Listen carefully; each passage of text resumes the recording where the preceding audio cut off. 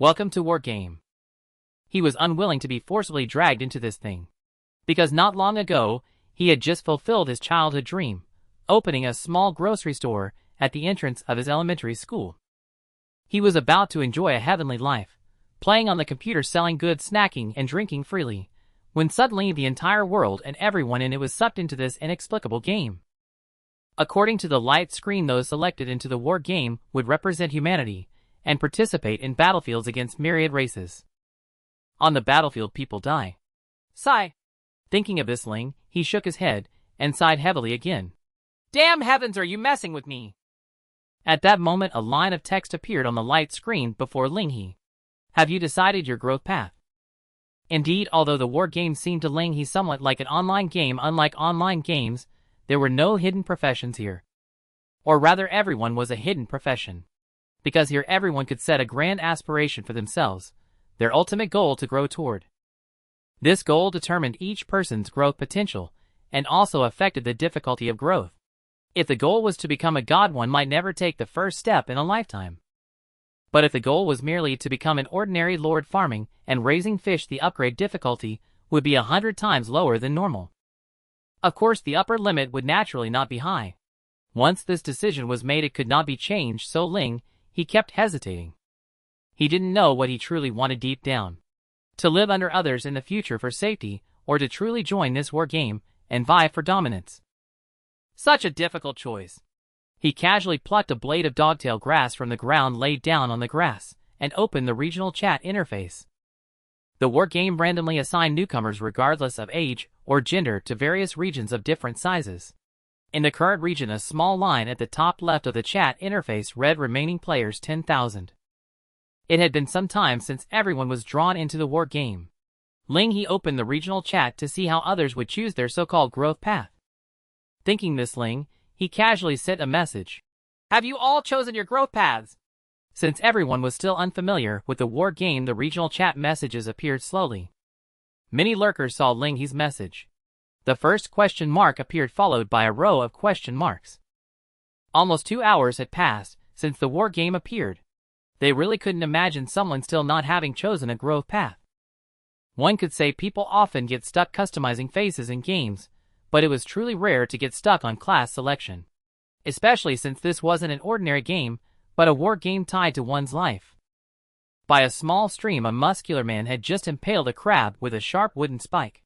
Glancing at the regional chat, his expression almost broke into laughter. Is this guy an idiot? Ding! A private message appeared before Lin He. Call me Warmad, bro, are you serious? Bro, don't you understand that every step ahead gives a head start? You're already half a day behind everyone. It's going to get dark in a few hours. If you really can't decide, just pick a warrior to survive. Later I'll teach you some survival tricks, so you don't starve in this unfamiliar place. Those profiteers in the trading house now. Forget it, I won't say more. Do I know him? Ling He looked at the large chunk of private messages with some astonishment. If his memory served him right, he didn't know this Call Me Warmad. Could this be the only and kind-hearted person? But the other party's words reminded him of something. Ling He moved his gaze to a corner of the light screen. The words trading house were written there. This was the regional trading system prepared by the war game to help newcomers survive better. Come to think of it, he hadn't clicked into it yet. Recalling the profiteer Warmad mentioned, curiosity drove Ling He to tap on the trading house icon. As expected, there was no dazzling array of goods. Since everyone in this region was just entering the war game, the trading house contained only a few time-limited high-priced items from the game itself, plus a handful of player-listed goods. Seeing the prices of those goods, Ling He finally understood what Warmad meant by profiteer. Bread description: just an ordinary bread. Listed price: 50 copper piece including 20 transaction tax. Pure water description: you'll hardly find water purer than this. Listed price: 1 gold bottle including 20 transaction tax. Ling He glanced at the corner showing his remaining currency: 1 gold. The war game used a gold standard. 1 gold equaled 100 copper. Each new lord received only 1 gold as starting capital. According to the war game's description, this 1 gold was each lord's startup capital, enough to recruit 1 lowest tier unit. Yet the price of 1 person could only buy a bottle of water or 2 breads in the trading house. Obviously food and water were far beyond their proper value. Profiteer! Ling He cursed under his breath. But after cursing, his growling stomach reminded him he was hungry. Sigh. He turned over on the grass and felt nostalgic for his little shop. If only I could eat whatever I wanted here too. As the words fell, the war game silent for a long time suddenly popped up several notifications. Keyword detected: eat whatever I want.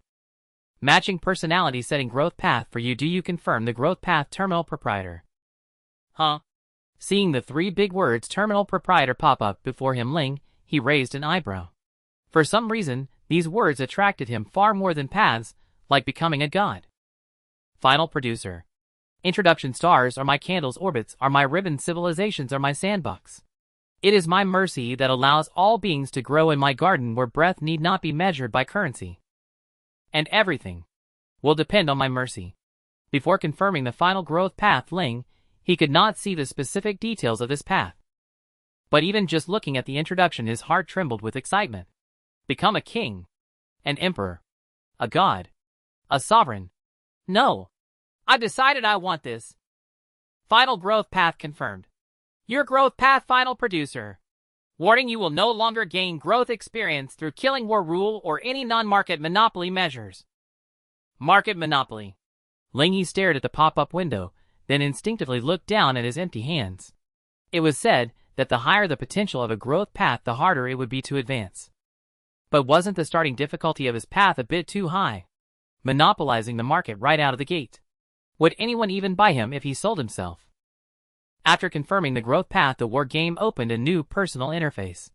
Ling He reached out and tapped it. The interface unfolded before him. Ling He nickname undecided. Growth path final producer. Current level LV0 starting from scratch. Attack none. Defense none. Special ability none.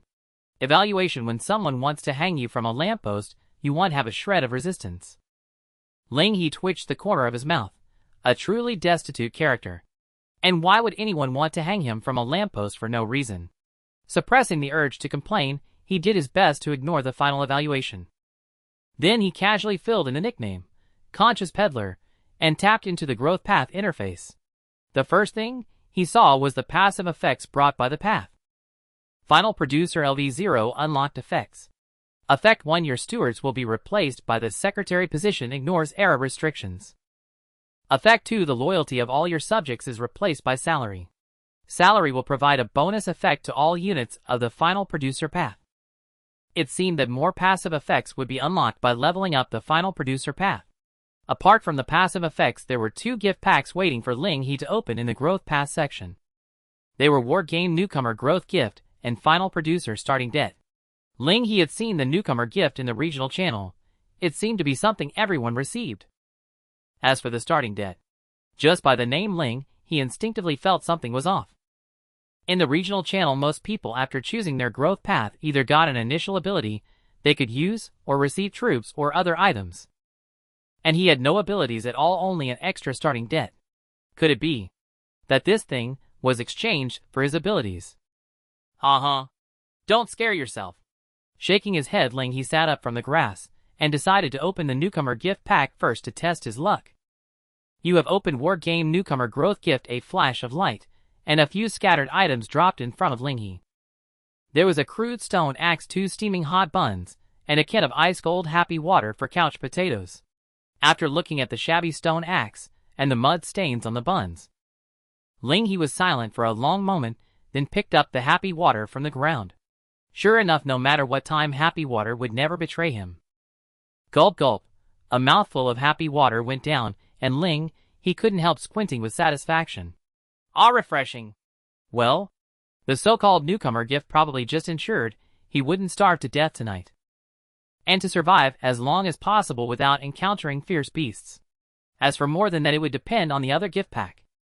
Buoyed by the cola's fizz, Ling He turned his attention to the starting debt. Though the name was intimidating, he opened it anyway. You have opened Final Producer Starting Debt. This time no items dropped like trash in front of Ling He. Instead, several pop-up windows appeared. Congratulations. You have received 1 loan voucher repayment period 1 year. Congratulations. You have received 1 initial secretary recruitment card, a loan voucher. and an initial secretary recruitment card. Lin He's gaze swept over the first item and landed on the latter. Initial secretary recruitment card effect. You can recruit one secretary unit at random without spending resources. This recruitment ignores the territory's era technology. Recruit a secretary directly without spending money. Lin He muttered under his breath, then glanced at the recruitment interface. For now, he hadn't obtained any recruitable subjects or troops. The option that used to read steward now read secretary, and it was available for recruitment. But it was still different from the recruitment card. Recruit secretary effect. Randomly recruit one secretary unit that conforms to the current territory's era technology. Cost 10 gold. Note: current territory secretary limit is 1. Once the limit is reached, no further secretary units can be recruited. First of all, the 10 gold required for recruitment was equivalent to the price of 10 basic units, something Lin He definitely couldn't afford right now. Secondly, from the effect description, a secretary recruited without using the card would be limited by Lin He's current territorial era. Lin He looked around his empty surroundings. Was this territory considered the Stone Age? If he used the regular recruitment, would it summon a wild secretary? The thought of his secretary being a burly sharp-toothed female savage, or male savage, sent a chill down Lin He's spine. So it seemed that this secretary recruitment card was the newbie gift for embarking on the final producer path. Use!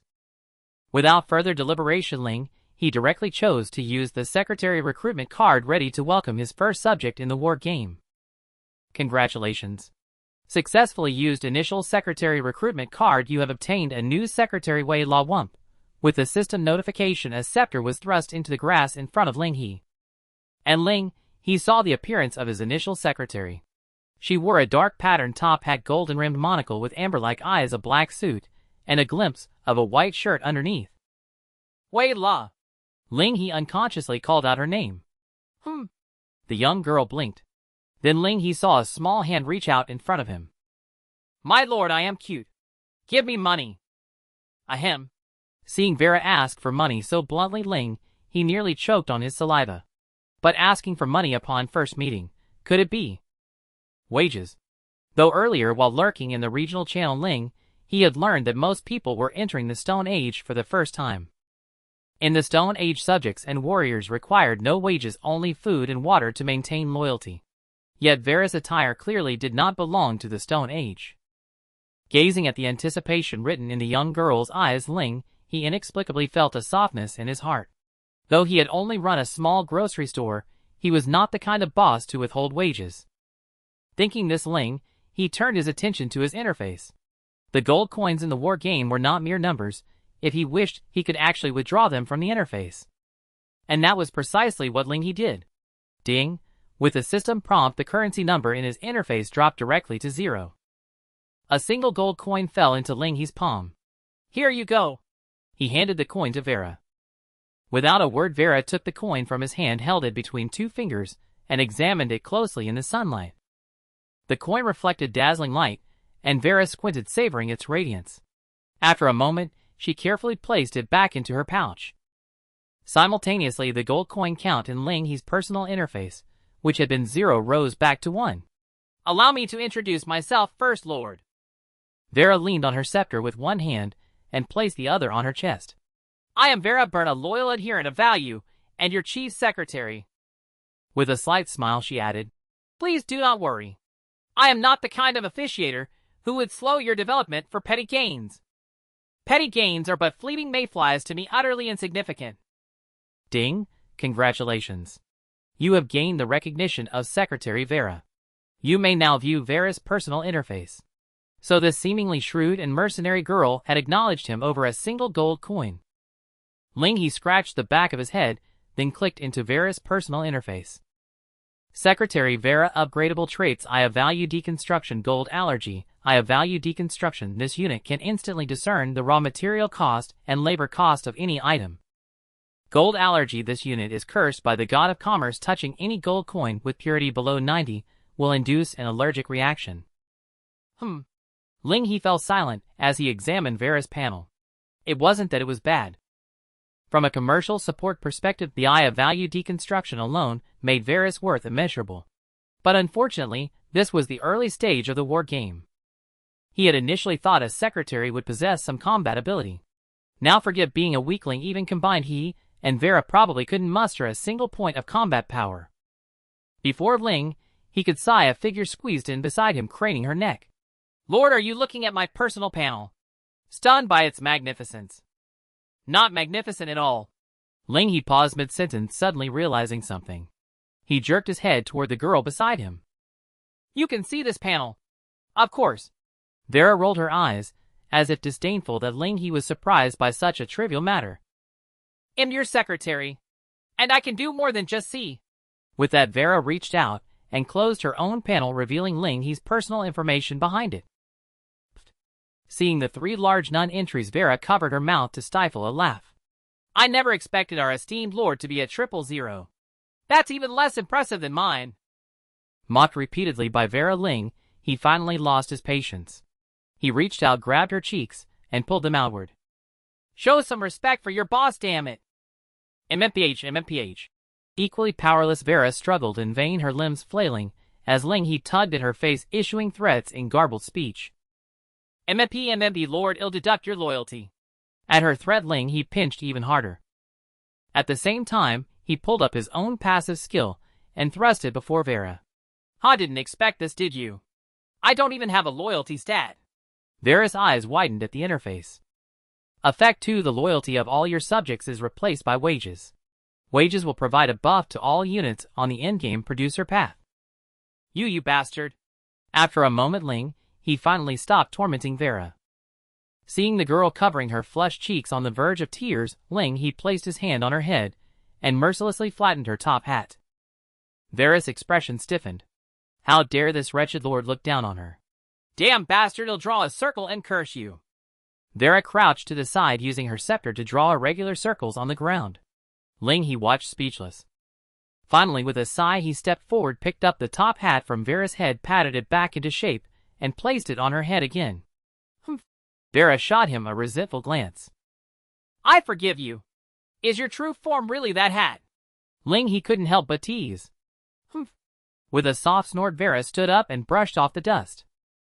Then she pointed at Ling He's face. Bullying your secretary and her hat is hardly what a lord aspiring to be an endgame producer should do. Seeing her sudden seriousness, Ling He also grew earnest. So what do you think we should do now? Of course. Go shopping. With that, Vera sidled up to Ling He and began tampering with his panel with her small, mischievous hands. Growth path closed. Personal panel closed. Spotting the trading house icon, she reached out and tapped it. Then she pointed at the top listed item in the trading house and blinked at Ling He. Her eyes screamed 2 words, I want it. Wait, you want me to buy this? Seeing what Vera was pointing at, Ling He's face darkened. Lumber mill spiritual description: a lumber mill blessed by life, allowing trees to grow rapidly and densely at the cost of substantial soil nutrients. Price 100,000 gold, limited time purchase 6 days, 19 hours 21 minutes. A limited time item priced at 100,000 gold coins. Clearly something the trading house put on display just for show. At this early stage of the war game, who could possibly afford such a thing? Are you serious? Ling He looked at Vera with suspicion. After receiving her confirming nod, he laid down on the ground without hesitation. 100,000 gold. You might as well sell me your lord and see if that's enough. Oh dear, why are you acting like a salted fish, my lord? Vera tugged at Ling He's clothes, trying with all her might to pull him up from the ground. As the saying goes, youth is the prime time for hard work. Since you can't afford it now, my lord, you can always owe it. Isn't it said that being in debt is good for your health? Look, I'm not even complaining about you being poor. Saying this, Vera crouched down, leaned close to Ling He's ear, glanced left and right, then whispered. Vera will tell you a little secret. According to my judgment, the spirit lumberyard is worth at least 500,000 gold or more. This opportunity won't come again. We're starting from scratch. Taking a loan isn't shameful. Hearing Vera's constant talk about loans and debt, Ling He knew she had set her sights on his loan redemption coupon. That coupon had no limit on the loan amount. So with the coupon, he only needed to repay 100,000 gold coins within a year. 100,000 gold in a year. Just thinking about it made Ling He's face contort with pain, and he unceremoniously snatched Vera's hat to cover his face. He was someone who could run a small shop at a primary school gate. How could he let his secretary manipulate him? Don't just grab a lattice hat, you scoundrel of a lord. Gritting her teeth, Vera snatched her hat back from Lin He's face. As the cover disappeared, Lin He's peripheral vision suddenly noticed that the trading house had refreshed. Wait! Spotting a fleeting item, Lin He shot up, as if resurrected from the brink of death. Vera, did you notice the new listing in the trading house just now? Oh! Vera dusted off her hat and tilted her head. Is my lord referring to this? As she spoke, her fingers quickly flipped through the pages of the trading house, stopping at a position not too far back. Amidst the overpriced ordinary food items, a construction material stood out conspicuously. Lumber description: essential material for crafting basic infrastructure, listing price 2 gold stack, including 20 transaction tax, or barter for valuable items. Since he had no building blueprints yet, he had no idea what a stack of lumber could be used for. So he turned his gaze to Vera for help. He then saw Vera staring at the trading house panel, curling her lips into a mocking smile. What a blatant ripoff! This material is worth less than 20 copper coins. If made into a campfire, it would only burn for 1 night. A campfire that only lasts 1 night. Lin He raised an eyebrow. From that perspective, a stack of lumber didn't seem like much. But just in those few moments, the lumber listed at 2 gold suddenly showed as sold. Then the regional channel was flooded with messages. Damn, who is the big shot that just listed lumber? Please, big shot, list more. It'll do anything. Little sister here is 18, just a little bit of building materials, boohoo. Watching the messages fly by in the regional channel, he felt it was livelier than New Year's. After a while, he managed to piece together the situation from all the useless chatter. Indeed, lumber was easy to obtain and not a rare item. But the problem was that everyone's starting positions were random across the entire region. Some people started in extreme terrains, like the Gobi Desert, sandy deserts, or snowy plains. For them, basic construction materials were in dire shortage, often with no way to acquire them. Moreover, these extreme environments also spawned highly aggressive small creatures. If not for the bread and water in the newcomer gift pack, the casualty count in this region would have reached a terrifying number. But extreme terrains weren't all bad. At least in these areas, the chance of monsters dropping copper coins was much higher than in normal terrains. Several hours had passed since the choice of growth path. Among the tens of thousands of people, some had chosen to accept their situation and adapt to their environment. And that group was the target audience for basic construction materials. They had a gold coin or 2 in hand, but were frustrated that no one was selling goods on the market. After all, in the sudden advent of the war game, many people, even if they had collected surplus materials, chose to keep them rather than list them on the trading house. Even more, with the darkest thoughts, he considered another possibility. In the war game, even members of the same race could become opponents, so cutting off others' necessities would be a very worthwhile endeavor. The human heart is treacherous, anything is possible. Just as He was thinking this, in response to the calls in the regional channel, a new batch of lumber was anonymously listed on the trading house. But this time the listing price had changed. Lumber description: essential material for crafting basic infrastructure, listing price 5 gold stack, including 20 transaction tax, or barter for valuable items. 5 gold! Selling a stack of lumber for 5 gold, wasn't that extortion? But soon he realized that no one could possibly have 5 gold on hand right now, and even if they did, they probably wouldn't spend it on a mere stack of lumber. Therefore, the true purpose of this listing was barter. The anonymous seller wanted to use this method to scrape as many resources as possible from others at the beginning of the war game. What a cunning plan! Unfortunately, no matter who was behind that anonymity, they would fail. Vera!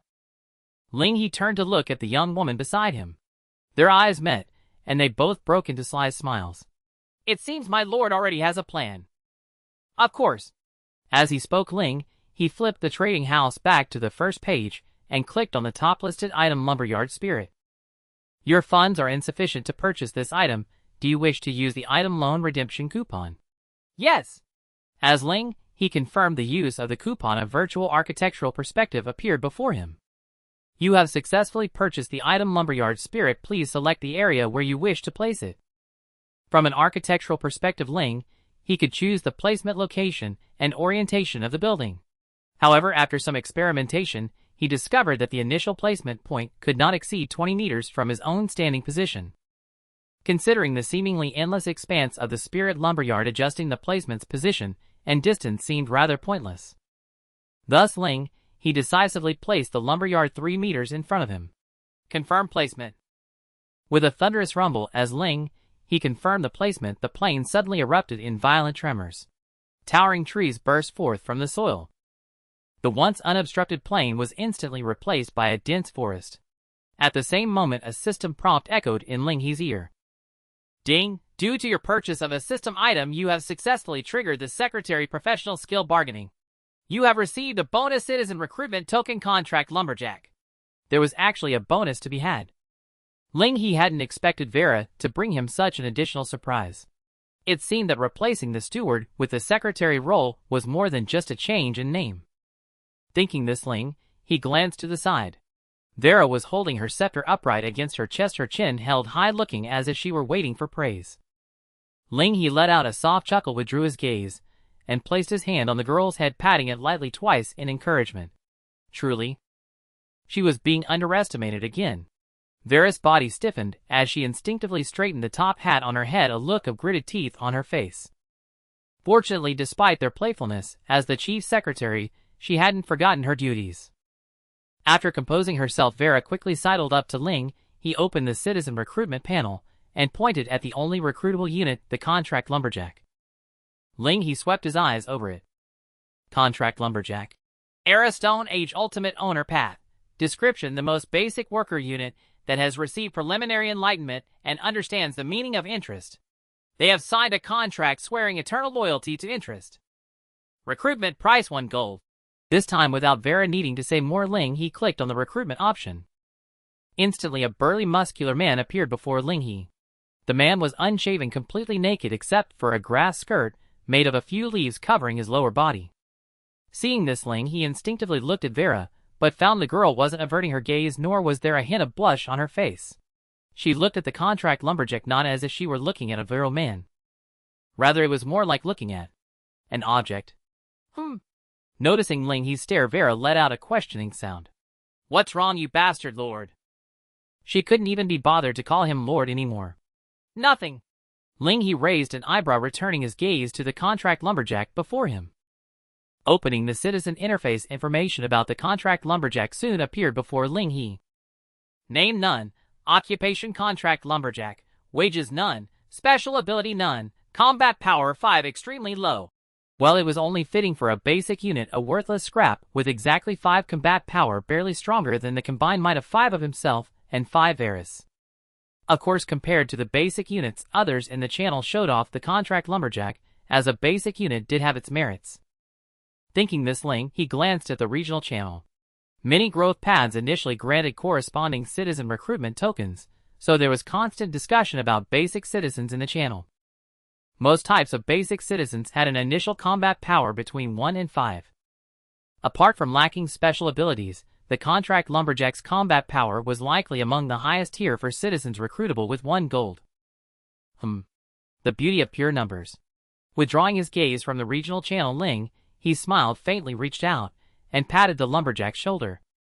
As the first official employee under your boss, how about giving yourself a name? Hearing this, the contract lumberjack before him narrowed his eyes, then a rough roar echoed across the sky. All for interest. I mean, give yourself a name. All for interest. Ling He fell silent, staring at the burly man. Can you say anything else? All for interest. Vera, who had witnessed everything, burst into laughter, clutching her stomach. I say, my lord, how could you think you could communicate with such a primeval brute? Vera said, stepping forward to pat the man's chest before pointing at her own head. See these bulging muscles? They came at the expense of his brains. Hearing this, the contract lumberjack raised a hand and scratched the back of his head. Clearly, he didn't understand the meaning behind Vera's words. Seeing this, Ling He sighed helplessly, picked up the shabby stone axe from the beginner's gift pack on the ground, and shoved it into the contract lumberjack's arms. Go chop your wood. Yes. This time the contract lumberjack finally said something different. Ling He had almost thought he only knew that one phrase. Fortunately, aside from being poor at conversation, the contract lumberjack didn't seem to have major intellectual issues. After taking the stone axe, he turned and walked towards the nearest tree, then swung it fiercely into the trunk. With each swing, a deep gash appeared on the trunk, proving that his muscles were no mere decoration. At the same time, a prompt window appeared before Lin He.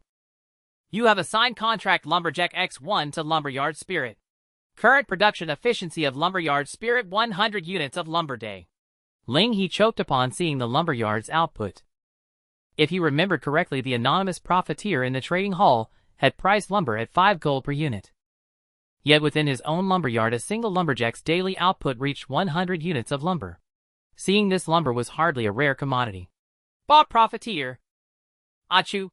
Inside a hidden cave, Lin Xiao sneezed and furrowed his brows slightly. Who's cursing me now? But soon he shook his head and looked at the regional channel and trading hall interface before him. There were plenty of people cursing him. If he minded every single one, where would the fun be? With this thought, Lin Xiao gently moved his finger, listing several units of lumber in the trading hall. List anonymously. Yes. Soon a private message popped up before him. Ling Yu, excuse me, how many bundles of timber can this blueprint be exchanged for? At that moment, a blueprint's information was transmitted through the private chat interface. Wooden barricade. Era Bronze Age basic path. Description: a crude defensive structure that can effectively damage charging units and somewhat impede infantry. Construction cost 3 bundles of timber. Lin Xiao merely glanced at it and quickly gave his response. 1 bundle. Ling Yu, impossible. In the snowy plains, a scarred woman clenched her fist tightly, even using her feet to think she knew. In the current era, where most were in the Stone Age, or not even there yet, even the cheapest Bronze Age architectural blueprint couldn't be reduced to such a paltry sum. But, in her current state, she couldn't endure the biting wind for much longer. If she failed to gather enough timber for warmth before nightfall, once the chill struck, she might die. However, in the chat interface, the anonymous merchant showed no sign of relenting. Anonymous, in that case, go find someone else to trade with. See if anyone besides me is willing to spend substantial resources on your useless blueprint at this stage. And don't say I didn't warn you. Even bartering through the trading hall incurs taxes. Your Bronze Age blueprint's transaction tax must be quite high, right? After sending the last message, Lin Xiao cut off the private chat without waiting for a reply and let out a disdainful snort. Still haggling. A Bronze Age building blueprint. Who else does she think she can sell it to besides me? Lin Xiao knew well that the blueprint was worth more resources. With his growth path and abilities, he could easily offer more, but why should he? Why should he help his potential competitors? From the moment the war game appeared, Lin Xiao understood that compared to the yet unseen alien races, the tens of thousands of human lords in the regional channel were the most immediate threat. Moreover, if this person truly needed timber urgently, they would have to beg him in the end, because any item traded through the hall, even bartered, required tax payment. If they lacked sufficient gold for the tax, both parties' items would be temporarily confiscated and irretrievable. This was Lin Xiao's greatest confidence. He calculated that each tree in the wild yielded roughly 2 to 5 bundles of timber. Given most people's tools and subject quality, processing one tree took several hours. For those without initial subject recruitment options, if the Lord personally felled trees, the time required would be even longer. That meant even if someone spawned in a timber-rich area and immediately started logging after setting aside timber for their own development, in those few hours, they'd have at most 1 to 3 bundles left. Even if they listed that paltry amount for sale, it would barely cover the tax for a Bronze Age blueprint, perhaps not even enough. He, however, was different. Lin Xiao opened his personal panel and looked at his growth path. Growth path: False Creator God. Current level LD1. Unlock passive tenfold amplification gain and loss. From the moment he chose his path, Lin Xiao realized that since growth difficulty was tied to the ultimate goal, manipulating the goal could drastically ease the journey. False Creator God. This was the goal Lin Xiao meticulously set for himself. The single word difference between true and false reduced the growth difficulty countless times. Yet the ability granted upon leveling did not disappoint him. Tenfold amplification gain and loss. Effect: when you successfully harvest a resource, destroy 20 times the same resource in the vicinity and gain a tenfold increase in resource yield. This effect cannot be deactivated. Note: this effect fails when there are no identical resources around the harvested target. Lin Xiao speculated that if he had set his goal as becoming a true creator god, this ability might have omitted the 20-fold resource destruction. But as it stood, it was harmless. The 10-fold resource yield meant that felling one tree gave him between 20 and 50 bundles of timber. At this stage, no one else could simultaneously muster enough resources and gold to trade for rare blueprints, artifacts, and items. And by using the trading hall to rapidly get through the early stages, he could later encroach on others' living space to compensate for his terrifying resource consumption. With that thought, Lin Xiao curled his lips. Let those who once looked down on me watch. In this era, I am the protagonist. However, as the trading hall refreshed in the next moment, Lin Xiao's smirk gradually stiffened. New item listed on the trading hall. Timber. Description: essential material for crafting basic infrastructure. Listed price: 1 gold per bundle. My lord, this trade's profit margin is too low. At the spiritualized lumberyard, Vera complained to Lin He while listing timber on the trading hall. Just moments ago, a towering ancient tree had crashed down before Lin He. After nearly an hour of felling and cutting Lin, he finally reaped his first earnings since purchasing the lumberyard. Timber x 10 bundles. Indeed, a single tree yielded a full 10 bundles of timber for Lin He. Calculating roughly, Lin He estimated that a contracted lumberjack's daily workload would be felling 10 trees, including meals and breaks, totaling about 12 hours of work. You damn lord, are you even listening to me? Vera's roar echoed in Lin He's ear. Lost in thought, Lin He instinctively reached out to pat the girl's head, trying to soothe her. Soon, it was blocked by her tall hat. Ahem.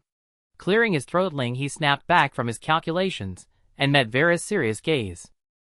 You think my price is too low? Vera nodded earnestly.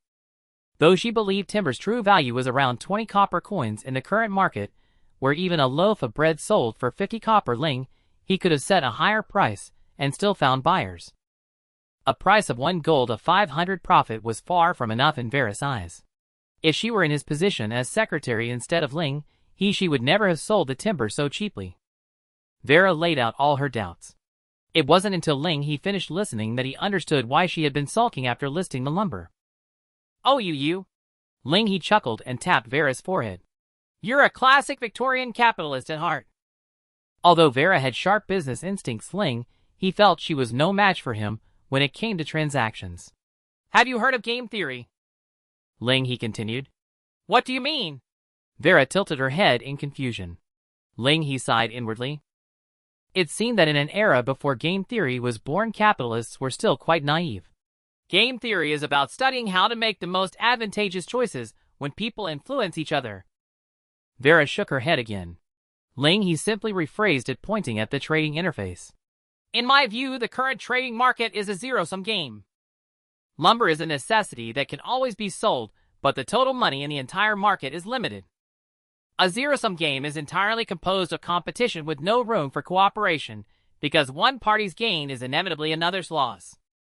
In other words, if we want more gold coins, we must take away the profits of other sellers. At the mention of gold coins, Vera caught on instantly.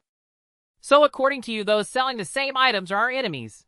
To increase our income, the best way is to lower prices and squeeze their space. As she spoke, Vera's eyes lit up. Yes. With fixed profits in the market, there was no need to seek win-win cooperation with other merchants. Exchanging 100 units of lumber for 500 gold coins was far less profitable than using 1,000 units for 1,000 gold coins. Absolutely right. Lin He snapped his fingers. And I think we can go even further. Further. Vera blinked. Exactly. Lin He gazed at the trading interface. 1 gold coin per unit of lumber still seems too expensive right now. If we're going to do it, let's go all out. Devour all the profits in the market and starve those unscrupulous merchants to death. As he spoke, a chime sounded. Ding! Your listed lumber x 10 sets have been fully sold. At the same time, Lin Xiao was scowling as he dealt with scattered piles of lumber. 10 sets of lumber at 1 gold coin each had suddenly appeared in the market, and he had bought most of them. But not all. He was just a beat too slow, and 3 sets had already been sold. At this thought, Lin Xiao gritted his teeth, his glare sweeping toward the second seller of lumber in the market. Conscious peddler. That damn bastard, does he even know what he's doing? Although only 3 sets of lumber at 1 gold coin had slipped through it had already caused an uproar in the regional channel. Almost everyone realized that lumber prices couldn't stay high forever, so they adopted a wait-and-see attitude. Even those who had privately messaged Lin Xiao for barter deals fell silent. Staring at the now quiet chat interface, Lin Xiao slammed his fist into the ground. He had been starving these people for a long time, nearly reeling them in, only to have it ruined by the few sets of lumber from that conscious peddler. Though Lin Xiao was certain the conscious peddler couldn't offer more lumber at 1 gold coin, and these people would eventually have to come to him. The waiting period would severely slow his development. This was something Lin Xiao, who saw himself as the protagonist, could never tolerate. A single step behind would leave him far outdistanced. Conscious peddler, huh? Lin Xiao's voice turned icy. Just wait and see. Unaware that he had already earned someone's enmity without leaving home, Ling He was now materializing the gold coins from the recent transaction. After deducting the 20 transaction tax, the 10 sets of lumber at 1 gold coin each netted Ling He 8 coins, about a small handful. Finding them a bit heavy, Ling He handed the coins to Vera. Want to hold them for a while? Faced with the glittering gold, Vera's eyes went wide, and all her earlier pique vanished. Long live the Lord! With a joyful cheer, Vera took all the coins from Ling He's hand. The pile of gleaming gold coins reflected a golden light in the sun, and Vera's eyes turned equally golden. Clutching the coins for several minutes, Vera reluctantly returned them, still warm, to Ling He. Hurry, Lord, increase the output. I can't wait to see the sour faces of those market profiteers. Their expressions will be hilarious. Speaking of which, Vera looked at Ling He curiously. Where did a lazy lord like you learn all this game theory? Haha, it's a secret. Ling He laughed awkwardly, knowing he would never tell Vera that this so-called game theory was practiced at the corner store near the elementary school. After all, the money in a schoolchild's pocket was limited. Every time the spicy snacks at the store took 50 cents from one child, another merchant lost that same 50 cents. All right. Seeing Ling He didn't want to say, Vera didn't press further and quickly changed the subject. So, Lord, how do you plan to use these gold coins? That's simple. Ling He answered instinctively. Hire 4 more lumberjacks and buy 4 stone axes from the market. He had just checked. Stone axes in the market cost only 1 gold coin, seeming quite cheap compared to other items. After all, everyone had them. They weren't very useful, had no technical sophistication, and weren't necessities, so their price naturally couldn't rise. But after saying this, Ling He got no response from Vera. What, is there something wrong with my plan? He looked at her in confusion. Half labor, half tools. It seemed balanced to Ling He. Yet he was met with Vera's awkward but polite smile. I mean, is it possible you could consider raising the wages a bit? Reminded by Vera, Ling He recalled a passive skill he had overlooked. All your subjects' loyalty is replaced by wages. Wages will provide a buff effect to all units on the end producer path. The contracted lumberjack was a unit aligned with the ultimate proprietor route. In other words, this unit could enjoy the passive income bonus from the ultimate proprietor route. Given the current shortage of funds, Ling He had no intention of engaging with this passive ability.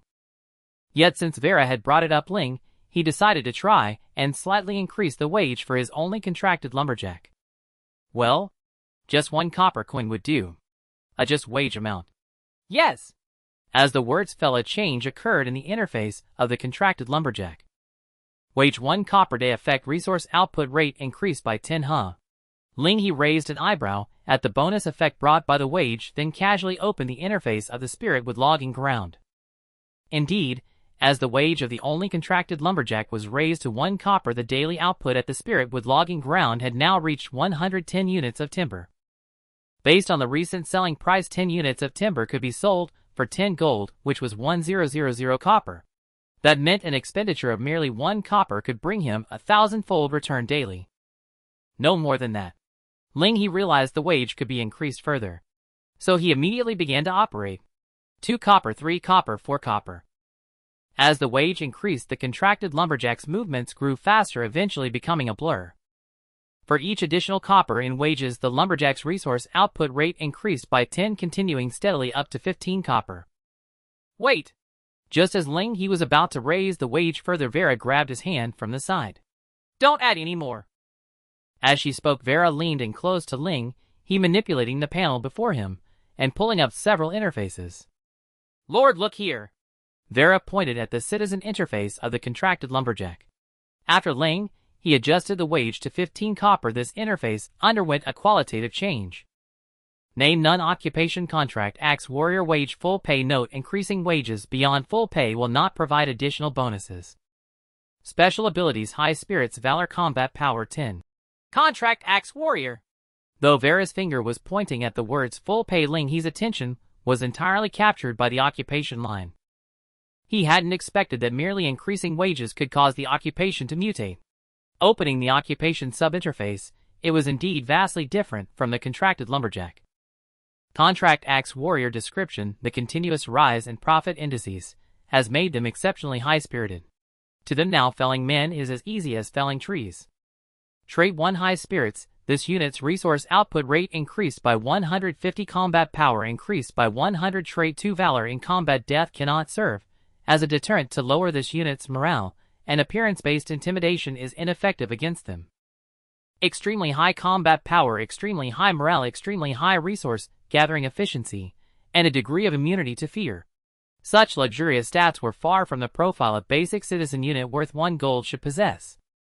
At the very least, all the basic units Ling He had seen in the regional channel paled in comparison to the current contract axe warrior. Aside from the monthly cost of a full 450 copper to maintain sustained combat capability, this troop type had almost no flaws. No, the expensive wage was never the contract axe warrior's flaw. One couldn't demand more from a citizen who could be recruited for a mere 1 gold. With that thought, Ling He lowered his head and planted a firm kiss on Vera's cheek. I owe you this time. If not for Vera's reminder, he might have gone a long time without discovering the use of wages. Well, because he never would have thought to pay wages. Vera, still pointing at the words full pay, was caught off guard by this sudden assault. She shuddered and then jumped aside with a start. You damned lord, what are you doing? I'm not that kind of secretary. As she spoke, Vera pulled a white handkerchief from her pocket and rubbed it vigorously across her face. What kind of secretary did you think I meant? Ling He asked subconsciously. But he quickly realized what Vera was implying and was immediately covered in black lines. Enough. I'm not so desperate as to make a move on a Victorian-era black-heart capitalist. Huh? Hearing this, Vera was instantly displeased. She pointed a finger at Ling He's nose. You, a damned ultimate proprietor who never even thought of paying wages, have no right to talk about me. Their gazes locked across the space, seemingly about to spark. Then they both deflated simultaneously. Confirming the look, they were 6 of one and half a dozen of the other. It wasn't the first time they had bickered. Ling He opened his mouth, wanting to ease the tension. However, in the next moment, he saw Vera's expression shift. She raised her scepter and slammed it heavily to the ground. Guards! What? Before Ling He could react, a tremendous force tackled him from behind. At the very moment he was knocked down, he felt a chill brush past his cheek. Whoosh, thud. A faint sound of impact came from behind Ling He. He was now on the ground, pinned by a muscular ancient brute. Ouch, ouch, ouch. Crying out in pain, Ling He didn't stay idle. He first pushed away the contract axe warrior who had tackled him, then looked toward the source of the impact sound. There, a tiny slit had been opened in the bark of a giant tree. With no residual traces, it was impossible to tell what weapon had been used.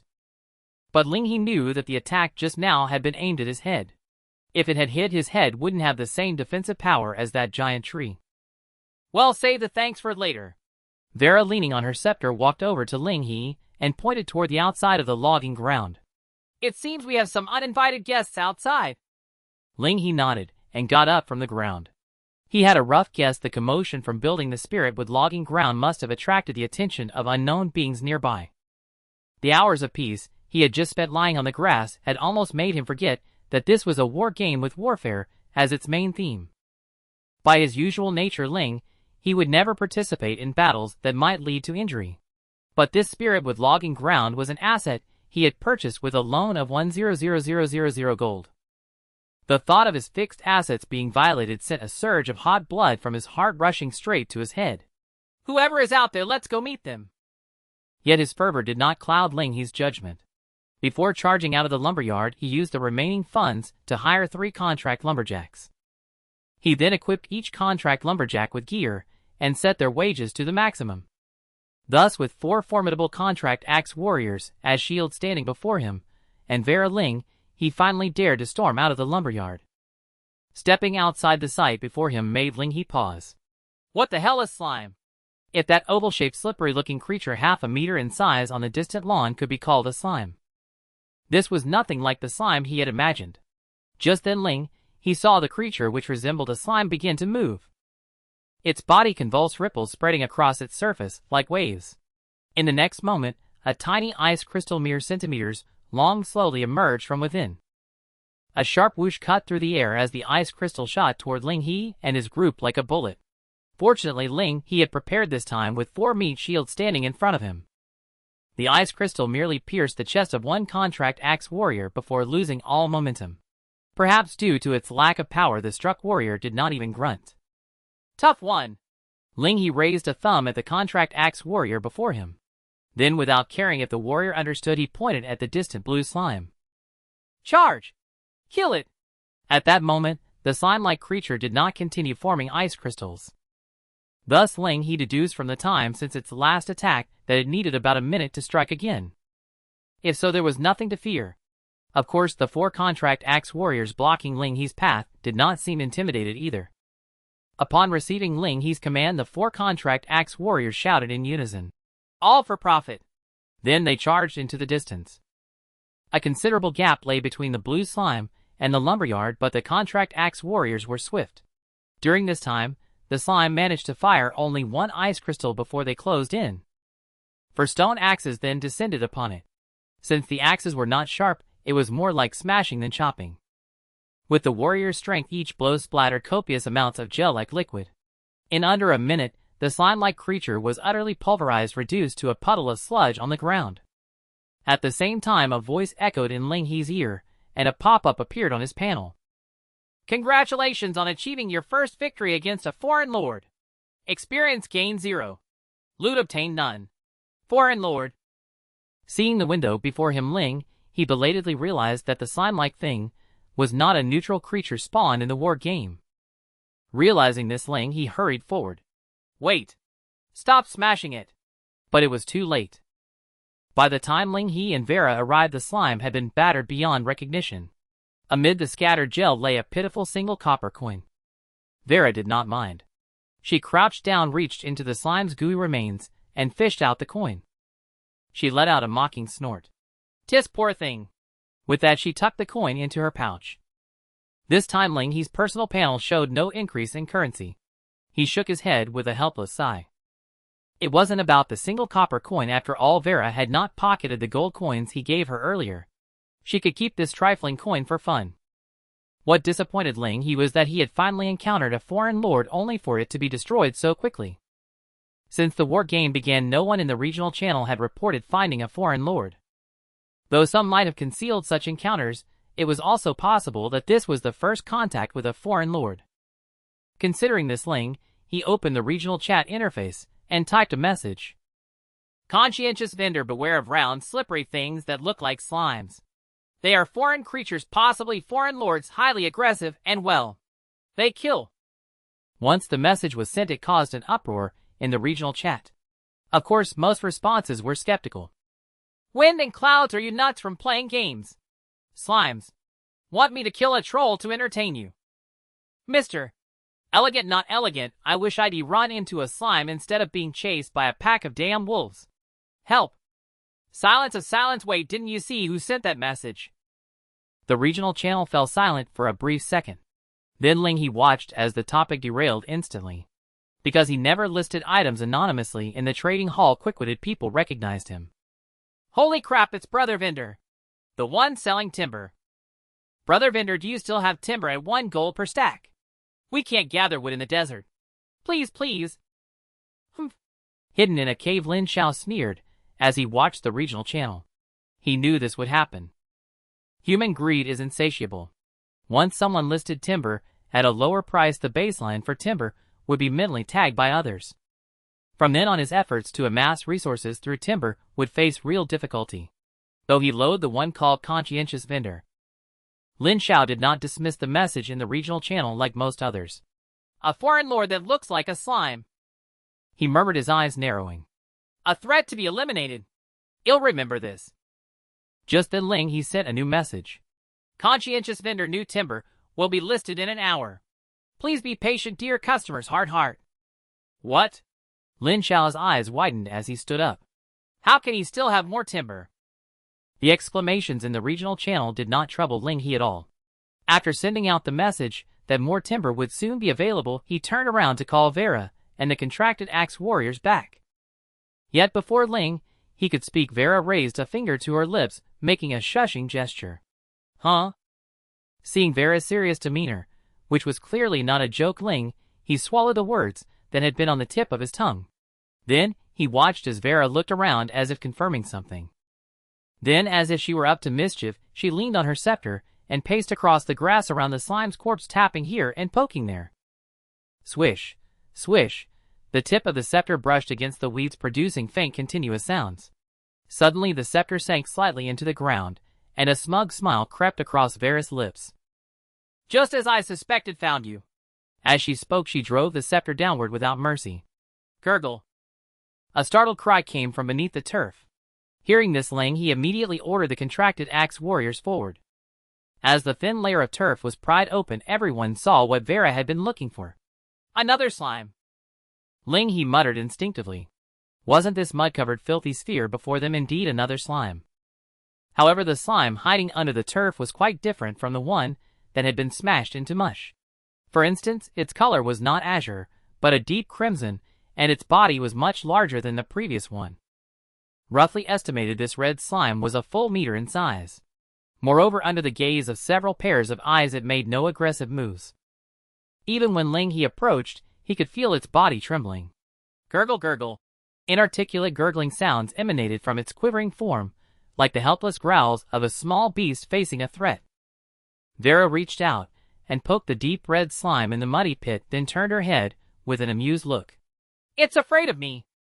Even though it was just a single poke, Ling He could clearly sense the slime trembling even more violently. Then, as Ling He's eyes widened, the deep red slime extended two round arm-like globs from its body, holding up a shiny gold coin. A trembling voice came from within the slime. Gurgle. Gurgle. The sound of swallowing. Ling He instantly shifted his gaze, casting a look of disdain at Vera. Indeed, faced with the gold coin offered by the slime, Vera was already staring wide-eyed, even secretly swallowing her saliva. After a long while, she finally turned her gaze to Ling He. If I'm not mistaken, the one hiding under the turf is the real mastermind behind the attack just now. What do you plan to do with this one, you wretched lord? Unable to resist the temptation of the gold coin, she simply handed this difficult decision over to Ling He. Following Vera's gaze, the slime in the muddy pit also extended its arm-like globs toward Ling He, holding up the coin. Gurgle. The gold coin appeared and disappeared in the slime's grasp. Being able to do this confirmed Vera's earlier words. It was the slime lord, not the azure one, that had been smashed into pulp by the contracted axe warriors. And its current action was likely an attempt to trade the gold coin for its life. Hiss! Ling He drew in a sharp breath. Vera had indeed thrown him a very difficult dilemma. Clearly the gold coin and the slime lord's life could not both be had, just like the copper coin that had dropped from the azure slime earlier. If he killed the slime before him, he certainly wouldn't get the gold coin. But if he didn't? As he hesitated, the voices of an angel and a devil gradually echoed in Ling He's ears. The angel said, "Let it go for the sake of the gold coin. But it's a foreign lord, letting it go could lead to endless trouble even. But it gave you a gold coin."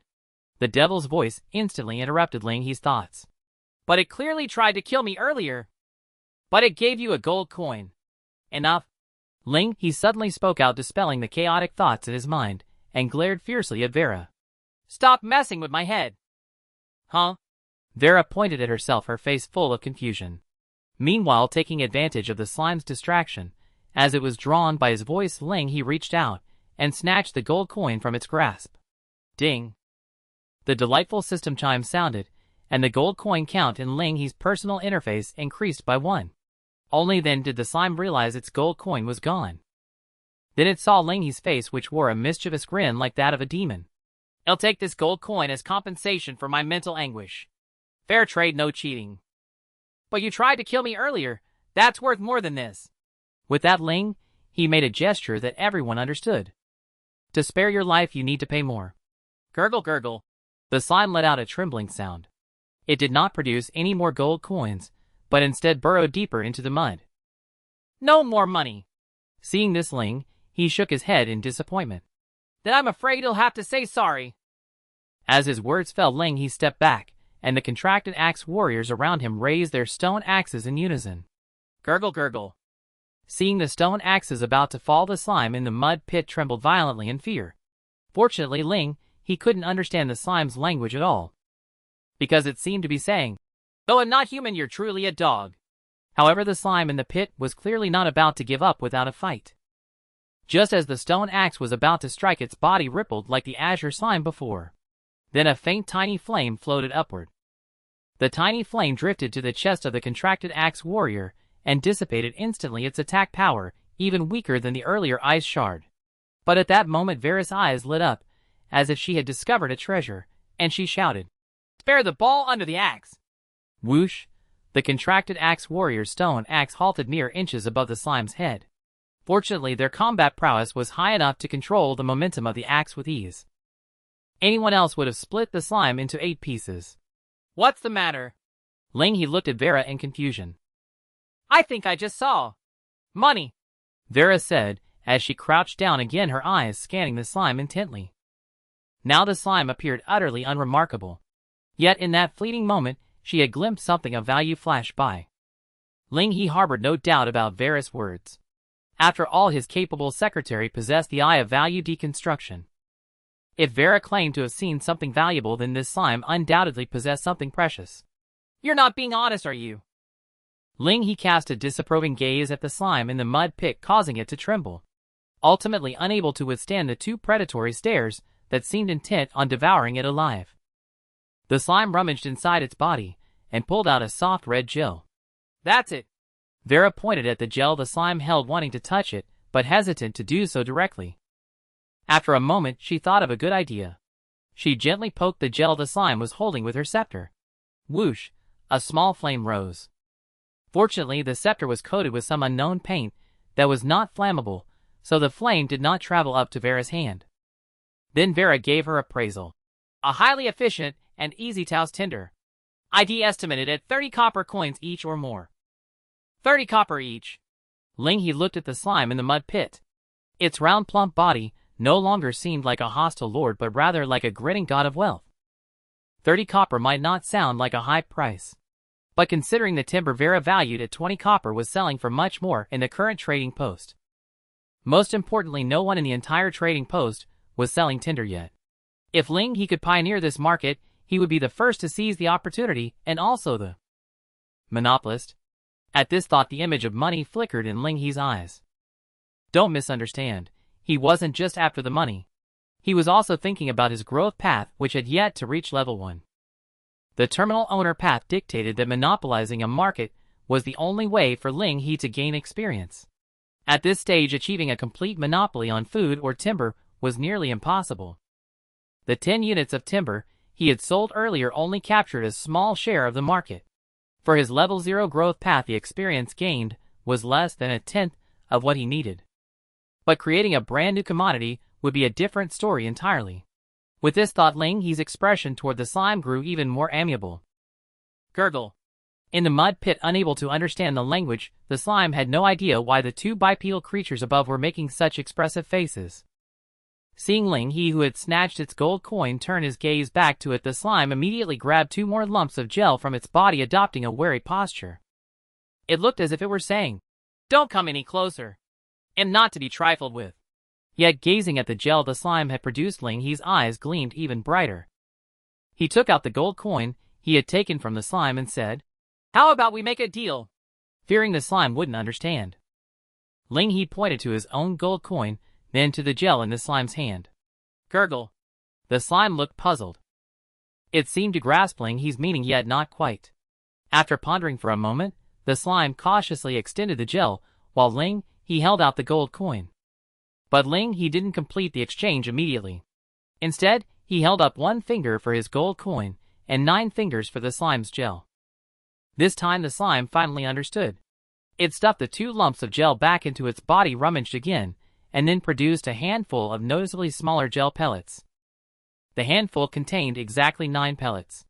But Lin He's brow darkened. Good grief, what was the world coming to? Even slimes had learned to cheat, splitting 1 lump of gel into 9 to sell. If this creature were among its kind, it would probably be a black-heart merchant worthy of being strung up on a lamppost. At this rate, our friendship is going to sour. Lin He made a move to take back the gold coin. He wanted to open a new market, but that didn't mean he would tolerate a slime cheating him right to his face. But just then Vera's surprised voice came from the side. Huh? She reached out, took one of the gel pellets from the slime, and squeezed it between her fingers.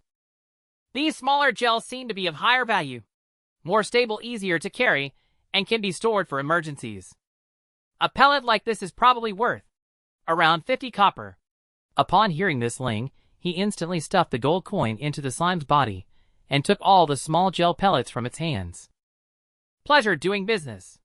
At the same time, Lin He directly listed the new goods on the trading post.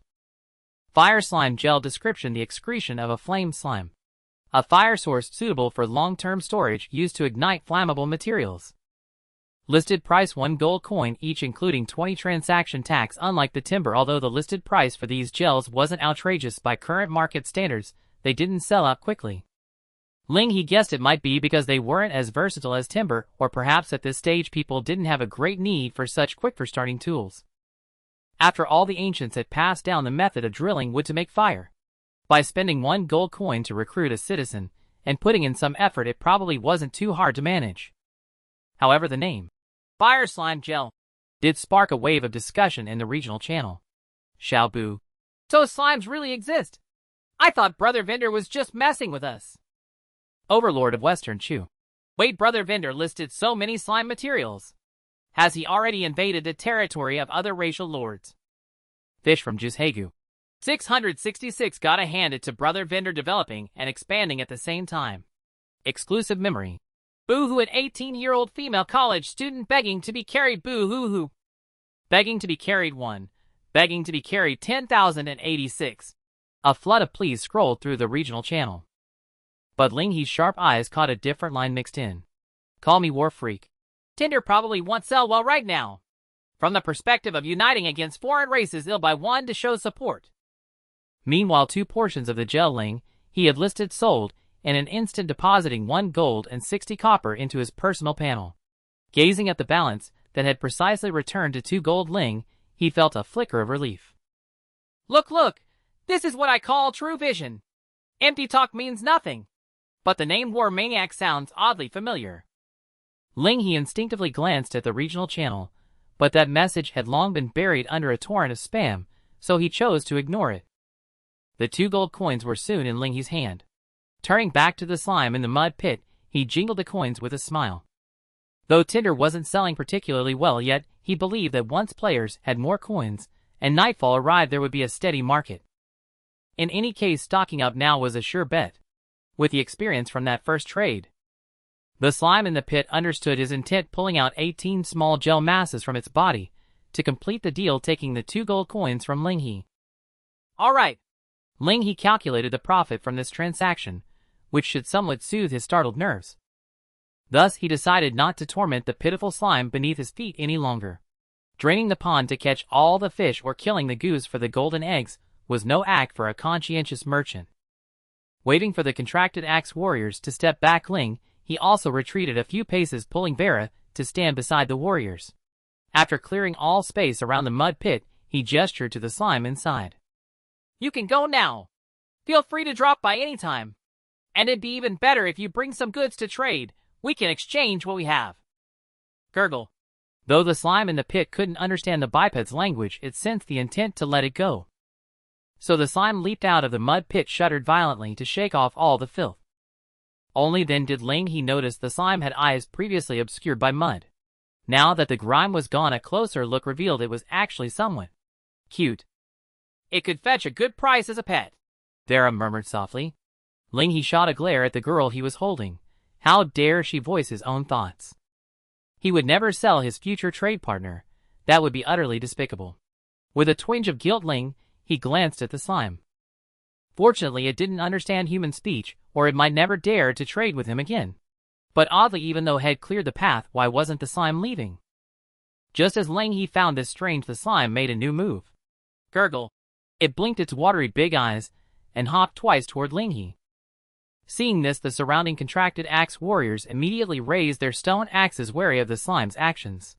Sensing the tension from the bipeds, the slime quickly stopped, then pulled out small gel masses from its body to prove it meant no harm. Are you planning to trade with me further? Lin He watched the slime's movements and waved for the axe warriors to lower their weapons. But I have no gold coins left now.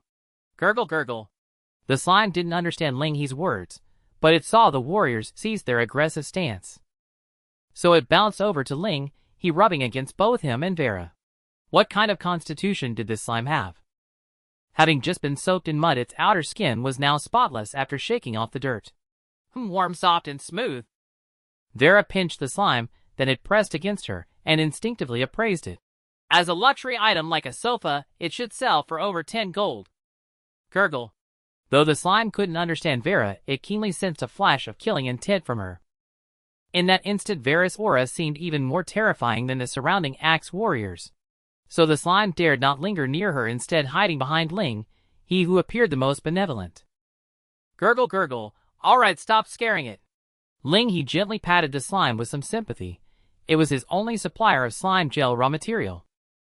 Whether he could successfully monopolize the trading house depended entirely on this creature. Gurgle. The slime extended two tiny round hands, clutching Lin He's thigh and rubbing against it. The action amused Lin He. You're not planning to leave, are you? Trying to mooch off me? Gurgle. The slime continued to nuzzle against his leg. Vera stepped forward, still miffed at being avoided earlier, and poked the slime with her scepter. Yet even so, the slime refused to let go. Looks like it really intends to follow us. Vera rubbed her chin with a white-gloved hand. Lord, maybe we should let it stay. As a pet and emergency fund. Lin He nodded instinctively, but quickly shook his head. Keeping a future trade partner as a pet. How absurd was that? How could he do such a thing? But looking down at the slime's watery big eyes, he couldn't resist reaching out and stroking it. From now on, I'll call you Hamburger. Don't misunderstand. He named it only to better address his future partner, with no intention of treating it as a pet. Gurgle. The slime seemed tired from rubbing, and looked up at Lin He with confusion, wondering what the male and female bipeds were discussing. Just then Vera seemed unable to hold back any longer, covering her mouth with a snicker. The name Hamburger is great. It reminds me of home. I didn't know you had such a knack for naming Lord. Of course your Lord is a cultured man. Lin He nodded in agreement, then shot a glare at the idle axe warriors standing around. What are you still standing here for now that everything's settled? Do you expect the trees to turn themselves into timber? Get back to chopping wood. The contracted axe warriors, who had fearlessly blocked ice spikes with their bodies, now shuddered at Lin He's voice. Without needing a second command, the warriors picked up their stone axes and returned to their posts.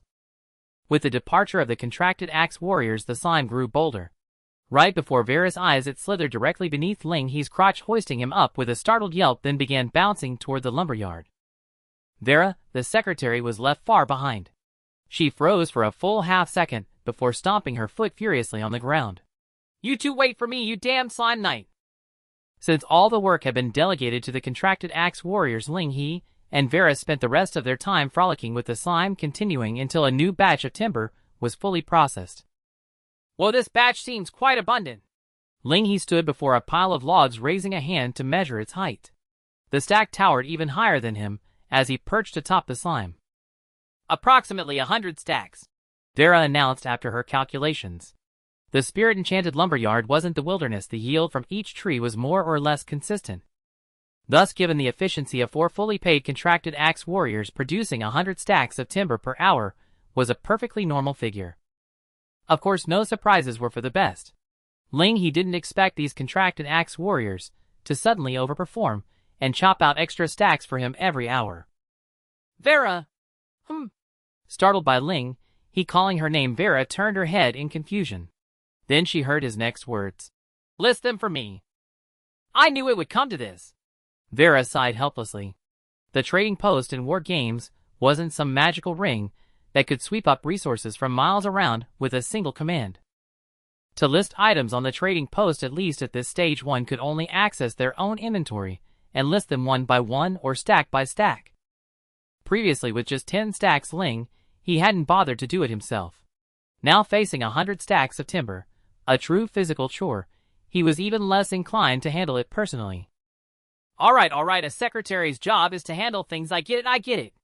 Muttering, Vera grabbed Lin He and the sign, dragging them to the pile of logs. She pulled up an interface in front of him and began listing the timber stacks one by one. Meanwhile, Lin He opened the regional chat channel. At that moment, many were waiting for his move thanks to his promise made an hour earlier. Days, years, months, it's been over an hour. Why hasn't the little vendor listed the timber yet? Man-eating crocodile, he might be held up by something.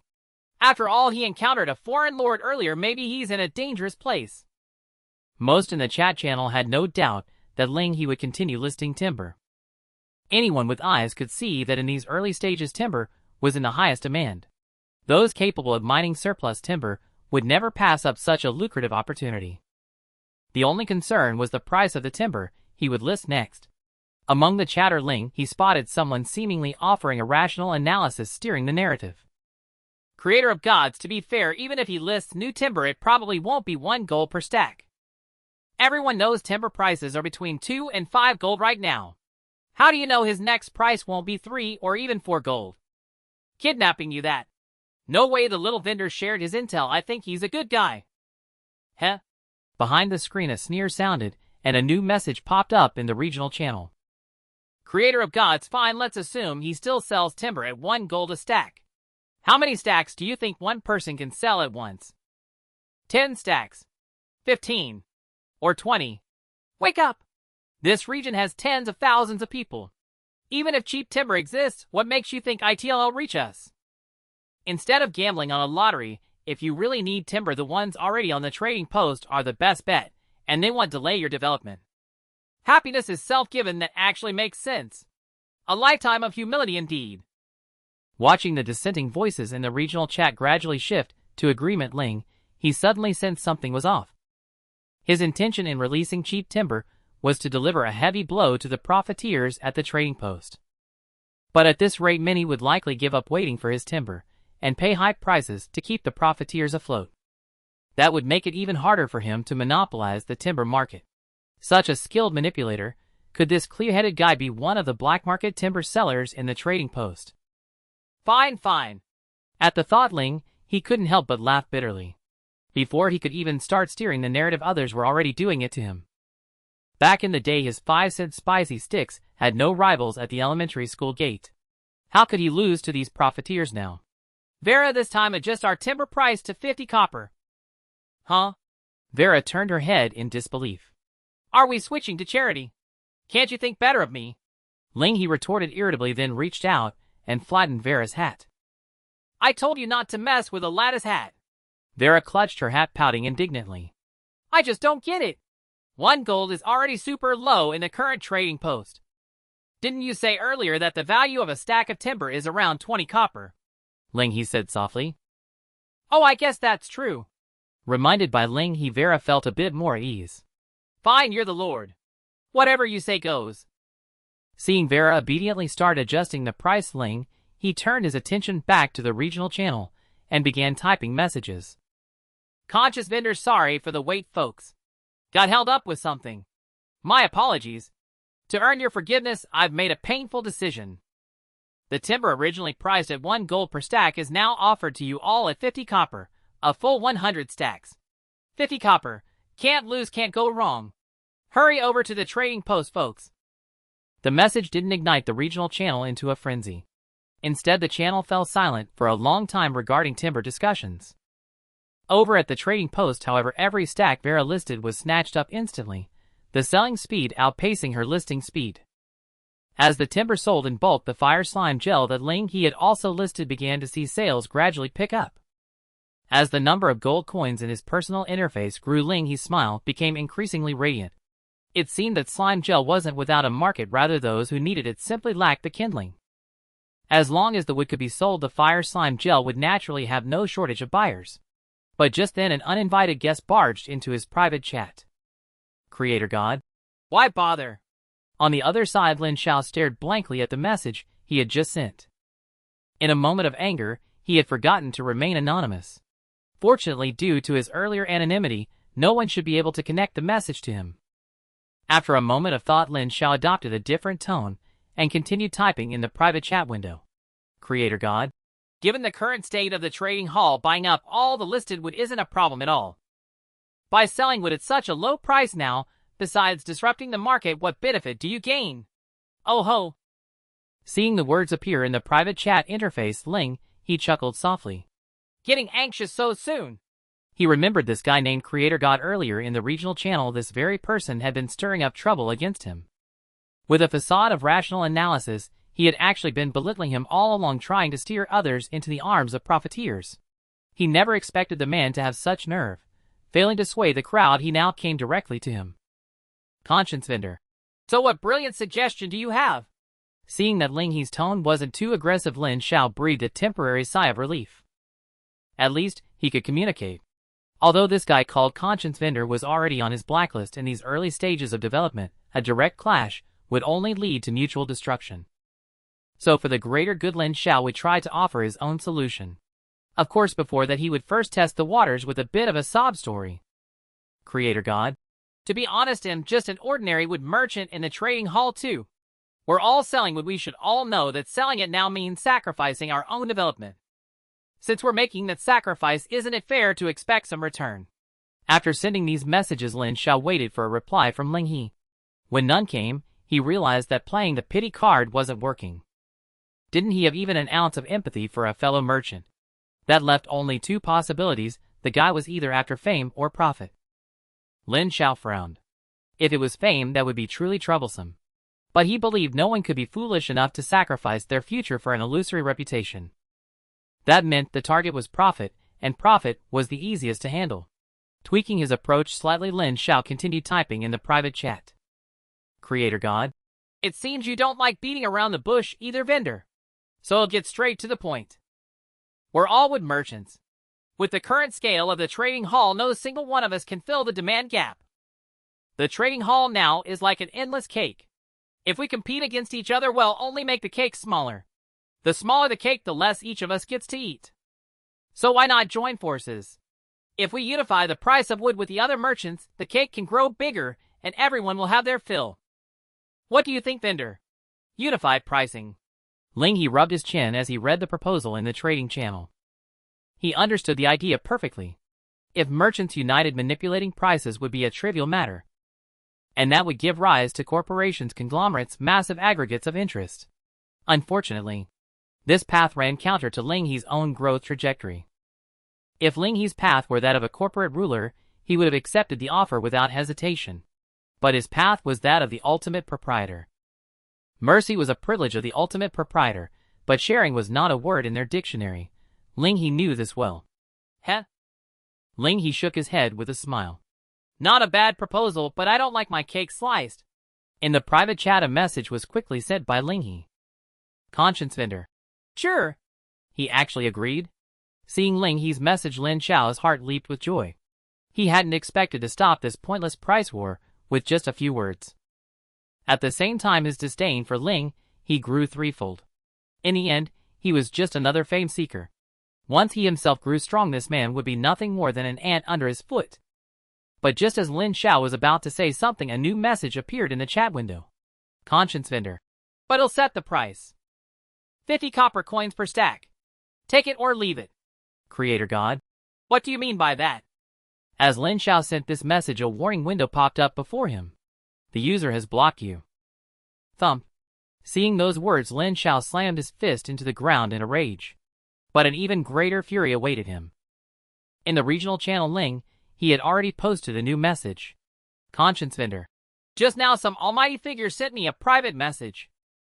Guess what he said? He wanted me to raise the price of wood to 5 gold, make it so expensive no one could afford it. But who are you all? You're my family. Do you think I'd betray my family just because of a few words from him? No way. So for the sake of my family, I'm laying it down here, and now, from this day forward, wood will be plentiful. If by tomorrow a single stack of wood costs even 1 copper more than 50, he'll take his surname. As soon as the message was sent, the regional channel exploded. Sexy wolf. For real, brother vendor. Unlimited stacks of wood at 50 copper. If so, you're my long-lost brother. Hyperactive kid. Get out of here. Don't try to steal my dad. Trouble lover. War has been declared. Conscience vendor has declared war on the trading hall profiteers. Is the first corporate war about to begin? Uncool, mister. Help. War. Lin Xiao ground his teeth audibly. He understood now. Lin He had not only rejected him, but had also slapped him twice in front of the entire regional channel. You'd better pray I never find out where you are. Ah-ha-ha. Lin He chuckled, amused by the sudden influx of self-proclaimed brothers and sons appearing in the regional channel. People in the channel are quite enthusiastic. Humph. You've got it easy. Vera's voice came from the side. She had been focused on listing timber in the trading post and hadn't paid attention to Lin He's chat. Finally taking a break, she wiped the sweat from her brow only to see Lin He grinning foolishly at his chat panel. Vera rolled her eyes. You lazy lord, if you're so free, help me list items next time. No problem. Lin He agreed without hesitation. He then pulled out 2 gold coins and placed them before the slime beside him. Hamburger, give me some slime gel. Gurgle. Hamburger blinked at the 2 gold coins presented to it, then produced 18 small clumps of gel from its body. Lin He deftly tucked the gold coins into Hamburger's body and chuckled, rubbing its slippery head. Haha, you've earned 5 gold in no time. Among slimes you must be a little rich guy, huh? Gurgle, gurgle.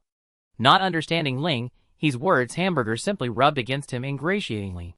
Lin He leaned lazily against the slime, listing the newly purchased slime gels one by one. Done! Having listed all 18 slime gels, Lin He clapped his hands and stretched toward Vera. I managed this batch all by myself. The next batch of timber is up to you. Huh? Vera's eyes widened as she looked at Lin He as if he were a heartless scoundrel. She knew it. A lazy lord like him wouldn't have agreed so readily without a catch. You rascal lord, take a good look. Vera pointed at herself. Here a lady, an adorable girl. Can you bear to make her do all the rough work? I can't, Lin He said, taking her hand with feigned pity. His instant response gave Vera a sinking feeling. True to form, his next words came quickly. But I can choose not to see you as a cute girl, but as a ruthless Victorian-era capitalist. That makes my conscience feel much better. With that, he withdrew his hand. So you only care whether your conscience is clear? Vera looked at him, as if to say, you must be joking. But Lin He was resolute. As a conscientious modern peddler, he wouldn't compromise with an old-school heartless capitalist. Thus, ignoring Vera's protests, Lin He busied himself with his own affairs. Seeing the remaining 50-plus gold coins in his account, Lin He directly recruited 20 contract lumberjacks, purchased tools for them, and set their wages to full pay. Though maintaining full pay long-term was a loss from a short-term perspective, it was the best way to achieve primitive capital accumulation. Lin He estimated this round of logging would yield around 600 units of timber before dusk. The next question was whether other timber merchants in the trading post would lower prices to grab market share while he had no timber.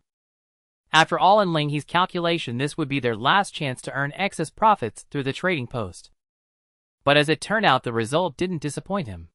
As soon as his 100 units of timber sold out, the price of timber in the trading post eerily unified at 5 gold per unit. Merchants chase profits. When stock is limited, almost everyone wants to maximize gains. Even though 50 copper coins was a decent price for a basic material like timber, with Lin Xiao's example of 5 gold per unit, no one wanted to undersell their goods cheaply. Consumer thinking differed from merchant logic. With Lin He's 50 copper timber and his promise, hardly anyone was foolish enough to buy the 5 gold timber in the trading post. Thus the trading post reached a stalemate, buying Lin He precious time. In the spirit imbued logging ground, towering trees fell one after another. An hour passed, and the final batch of timber before dusk was finally processed. Over 600 units were piled, as high as a small house. By then, not a single unit of timber had been sold in the trading post. Lin He smiled. He could see that the username Creator God had some skill, and the timber merchants had united against him. But unfortunately, their alliance was flawed. The entire timber market in the trading post seemed destined to fall into his hands. Vera! Lin He nudged her shoulder, signaling her to continue listing timber. Vera didn't refuse. Bickering with Lin He was one thing, but she enjoyed the process of earning money. Batch after batch of 50 copper timber was listed. Due to Lin He's earlier words, nearly everyone in need waited for cheap timber. He even announced in the regional channel. Conscious peddler. Giving back to the folks. 50 copper per unit, over 600 fresh timbers coming up. As before with his call, all 600 units were snapped up instantly. Counting the extra sales of fire slime gel, over 300 gold coins entered Lin He's personal panel. But Lin Xiao had a point. No single player could monopolize the entire timber market. Though Lin He had a good reputation with all 600 units sold and dusk approaching. Dissenting voices inevitably emerged in the regional channel. Winter sun not warm. Bro Peddler's timber is great, cheap and abundant, but I've never managed to grab any. See fragment. True. I want to wait for Bro Peddler's timber, but I'm in a snowy plain and it's getting cold. I'm worried. Muttering. There are 10,000 people in this region. Even if half need timber, that's 5,000. Can we really get Bro Peddler's timber? Seeing many in the channel growing anxious, Lin He turned his gaze to the other timber listings in the trading post, a smile curling at his lips. It's all over. Ladies and gentlemen, game over. With 300 gold coins converted into contract lumberjacks and tools. The logging ground interface now displayed a terrifying output rate. Logging ground spirit imbue assignment contract Axe Warriors X174 full pay output rate 43500 units of timber day. They lost, utterly defeated. Vera observed all of Lin He's actions. Although there were some differences of opinion between Vera and Lin He regarding pricing. Yet her keen business acumen allowed her to perceive the decline of the other merchants in the trading house. As the saying goes, the marketplace is a battlefield without gunpowder, where the big fish eat the small fish, and the small fish eat the shrimp. That is the only prevailing theme on this battlefield. The timber merchants led by Creation God made their mistake by allowing Lin He to easily pass through the stage of primitive capital accumulation. This was the most vulnerable period for capital, and also the most vulnerable period for Lin He. Now that the primitive accumulation is complete, Lin He has become the largest shark in the timber market. Without external intervention, the capital Lin He has accumulated will rapidly expand to an unimaginable scale. Thinking of this, Vera curled her lips into a smile and let out a soft chuckle. Becoming the darling of profit, this is the lord I chose. Vera, what are you muttering about? Lin He leaned over to Vera and reached out to feel her forehead. You don't have a fever, so why are you smiling so creepily? Vera's smile stiffened and veins bulged slightly on her forehead. A creepy smile. Was she being called that? Her, the noble lady, the beloved maiden. Slap. She smacked Lin He's hand away, puffed out her cheeks, crossed her arms, and turned away. She must have been foolish to even think a good word about this lazy lord. Sigh. Lin He shook his hand that Vera had smacked. With that much strength, she certainly wasn't sick, meaning he wouldn't have to list the next batch of timber himself. But seeing Vera's sulky expression, Lin He couldn't help but find it amusing. All right, don't be angry. Comforting his little secretary, Lin He reached out and handed a can to Vera. What's this? Vera stared blankly at the metal can placed before her. Happy water. It's going for 1 gold coin a bottle in the trading house right now. Lin He said as he opened the tab and pressed the can into Vera's hand without further explanation. 1 gold. Hearing the absurd price, Vera's hand trembled and her anger evaporated completely. As if laughing in exasperation, Vera held the open can up to Lin He. This thing is worth a gold coin. Relax, the money we spend will come back to us soon enough. Lin He shook his head and traded another bottle for himself. Then he gently clinked it against the can in Vera's hand. A toast to completing our primitive capital accumulation. Cheers! With that, Lin He gulped down half the happy water. It'll all come back to us in the end, huh? Vera gazed at Lin He, lost in thought, then looked at the happy water in her hand. Finally, she smiled in relief. She brought the can to her lips and took a small sip. It's sweet. Right. Lin He laughed beside her. He didn't care for smoking or drinking, preferring a bit of sweet soda in his daily life. Too bad there's no ice or a burger. Happy water goes best with ice and a burger. Mentioning a burger reminded Lin He of the slime he was leaning against, and he turned his gaze to the side. Gurgle. Hamburger blinked, wondering why this bipedal creature was suddenly staring at it. Lin He rubbed his chin, sizing up Hamburger. Since I named you Hamburger, I suppose I should let you have a drink too. With that, Lin He purchased a bottled happy water from the trading house, opened it, and inverted the bottle, inserting the opening into the top of Hamburger's head. Gurgle. Hamburger was startled at first until the after effects of the happy water kicked in, sending countless bubbles rising from within its slime body toward the top. Gurgle, gurgle, gurgle. Ha ha! Watching Hamburger bubble up endlessly, both Lin He and Vera couldn't help but laugh. Amidst the laughter, dusk slowly descended, and night finally arrived. Along with it came the over 4,000 sets of timber that the contract axe warriors had finished splitting. Unlike the small batches of dozens or hundreds of sets before, the full 4,000 plus sets stacked together looked as magnificent as a small mountain from up close. Vera could no longer smile. Gulp! Swallowing her saliva, she forced a grin and pointed at the mountain of wood before her. You bastard lord, you don't actually expect a lady to do all this work, do you? Well? Lin He coughed lightly. He had originally intended to, but after seeing the sheer volume of 4,000 plus sets of timber, he wasn't so sure anymore. If Vera had to list them all by herself, the next batch of timber would probably be fully split before she could even finish listing these 4,000 plus sets. Considering the efficiency issue, Lin He turned his head and asked Vera uncertainly, How about I help you? Deal? Not giving Lin He a chance to back out, Vera agreed immediately. Seeing this, Lin He could only sigh helplessly and step forward to help Vera list the timber.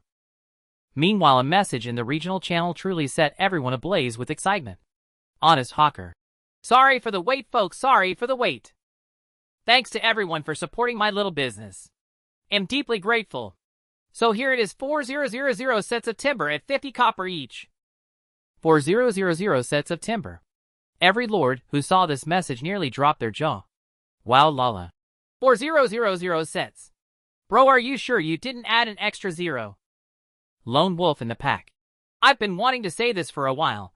Doesn't Hawker bro give off the vibe of a basic NPC merchant in a newbie village? Dan. Damn, that's spot on. Faced with the absurd number of 4,000 sets, many who weren't in urgent need of timber became completely unbothered, even leisurely chatting in the regional channel. Though most comments were jokes, the shock in everyone's hearts was undeniable. How long had this war game been running? The first night hadn't even passed, and some still didn't know what to do. Even the frontrunners with some lucky encounters had only a few gold coins in hand. Lin He, on the other hand, was starting with 4,000 sets of timber, making it hard not to wonder just how far he had developed. Even Lin Xiao, who had been keeping a close eye on Lin He's movements, felt his heart skip a beat. Just who in the world is this guy? When Lin He listed 10 sets of cheap timber, Lin Xiao was furious, for Lin He had shattered the unspoken pricing consensus among the merchants in the trading house. When Lin He listed 100 sets of low-priced timber, he attempted to negotiate with Lin He, hoping to bring this timber merchant of considerable scale over to his side. When Lin He listed 600 sets of timber, he anticipated Lin He's failure, as 600 sets could hardly fill the gaping void in the trading hall. Yet with just 60 sets sold, he could reap the same profit as Lin He's 600. But now, watching the endless listings of timber in the trading hall, a strange sense of resignation and helplessness washed over Lin Xiao. He had lost. He never expected that within half a day the high-priced timber market would vanish entirely. And his grand plan for development had been thwarted at its very first step. Yet Lin Xiao couldn't fathom how that fellow calling himself conscientious peddler had managed to procure so much timber. Looking toward the cave entrance, over 200 sets of timber lay stacked at the mouth of Lin Xiao's hiding spot, all concealed well by the dense forest. Those 200-plus sets of timber represented all of Lin Xiao's harvest during this period, thanks to his tenfold amplification bonus. They say to get rich you first chop trees, but logging was no simple task. After all, even a rabbit doesn't eat the grass near its own burrow. To avoid exposing his hideout, Lin Xiao had specifically dispatched his subjects to fell trees far from his location. During the process, searching for trees, chopping them down, splitting the timber, and hauling it back, each step demanded substantial time. Lin Xiao admitted that the 20-fold increase in wilderness resource depletion from his 10-fold amplification forced his logging points and hideouts ever farther apart. But these drawbacks were perfectly offset by the gains. His development should have been flawless. He simply couldn't understand why the gap between him and that conscientious peddler was so vast. Taking a deep breath, Lin Xiao stood up. He still couldn't figure out how that person had amassed so much timber in such a short time, but he decided to stop dwelling on it. Now that timber prices could no longer remain high, cutting his losses before the conscientious peddler devoured the entire market was his best option. At the current price, 200 sets of timber could still fetch around 100 gold coins, better than nothing. Lin Xiao wasn't the first to realize this. After news of Lin He's 4,000 sets of timber listing broke, many timber lots priced at 5 gold in the trading hall had gradually dropped to around 50 copper. But most people only listed a few sets or a dozen at most, mere child's play. Lin Xiao, as the second largest timber merchant in the trading hall, had barely adjusted his prices when Vera's sharp eyes immediately caught him. Damn lord, damn lord. Vera tugged at Lin He's arm, interrupting his listing of timber. Pointing at the trading hall interface, she said, "Those profiteers have adjusted their prices to match ours." Oh! Following Vera's gaze, Lin He looked over. Indeed, a large number of anonymously listed timber at 50 copper had appeared in the trading hall. Looks like they couldn't hold out any longer. Lin He chuckled. If this had happened earlier, with them lowering prices to 50 copper to suppress his market competitiveness, he would have been in a tight spot. Back then his capital was insufficient, and further price cuts risked mutual destruction. But now things were different. Vera, drop our timber price directly to 30 copper. Mum. Vera didn't object this time. With the current oversupply, she fully understood Lin He's reasoning. With a daily output of over 40,000 sets of timber, using 20,000 sets to corner the market versus 30,000 made no difference to Lin He. Because in this battle their only enemies were the other timber merchants. Starving them out was the key. Every last coin had to fall into her and that damn lord's hands. Seeing Vera throw herself into the work with gusto, Lin He opened the regional channel and typed out a few messages. Conscientious peddler. Good evening, folks. The weather's a bit chilly today. Even bundled up, I couldn't help but sneeze. So I got to worrying, what if you folks catch a cold? What if you fall ill? Then it struck me, if I could help you all stay warm, you wouldn't get sick, right? For your health, sake starting tonight, my timber is uniformly priced at 30 copper per set. In the regional channel, everyone was at a loss for words. Every message Lin He sent seemed like a bombshell in the channel. Azure sky awaits the rain. Boo-hoo, I never thought I'd find such a kind soul like Brother Peddler in a war game. Dragon's Godfather. 30 copper for a set of timber, half the price of a loaf of bread. Brother Peddler, is this practically a giveaway? The moment this was said, many in the channel snapped to attention. What? A set of timber cost only half a loaf of bread. Though in Vera's eyes bread and water were overpriced and unsellable at high rates. Comparison was everything. With bread and water prices as a benchmark, even those whose birthplaces weren't lacking timber began to waver. Should they buy a few sets? They could chop wood directly, but timber in the trading hall was 30 copper a set. Cutting a tree consumed stamina, and stamina recovery required bread. Thus timber worth half a loaf of bread was practically free. After this price adjustment, Lin He's potential customer base grew by nearly half. Lin Xiao, on the other hand, was far from pleased.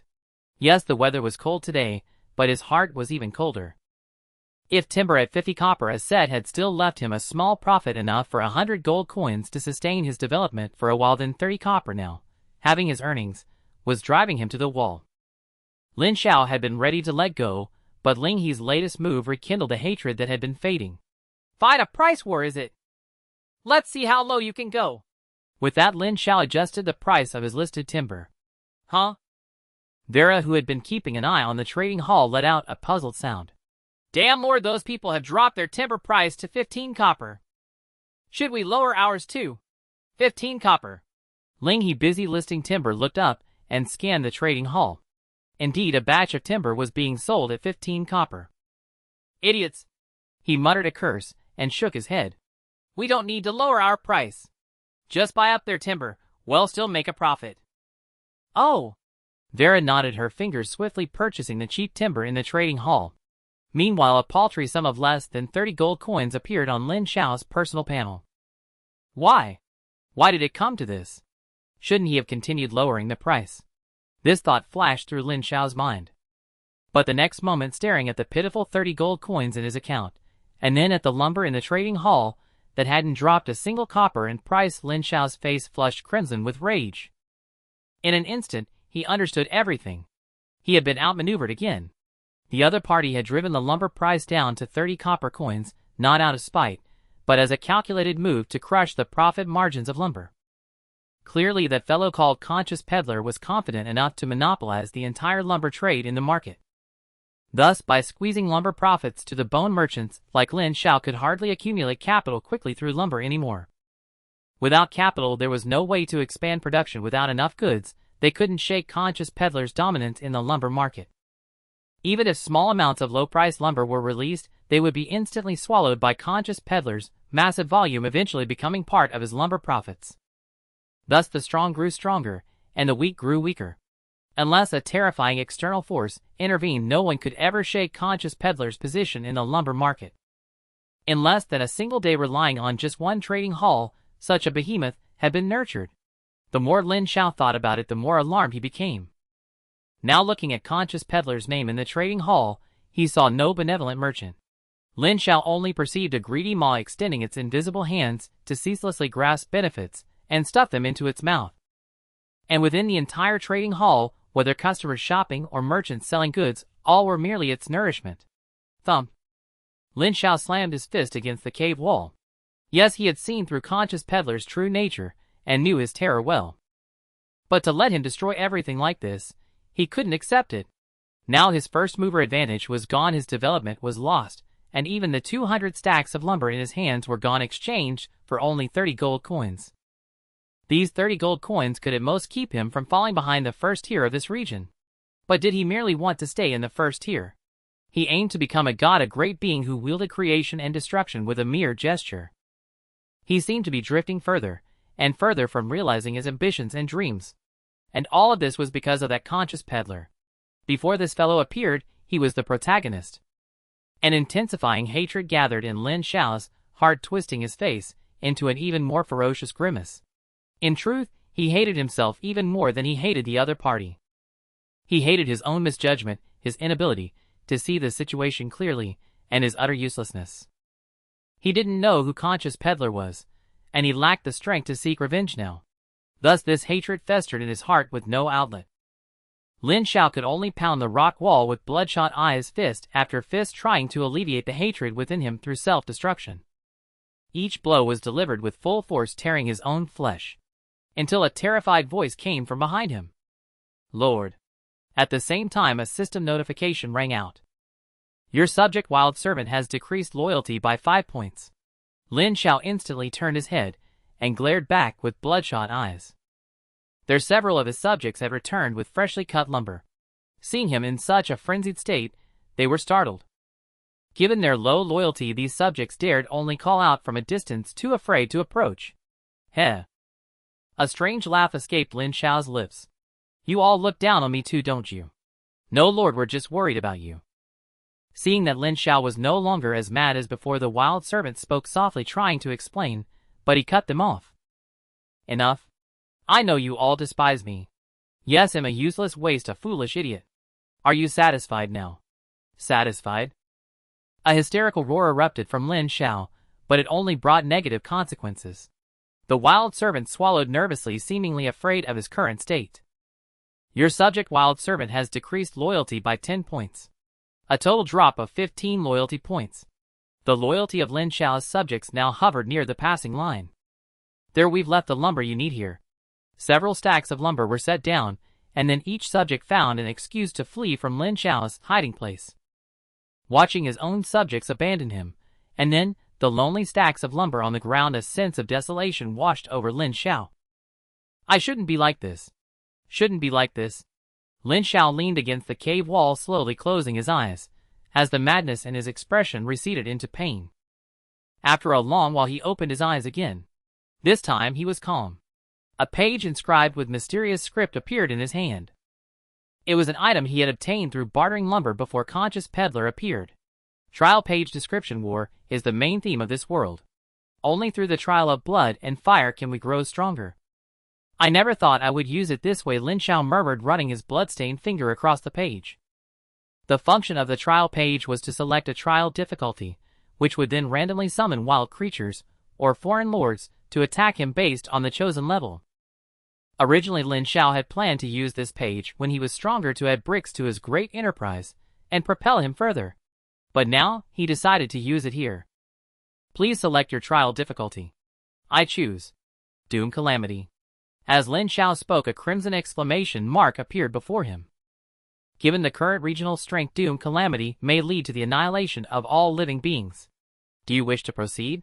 Yes. Matching your corresponding Doom Calamity. Seeing the matching time display in the window, Lin He was momentarily stunned.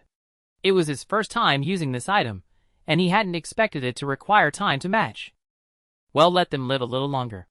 Watching the matching time tick up, a smile finally curled at the corner of Lin He's lips. Probably no one else would use the trial page like this, right? But so what?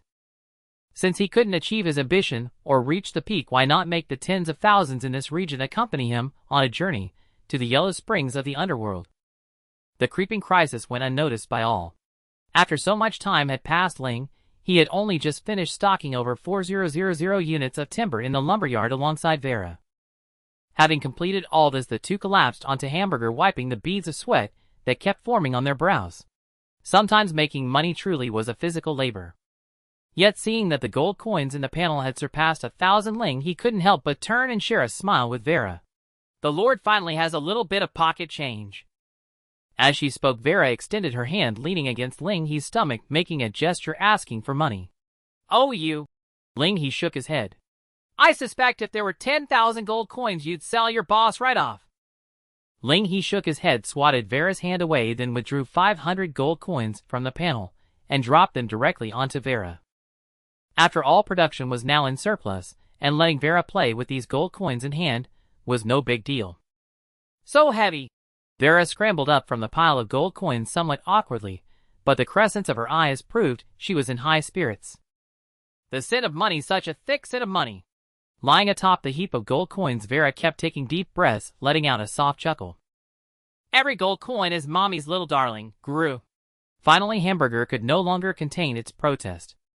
Its two round little hands flipped Vera and her gold coins off its head. Such a heavy thing was almost crushing it flat. Oh right, almost forgot about you, sorry. Lin He reached out and rubbed the top of Hamburger's head. Gru. Hamburger nuzzled against Lin He's body, making a coaxing sound. You biased bastard of a lord. Vera stood up from among the gold coins, rubbing her bottom where she had fallen. Then she couldn't help but complain. You're so gentle with a jelly, why can't you take better care of a lovely lady like me? It's not a jelly, it's Hamburger. Lin He corrected. Whatever, who cares about some slime or slug?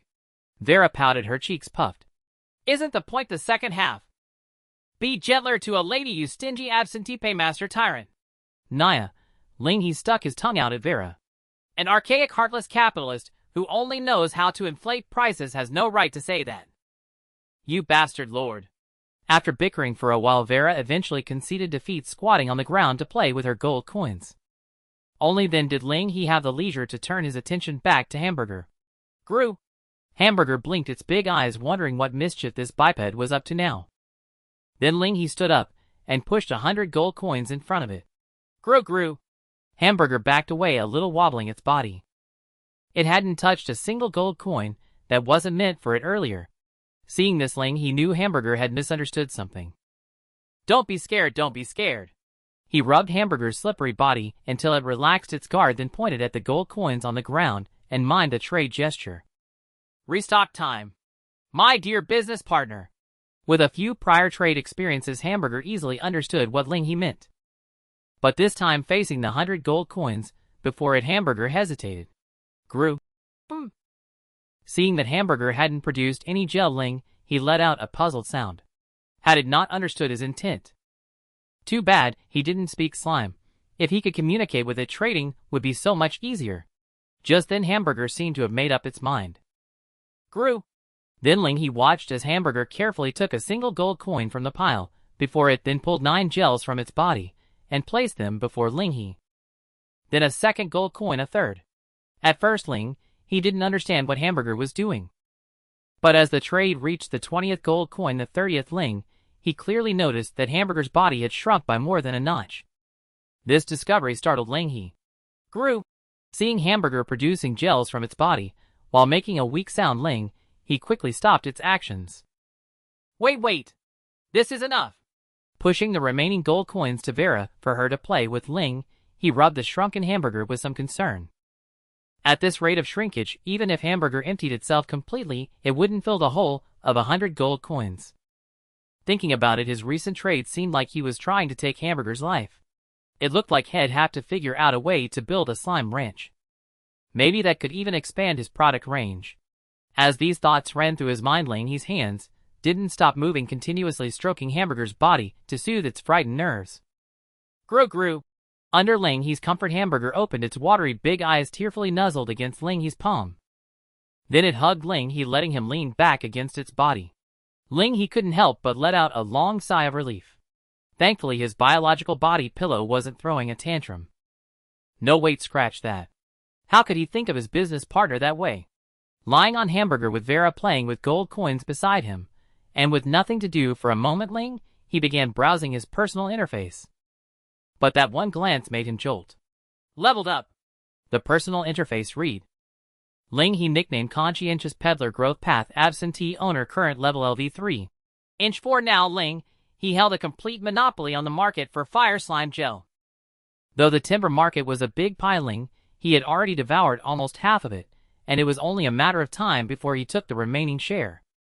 Combined, these had pushed He's level all the way to 3.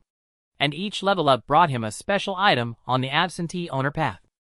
LV0 LV1 Random Subject Recruitment Order Absentee Owner Path LV1 LV2 Trading Post Black Iron VIP Card LV2 LV3 Secretary Training Voucher. These 3 items lay in He's personal panel. Among them, the most straightforward item was the Trading Post Black Iron VIP Card. Trading Post Black Iron VIP Card effect: when you conduct a trade, both buying and selling reduce the Trading Post's tax rate by 5. Though it was only a 5 reduction, he dared not underestimate this VIP card. It meant that for the same item, if he sold it for 95 copper coins, his net profit would be higher than if someone else sold it for 100 copper coins. This would be the final straw to crush the other merchants in the Trading Post. Next, he turned his attention to the other 2 items he had obtained. Random Settler Recruitment Order Ultimate Producer Route. Effect upon use adds a settler recruitment option that will always be a basic unit of the ultimate producer route. So this is where my initial settlers are. He muttered, casting a sidelong glance at Vera, who was playing with a coin. To traverse the ultimate producer route, one must endure the humble beginnings of level 0 before unlocking basic settler recruitment options upon reaching level 1. He owed it all to Vera. Without the extra perks she had wheedled for him, the contract lumberjacks, his starting point would have been a nightmare 10 times more arduous than it was now. What are you looking at, you wretched lord? Vera caught his gaze and became instantly wary. Being noticed by this scoundrel lord never boded well, she grumbled inwardly. Nothing. He shook his head, averted his eyes from Vera, and then used the random settler recruitment order in his hand. Congratulations. You have obtained a basic settler unit, Oxhorse. Oxhorse. It didn't sound like a very respectable settler. He clicked into the settler recruitment interface to examine the information on his new settler. Oxhorse. Era Special Ultimate Producer Path. Description: oxen and horses need to be fed grass when hungry, but an ox horse will go buy grass on its own when hungry. Recruitment cost 1 gold. Judging by the recruitment cost, this unit seemed to be on the same tier as the contract lumberjack. Seeing this, he couldn't help but feel a pang of disappointment. After all, with the basic unit Vera had brought, this seemingly redundant settler felt rather lackluster. Still, the recruitment cost was only 1 gold. For he now 1 gold was a pittance, so he decided to recruit 1 unit to see what it was like. The next moment, a hearty voice sounded before him, startling him. Hello, boss. You can speak normally. He looked at the thin man bowing before him and instinctively stepped back. Yes, boss. The thin man raised his head, glanced at He, and immediately plastered an ingratiating smile on his face. Of course, if boss requires, I can also not speak normally. Seeing this fawning bootlicking demeanor. Realizing this was the ox horse he had just recruited Ling, he finally steadied himself. He had grown so accustomed to the contract lumberjacks, who only chanted slogans, that encountering a settler with whom he could communicate normally felt rather disorienting. But after collecting himself, Ling, he scrutinized the ox horse before him with an appraising gaze. He was shorter than the contract lumberjacks, less muscular, and his combat prowess was self-evidently unimpressive. Apart from being able to communicate normally, and having a somewhat likable personality, he had no valuable advantages over the contract lumberjacks. And yet, this unit cost the same 1 gold to recruit as a contract lumberjack. Seeing Ling, he remained silent for a long time. The ox horse rubbed his hands nervously and asked, "Any work for me to do, boss?" With that, he pointed at the forest behind him. "I think lumberjacking would be perfect. Just give me a tool and it'll be ready." Ling He nodded inwardly. Well, he had found one advantage now. This ox horse, at least in terms of initiative, was far superior to the contract lumberjacks. If it were a contract lumberjack, they wouldn't find work to do without an explicit order. But Ling He didn't rush to send him off. He simply shook his head and said it wasn't urgent. He had the ox horse stand before him, and under the man's nervous gaze, Ling He pulled up his settler panel. Name: none. Occupation: ox horse. Wages: none. Special abilities: self-improvement, self-reliance. Combat power: 1, better than nothing. 2 special abilities. Though the combat power of 1 was an eyesore, the presence of 2 special abilities gave Ling He pause. After all, even the contract lumberjacks only gained 2 extra special abilities when fully paid. He instinctively opened the details of the ox horse's special abilities. Self-improvement. Description: use it or lose it. A qualified ox horse must always possess an ambitious heart. Effect: for every 24 hours of work, combat power increases by 1 cap is current era stage multiplied by 3. For every 24 hours of rest, combat power decreases by 1, minimum 1. So in the current Stone Age, the ox horse's combat power could at most reach 4. Realizing this, Ling He shook his head. For the Stone Age, this special ability was merely ostentatious. After all, while the contract lumberjack had no special abilities, its initial combat power was a solid 5. Even with full buffs, the ox horse's combat power would still be lower than the contract lumberjacks. Moreover, to maintain that power, the ox horse would need to work more hours than it rested. If it worked 12 hours and rested 12, like the contract lumberjacks, its combat power would never increase. Though already disappointed with the new settler recruitment option, Ling He patiently continued reading. Self-reliance. Effect: when this unit is at full pay, its satiety is constantly at full, requiring no food supply.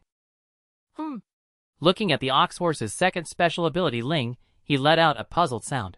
He felt he had forgotten something. "Vera, do the contract lumberjacks need to eat?" Hearing this, Vera's hand trembled, and the coin fell to the ground. As if she had heard an unbelievable question, she widened her eyes and turned around to retort. "Don't humans need to eat?" "No way. You wretched lord, you weren't planning to starve them, were you?" At that moment, Vera looked at Ling He as if she were staring at a demon. "Ahem."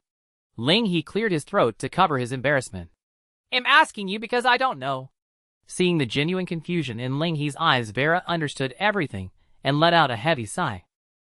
As his secretary, this was indeed her oversight.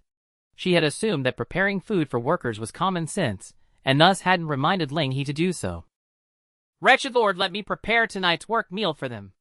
Vera stood up, brushed the dust off her pants, and added an extra reminder to ensure Ling He grasped the gravity of the situation. "If they starve to death, the recruitment fee and wages will have been wasted for nothing." "Makes sense." Ling He nodded in profound agreement. "Since things have come to this, let's eat first." But glancing at the current food prices in the trading post, it seemed starving to death might actually save more money. After hesitating for a few seconds, Ling He ultimately refrained from voicing that thought. If he did that, wouldn't others think of him as a beast? Fortunately, Vera didn't put Ling He to too much expense. She first led the workhorse. Ling He had just recruited to pull several baskets of wild grass outside the lumberyard. Then she purchased some bread and water from the trading post, along with a large stone pot that someone had unboxed from a novice gift pack. After stewing everything together over a campfire, a pot of extremely viscous unidentified liquid appeared before Ling He. Gulp! Ling He swallowed hard. Vera, do you actually know how to cook?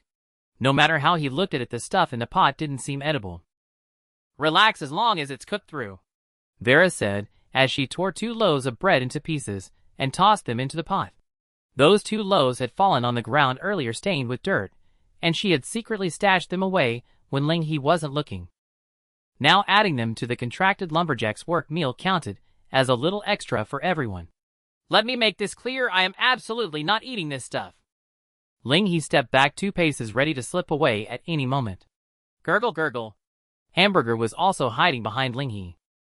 Though it didn't understand what Lin He said, it nodded vigorously, showing support for him. In its eyes, this female bipedal creature was far too terrifying. A tall black hat, a large pot in front of her, and inside the pot was an unknown liquid mixed with nameless weeds. Could it be that this was the witch among bipeds? Gurgle. Connecting the dots, Hamburger trembled behind Lin He. It had heard that bipedal witches were incredibly evil, dismembering other races and selling them as materials. Too terrifying. Honestly, I never said you bastard lord had to eat this. Vera rolled her eyes at Lin He, then stirred the pot with a wooden spoon. After confirming everything was thoroughly stewed, she nodded in satisfaction. Starch helps workers recover strength quickly. Weeds are hard to digest but increase satiety and lower food costs. A truly perfect meal. With that, Vera set down the wooden spoon and clapped her hands. All right, the food's ready. Have the workers come in batches to eat. Under Vera's direction, over 170 contracted axe warriors collected their food in 3 batches. Meanwhile, the lumberyard continued operating without a moment's pause. Watching the contracted axe warriors expressionlessly down Vera's dark cuisine, Lin He couldn't help but feel a bit relieved on the sidelines. Thankfully, the loyalty of his subjects had all been replaced by wages. If other lord subjects had to experience Vera's cooking, their loyalty would probably be completely drained. Thinking this, Lin He stole a glance at Vera's back. Vera clearly didn't notice Lin He's movement. She was immersed in the achievement of preparing the work meal. Today, she had saved hundreds of lives from starvation. With Lin He as a contrast, surely she would ascend to heaven after death. Vaguely, Vera seemed to see the guiding light of paradise shining upon her. That shimmering radiance was the light of merit. But the shape of that light grew clearer in her gradually moistening eyes. No! Vera slowly realized that the flickering flying light was none other than her beloved gold coins. Realizing this, Vera snapped out of her sense of achievement and turned her stiff neck toward Lin He. Lord, how much did I just spend? Let me check. Lin He flipped through his main interface and said uncertainly, about 120 gold coins. The bulk of it was bread and water. Although Lin He had driven down lumber prices in the trading post, other goods were still exorbitantly priced. Next was the stone pot Vera had set up. It seemed to be a rare item from the novice gift pack, so it wasn't cheap. The only silver lining was that as long as currency circulated within the trading post, the money spent would likely return to Lin He's hands before long. After all, Lin He had almost monopolized the lumber market in the trading post, an insurmountable chasm for anyone wanting to develop. Even so, Vera crouched gloomily on the ground. No. What have I done? She suddenly didn't want to go to heaven anymore. The ticket was far too expensive. It's okay, I understand. Lin He patted Vera's shoulder heavily. At this rate, even with bread, water, and wild grass, feeding nearly 200 contracted axe warriors cost him 100 gold coins per meal. Even with only 2 meals a day until Lin He had a stable food source, that was a fixed expense of 200 gold coins daily. And that didn't even include the unique wage system of the terminal producer system. Through this meal, Lin He truly understood the saying, easy to hire, hard to maintain. It seemed replacing the contracted lumberjacks with workhorses was something he had to consider.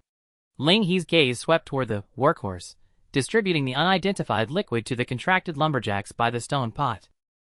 When the man noticed Lin He's gaze, he immediately lowered his posture and put on a fawning smile. Boss, I'm almost done here. Do you have any new orders? Good work. Lin He nodded, gave a word of praise, then bought a stone axe from the trading post and tossed it to the workhorse. Finish handing out the porridge, then go chop trees. You got it, boss. Just watch me. The workhorse was full of enthusiasm for Lin He's orders. He quickly distributed the last few bowls of porridge, then grabbed the stone axe and ran toward the nearest tree. Thud, thud. The sound of chopping rang out, but Lin He, watching the workhorse, shook his head. The efficiency was too low. This lumberjack, workhorse, swung the axe much slower than the contracted lumberjacks, and each strike left a smaller notch. To fell a tree, the workhorse needed at least twice the time of a contracted lumberjack. However, in the lumberyard panel, adding one workhorse increased daily lumber output by 70 units, only 30 units less than a contracted lumberjack. Thus, Lin He inferred that the workhorse's daily working hours were likely longer than the contracted lumberjacks. So, what if he raised their pay to the maximum? With this thought, Lin He adjusted the wage line in the panel. Like the contracted lumberjacks, the full pay of the beasts of burden was also capped at 15 copper coins per day, meaning that once their wages reached this amount, further increases would no longer boost efficiency. However, compared to the contracted lumberjacks, the bonuses the beasts of burden received from the wage system were slightly different. Before Lin He adjusted the wages of the beasts of burden to the full pay, no matter how he tweaked the amount, their production efficiency remained unchanged. This seemed to imply that the beasts of burden had always been operating at full capacity, requiring no additional wage incentives. It was only when Lin He raised their wages to the full pay that their interface finally showed some breakthrough. Name none. Occupation: diligent beast of burden. Wage: full pay. Special abilities: self-improvement, self-reliance. Combat power: 1, better than nothing. At first glance, aside from the 3 extra characters in the occupation, Lin He saw no difference from the underpaid state. So Lin He decided to click into the details of the special abilities. As expected, the self-reliance ability had not changed, as it required full pay to activate, and had now merely shifted to an active state. But the self-improvement ability had undergone a tremendous transformation. Self-improvement. Description: use it or lose it. A qualified beast of burden must forever possess an ambitious heart and the determination to dedicate everything to work. Effect: 1 for every 24 hours of work. Combat power increases by 2, capped at 3 times the current era stage. For every 24 hours of rest, combat power decreases by 1, minimum of 1. Effect: 2 for every 1 point of combat power, resource production efficiency increases by 15. It was enhanced, but not by much. At least on the surface, it wasn't as straightforward as the contracted lumberjacks' direct 100 increase in combat power and 150 boost in resource production efficiency. Moreover, based on Lin He's calculations, a fully paid beast of burden with all buffs maximized, working hard every day, could only produce 112 units of timber. 2 fully paid and maximized beasts of burden could not match the daily timber output of a single fully paid contracted axe warrior. But the beasts of burden required no food supply. That was their greatest advantage, and the reason for Lin He's deep hesitation. Although Vera had managed to get by tonight by mixing bread with weeds to feed the contracted axe warriors, it still consumed over 100 gold coins. Even if he completely ignored the physical condition of the contracted axe warriors and treated them as expendable, providing only 2 meals a day, each a mash mixed with weeds. Just for the current batch of contracted axe warriors, Lin He would still need to spend about 200 gold coins per day. And this was not a long-term solution. To ensure the contracted axe warriors remained healthy enough to sustain production efficiency, improving their diet was necessary, which would mean an additional expense. But the beasts of burden were different. Supporting 400 fully paid beasts of burden at maximum capacity could almost match the production efficiency of the current 174 contracted axe warriors. And they only required 60 gold coins per day, less than 1/3 of the daily food cost for the contracted axe warriors, if the full pay consumption of the contracted axe warriors was also deducted. Then at the same production efficiency, choosing the beasts of burden would reduce costs to 1/4 of the contracted axe warriors. Moreover, with the advancement of the era, the beasts of burden had the potential for further improvement, making it a sure-win investment even in the long run. After weighing the gains and losses, Lin He had made his decision. The contracted axe warriors were indeed powerful, but the beasts of burden had too high a market competitiveness. As the era progressed, replacing the contracted axe warriors with the beasts of burden as the basic production unit was inevitable. So why not do it now? With this in mind, Lin He reclaimed all the gold coins he had lent to Vera, then spent 800 gold coins to recruit 400 beasts of burden and prepare the necessary tools for them. These newly recruited beasts of burden would need at least 2 days to grow. During this time, the contracted axe warriors could not leave their posts. They were essential to maintain sufficient production efficiency at the logging camp. As for 2 days later, Lin He planned to repurpose the optimized contracted axe warriors as formal combat units. After arranging the work for the newly recruited beasts of burden, Lin He turned his attention to the last item he had obtained from leveling up. Secretary Training Scroll. This required almost no thought. After all, the only growable secretary Lin He currently had was Vera. Vera. Lin He called out her name. Come over for a moment. Vera approached him curiously. Then she saw Lin He pull out an item resembling an A4 sheet from his personal panel. I have something good for you. Without waiting for Vera's reaction, Lin He immediately used the Secretary Training Scroll. Use item Secretary Training Scroll on Secretary Vera. Yes. With Lin He's confirmation, the scroll in his hand dissolved into sparkling specks that drifted toward Vera's body. Half of them surged into the scepter in Vera's hand, while the other half merged into her wallet. Vera's panel instantly changed. Secretary Vera Growable. Traits: Value Deconstruction, Money Allergy Index Stimulation, PCO Wallet. Skipping the 2 previously known traits.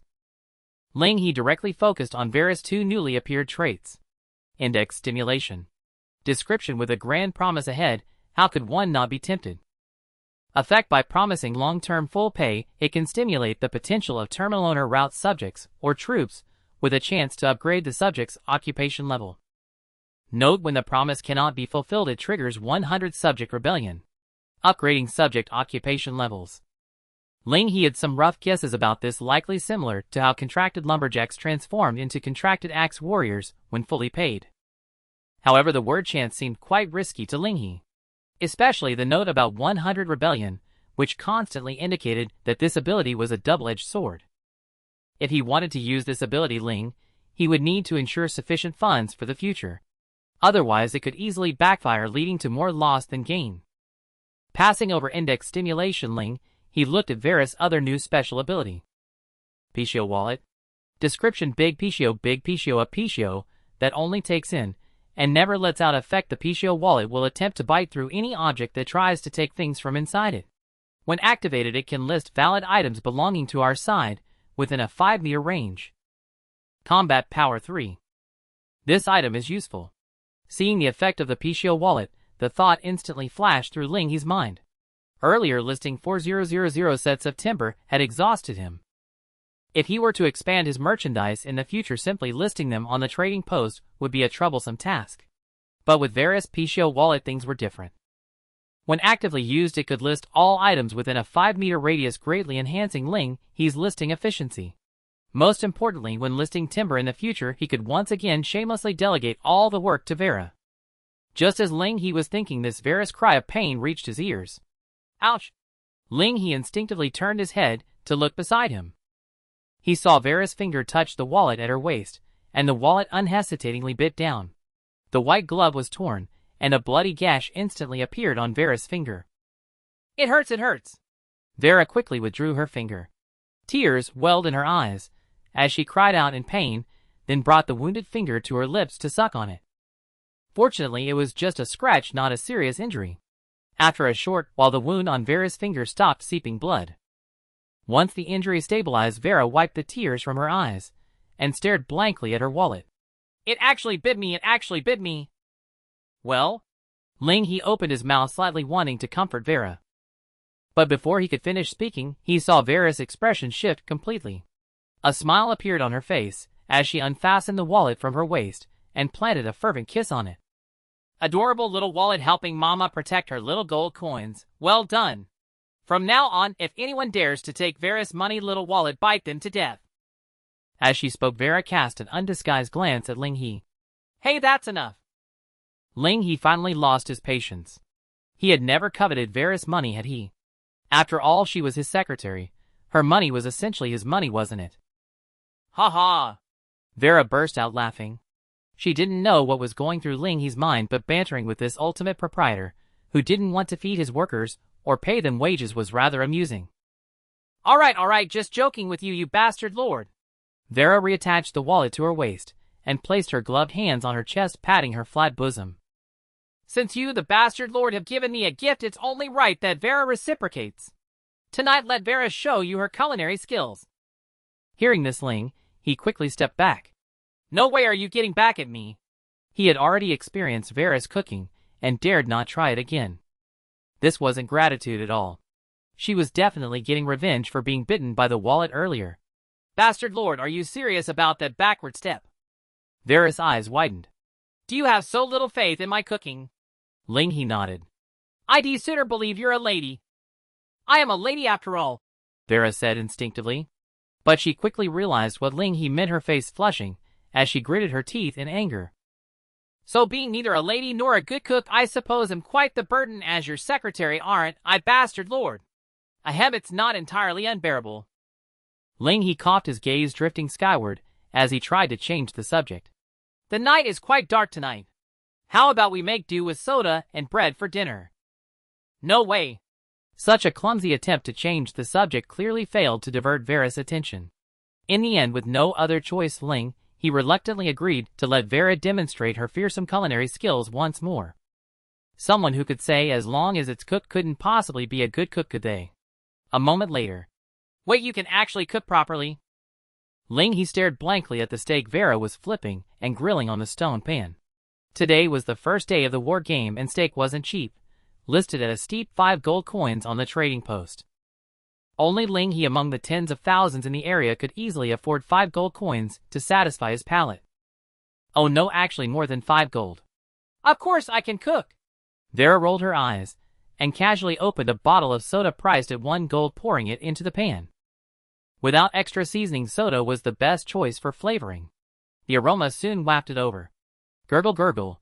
It wasn't the sound of a burger, but the unseemly growl of Ling He's stomach. Humph. Vera naturally heard the sound of Ling He's stomach and curled her lips into a smug smile. Bastard lord, see if you dare question my cooking again. With a smooth, fluid motion, Vera scooped the steak out of the pan, handing one piece to Ling He and placing the other before herself. Ling He handed Vera the bread and soda he had prepared. This simple meal in the early stages of the war game cost Ling He nearly 20 gold coins. But as the steak entered his mouth, Ling He felt the money was well spent. The sweetness of the soda perfectly masked the meat's gaminess, seeping into the grain of the steak, creating a unique and delightful flavor despite being sweet. Ling He sighed with satisfaction. This is the life I want. Fighting and killing war games. Whoever wanted to participate could go ahead. Ding! Just then a private message appeared before Ling He, interrupting his enjoyment. Ling you go. Can I trade this blueprint for some timber? Wooden barricade era Bronze Age basic path description, a crude defensive structure that can efficiently damage charging units and somewhat hinder infantry. Construction requires 3 sets of timber. Ling He frowned slightly. He didn't like being disturbed during meals, but since this person was a potential customer, he decided to be patient and take a look. Moving closer to Vera, Ling He pointed at the private message interface. Help me appraise this. A Bronze Age blueprint. The era of the blueprint caught Vera's attention, but after examining it, she casually waved her hand. About 10 gold, nothing valuable. 10 gold, huh? Ling He nodded. That was less than the cost of his meal. Given his current market share of timber, he was no longer interested in such small transactions. But since the other party had sought him out, Ling He replied according to Vera's valuation. Conscious merchant. 30 sets of timber. If you agree, trade directly. If not, feel free to look elsewhere. 30 sets. Looking at the numbers on the private chat interface, it felt as if it had an extra 0. A trembling finger reached out and sent a reply message. All right. Half a minute earlier. In the snow, the night was deep, and the biting cold wind blew. A woman covered in wounds hid in a thick pile of snow, clutching a red gel that was her only source of warmth. Long before Ling He first listed the fire slime gel, Ling Yuga had spent her last savings to purchase one. Yet the warmth emitted by the gel was utterly insufficient to counter the cold of the snow. The piled snow could only shield her from the predation of dangerous wild animals, providing no warmth whatsoever.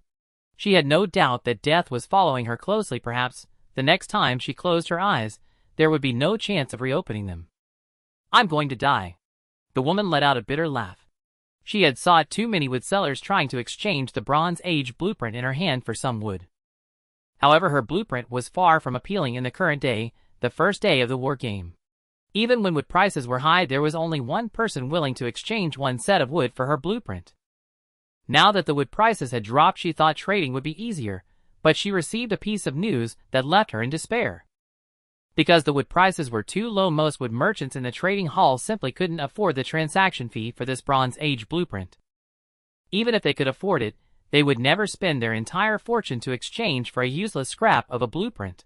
Except for the conscientious vendor. As a giant in the current trading hall, almost everyone knew that the wealth he possessed had reached a terrifying level. Currently, only he had the funds, the capability, and the possibility of acquiring this blueprint. Upon finding this conscientious vendor, Lin He had already mentally prepared herself to be underpriced. As long as the offered wood was a bit more than one set, even just a little, she would be satisfied. But no matter how fanciful her thoughts were, she never expected that the other party would actually quote an astonishing number of 30 sets of wood. Transaction successful. Until the stacked wood appeared beneath the snow pile, Lin He could hardly believe her eyes and mind. With a whoosh, the fire slime gel in her hand was used, igniting a small piece of wood. Only when the warmth returned to her body did Lin He gradually begin to react. This was not the hallucination of someone on the brink of death. Everything was real. She was saved. 30 sets of wood, if used sparingly just for warmth, would be enough for her to survive for a month in the snowy wilderness. But why? Lin He, why are you helping me? You should know the current value of that blueprint. Even if you offered 10 times less, I would still agree. She was not acquainted with this conscientious vendor at all, and could not fathom what he wanted from her. In the lumberyard, Lin He had just intended to take a bite of the meat patty when he saw a new message pop up on the private chat panel, and a question mark popped up on his forehead. No, he genuinely didn't know. Did he really think he would agree if the quote was 10 times less?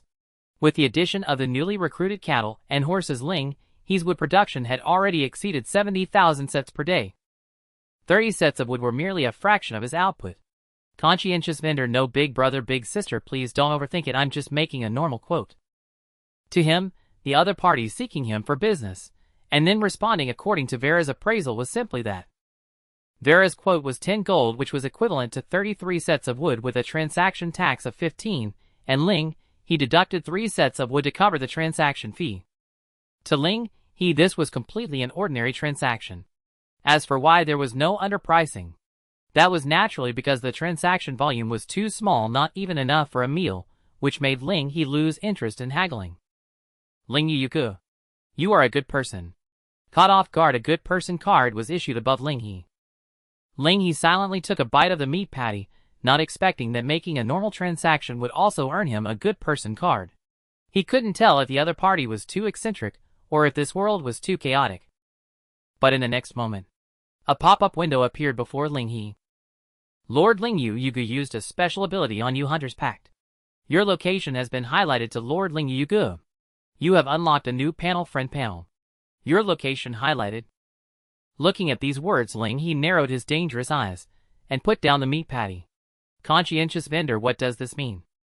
Although the Hunter's Pact had unlocked a brand new friend system for him, Lin He did not feel that this ability carried any goodwill considering the words location highlighted. He did not enjoy fighting, he preferred selling things and being a couch potato. But he understood the principle that an innocent man can be guilty of having treasure. Among the thousands of human lords in the current area who didn't know that he had substantial financial resources. If this Lin He approached him with malicious intent and announced his location in the regional channel, then surely many would come to try and take a bite of his juicy piece of meat. Conscientious vendor, you just said I was a good person. But I think a good person shouldn't be threatened with a gun, right? The implication was already very clear. At this moment, Lin He also realized that her actions were somewhat abrupt. She and the conscientious vendor were not close enough, and recklessly using a special ability on the other party would inevitably lead to misunderstandings. Therefore, she immediately spoke to remedy the situation. Lin He, I'm sorry, my mind was a bit unclear, and I overstepped. I just feel that a good person like you is very dangerous in this current world. Hunter's Pact is a special ability in my growth path that allows me to sense the target's location and life status, but each era can only bind with one target. If I can survive successfully, if you ever find yourself in danger, I think I can help you. Conscientious vendor, no need. With the words no need sent out, Ling He raised his hand to close the private chat interface before him. He was not a 3-year-old child easily believing the words of strangers. Was seeking his location really for his good? If it were true, then everyone would naturally coexist peacefully. But if it were false? Ling He looked toward the lumberyard. The nearly 200 contract axe warriors in his hands were not there for nothing. Whoosh. Human hearts. With a long breath, Ling He raised the meat patty again and put it in his mouth. It's gone cold. The night air was already bitingly cold, and the outdoor meals tended to cool down quickly. Disturbed by the private message, the steak had turned completely cold. Cold food was unpalatable, so Ling He had no choice but to take out a few more gold coins and ask Vera to prepare a fresh serving for him. As for the steak in his hand, a spark of inspiration flashed through Ling He's mind, and he thought of a good use for it. Vera, have you seen hamburger? Vera, who was busy cooking, cast a sidelong glance at Ling He and replied with a hint of irritation, isn't it right under your backside? Huh? Realizing this, Ling He quickly stood up from hamburger. It was just like wearing glasses. Having used hamburger as a lazy sofa for so long, he had subconsciously forgotten its presence. Sorry, hamburger. Ling He reached out and stroked hamburger. I didn't mean to forget you. Gula gula. Hamburger looked at Ling He, curiously puzzled as to why this two-legged creature had suddenly gotten off it. It couldn't understand the two-legged creature's language, so it paid no attention to the exchange between Ling He and Vera. At that moment, Ling He held out the steak which he had taken several bites from to hamburger. Want some? Gulu. Hamburger stared at the steak placed before it, tilted its body, and then shook itself as if nodding in refusal. You're not hungry. Ling He was somewhat surprised. He recalled that aside from a cup of happy cola, he hadn't fed hamburger anything else. Or was it that, as a slime, hamburger didn't experience hunger? But soon hamburger's actions refuted Ling He's speculation. Hamburger pushed away the steak Ling He offered, then hopped and bounced out of the lumberyard. Hey, where are you going so late, hamburger? Ling He hadn't expected hamburger to leave at such a time. He immediately summoned several contract axe warriors and chased after it. It was nighttime now. Leaving the lumberyard meant unknown dangers lurked outside. After a day together, Ling He had grown fond of hamburger. He didn't want his first partner to be torn to pieces by some unknown monster. Stop messing around, hamburger. Come back with me. Burger. His gaze crossing the lumberyard, Ling He froze at the sight of hamburger on the grass outside.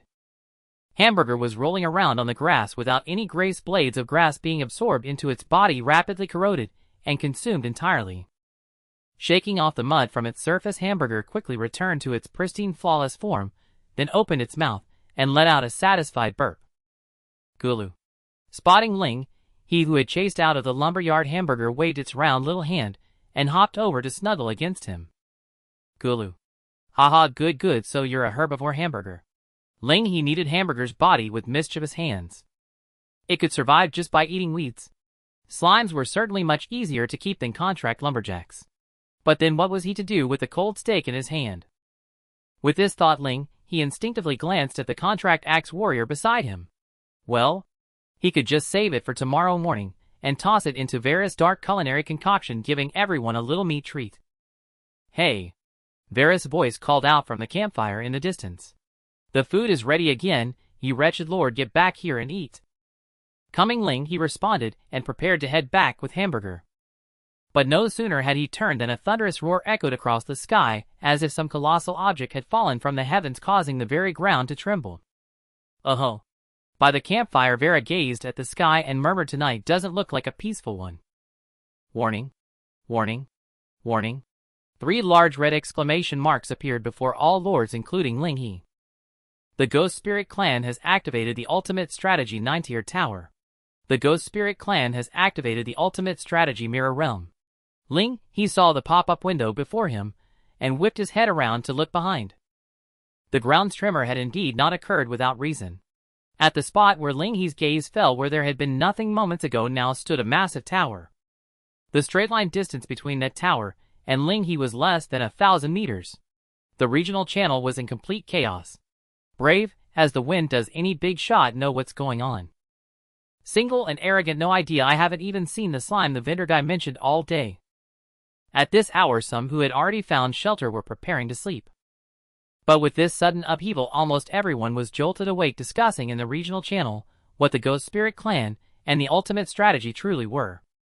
Messages flashed rapidly through the regional channel. The final conclusion of their discussion was no conclusion at all. Throughout the entire day those who had even seen a foreign race were as rare as phoenix feathers, let alone any ghost spirits. As for the ultimate strategy, it was completely beyond everyone's knowledge. But soon a message that could not be ignored appeared in the regional channel. Cold Soul, have you all noticed that the regional chat channel is losing members? Seeing this message, Lin He's gaze shifted to the corner of the panel. The regional channel, which had seen almost no losses throughout the day, had now lost dozens of people in just these few minutes. And as time passed, the number continued to grow. Seeing this, everyone's faces turned grim. The rate of attrition was too fast. This region had only 10,000 people. If this continued, the number of survivors would likely have in a single day. If it went further, everyone would be dead within 3 days. And they knew nothing, not what their enemy was nor what threat they were about to face. A shadow of dread settled over everyone's heads. Except for Lin Xiao. Ha ha ha ha. In the hidden cave, Lin Xiao wore a smug, manic smile. Everyone will die, everyone will perish with me. Before him, besides the regional announcement, there was another notification interface regarding the trial scroll. Match successful trial content, apocalyptic catastrophe, legacy of the vanquished. Summary: a pitiful race defeated in a battlefield far beyond our era. Now they have broken free from the land they were meant to inhabit and intruded into our world, a world as tender as a sprout yet to weather any storms. Choose fight, go mad. Will we let them rebuild their former glory on our soil, or will we feast on their flesh and blood to grow into a towering new tree? Lin Xiao knew that the sudden appearance of the Ghost Spirit clan was the apocalyptic calamity brought forth by the trial pages. Facing this so-called doomsday, even if all the human lords in the entire region united, they would still be powerless to resist. Moreover, humanity would never unite. As a member of the human race, Lin Xiao believed he had thoroughly seen through the depths of human depravity. Just then abrupt footsteps echoed from outside the cave where Lin Xiao was hiding. Rustle, rustle. Lin Xiao's ears pricked up, his smile vanishing completely as he cast a wary gaze toward the entrance. Who's there? He had his own calculations. At this hour the subjects he had sent out to gather resources should not have returned so soon. In response to Lin Xiao's cautious voice, the footsteps outside paused for a moment. Then a little girl's voice reached his ears from beyond the cave entrance. Big brother, can you let me stay for one night? Why, it's so dark outside, I'm so scared. Just a little girl. Lin Xiao did not let his guard down. A girl appearing at such a time could only be either another human lord or a special subject of some lord. Either way, it was not good news for him.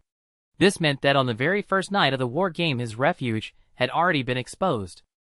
Murderous intent surged within Lin Xiao's heart, but he did not reveal it. Concealing a sharpened stone dagger in his sleeve, he adopted a gentler tone and said to the outside, Come in! Okay. As her voice fell, a lively little girl in a dirty princess dress stepped into the cave from outside. From her attire, Lin Xiao confirmed that she could only be a lord. In this era, such industrialized products could not be produced. Big brother! Upon entering the cave, the little girl's eyes lit up at the sight of Lin Xiao, and she moved to draw close to him. Lin Xiao was ready to strike, but a glimpse of a man following her into the cave made him retract the stone dagger in his sleeve. This one had brought her subject. Raising the threat level of the girl in his mind, Lin Xiao stepped back deeper into the cave, without a sound, creating distance between them. Seeing this, the little girl paused, her voice tinged with disappointment. Does Big Brother dislike me? Lin Xiao did not answer, merely watching her in silent vigilance. Silence was answer enough. The little girl sighed. Since Big Brother dislikes me, you'll leave then. That would be for the best. Lin Xiao said coldly. But before I go, can Big Brother answer one question? The little girl lifted her head, her voice no longer as delicate as before. Lin Xiao said nothing, merely replying with a single word. Ask. See, Big Brother does care about me after all. Lin Xiao remained stone-faced. All right.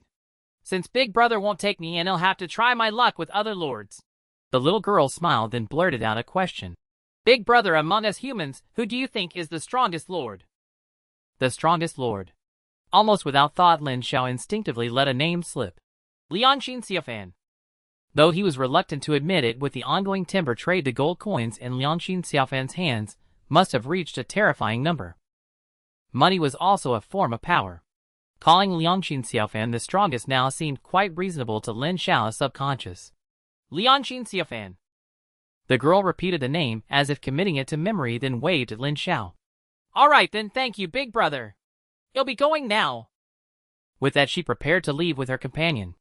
But the next moment Lin Xiao's voice suddenly rang out. Wait! Big brother can't bear to drive me away in the night after all. The little girl turned back with a smile. But a sharp blade plunged heavily into her throat. You're not going anywhere. Lin Xiao pulled the stone dagger from her throat, blood splattering across his face. The girl stared at his maddened visage, instinctively opening her mouth to call for her subject's help. But all she heard was the sound of blades piercing flesh, and her subject collapsed in a pool of blood. Lin Xiao's subjects, who had been out gathering resources, had returned. In the end, the girl could only vanish in a flurry of particles before Lin Xiao's eyes, her face full of unwillingness. Just as I thought. Lin Xiao picked up 2 gold coins from the ground, a hint of mockery in his gaze as he looked at the spot where the little girl had fallen. If she were a normal human, whether subject or lord, her body would not have disappeared after death, nor would she have dropped such a large amount of coins. This scene could only prove one thing: the girl and her subject were not human. The cause of her exposure lay in her own words. We humans, Lin Xiao sneered.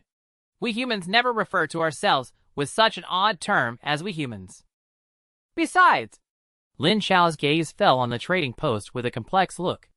Almost all the timber listings now bore the name Lianxin Xiaofan. A human lord who didn't know Lianxin Xiaofan. Did they take him for a fool? Recalling the prompt window that had popped up earlier, Lin Xiao could easily guess that this might be one of the Ghost Spirit Clan's ultimate strategies, the Mirror Realm. Disguising themselves as fellow lords to get close, then striking with a single blow. Perhaps he could use this to his advantage. Lin Xiao's eyes fixed on the glaring name of Lianxin Xiaofan in the trading post. If his guess was correct, the Ghost Spirit Clan would also be gathering information about the strongest human lord from others. The conclusion they would ultimately reach could only be Lianxin Xiaofan, the one who attracted all the attention. If he could fan the flames during this time. Lin Xiao turned his gaze to the regional channel, a sinister smile curling at the corner of his mouth. Lianxin Xiaofan, let's see how you handle this one. Creator of fate. Everyone listen to me. Now facing the Ghost Spirit Clan, we have no intelligence at all, and we know nothing of the potential threat of the ultimate strategy. In this situation, staying scattered in the wild is no different from courting death, giving the foreign race a chance to pick us off one by one. Therefore, I urge the more powerful lords to voluntarily reveal their location so that weaker lords nearby can gather toward you. Only by uniting can we survive the current crisis. Back at the logging ground, Ling He had returned to the campfire and finished the freshly fried meat steak from Vera. He was now sipping his happy water leisurely while scrolling through the regional channel. Thus, every message Lin Xiao sent did not escape his notice. United. Together. Ling He rubbed his chin. Although this user named Creator God had previously stirred up quite a bit of trouble against him in the regional channel, now his words did carry some weight. Gathering together with other lords might allow him to collect a bit of protection fees, heating fees, site fees, and the like. The more he thought about it, the brighter Ling He's eyes grew. If he could acquire more building blueprints and construct a shelter using surplus timber, could he then add toll fees and entry fees on top of those charges? Ling He admitted he was tempted. As someone who enjoyed a bit of business, he harbored no strong xenophobia. Profit was what mattered. If he could tolerate Hamburg, a foreign lord who once sought to kill him, then lords of his own kind were naturally even less of a concern. After all, unity meant charging fees. He sought wealth, others sought survival. It seemed a fair trade. Yet just as Ling He pondered this, he discovered someone in the trading hall had already beaten him to it. Call me War Maniac. If you're near a stream, try to find me. The terrain where I am is relatively flat. Near the stream there's a maple tree with a burl on its trunk. If you're nearby, you should be able to spot it from a high point. I've sent my people to wait by the stream. Anyone who encounters them can follow them back. This guy is fast. Ling He sighed inwardly. He hadn't even figured out the fee structure yet, and this War Maniac had already announced his landmarks. As, call me War Maniac. revealed his location reference scattered messages about position soon appeared in the regional channel. Seeing these messages, Lin Xiao's smile grew more sinister. Those who could now share their locations in the regional channel were either reckless novices or truly formidable individuals. Or perhaps both, reckless yet powerful. Faced with the unfolding apocalypse, these lords, who chose to trust others, would be the most vulnerable targets. Yet Lin Xiao remained somewhat unsatisfied. The one he truly wanted to target had not yet spoken in the regional channel. Creator God, speaking of which, where's our little vendor? Seeing this, Ling He, who was about to post his own landmarks, frowned instantly. Was this an attempt to thrust him into the spotlight with a single sentence? This user named Creator God never missed a chance to stir things up against him. As expected, the regional channel's focus quickly shifted to Lin He. White Lady, where's the little vendor? Shouldn't he be the strongest among us? Why hasn't he spoken? Broken Wing, maybe the little vendor's already asleep. Useless nickname, who knows? Perhaps he was killed by that final ghost tribe strategy. I bet he's among the casualties in the regional channel. Chicken, duck, fish, cat, don't talk nonsense. The little vendor's items are still up in the trading hall. He's definitely alive. Lin He was already the most talked about figure in the regional channel. With Lin Xiao stirring the pot, nearly everyone began discussing why Conscience Vendor hadn't revealed his location. Some were well-meaning, but many harbored malicious speculations. Lin He even saw several people cursing him to die. Humph, is the bastard lord upset? Vera sidled up to Lin He, glancing at the regional channel's messages. Here, this one and this one. She pointed out several usernames. These cursing you are the clowns we drove out of the market this morning.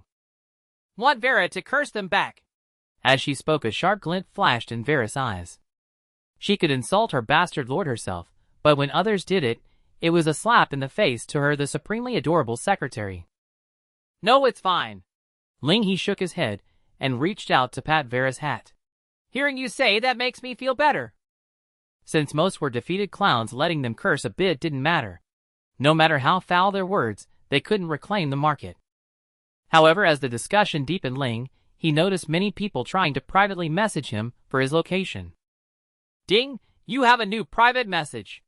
Spirit Rain Melody, whatever you do, do not reveal your location. Please trust me. Huh? This person again? Lin He frowned. If not for this Spirit Rain Melody, he wouldn't have let that piece of meat go cold without finishing it. And she told him not to reveal his location, but hadn't she already used a skill to find him? Conscience Vendor, give me a valid reason. Spirit Rain Melody, I just killed someone. Conscience Vendor. Lin He's frown deepened. He truly couldn't understand what this Spirit Rain Melody meant. She told him not to reveal his location, yet she already knew where he was. When he asked for a reason, she said she'd killed someone. Was she threatening him? I'll kill you in 3 days. Spirit Rain Melody, don't block me. Please calm down and let me explain. Conscience Vendor, fine. After all, Spirit Rain Melody was a potential customer, and Lin He didn't usually block them. Besides, he wanted to hear what wisdom she had to offer. Spirit Rain Melody, I just killed someone, but what I killed wasn't human. Those things can disguise themselves as human lords talk to us normally, but their language is a bit off. Their true forms aren't strong, but they drop several gold coins upon death, an abnormally high drop rate, almost terrifyingly so. I suspect they're related to the recently appeared ghost tribe. Before I grew suspicious, they asked me who the strongest human lord was. I blurted out your name. You might now be targeted by the ghost tribe. So please trust me. Never interact with other lords outside the chat interface. You're a good person. I don't want to see you die because of kindness. This inexplicable fellow had once again handed her a good person card. Lin He's lips twitched. He was indeed a benevolent and kind-hearted man, but his brand of good person was likely a different species from the one Ling Yuyug had in mind. Nevertheless, the other party had inadvertently provided him with some useful intelligence. As a seasoned merchant, Lin He naturally knew how to avoid dampening the mood. Conscientious peddler, alright, I've noted it down. Meanwhile, in the regional channel, the content he had already edited was quietly deleted by Lin He. Upon seeing Lin He's affirmative reply, Ling Yuyug, far away in the snowy plains, breathed a sigh of relief. Because of her previous overstepping actions, a considerable rift had formed between her and Conscientious Peddler, so she was genuinely afraid he would take her advice as a mere whisper in the wind. Fortunately, he was no fool. In the regional channel, the speech of the God Creator was clearly questionable, as if deliberately guiding something. Trusting him would be like becoming the bullseye and at shooting range the most dangerous position. Lin Yu's gaze swept across the regional channel, a glint of coldness flashing in her eyes. Whether a good person or a villain turning a blind eye to death was only human nature. But those who would kick a man when he's down, especially with foreign threats looming, were the ones she truly despised. The few gold coins that had just dropped were clenched tightly in Lin Yu's palm. She could no longer afford to recover slowly as originally planned. On the other side, Lin He closed all the panels of those trying to message him privately, then stretched his arms skyward and yawned. Eating too much always makes me drowsy. Yawning, Lin He rubbed his sleepy eyes and looked at Vera. Do you think that thing Lin Yu had mentioned will come looking for us tonight? Yes. Vera's reply was resolute, her tone serious without any hint of jest. Her gaze fixed on the tower outside the forest. Given the tower's height, even from within the forest one could glimpse it through the gaps in the leaves just by looking up. A faint smile curled at the corner of Vera's lips. Since they've already encroached upon our borders, I doubt they'll fail to visit us, their future neighbor.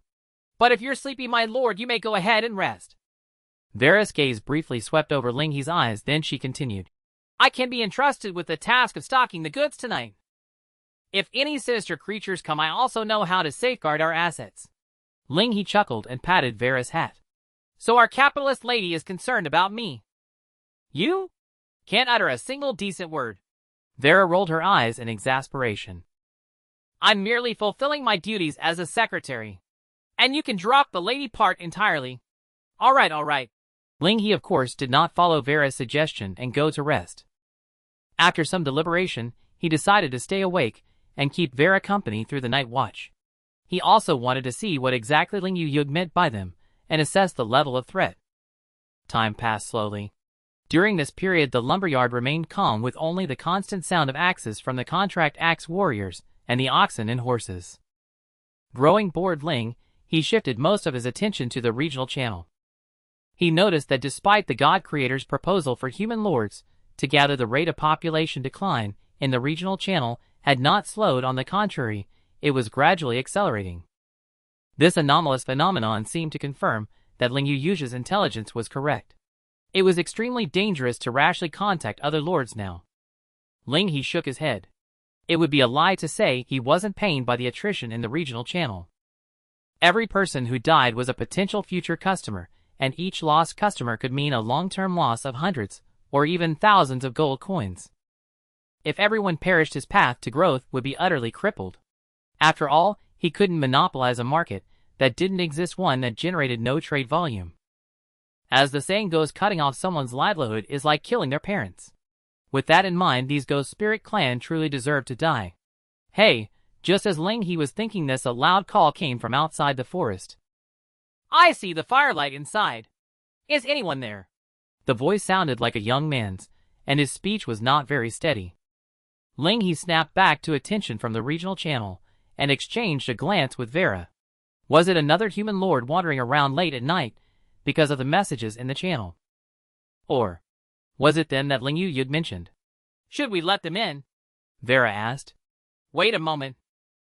Lin He gestured for Vera to be patient, his mind racing with calculations. The Spiritwood lumberyard had no fences or defensive measures. It was essentially just a forest on a plain. If they wanted to enter, they could have simply walked in without asking. From this point alone, the other party seemed sincere and showed no signs of malice. With that thought, Lin He stood up and called out loudly. Someone's here. Just come on in. I have plenty of timber and firewood. You're welcome to stay the night. As Lin He had thought earlier, he didn't mind outsiders. But the reply from outside the forest caught him off guard. The young man's voice carried a hint of hesitation. Sorry, we're not really familiar, so it's better not to come in. Could you come to the edge of the forest? We can talk face to face. Was he suspicious of him? Lin He found it somewhat amusing. But on second thought, it wasn't unreasonable. While he was suspicious of them, they had every right to be suspicious of him too. A forest this large could easily conceal an ambush. Stop the contract axe warriors from working, Lin He ordered. Have them come with us to meet our friends outside. Vera nodded, called the contract axe warriors to halt, picked up a torch from the campfire, and silently followed Lin He. At the edge of the forest, Lin He chose not to have the 100 or so contract axe warriors follow him out, instead keeping them hidden among the trees. In the end, only Lin He and Vera were exposed to view. Facing them was a sizable group of over a dozen people. Leading them was a bespectacled young man.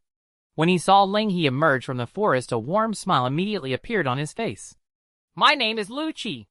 I'm truly sorry to disturb you two so late. Vera nodded noncommittally. You really should be embarrassed.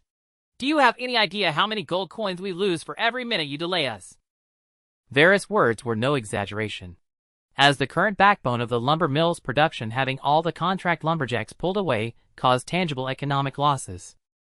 But Lin He, not grasping the implication, could only scratch the back of his head with a wry smile. Vera!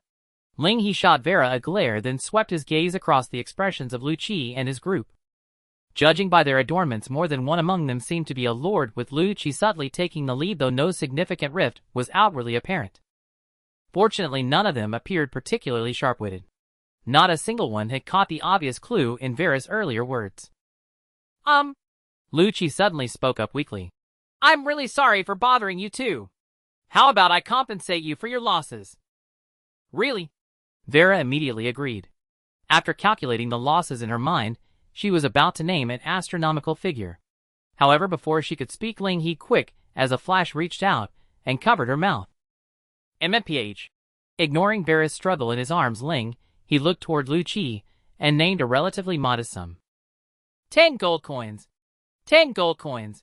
Lin He repeated softly, then quickly broke into a smile. That's not much. He extended his palm, and 10 gold coins materialized from it. Consider these as a token of friendship between us. What do you think?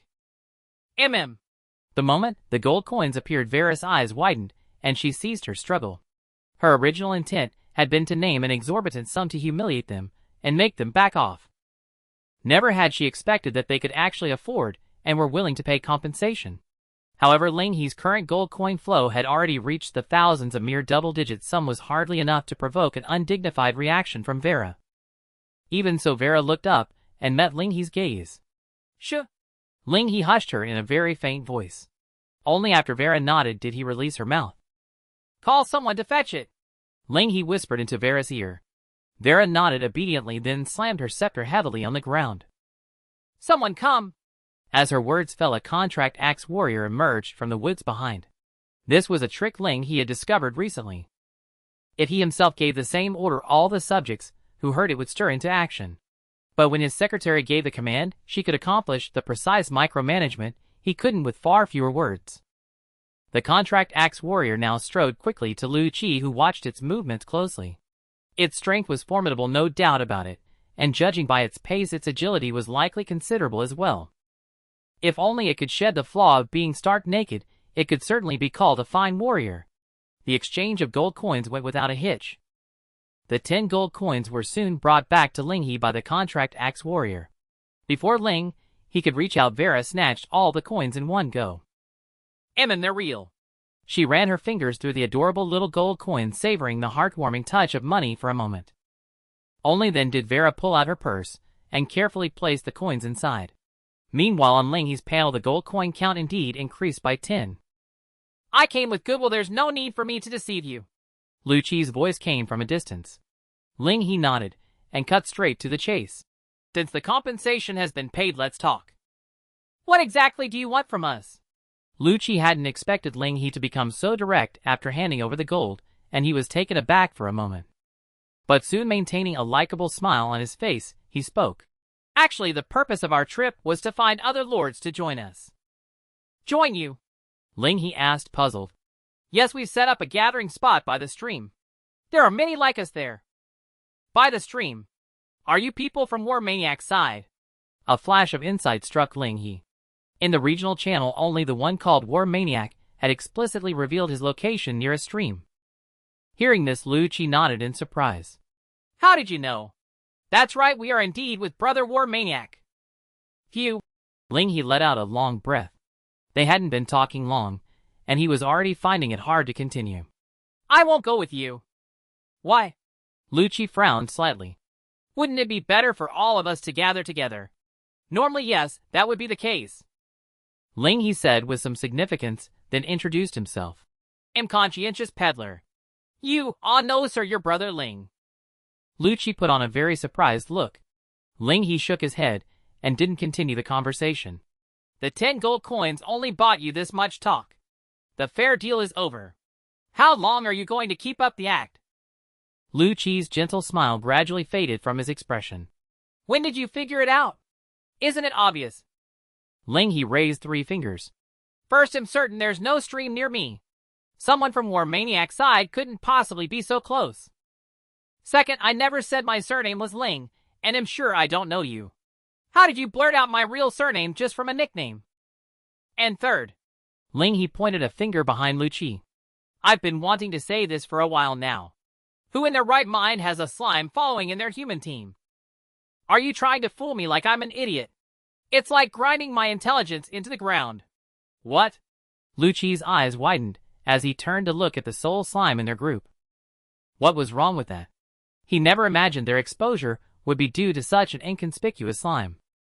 But didn't Ling He's side also have one? However, Ling He had no intention of wasting more words with him. Whether his suspicions were correct or not, and whether they were truly human, he would have his answer once they showed their true colors.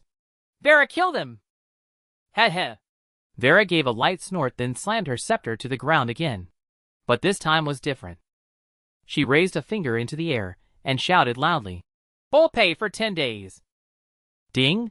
Your secretary Vera uses skill exponential stimulus. Your subordinate contract axe warrior is temporarily enhanced to contract berserker. Contract berserker profit. Profit. More profit. The alluring set of immediate gain is enough to drive a person mad, causing them to lose all sense of reverence, and ultimately flatten every obstacle before them. Special abilities: Index Frenzy, Indomitable Fight to the Death.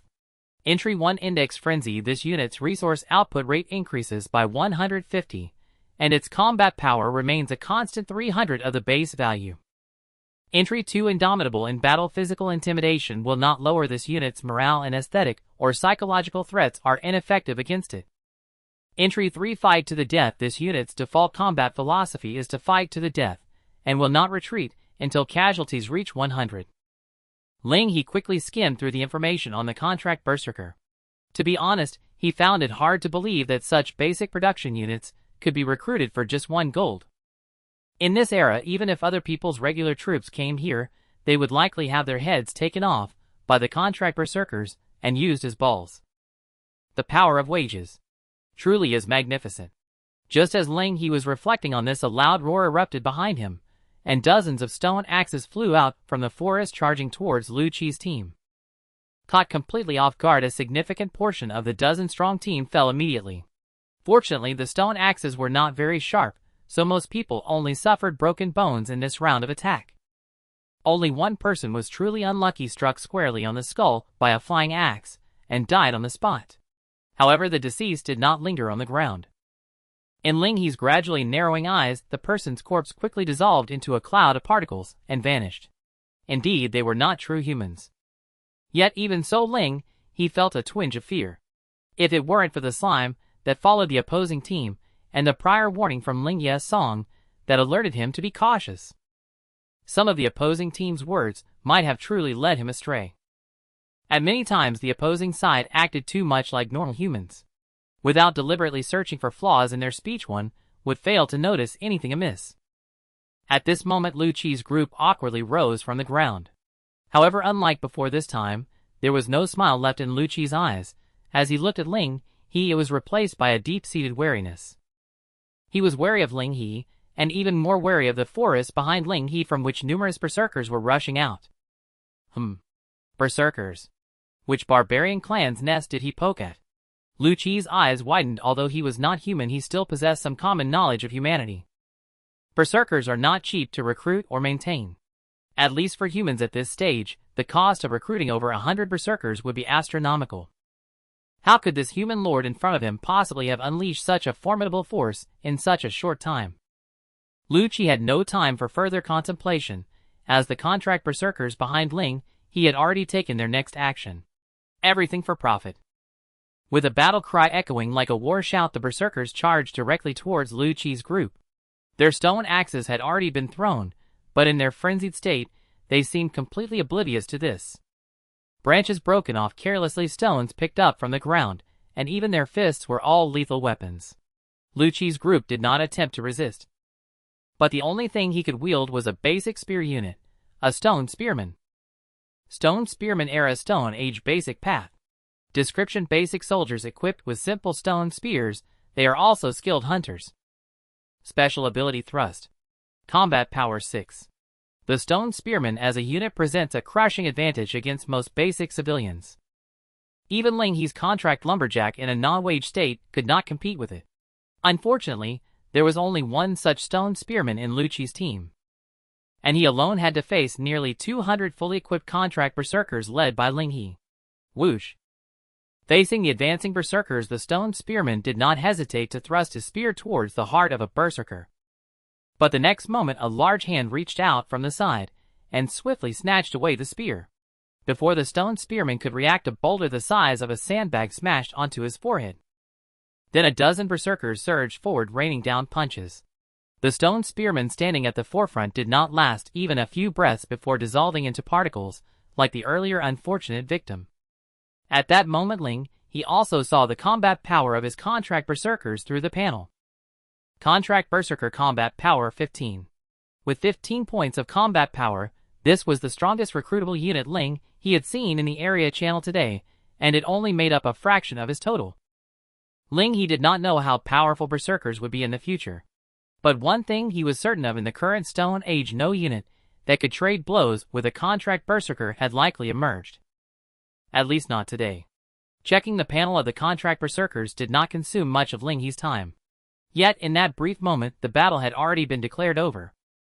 The crushing quality combined with overwhelming numbers made Lu Qi's group's resistance feel as futile as that of chicks. They failed to inflict much harm on the contract berserkers before being pinned down by the berserkers, who retrieved their stone axes and systematically dismantled them. Yay! Seeing Lu Qi's entire group dissipate into the ground, Wayla cheered. Now it's time for the spoils of war. Saying this, she tossed the torch towards Lin He and rushed to the spot where Lu Qi's group had perished to clean up the battlefield. Lin He was startled and hurriedly caught the torch. Hey, don't play with fire on the grass, you heartless capitalist. But seeing Wayla bending down to pick up gold coins, Lin He knew she hadn't heard a word he just said. Do we really lack just a few gold coins? Lin He sighed helplessly but still raised the torch to help Wayla look for the dropped items from Lu Qi's group. You don't understand, you bastard, Lord, Wayla said, shaking her head. Making money can be both a goal and a joy. I am enjoying the process of becoming wealthy through hard work. But you're just bending down to pick up money, Lin He couldn't help but retort. 1, 2, 3, 4, 5, 6, 7, 8. Vera counted the gold coins in her hand one by one, then blurted out a number. There are 34 gold coins in total. 34. Hearing the figure Vera gave, Lin He began to calculate in his mind. Just looking at this number, the spoils of this battle were quite substantial. Across the entire region, for any lord other than himself, this would be an enormous fortune not to be underestimated. However, Vera had used exponential incentive, promising all contracted axe warriors a full 10 days' pay. 174 contracted axe warriors paid for 10 full days meant a staggering 261 gold coins. The gold dropped from killing these foes was barely a fraction of the expenditure. Lin He's face instantly darkened. Which bastard said that murder and arson bring gold and riches? He had killed over a dozen creatures that looked human only to earn this pittance, less than the spare change from selling his timber. In Lin He's view, this saying might as well be changed to murder and arson lead to 3 generations of poverty. The more you fight, the poorer you get, the more you fight. Only a complete fool would think to get rich through war. As Lin He pondered this, his peripheral vision caught a fleeting glint of reflected light near his feet. Is that a gold coin? Vera missed. Lin He instinctively crouched down, pushing aside the thick grass. What he saw, however, was not a gleaming gold coin, but a pitch-black reflective card. Something I've never seen before. Could it have dropped a blueprint or equipment? Lin He glanced at the hundreds of contracted berserkers surrounding him, and Vera then reached out and picked up the card. The moment the card touched his hand, Lin He received the information of the item in his panel. Death Curse of the Ghost Spirit Clan description derived from the Ghost Spirit Clan's ultimate strategy Mirror Within Mirror. When mirror ghosts are slaughtered en masse, the true nightmare descends to eliminate all threats to the Ghost Spirit Clan. Effect when used on a core structure of our faction. If our era is below the 3rd stage, it can serve as an era benchmark, allowing entry into a pseudo-era ahead of time. What a terrifying description. Vera had somehow sidled up to Lin He, looking at the small card named Death Curse and drawing out her words in a sing-song tone. We're about to be cleaned out like trash. Vera is so scared. Lin He couldn't help it. He reached out and flicked Vera on the forehead. Can you talk seriously? And what is a core structure? What is a pseudo-era? Lin He waved the small card in front of Vera. How exactly is this thing supposed to be used? In truth, Lin He knew that this item probably wasn't meant for his current self, as several of the terms in it were unfamiliar to him. Yet he couldn't help but ask about its purpose. Vera puffed out her cheeks and rubbed her forehead. This lady is perfectly serious, you know. Saying that, Vera dropped the baby voice and switched to a more normal tone. Core structures aren't far off, you clueless lord. You'll find out in a while.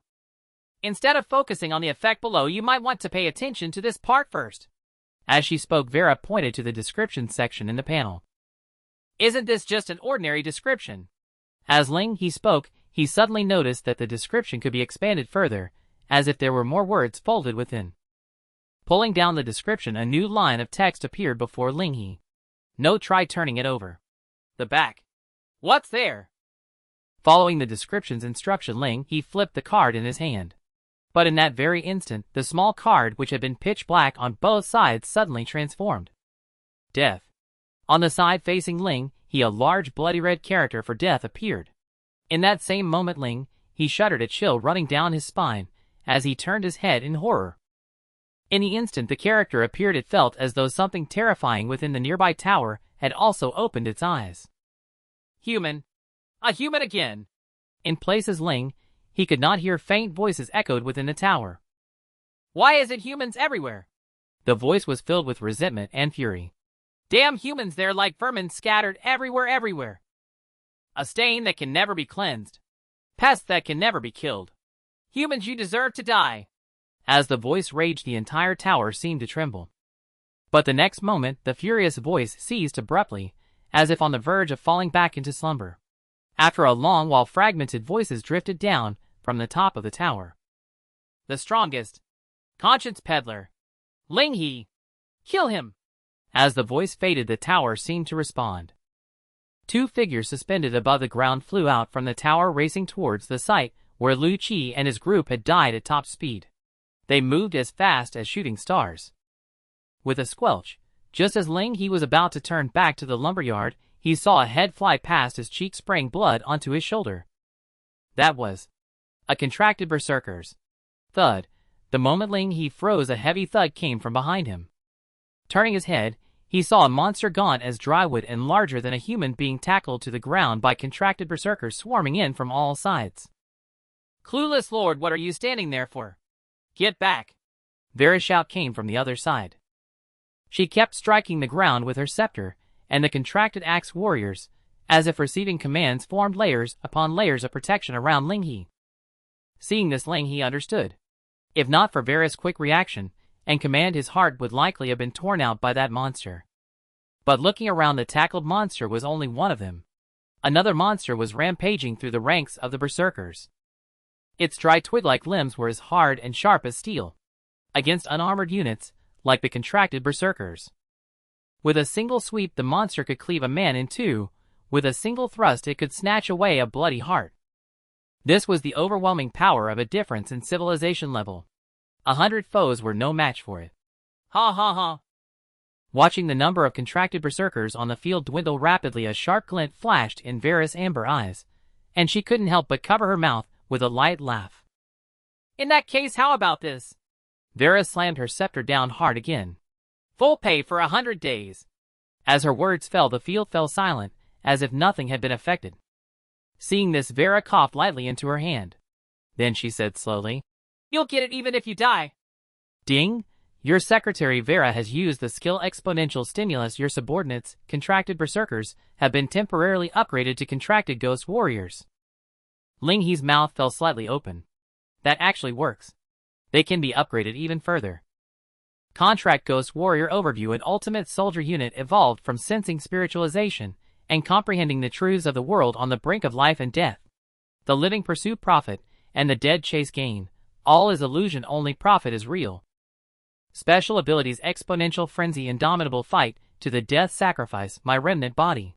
Among these, the first three abilities remain unchanged from the Contract Berserker. Ling He's gaze swept across the panel, focusing on the new special ability exclusive to the Contract Ghost Warrior. Sacrifice, My Remnant Body. Effect: upon receiving fatal damage, resist death until 2 hours have passed, or all core limbs suffer catastrophic destruction. During this triggered effect, combat power increases by 100, and the target of the attack is inflicted with a terror state. At that moment, the few Contract Berserkers, who had just been executed by the monsters, staggered back to their feet, their bodies twisted and askew. Some had lost their heads, others bore a gaping wound from shoulder to abdomen, and a few were reduced to half a body, a sight as if they had crawled straight out of hell. For a moment even Ling He was taken aback, unsure which side, his or theirs, truly housed the monsters. 4. Profit. A ghastly voice, like something from the underworld, emanated from the Contract Ghost Warriors. Even the ghost spirit monster, which had been wreaking havoc moments before, shuddered at the sound. Profit. Suddenly all the resurrected Contract Ghost Warriors lunged at the monster still hovering in the arena. Despite its monstrous form, the ghost spirit could only hastily cleave through a few Contract Ghost Warriors. In an instant, severed limbs and blood splattered everywhere. Yet these death-defying Contract Ghost Warriors proved even harder to kill than undead spirits. Even with just a single limb remaining, they persisted in crawling toward the monster before them. Finally, the ghost spirit monster made a single misstep. A large hand seized a protrusion on its body. It was its only mistake, and would be its last. For in death, the Contract Ghost Warriors could rival its strength. Seizing this chance, Ling He glanced at their combat stats after death. Contract Ghost Warrior Death State. Combat Power 30, twice that of a Contract Berserker. The attribute bonus from Sacrifice, My Remnant Body, wasn't added to the base panel of the Contract Lumberjack. It was a noble external boost. Their combat power after death far surpassed that in life. Seeing this, Ling He's mind steadied. There were only 2 enemies, while he had nearly 200 Contract Ghost Warriors. Alive they were his men, dead they were his ghosts. With Wages leading the charge, victory in this battle was assured. Sure enough, as the protrusion on the monster was seized by a Contract Ghost Warrior, it could no longer float to other positions, its mobility severely hampered. Then more Contract Ghost Warriors swarmed in, tackling it to the ground. Stone axes, rocks, and other heavy objects rained down upon the monster. But unexpectedly, the effect was poor. Ling He frowned slightly. Though the monster's body looked like dry wood, it was anything but brittle. He saw a Contract Ghost Warrior smash a rock until it cracked, yet the monster's exterior remained utterly unscathed. It felt like striking a block of iron with a stone. Hardly any effective damage could be inflicted in a short time. Just then an unexpected turn occurred. The first monster pinned to the ground braced itself and slowly rose. The Contract Ghost Warrior restraining it hadn't entered the death state, so its combat power was only 15, losing in the contest of strength. Suddenly the monster spun, flinging off the restraining Contract Ghost Warrior and regaining freedom. But this time its target wasn't Ling He. Instead, it was Vera. It knew who the true commander of these Contract Ghost Warriors was. Ling He's pupils contracted as soon as the monster's gaze shifted away from him. He sensed something amiss. "Vera, run!" Ling He roared. In that instant the risen monster flashed past the ranks of its kin, and the Contract Ghost Warriors extending an arm to strike at Vera. Its speed was overwhelming. Vera, whose physical constitution was even inferior to Ling He's, could only stare wide-eyed as the withered body drew closer. Her body couldn't turn, let alone flee. Was she about to die? Whoosh! A fireball soared from within the lumberyard, grazing Vera's cheek and crashing head-on into the monster. Instantly a wretched shriek erupted from the monster. In mere moments, the creature that had left the Contract Ghost Warriors at a loss was reduced to a pile of ash. And the one who accomplished this was Hamburger. Vera and Ling He stared in astonishment toward the lumberyard. Gurgle. Hamburger, who should have been asleep by the campfire, rolled out from behind the lumberyard. Its big eyes blinked at Vera, then it decisively rolled over to Ling he nuzzling affectionately against his body. Ha ha, that tickles, ha ha. Caught off guard by Hamburger's tiny round hands, Ling, he couldn't help but laugh, yet he hesitated to push it away given it had just saved Vera. But Hamburger, how did you suddenly become so strong? Ling He rubbed Hamburger's body, his tone tinged with curiosity. Earlier Hamburger's attacks couldn't even finish off a contract axe warrior. How could it now instantly eliminate a ghost spirit monster? Wait. Could it be? A flash of insight struck Ling He. Hamburger, hold on. I need to verify a theory. With that, Ling He extricated himself from Hamburger's embrace, grabbed a torch, and approached the pinned monster. Damn Lord, what are you plotting now? Vera quickly caught up, pressing close to him. She followed his gaze to the monster on the ground. At that moment, the sight was almost horrifying. A twisted monster pinned down by a mass of crawling limbs. A single glance could make one feel their sanity slipping. Fortunately, neither the ghost spirit monster nor Ling He's contract ghost warriors possessed mental damage abilities, so both Ling He and Vera remained relatively sane. I want to test my theory, Ling He said, raising the torch and casually tossing it onto the monster's body. Whoosh! As the flames made contact with the monster's body, the fire spread at an inconceivable speed, engulfing both the creature and the contract ghost warrior that pinned it down in the blink of an eye. Once again, the monster's piercing screams echoed from within the blaze. Ha ha ha ha ha ha. With the firelight reflected in his pupils, Ling He couldn't help but burst into laughter. Of course, this time, there was no burger to tickle him. Vera rolled her eyes, took an imperceptible step back, and asked warily, "My lord, have you finally lost your mind?" "You're the one who's lost it." Ling He turned his head and shot back a glare. Then he turned around again, suppressing the smile at the corners of his mouth, and gazed at the towering inferno before him. Who would have thought that the ghostling monster, with its steel-like body, would be such a flammable substance? Judging by the intensity, it was even more combustible than wood. A single spark falling upon it was enough to send this indomitable death god on the battlefield straight to hell. Perhaps it wasn't just this creature, other creations of the ghostling tribe might share the same trait. A flood of thoughts rushed through Ling He's mind. So that was it. No wonder Lu Qi and his group had been so reluctant to enter the forest earlier. Their fear wasn't of any ambush he might have set, it was the campfire burning within the forest. But this thought lingered only for a moment in Ling He's mind. Lu Qi and his men were too weak. They had been taken down in a single encounter by the contract berserker. So even if Ling He wanted to verify his theory, he had no way to do so. At that moment, the blaze before him, which had risen swiftly, subsided just as quickly, finally dying out. The ghostling monster was reduced to ashes, and even the contract ghost warrior's limbs that had held it down were charred black by the flames. A strange aroma of roasted meat wafted up from the scene. Ling He hesitated briefly, then took a half step back to stand level with Vera. Glancing around the surroundings, Ling He leaned close to Vera's ear and asked, "What are we going to do with these contract ghost warriors?" In the rampage of the ghostling monster, at least half of the contract ghost warriors had sustained fatal wounds. Now, with their bodies cleaved apart, they could only struggle against death, lingering on in a state of resistance. In just over an hour, they would completely collapse, becoming a heap of rotting flesh. What else can we do?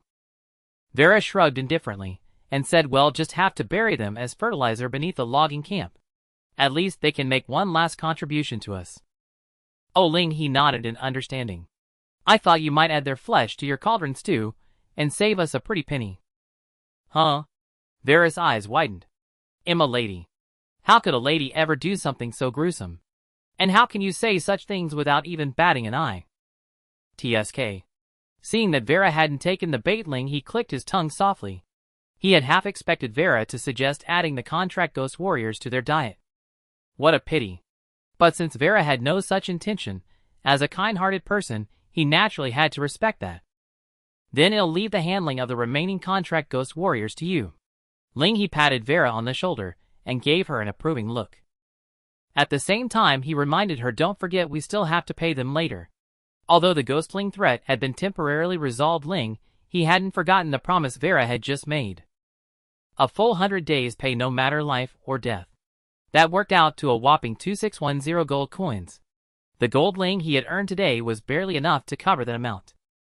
Reminded by Ling He, Vera clearly realized this as well. since it was a promise already made. Going into debt probably wouldn't be an option. That meant even if half the contract ghost warriors fell, she would still have to prepare 2610 copper coins as their daily wages. If she accidentally overspent and couldn't come up with the pay, it wouldn't be a problem that could be solved with a simple excuse of refusing to pay. The rebellious contract ghost warriors would truly be capable of hanging her, and that bastard lord from an old crooked-neck tree. The mere thought sent a shiver down Vera's spine.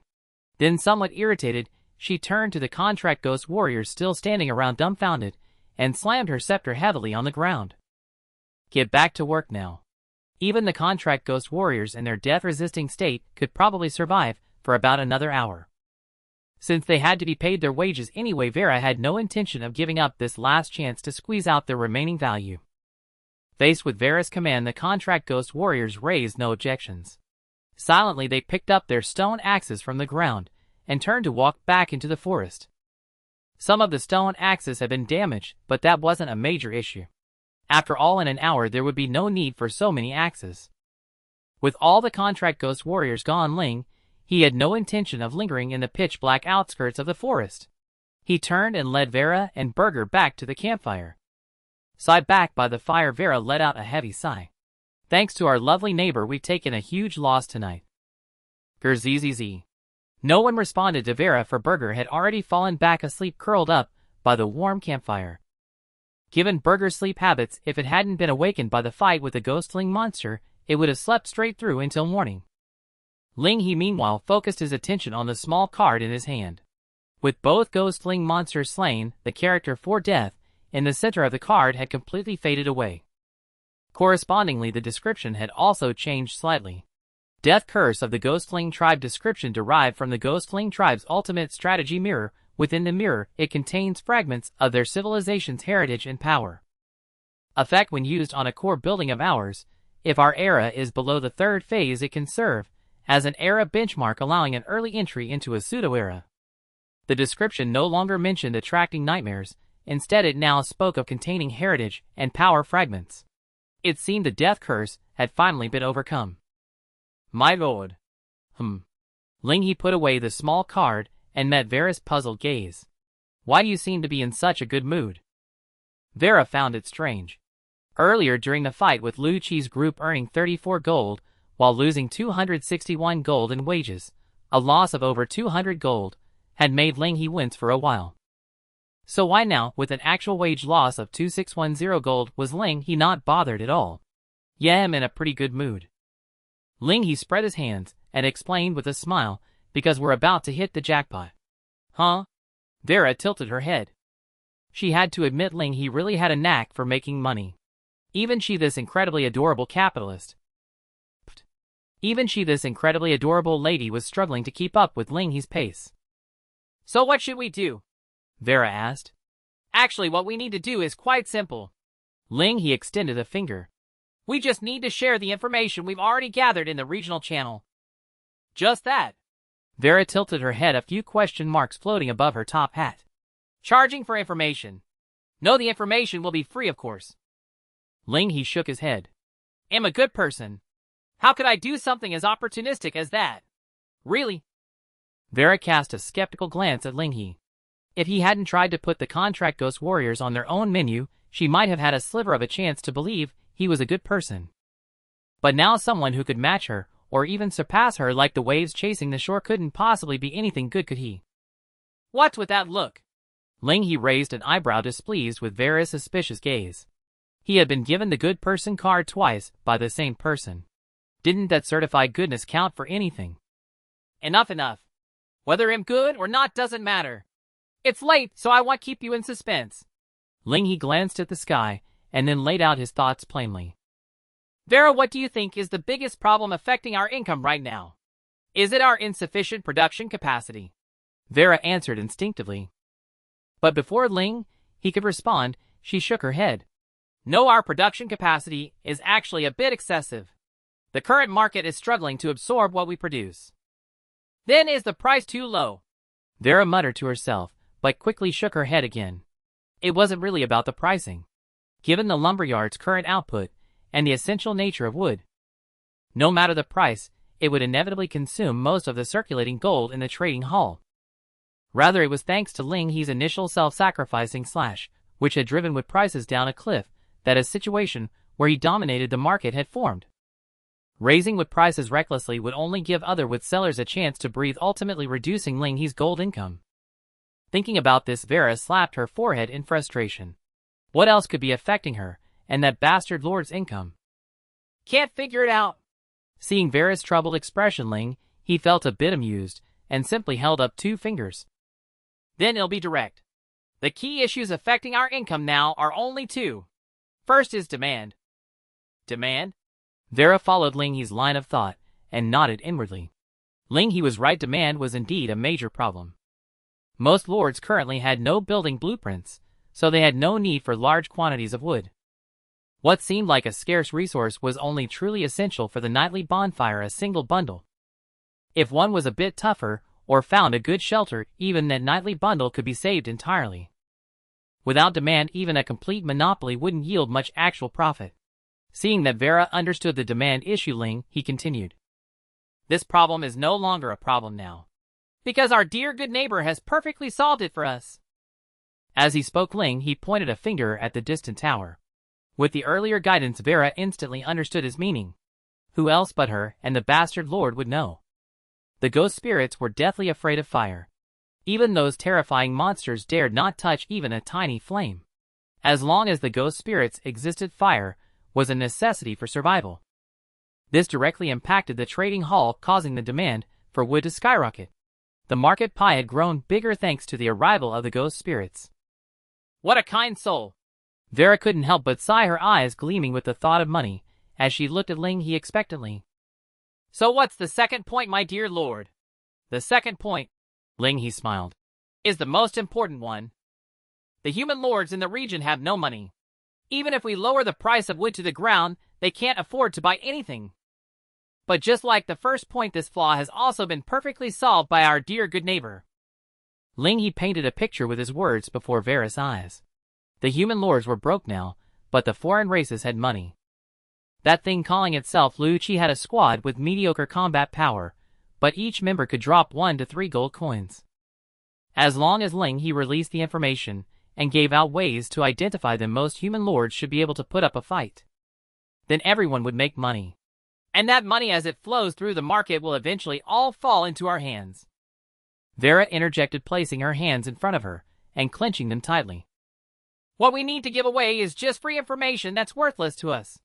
In return, we grow the market pie and turn all the lords into tools for collecting wealth on our behalf. In the end, those people will be crying tears of gratitude toward you. Wanting both fame and fortune, you're more wicked than a devil from the abyss, my dear lord. Lin He rolled his eyes. I told you I'm purely a good person. But now you should understand my good intentions, right? Giving away all the intelligence for free might not make him money, but it was unlikely he wouldn't profit at all. Mom. Vera nodded vigorously. So when do you plan to start your evil plan? Wait a bit. I need to confirm one last piece of information. Knowing he couldn't correct her, Lin He stopped fussing over Vera's choice of words and opened his private chat interface, messaging an old acquaintance. Conscience Peddler. War Maniac bro, you there? Meanwhile, at the lakeside, Lord Gathering War Maniac stared at his private chat screen, his eyes full of shock and disbelief.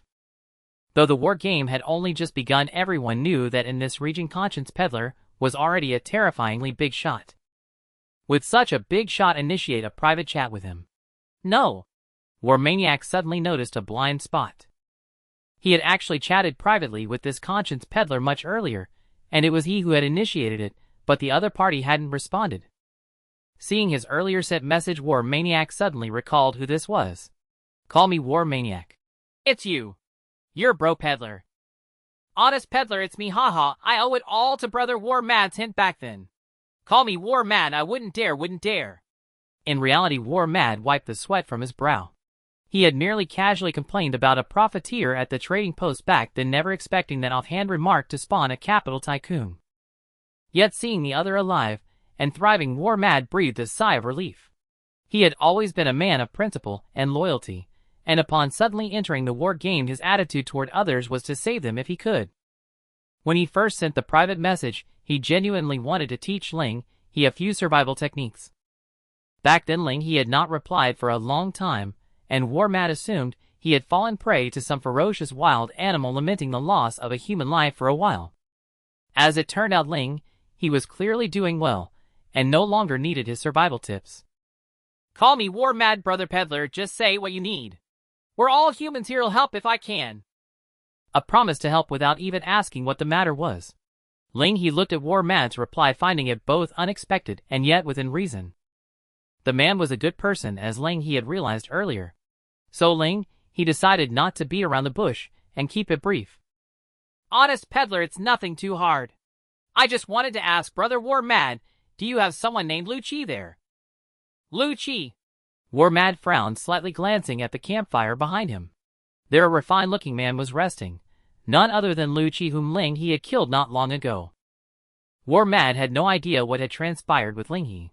At that moment, he was full of questions. Why was Honest Peddler looking for Lin He, and how did he know Lin He was here? Taking a deep breath, War Mad sent another private message. Call me War Mad, has Lin He offended you in some way? The sudden inquiry about Lin He was the most likely scenario War Mad could think of. Staring at the private chat interface, War Mad felt a wave of hesitation. Offending Honest Peddler now would not be wise. If the answer was yes, should he expel Lin He from his camp? But faced with someone who had come to him for refuge, War Mad found it hard to be that ruthless. Fortunately, Lin He's next reply put him at ease. Honest Peddler, no. If anything, he seems like a rather gentle person. But thanks for the answer, Brother War Mad. Knowing Lin He is with you clears up a lot of my confusion. Call me War Mad, you're welcome. But what exactly is this about Lin He? He's here with me now. Could you enlighten me, Brother Peddler? War Mad racked his brain, but couldn't figure out what Lin He's presence meant to Lin He. Honest Peddler, check the regional channel. The regional channel. Following the suggestion, War Mad opened it, and Lin He had already begun his broadcast. Honest Peddler, good evening, folks.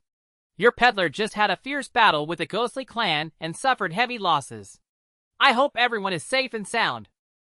Sunset Like Blood, Brother Peddler, is back. So you were all fighting and missed the regional chat discussion. Mr. Suave, not so suave, I'm fine. A few inhuman things came after me, but the wolves chasing me tore them apart, and I quietly picked up a few gold coins.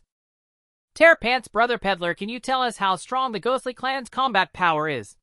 Oh, seeing someone ask this, Lin He perked up. Honest Peddler, as for the ghostly clan's combat power, let me put it this way. The stronger monsters can slaughter 30 combat power units like dogs. Of course, they aren't invincible. Just expose them to fire, and they'll be destroyed instantly. Whether are you telling the truth, Brother Peddler? Then I'd better stock up on firewood. I quit drinking weight. Brother Peddler already has formed units with over 30 combat power. At this, many noticed the hidden implication in Lin He's words and drew in sharp breaths. What did 30 combat power mean in the current situation? With everyone's strongest subjects barely reaching 10 combat power, a unit with 30 would be like an armored vehicle rolling over natives. Yet Honest Peddler claimed the ghostly clan's monsters could slaughter such units like dogs. Many thought this, and their first reaction was disbelief. Useless username words are cheap. Can you provide proof? Occasional doubts popped up in the regional channel. Lin He merely glanced at them and brushed them aside. My lord, aren't you going to refute them? Vera leaned on Lin He's shoulder and asked. Lin He shook his head. Those who trust me will believe, and those who don't can wait for their next life to have a chance. He didn't see himself as a protagonist in a novel, nor a hero in a fairy tale, nor a good person like War Mad. Wasting his breath was something Lin He had no desire to do. Ha ha. Vera laughed beside him. I was just thinking the same. Who are these riffraff to trouble our ultimate proprietor with explanations? Humph. Lin He nodded in agreement. When it came to flattery, Vera's words were quite pleasing. Though he wondered if it was his imagination, Vera's title for him seemed to have risen a notch above my lord. Snapping back to reality, Lin He continued sharing intel on the regional channel. Honest Peddler, of course, not all ghostly clan units are as terrifyingly powerful as the monsters I just described. One type of monster is about on par with us. Lin He laid out his conjectures about the mirror realm, including the verified intel. Some accursed entity would masquerade as other human lords to approach them, gain their trust, and then kill them. These shapeshifters likely had prototypes within the region, their personalities and knowledge of the terrain closely tied to the originals. In most cases, one could identify them by spotting discrepancies in their words. But Lin He offered a better solution, one so simple even a fool could use it to tell if someone was truly human. That is the private chat function. By properly utilizing the private chat function when interacting with someone, simply greeting them can reveal whether the person standing before you is real. The pure internal channel of the human race is now the greatest reliance for everyone against the threat of the ghost spirit clan. However, Lin Xiao, who was lurking in the channel, scoffed upon seeing the information Lin He shared. TCH. It was a good method. Having once encountered a disguised monster and survived, he naturally knew this approach was entirely feasible. But that conscientious peddler miscalculated one thing. For this method to work, it required unreserved, ungrudging cooperation among all human lords in the area. And the evil of human nature would be fully revealed in this link. Just then a chat message appeared before Lin Xiao. Mr. Dashing not dashing is the person standing before me, you. Seeing the private message, Lin Xiao narrowed his eyes. Had someone already encountered the ghost spirit clan monster imitating him so quickly? The next moment, the corners of his mouth lifted as he decisively replied in the private chat. Creator God, yes. Mr. Dashing not dashing, then take a step with your left leg, raise your right hand to make a peace sign, and spin around 3 times on the spot for me. Instantly Lin Xiao's smile froze completely on his face. If it were really him standing before the other person performing these actions would naturally be no problem. But the issue was that what stood before that person was not the real him at all. Sure enough, because Lin Xiao made no move, a new private message soon arrived. Mr. Dashing not dashing, liar. With the word liar, Lin Xiao was completely blocked by him. At the same time, Lin Xiao's face darkened, because he suddenly realized that the concept of the evil of human nature seemed unattainable in the perfect solution offered by the conscientious peddler. Unconsciously, he had lost again. Damn, it was this also within the conscientious peddler's calculations. As Lin Xiao thought this, several pop-ups appeared on his private chat interface again. But this time it was no longer questions about whether he was opposite them. On the other end of the private chat were several timber merchants wanting to discuss with him how to deal with the conscientious peddler. Seeing this, Lin Xiao's eyes lit up. Indeed, although the conscientious peddler had a good reputation, he had offended no small number of people. Originally in the trading house, the cake of the timber sector could satisfy everyone, but that conscientious peddler insisted on making a big cake smaller. Making it smaller was bad enough, but he also hogged the whole cake. The timber merchant, starving with hunger, probably wished they could devour the conscientious peddler alive. And the few who came to private chat with him now Lin Xiao had some impression of. In his previous view, these people were nothing but a bunch of lowly trash. But as things stood, even trash had its uses. Whether they could spoil the whole pot depended entirely on them. With this thought, Lin Xiao quickly sent a message in the private chat. Creator God, gentlemen, listen to me. How about we cause some trouble for that blackheart peddler? Useless screen name, I can't wait to do that. Do you have any good ideas? Spit it out. Creator God, don't rush. We can first do this, and then do that. Whether it was Lin He's illusion or not, just after he shared the intelligence, his reputation in the area seemed to have dropped significantly. A flood of conspiracy theories against him surfaced inexplicably. And these conspiracy theories split into 2 camps, believers and non-believers. The non-believers had nothing good to say, sneering at his words. No way does anyone actually believe him. Who believes there will be a zombie crisis in 2 days? Wow, a unit with 30 combat power is so strong. Our little peddler is amazing, doesn't even need a draft to brag. You think our peddler's run out of steam? He didn't even dare to post his location reference earlier, and now he's making up stories to boss everyone around. As for the believers, they questioned why Lin He knew this intelligence, and what his intentions were in releasing it. Why do you think the peddler knew everything as soon as the Ghost Spirit clan appeared, while everyone else was still in the dark? Yeah, how much time has passed? If he had the intelligence, why didn't he keep it to himself? Why broadcast it in the area? Could it be that the peddler has become a lackey of the Ghost Spirit clan, releasing some intel to trick us into being killed? Lackey. Vera chuckled, nudging Lin He's shoulder. Someone's calling you a lackey, my lord. Don't you have any reaction? Let them curse. Lin He shrugged indifferently. He had already shared all the necessary intelligence, practically putting the meal to their lips, almost spoon-feeding them, with a perfect guide laid out before them if they ignored it or still lost what could be said. Just that fate had sealed their doom. As for the direction of the area channel Ling, he could tell there was a current targeting him. But he was not a man obsessed with reputation. To those targeting him Ling, he could only say it's fine to fool others, but don't fool yourselves. If they were truly stupid enough to deceive themselves, then in a few days Ling, he would probably never see them stirring up trouble against him again. Having finished everything Ling, he yawned, rubbed his sleepy eyes, and turned to look at Vera beside him. Vera, does your earlier offer still stand? What offer did I make? The one about you keeping watch? Without giving Vera a chance to respond, Ling, he stood up, spread the burger flat on the ground, and lay his whole body down. Seeing this, veins bulged on Vera's forehead. You bastard lord, you didn't even give me a chance to refuse, did you? Ling He, now lying on the burger, and about to drift off, only gave perfunctory replies. Vera, keep it up, Ganbat. Huff.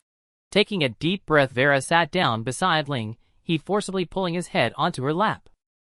Sleep closer to me, I still need the trading house panel for listings. Ling He didn't resist letting Vera move him as she pleased. After a long while between half sleep and half wake Ling, he suddenly called out Vera's name. Vera!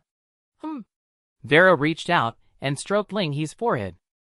Calling out to her in his dreams, it seemed she held a significant place in that bastard lord's heart. But the next moment Ling He's next words came out faintly. Vera! If you see any Happy Cola at the trading post, buy it all. So what he was thinking about was Happy Cola. In that scoundrel lord's heart she was worth less than a bottle of Happy Cola. Vera gritted her teeth, raised her trembling fist, and after a long moment gently lowered it. Sigh. Letting out a soft sigh, Vera gently rubbed Ling He's forehead again and whispered, All right, I understand. Ling He didn't know how long he had slept, only that in his dreams he was surrounded by a maiden's fragrance. The air around him was fresh, the temperature comfortable, and the mattress soft. So like a salted fish, Ling He rolled over and buried his face in a pile of clothes. Just a little longer, zzz. Slap. Ow! With a jolt, Ling He sat up on top of hamburger, clutching his cheek, his gaze darting around. Who hit me? Did the ghost spirit clan attack again? Not quite. Vera appeared before Ling He with a gentle smile, dark circles under her eyes. You idiot lord, do you have any idea what time it is? Is it morning? It's noon, you fool. Vera placed her hands on Ling He's shoulders and shook him violently. How much longer do you plan on sleeping, you idiot lord? Do you know that the lumberjacks rest even later than you, but wake up to work earlier than you? How can you sleep at your age? My loyalty to you has all been eaten up as midnight snacks and breakfast. Grumble. As she said this, Vera's stomach growled with hunger. Only then did Ling He notice several empty bottles of Happy Cola scattered at Vera's feet. She must have survived until now on those few bottles. And further away, over 1,000 bottles of Happy Cola were piled up, reaching as high as a person. Ling He offered an awkward but polite smile. Vera, why didn't you just buy yourself something to eat? Because you didn't give me permission to buy bread and meat. Vera rolled her eyes. As a secretary under normal circumstances, she couldn't just spend Ling He's money freely. As for buying the Happy Cola, she had done so on his orders, purchasing every bottle on the market. Here. Vera summoned the interface in front of Ling He. As you commanded, my idiot lord, I've acquired over 1,000 bottles of Happy Cola since last night.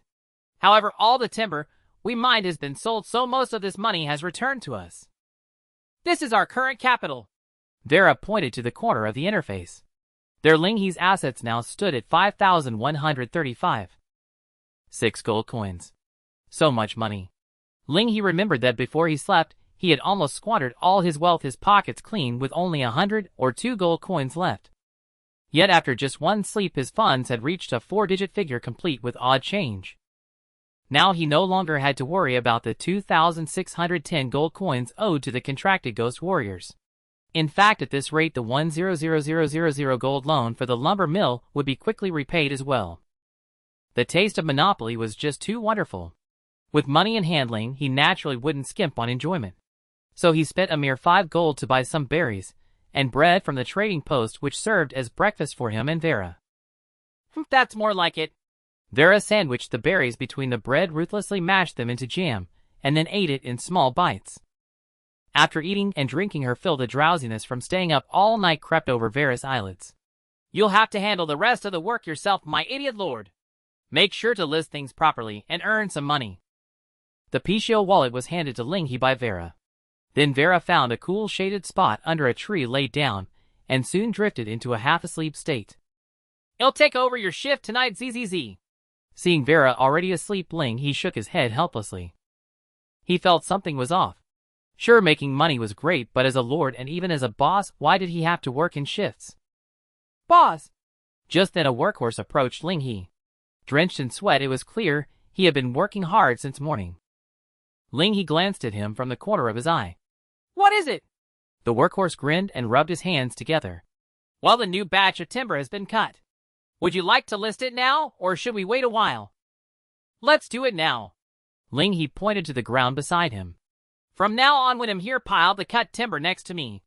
When I'm not, you can stack it all together. Got it. The workhorse nodded as if he would carry out Lin He's orders without question. Soon a batch of timber was delivered to Lin He's side.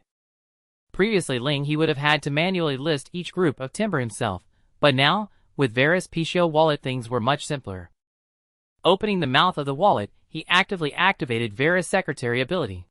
Instantly, all the timber within a 5-meter radius of Lin He was listed on the trading post at the prices Vera had preset. Compared to the hard work of yesterday, Lin He today only had to act as a shopkeeper, which was much more leisurely. With this free time, Lin He opened the regional channel to see what had happened last night. Upon entering the regional channel, the most striking thing was the number of remaining people in the corner. Remaining 7,924. Over 2,000 people had died in a single night. This was under the premise that there were only 10,000 human lords in this area. A ratio of 1/5 was certainly not insignificant, but it was much better than the predicted total extinction within 3 days. These dead were cuts from Lin He's future wallet, so naturally he wasn't too pleased. But Lin He knew in his heart that these people must have been influenced by the conspiracy theories on the regional channel, or simply hadn't taken his words to heart. Those who were meant to die couldn't be saved by a few words, and there was no need to save them. In fact, with these people gone, Lin He's reputation in the regional channel had become positive again. He even saw many people sending him private messages to thank him. It seemed these people had also encountered attacks from the Ghost Spirit clan and had survived thanks to the intelligence and solutions Lin He had provided in advance. As he was reading, Lin He's gaze drifted to his personal interface, and he suddenly noticed something. Oh, I've leveled up again. Perhaps because leveling up in the early stages wasn't too difficult with the timber market truly under his control, Lin He had reached level 5 in his sleep and unlocked new rewards. LV3 LV4 Agent Mechanism. LV4 LV5 Blueprint Council Hall. Lin He promptly claimed the rewards for his level up. Several pop-up windows instantly materialized before him. Congratulations. You have unlocked the Mechanism Alliance. You may now propose alliance resolutions within the core building. Your alliance mechanism will be overridden by the agent mechanism. After a brief glance, Lin He realized this was akin to a secretary replacing a steward, likely a unique feature of the capitalist growth path. Entering the detailed interface, a stream of information appeared before Lin He. Agent description: we never share a cake that is exclusively ours. Therefore, agency is the highest form of alliance. P.S. The ultimate proprietor never lacks jackals circling around them. Master the agent mechanism, and these tamed jackals shall become the stepping stones to broader markets. Privilege effects: you may unilaterally designate any non-resistant life form as an agent without needing the core building. 2. The agent mechanism imposes no alliance constraints on either party, thus neither you nor the agent need pay any maintenance fees. 3. When you designate a foreign race lord as an agent, you are permitted to use that race's internal trading hall, but each transaction requires an additional 1 tax paid to the agent. Lin He had no idea what the original alliance mechanism entailed.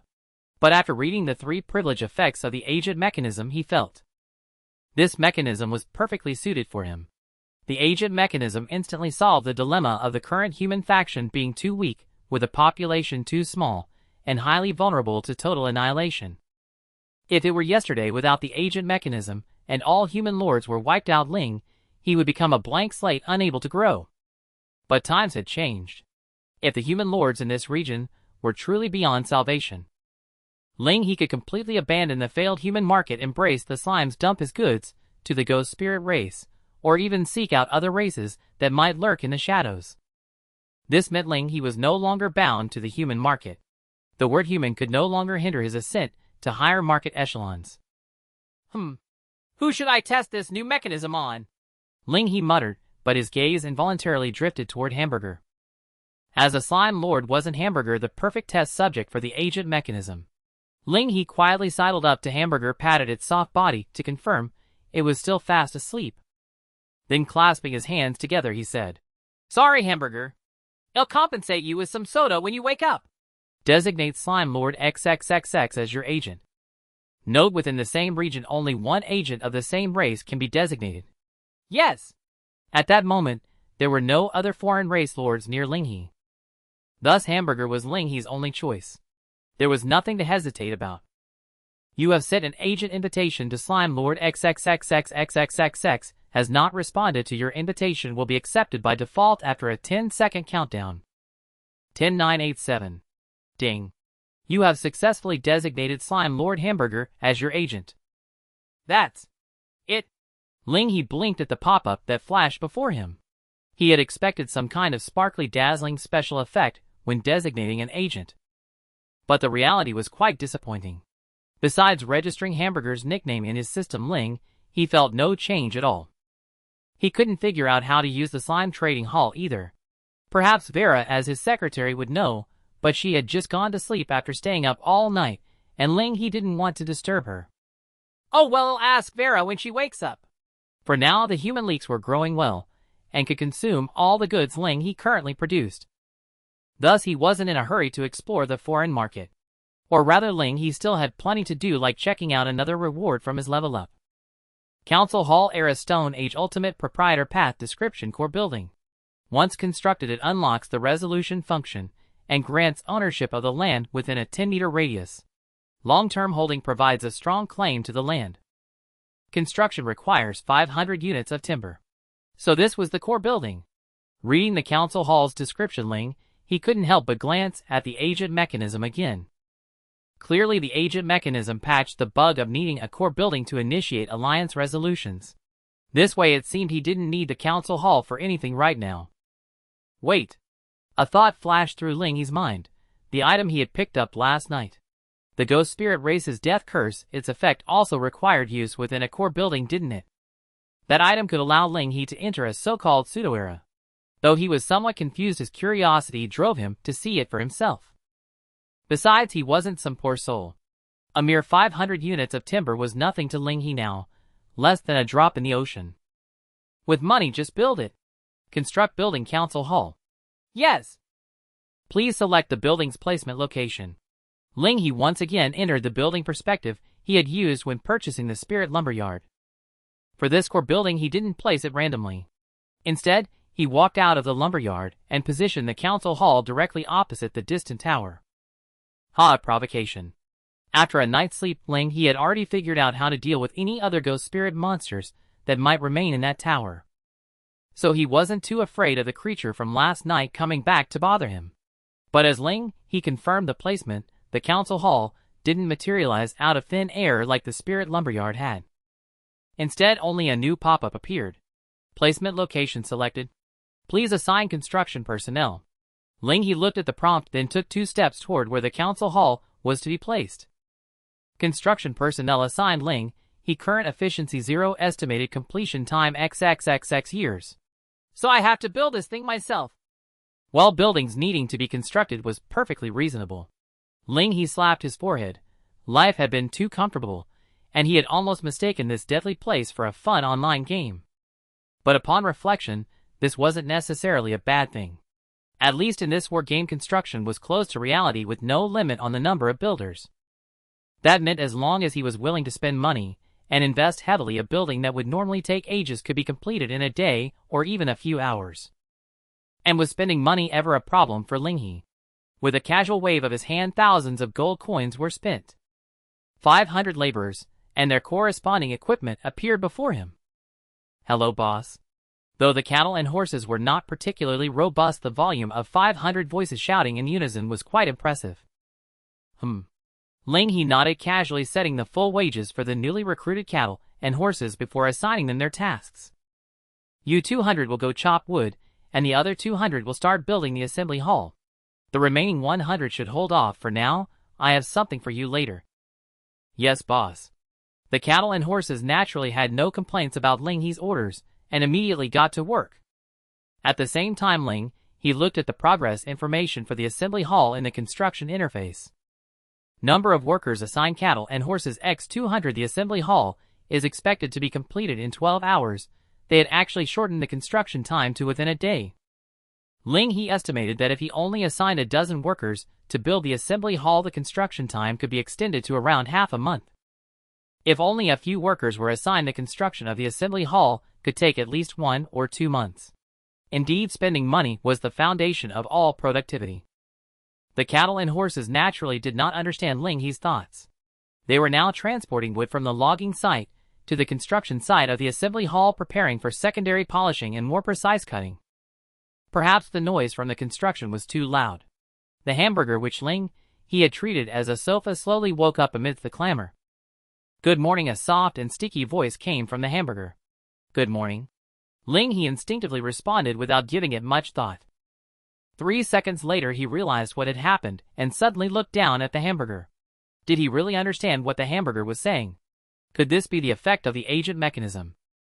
It made sense. If communication was impossible, it would be difficult to trade with foreign races. However, until now, the hamburger, still a bit dazed from just waking up, had not realized that there was anything unusual about its conversation with Lin He. It leisurely opened the area channel of the slime race. Seeing the hamburger's interface appear before him, Lin He, who had originally wanted to say something, instantly closed his mouth. Could it be that the use of the agent mechanism meant that the other race's internal trading required them to actively open the interface for him? Thinking of this, Lin He decided not to confront the hamburger just yet and planned to observe for a while longer. The hamburger, under Lin He's unblinking gaze, did not feel uncomfortable. It didn't even realize that Lin He was looking at it. After all, it did not share a language with the bipedal beings, and was not of the same race, so there was no need for the other to stare at it. What could be so interesting? Could that biped even see its interface? Humming a cheerful little tune, the hamburger opened its private chat interface.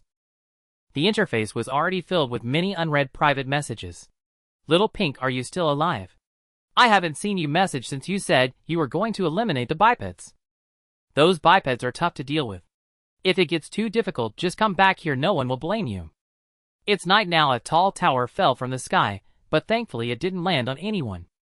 A group of beings scarier than the bipeds clashed with them, and a batch of bipeds were wiped out. Are you okay? Those terrifying beings have set their sights on us. We are no match for them, and can only flee. I hope I can escape. Well, I managed to escape, but many of us died. Are you still alive? You haven't been killed by those terrifying beings, have you? Looking at these caring private messages, Lin He shot a strange glance at the hamburger with a hint of barely noticeable envy flashing in his eyes. What is this, a neighbor girl or a childhood friend? Why is it that everyone is just beginning their war games, and the hamburger can receive messages from familiar people who care about it? However, after the envy, curiosity quickly followed in Lin He's eyes. Would the hamburger respond to them? Although Lin He believed he was not very gossipy, peeking into someone else's little secrets was certainly thrilling. Under Lin He's unwavering gaze, the hamburger finally lived up to expectations and replied in the private chat interface. XXXX hamburger, of course I'm fine. Those strange beings are actually weak. Now I have tamed a group of biped servants. Those strange beings couldn't even touch me, their master, and were all eliminated by my servants. Little Pink, wow. So impressive. Watching the messages constantly coming from the hamburger's private chat box, Lin He held back for a moment, before finally unable to resist reaching out with both hands.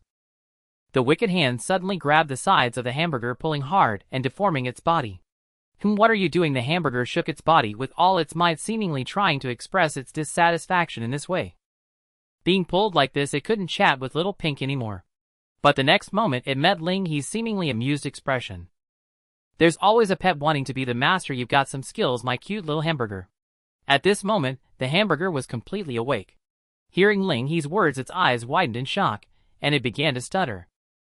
"Yeah, how could you speak our language?" Oh no! The biped had overheard its badmouthing. Wait, if that's the case, does it mean the other could see its interface too? The hamburger felt an overwhelming sense of dread about its future slime life. No, it might not even have a future anymore. Woo-woo. Although it wasn't particularly afraid of death, just thinking about not being able to chat with Little Pink anymore made the hamburger burst into tears. "Why are you crying?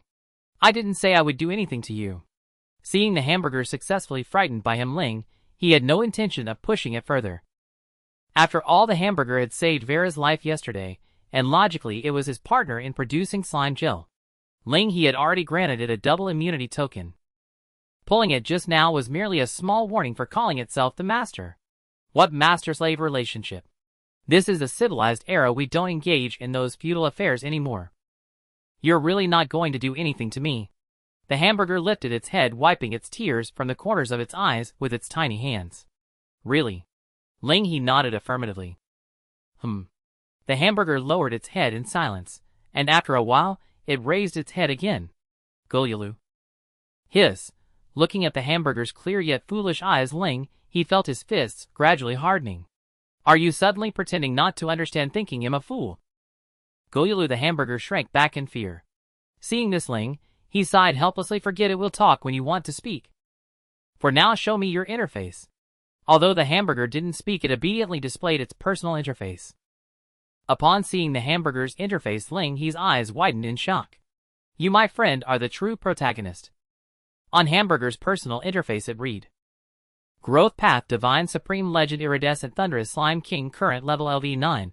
What was with that long string of ominous prefixes in the growth path? Ling He couldn't help but recall a trashy online game he had played before entering the war game. At level 1, after defeating rabbits, he had to wield a crude wooden stick to fight drowning crayfish. At level 10, after slaying the Wolf King at the village entrance, he had to rush off to help the village chief eliminate stout crayfish warriors. At level 50, armed with the legendary king's sword, he clashed fiercely with demonic crayfish. Even after one-shotting the creator god at level 100, he had to enter dungeons to get beaten up by extraterrestrial crayfish demons. It was pure reskinning, no mechanics, just stats. Even now Ling He couldn't help but curse it as a garbage game. But looking at hamburger's growth path, its power level was probably on par with that game's design. Most importantly, with such an imposing string of prefixes, hamburger was only level 9.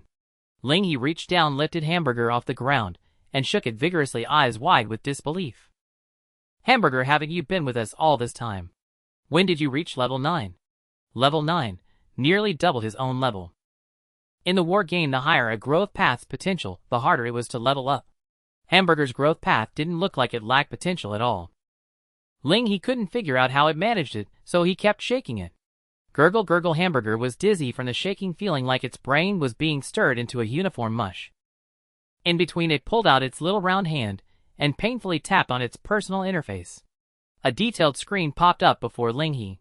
Unlocked passive, narrow escape from death. Narrow escape from death. Description: to become a king, one must endure trials and stand firm in the world. Effect: experience gained from easy battles is reduced by 80. Experience gained from perilous battles is increased by 80.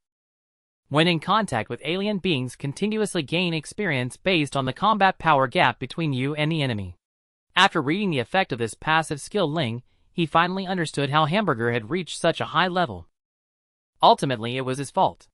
He had held hamburger while sleeping all night. Though he wasn't strong himself, hamburger was even weaker. With that pathetic combat power, how could its leveling not be fast? Wait. As if realizing something, Ling He narrowed his eyes and glared at hamburger. Good grief, this little guy was using him as an experience card to level up. Just then, right before Ling He's eyes, hamburger's level leaped from LV9 to LV10. Instantly, its body seemed to undergo a qualitative change. Countless streams of light surged from all directions into hamburger's body, eventually forming an iridescent core within it. Another level up. Before Ling He could think further, he felt hamburger growing heavier in his hands, until it became almost too heavy to hold within moments. Sensing something amiss, Ling He let go, allowing hamburger to fall with a splat. Its transformation was far from over. Hamburger's body began to swell violently. Its size originally smaller than Lin He's torso expanded higher and larger under his gaze. The expansion only stopped when a shadow loomed over Lin He. Cough, cough. Lin He coughed lightly, and while Hamburger was still dazed from the shaking, quickly retreated, placing the 100 or so ox horses in front of him as a shield. We're all friends here, Hamburger. I suggest you don't do anything rash. Now Hamburger's size was at least 3 meters tall, looking like a monster.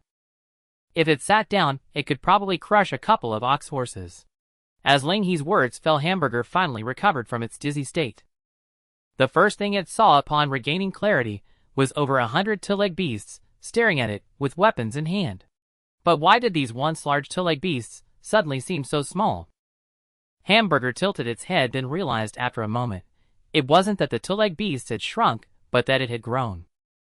It had become super big, bigger than the two-legged beasts, bigger than the monster that had attacked them last night. Now it was strong. Maybe it could even kill all these two-legged beasts without issue. Under the gaze of 100 ox horses, the crystal inside Hamburger suddenly burst with intense light, like a laser cannon charging up in a sci-fi film, blinding to the eyes. Just as Lin He thought Hamburger was about to break ties and reveal its bloodthirsty nature, the light abruptly faded. A smaller version of Hamburger, no bigger than its original size, appeared before the group. Gurgle, gurgle. Hamburger stretched out its little round hand toward Lin He, who was hiding behind the ox horses wearing a pitiful expression. It looked as pathetic as a little pet abandoned by its owner. Seeing this, Lin He stepped out from behind the ox horses, a twitching corner of his mouth betraying his inner turmoil. So you charged up all that power just to shrink your size? Gurgle. Hamburger nodded emphatically, confirming Lin He's guess. Good heavens. Lin He held his forehead and shook his head. With that kind of dramatic special effect, he had thought Hamburger was about to unleash a big move. Seeing Lin He's disappointed reaction, Hamburger withdrew its little hands that had been reaching for a hug. Two-legged beast. Doesn't like me like this now. I can change. Hamburger was going to transform again. Lin He suddenly realized and quickly said, wait, don't. But by the time he spoke, it was already too late. A blindingly bright light shot into Lin He's eyes, and his vision turned completely white. In a daze, he felt as if he had ascended to heaven with the gates of paradise right before him. However, the angel at the gate merely glanced at Lin He's record. TSK. What did that tisk mean? Before Lin He could voice his protest, a sensation of falling struck him. The blinding light receded in an instant, and the heaven from his imagination dissipated. After the light faded, Hamburger was nowhere to be seen.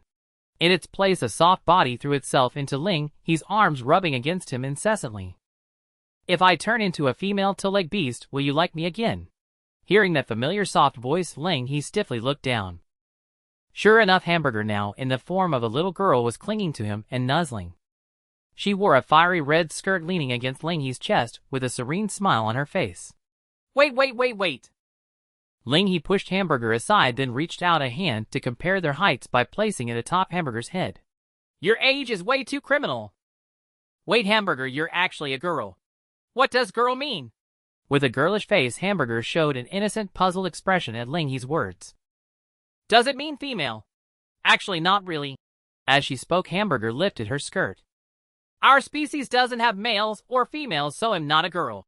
Faced with Hamburger's action, Lin He had already averted his gaze, but couldn't help stealing a glance. Indeed, there was nothing beneath Hamburger. Strictly speaking, Hamburger was merely a slime that resembled a human in form. In that instant, Lin He didn't know whether he should feel disappointed or relieved. He stepped forward and pulled down Hamburger's skirt, then rubbed her head and said in a cautionary tone, Don't ever do that in front of others from now on. Why? Hamburger tilted her head, completely baffled by Lin He's meaning. You'll be seen naked. Lin He had to explain further. Seen naked? Does that mean being seen without clothes? Hamburger thought for a moment, then continued. But haven't the two-legged creatures already seen me naked? As she spoke, she pointed at her clothes. This is part of my body too, it's the same as what's underneath. Each sentence was more provocative than the last. Lin He felt utterly helpless, and could only try coaxing her like a child. Hamburger, be good, change back to our original form. But... Hamburger clutched the hem of her skirt tightly, looking frightened. But I saw that the two-legged creature didn't seem to like my previous form, and am afraid you'll drive me away. Drive you away, And then I'd lose my daily experience card farming right. Lin He couldn't help but quip. Huh? The atmosphere was completely ruined. Hamburger stared at Lin He in confusion, blinking her eyes. Lin He turned his face away. Ahem, just pretend I didn't say anything. Oh, Hamburger nodded with vague understanding. Then before I change back, can I ask the two-legged creature a question? What question? Are we friends, master? Lin He was about to answer, but after hearing Hamburger's question, the words got stuck in his throat. Friends? Master? How the hell did those two words get mixed together? At a loss for how to respond, Lin He simply pressed his hand on Hamburger's head and rubbed it vigorously a few times. You're my agent now, my downstream distributor, understand? It doesn't matter if you don't get it, don't ask what you shouldn't. Change! Hamburger with her head being rubbed by Lin He looked thoroughly delighted and didn't raise any more questions. Then it'll change now, master. Yeah, no. Lin He's shout had barely left his lips when a flashbang exploded in his arms at close range. After the pure white light faded, Hamburger appeared before Lin He in her original size and form. Gurgle. Lin He took a while to recover, then looked at Hamburger and asked tentatively, Can you not throw a flashbang when you transform in the future? Gurgle, gurgle. Hamburger nodded. Although after changing back to her slime form, she habitually pretended not to speak human language, from her actions Lin He felt she had indeed heeded his words. Then let's do an experiment. Lin He propped his chin on his hand and scanned his gaze over Hamburger's body. Got it. Hamburger, try to enlarge your body a bit, but not too much. Gurgle. Hamburger's body swelled to about the height of Lin He's chest. Yes, just like that. Lin He nodded. Hamburger, don't move. With that, Lin He laid down on top of Hamburger. All right, Hamburger, enlarge a little more. Gurgle. Though she didn't understand Lin He's intent, Hamburger obediently complied. Bigger, bigger, even bigger. After several enlargements, Hamburger reached a height of 2 meters, towering ahead above the surrounding cattle and horses. Lin He lounged lazily on top of Hamburger's head, letting out a contented sigh. Ah, this is extremely comfortable. Given Hamburger's current abilities, carrying him while moving was certainly no problem. If before Hamburger was a fixed sofa, now she was a movable bed. After experiencing Hamburger's incredibly soft embrace, Lin He felt that every slacker should own a slime king of their own. Of course, Hamburger was his. He ordered the cattle below to bring up 2 bottles of soda. Lin He opened one for himself and poured the other into Hamburger's body after uncorking it. Gurgle, gurgle, gurgle. A flood of bubbles rose to the top of Hamburger's head, then floated into the air and popped. It was clear that Hamburger was having a great time too. But fun was fun. As another batch of timber was cut up, Lin He temporarily set aside his playfulness. All right, we still have a lot to do today. Lin He rubbed the top of Hamburger's head. For example, let's continue our trade, my dear agent and partner. Due to the arrival of the Ghost Spirit clan last night, the Fire Slime Gel, which had previously been difficult to sell, suddenly became exceptionally popular. In the time it took Lin He to sleep, all the gel in the trading house had been sold out, and it was time to restock. Gurgle. Although Hamburger didn't speak, she truly understood the word trade this time. So she handed a small piece of gel up to Lin He on her head. No, no, no. Lin He shook his head, not taking the gel Hamburger offered. From the earlier incident, he had realized that giving large amounts of slime gel in a short time harmed Hamburger's body, potentially even causing her to disappear. That was a scenario Lin He absolutely wanted to avoid. Such a soft and comfortable mobile bed, if lost, might never be found again. Therefore, Hamburger, like Vera, must never come to harm. Moreover, the gel production of a single slime like Hamburger could never fill the vast demand of the current human market. Production had to be scaled up. Lin He thought for a moment, then leaned out from atop Hamburger's head and asked, Can you show me your recruitment interface and construction interface? The grassy plain outside was vast, seemingly perfect for grazing. Gurgle. Although he didn't understand what Lin He intended to do, Hamburger obediently pulled up both the construction interface and the recruitment interface. Before Lin He's eyes unfolded a vast array of recruitable troop types and settler classifications. As basic settlers, the single-element ice and fire slimes; as military units, lightning slimes and venom slimes; and the specialized mutant slimes for administrative roles. Lin He poked Hamburger's soft body. Are you sure you're not the protagonist? Fortunately, Hamburger had been destitute before following him. If the one that had attacked Lin He back then had been a venom slime, he doubted he would still be alive today. Of course, Hamburger was still destitute. Lin He glanced at the balance on Hamburger's personal interface, which displayed a big fat 0. Suddenly Lin He found it somewhat amusing. He hadn't mistreated Hamburger since taking him in. Could it be that Hamburger had actually spent every single one of the gold coins from yesterday's trade?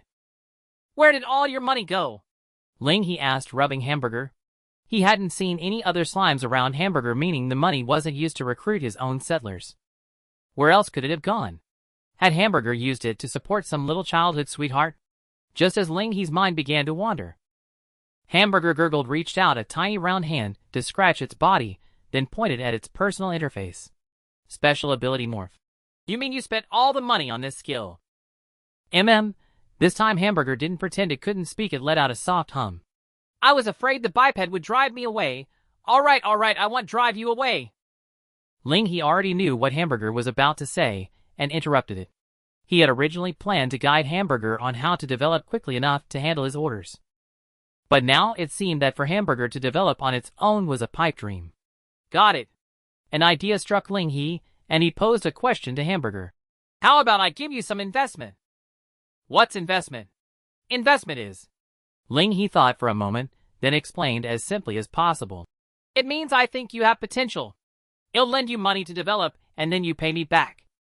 Hamburger was tempted after hearing this, but still hesitated. But I don't have any skills for this. Neither do I, at least not yet. Lin He's voice was light. So this is a gentleman's agreement without any binding contract. Consider it my trust in you, Hamburger. Trust? Huh? Hamburger trembled. It didn't understand why the biped would trust it. Could this be the feeling of friendship that Little Pink had told it about long ago?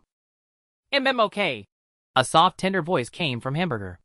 If it was a request from a friend, then it would agree. Seeing Hamburger accept his investment, Lin He immediately patted its head. Then it's settled. The investment will be paid directly in goods. Of course, as the investor, I have full control over the funds, right? Hamburger naturally had no objections to this. So Lin He leaned over Hamburger's body and stretched out his hand. Gold coins clattered down from his palm, falling before Hamburger. Remember to pick them up, don't let them roll into the grass and get lost, Lin He reminded. Oh, Hamburger responded, then wriggled its body forward, sucking all the gold coins into its form. With the gold coins gone, the remaining balance on Hamburger's panel soared to 1,000 gold. So much money! Hamburger blinked at its panel. This was the first time it had seen a 4-digit number there. But Hamburger didn't spend immediately. It remembered the gentleman's agreement with Lin He. This money was for its friend to decide how to use. Hamburger opened the recruitment interface details for me to see, Lin He commanded. Hamburger complied, pulling up the details of its recruitable units. Lin He scanned through quickly. Flame Slime Era, Nascent Era, Dynasty Path description. We come into the world with ignorance and longing, unsure if we are ready to face danger and challenge. Recruitment cost 1 gold, 1 population. The era classification for slime seemed a bit different from that of humans, but Lin He only glanced over it before moving on. His attention was more focused on the recruitment cost. Among them, the 2 single-element slimes, Ice and Fire, as basic settlers, had a recruitment cost identical to Lin He's contracted lumberjacks. The Lightning and Venom slimes cost 3 gold and 5 gold respectively to recruit. As for the mutant slime, the 10 gold cost for an administrative unit remained unchanged. However, Lin He did notice one thing. Recruiting these slimes required not only the gold cost per unit, but also having the corresponding population cap ready, meaning a place for these units to live. This was something that had never come up when he recruited his contracted lumberjacks and ox horses. He wondered if it was related to the race, the path, or if his own settlers were just special. After thinking it over to better understand the war game Lin, he decided to find someone to enlighten him. He opened the private chat interface. Conscientious Peddler. War Maniac bro, how's it going? At this moment the sun was high in the sky. War Maniac, who had stayed up all night, was just about to fall asleep when he saw the private chat interface and instantly perked up. Seriously, why does this feel like the boss calling late at night to demand a plan? War Maniac gave a wry smile, but still replied. Call me War Maniac. Bro Peddler, just say what you need. I saw you were up all night listing lumber. Take care of yourself. Conscientious peddler. Haha, it's nothing. Serving the family is my pleasure, no trouble at all. Just have a little question for you, War Maniac Bro. War Maniac Bro, you must know plenty of lords. When they recruit settlers, do they have population limits? Call me War Maniac. So that's what you're asking about, Bro Peddler. It's not really a secret. Soon information about population was sent by War Maniac into the private chat. Lin He read it carefully. According to War Maniac, for now population limits seem to be related to the chosen development path. Different development paths had different attitudes towards settlers, which was reflected in the requirements for recruiting them. The dynasty path wasn't an obscure route, so War Maniac had mentioned it. In the dynasty path, the lord is a vassal of the king, while the commoners are vassals of both the lord and the king. According to the principles of the dynasty path, sheltering the commoners from wind and rain is also one of the king's duties. Thus arose the population requirement in the recruitment conditions. After understanding the details, Lin He clicked his tongue. TCH feudal dregs. Truly medieval feudal dregs. Recruiting commoners meant he had to prepare living quarters for them. He should learn from his 1,000-odd workhorses, who toiled 17 or 18 hours a day and slept wherever they collapsed. Clearly, the logging camp was their lifelong home, so why bother building extra shelters? Unfortunately, Hamburg's growth path was set this way. Cursing feudal dregs wouldn't remove the population cap. Without increasing the population limit, Hamburg's base cap was only 1. Even with a mountain of gold coins, Hamburg could recruit just a single commoner. This was highly detrimental to Lin He's plan to boost slime gel production.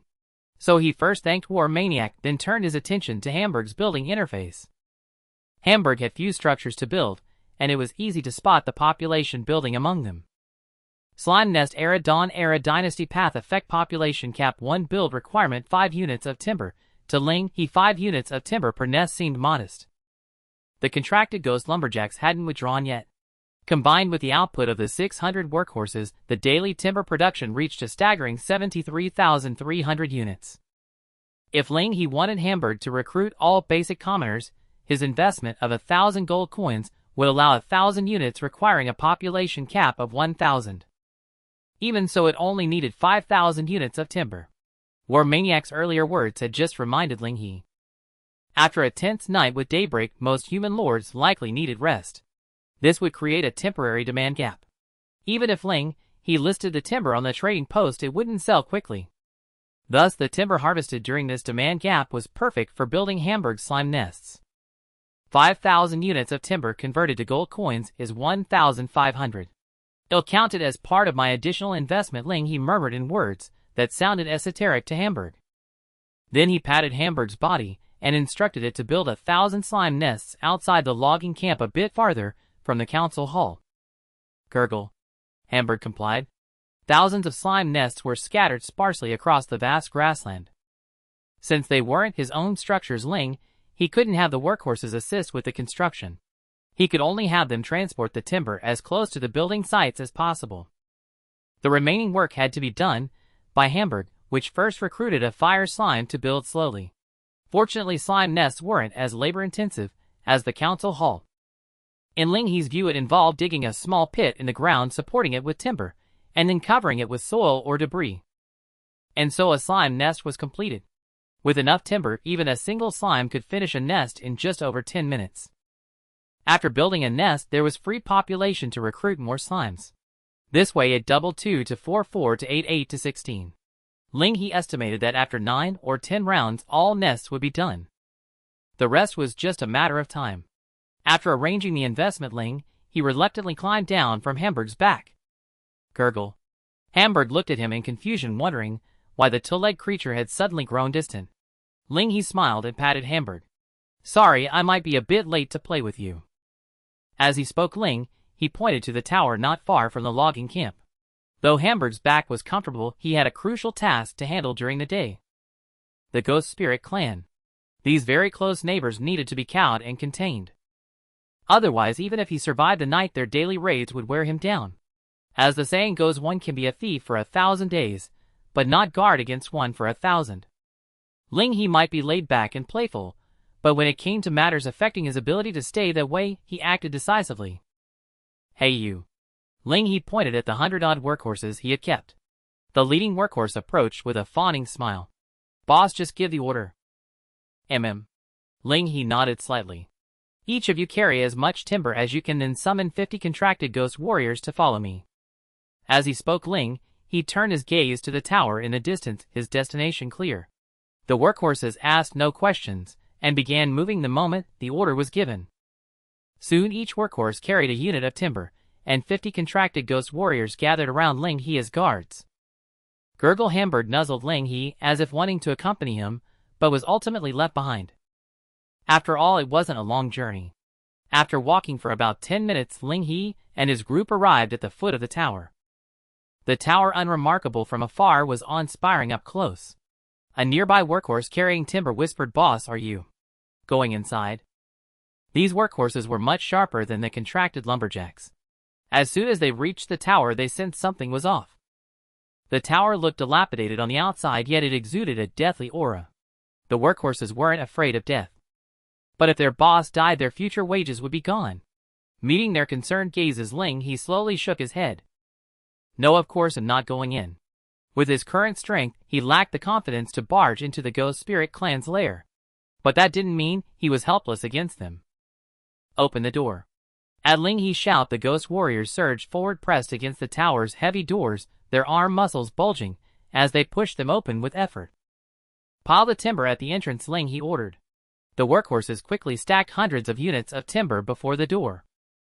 Then Lin He took out a fire slime gel and lightly swiped it across the massive bonfire of timber. Whoosh! The blazing fire rose into the sky, blocking the only entrance of the tower to the outside world.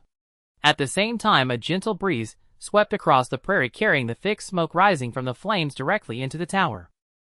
Uncertain if it was just a trick of his mind, he seemed to vaguely see a pair of eyes watching him from behind the flames.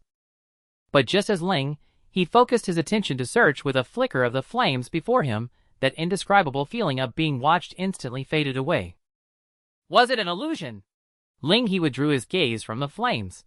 Deep down, he knew that the sensation of being watched might not have been merely his imagination. Perhaps the monsters of the Ghost Spirit clan were watching him from the blind spot of the tower. However, he did not expect to completely suffocate the Ghost Spirit clan within the tower using the smoke from the bonfire, for now his objective had already been achieved. "You all," He pointed at the oxen and horses under his command. "You few from now on are responsible for keeping an eye on this pile of bonfire. If there isn't enough timber, just go directly to the lumberyard to get more. I have only one requirement, and that is the flames beneath this tower must never go out." Indeed, this was He's plan. Since those monsters were more flammable than timber and held a tremendous fear of fire, as long as he blocked the tower with flames, he could surely trap the Ghost Spirit clan inside. Even if it required consuming hundreds of sets of timber daily, it was worth it. A few hundred sets of timber only cost about 100 gold coins, while encountering those two monsters last night had already cost nearly 3,000 gold. It was clear who was stronger and who was weaker. "Were this kind of unprofitable business I won't engage in." Muttering to himself, he stretched his hands skyward, yawning. In an instant, he considered many things. The human lords in the entire area had already completely engaged with the Ghost Spirit clan. With the intelligence he had revealed last night, at least for the short term, the human lords wouldn't face a total collapse. In fact, in some cases, they might even hold a slight advantage. Those lords who participated in the battle and survived would also earn a significant income. Indeed, a considerable income. He squinted, calculating quickly in his mind. Just as bank robbers never earn as much as money launderers, no matter how hard one fights, the income earned would only be a fraction of the collective. By monopolizing the timber in the trading market, he had crazily amassed 5,000 gold coins overnight. But to make him believe that this was all the income from other human lords in the area last night, he absolutely did not believe. Last night, although over 2,000 people died, nearly 8,000 lords still survived. They must still hold a considerable wealth. If all this collective income could be gathered together, it would amount to an extremely terrifying figure. It would also be enough to elevate He's growth trajectory several levels. But with only the goods he currently possessed, relying solely on timber and fire slime gel, it was somewhat difficult to consume this wealth. Unless he could present something he could monopolize, something that no one could refuse. And what that something was Ling He had already come to an answer during this journey. That is life. A smile curled at the corners of Ling He's mouth as he cast a glance at the flames beneath the tower. Then, without a second thought, he beckoned the contract ghost warrior and turned to leave. To realize this idea, he needed Hamburger's help. Gurgle. As soon as Ling He brought the contract ghost warrior back to the lumberyard, he was greeted by Hamburger's warm embrace. Haha, how long have I been gone, and Hamburger, do you miss me that much? Ling He laughed, rubbing Hamburger's body. Hamburger, while making gurgling sounds, tightly hugged Ling He with its small round hands snuggling close. When Hamburger was small, Ling He enjoyed cuddling with it, as it gave him a unique sense of petting a cat. But after Hamburger leveled up to level 10, its size became larger than Ling He's body. For a moment, Ling He found it hard to tell whether he was petting Hamburger or if Hamburger was petting him. After a brief cuddle, Ling He returned to resting on Hamburger's head, checking the recruitment situation of Hamburger's subjects. During the time he was away, Hamburger had built dozens of slime nests on the open plain. According to the 9:1 ratio Ling He provided, he recruited fire slimes and ice slimes. Now Hamburger had over 50 fire slimes under its command. However, compared to Hamburger, these recruited subjects were relatively small, mostly only about half a meter in size. Thus, the individual gel production capacity of each subject was not very high. In extreme cases, a single fire slime could only produce 10 fire slime gels per day. This output is actually enough. Ling He estimated that once Hamburger spent all of its investments, the daily production of fire slime gel would reach nearly 10,000. This output, while it could not be said to be more than sufficient for the market, could only be described as completely exceeding expectations. Although fire slime gel has a certain audience, it has not reached the level of being a hot seller. Unless it can be linked to life. This is also what Ling He wanted to accomplish in his mind. Ling He patted Hamburger's body. Hamburger, can I ask you something? Gurgle. What is it? Hamburger responded curiously. It turned out they could still communicate, making transactions more convenient. With a sigh in his heart, Ling He blurted out his question. Can you have your subjects produce that kind of gel you pulled out when you attacked me? Attack. Hearing these words, Hamburger wilted like a squashed persimmon. It shouldn't have acted against a friend, even though at that time they weren't friends yet. Hamburger. Feeling his soft bed suddenly drop half a notch, Ling He voiced his confusion. I can. Hamburger's small voice came from beneath Ling He. Then a fire slime was called over by Hamburger. The very unstable slime gel Ling He had seen earlier was extracted from that fire slime subject. Seeing this, Ling He did not reach out to try it. Instead, he lay on Hamburger and found a nearby twig to poke it. Whoosh! A small flame immediately shot up, dissipating into the air. It was just a little short of successfully igniting the twig. It looked quite large, yet its power is even less than that of stable fire slime gel. Ling He muttered while experimenting. No wonder Vera offered such a low price for this kind of gel. It was unstable, difficult to store, and had low power. One could only say that Vera's judgment was indeed correct. Yet this did not mean the unstable gel was without value. Ling He propped his chin on Hamburger's body. As the old saying goes, panning for gold in the filth. Ahem, it should be said, gold will always shine. A competent merchant often uncovers potential value in items that seem worthless at first glance. This is what is known as commercial instinct. Hamburger, can you make this gel even more unstable? Preferably unstable enough to be detonated by a gentle breeze. Gurgle, gurgle. Hamburger could not quite comprehend why Ling He would desire such a thing. If the unstable slime gel in its normal state could still be used as a weak thrown weapon. Then, after the modifications, Ling He suggested even a slime itself would be prone to having it explode in its hand. However, though the idea was indeed somewhat absurd, for a slime producing such gel was still quite simple. Soon, under the guidance of Hamburger, the Slime King of Flame Slime produced the gel Ling He desired. A gentle breeze passed by and the gel instantly ignited in the wind. Yes, this is it. Watching a faint flame scatter in the air, the idea in Ling He's mind gradually aligned with reality. This inspiration came from the attack Hamburger unleashed last night, which instantly killed the ghostly monster. What Ling He intended to do was to list that type of attack on the human trading post as a unique tactic against the ghostly creatures. Although he had already spread the news that the monsters were afraid of fire. This weakness was not easy to exploit, because those ghostly monsters floated above the ground, moved extremely fast, and killed as effortlessly as mowing grass.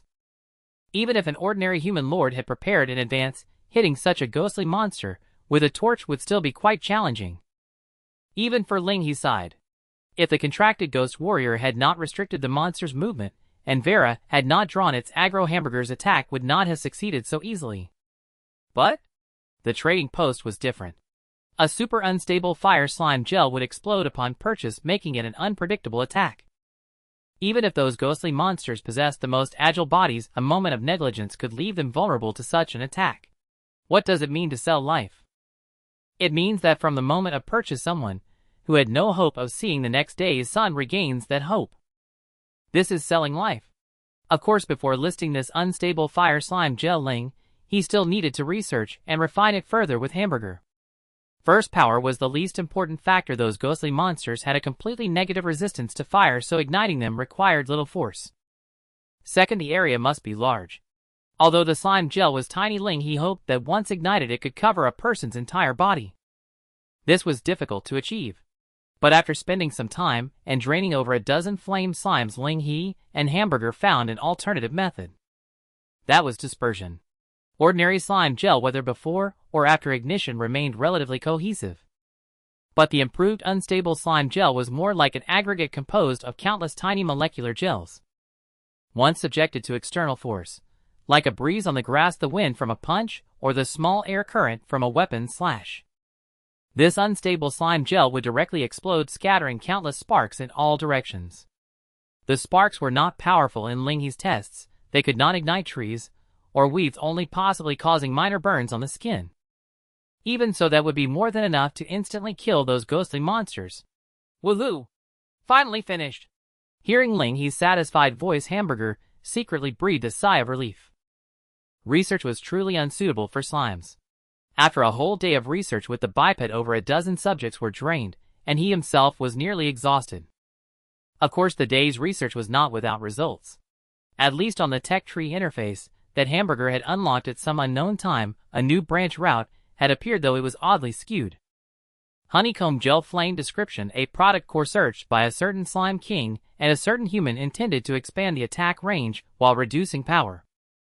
Effect: upon encountering slight disturbance, spreads over an area 500 times the normal attack range, dealing 0.03 times the damage. So, just as Ling He opened 2 bottles of soda to celebrate with Hamburger, Vera's ethereal voice came from behind them. Isn't this just fireworks? Ling He was taken aback. Now that you mention it, it really does seem similar. Hey! Ling He suddenly reacted and turned to look down at Hamburger. Vera, when did you wake up? Just now. Vera rolled her eyes and pointed at the sky. You reckless lord, don't you see what time it is? Lost track of time while playing, didn't you? Following the direction of Vera's finger, the setting sun hung in the sky. Not only Vera, but as the sun gradually descended, the regional channel, which had been quiet all day, gradually became lively. It seemed that due to the threat of the ghostly creatures, most human lords had quickly adapted to a reverse day-night schedule. So this is the product you researched today. Vera walked over to a flame slime and watched as it pulled out the honeycomb gel from its body. But the breeze stirred by her steps exceeded the gel's tolerance threshold, and the honeycomb gel exploded into a burst of sparks right in front of Vera, covering her face. After a long silence, Vera finally gave her assessment. It has completely lost its ignition function and cannot be stored at all. 10 copper coins. No, if it were me, I wouldn't spend a single copper on this thing. Saying this, Vera turned to Ling He. This toy is a complete waste of production capacity and materials. How much are you planning to price it, you reckless lord? This much. Ling He held up 3 fingers. 3 copper coins. 3 gold coins. Vera's eyes widened and her mouth fell open. So what happened during the day today? Did you finally bury whatever was left of your conscience, you reckless lord? Hey, your lord here has a heart full of conscience, all right. Ling He said with a hint of dissatisfaction. This was the fruit of his painstaking research all day long, a game-changing weapon soon to be listed on the trading market to combat the Ghost Spirit clan. Even if the thing itself wasn't valuable, weren't the costs of labor and research also costs? Vera crossed her arms, wearing an expression that said, "I'm watching you make up a story." Even if you say that, you rascal of a lord, no one's going to buy it, right? Lin He shook his head, revealing a confident smile. That's not necessarily true. With that, Lin He averted his gaze from Vera and looked toward the plains beyond the logging camp. Unbeknownst to them, over 1,000 slime nests had already been constructed, and a multitude of adorable-looking ice-fire slimes were frolicking and rolling around on the grass. It's about time to restock the trading market. Hamburg. Lin He patted Hamburg's body, his smile gradually turning amiable. Let's settle the total accounts. In the cave hideout, unlike the relaxed atmosphere at Lin He's place, Lin Xiao was jolted awake by a chill against his neck in a state of terror. The chill came from a blade. Unlike the stone daggers Lin Xiao had crafted himself, this was a real knife made of refined steel. Who are you? Lin Xiao never imagined that sleeping for just a few hours during the day would put his life in the hands of strangers. He had clearly assigned subjects to stand guard. Thinking this, Lin Xiao cast a sidelong glance. Those subjects who had been guarding him were all lying in pools of blood without even time to shout a warning. Was this the cruelty of the war game? Realizing your situation now. A sneering voice came from beside Lin Xiao's ear. The speaker was a bald, burly man with a forehead covered in intricate, obscure patterns that gave off an intensely maddening vibe at first glance. Lin Xiao nodded slightly. Discretion was the better part of valor. No matter how much fury and resentment churned within him, he had to swallow it all for now. Taking a deep breath, Lin Xiao tried to calm his mind as it raced, attempting to figure out the situation. First, a weapon made of refined steel was absolutely not something a normal human lord could obtain. After all, this was only the second day since they had entered the war game. To get a refined steel weapon, there was only one channel now: the limited-time items that refreshed sporadically in the trading market. And buying limited-time items required money. A whole lot of money. That sum was enough to crush the spine of the richest human lord. Suddenly Lin Xiao forced himself to speak, his voice trembling. You're people from the Conscience Peddler.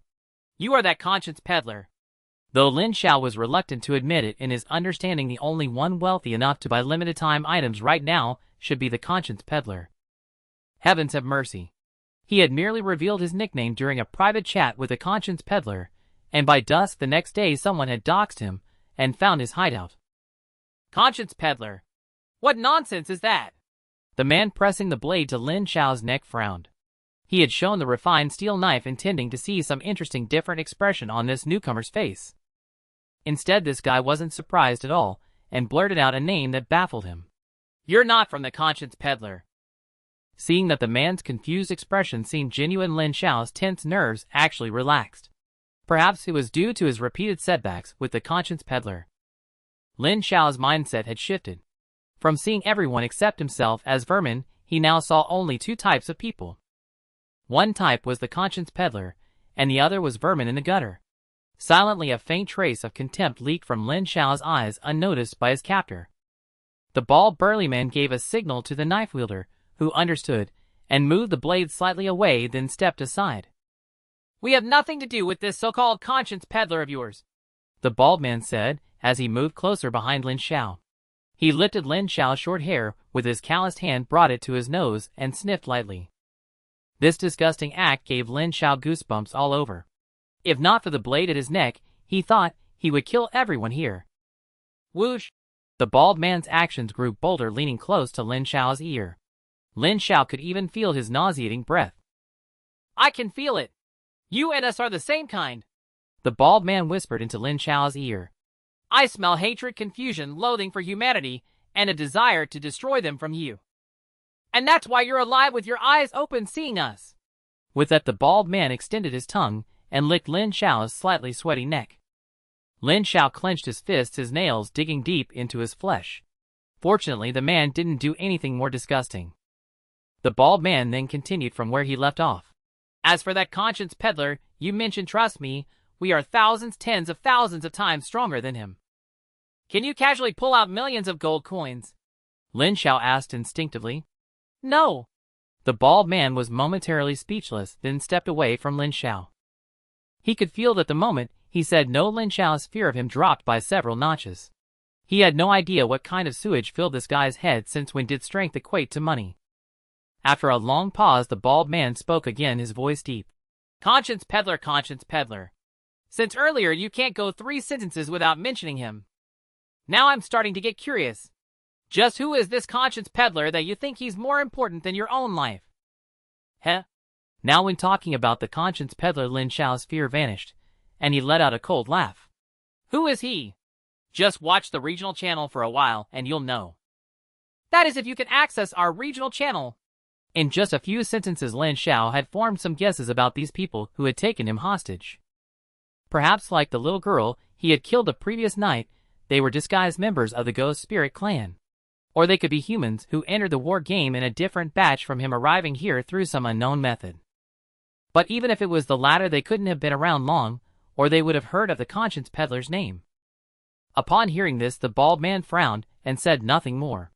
Instead, he opened his personal interface in front of him, invisible to outsiders.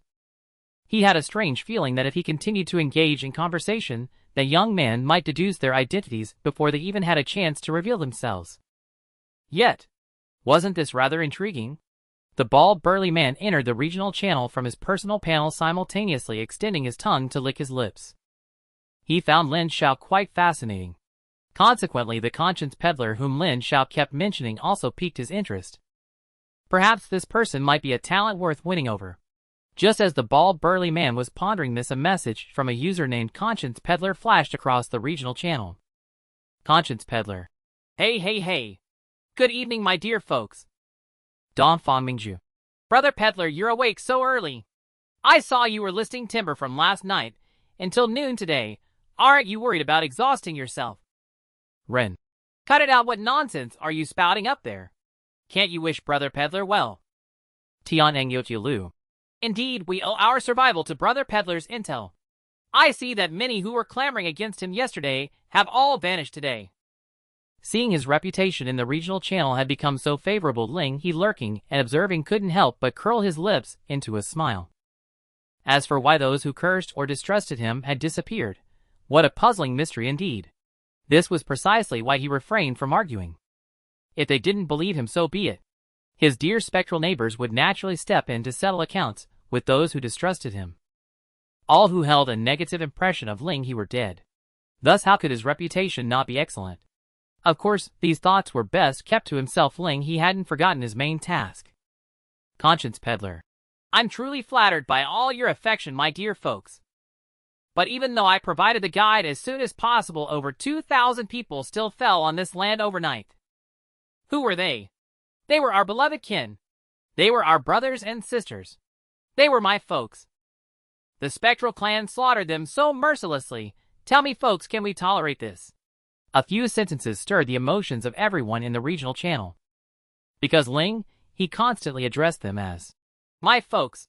Many subconsciously identified with his words when death was mentioned, imagining themselves falling to the spectral clan in the near future. Phrases like, we can't stand it, and fight the spectral clan to the death, flooded the channel. Wu Wei Dage. Damn it all, a man dies but once or lives for eternity. Brother Peddler, name a meeting point, and we'll go with you to take on those bastards. Hey Lung. Yeah, I've killed humans without flinching, so why fear these ghosts? Just say we're together, and they'll bring my people to back you up. The flood of messages calling for all-out war against the spectral clan left the bald, burly man silently astonished. What terrifying persuasive power! If he could recruit this person before they grew too strong, the future benefits would be unimaginable. However, Lin Xiao, watching the regional channel, furrowed his brow slightly. Based on his impression of the conscience peddler, this sudden incitement of emotion likely served a purpose beyond mere war. His guess was correct. Lin He had no intention of escalating the conflict between humans and the spectral clan, nor did he wish to be the instigator of war. Everyone knew war required spending money. Spending earned gold on unnecessary matters, instead of personal enjoyment, was in Lin He's view utterly disgraceful. Sensing the emotions had been sufficiently stirred, Lin He continued typing in the chat channel. Conscience Peddler. I understand your sentiments, my folks, but rest assured, I would never bear to put you in harm's way. So I've spent the entire day today meticulously researching, and have finally developed a devastating weapon capable of instantly killing the spectral clan's strongest monsters. Limited time offer, massive clearance sale. The original 10 gold hive gel is now, not 8 gold, not 5 gold, just 3 gold coins, only 3 gold coins. With 3 gold coins you can't buy loss, you can't buy regret, but you can buy tomorrow's sunshine, and the continuation of life. Details on how to use the hive gel and which spectral monsters it was effective against were also posted by Lin He in the regional channel. Yet sales remained stagnant. First, according to Lin He, this hive gel would explode upon purchase and couldn't be stored since no one was in immediate danger. There was no demand. Second, the product description mentioning a 0.03x power multiplier made many hesitant. The name Conscience Peddler was well known and positive in the regional channel.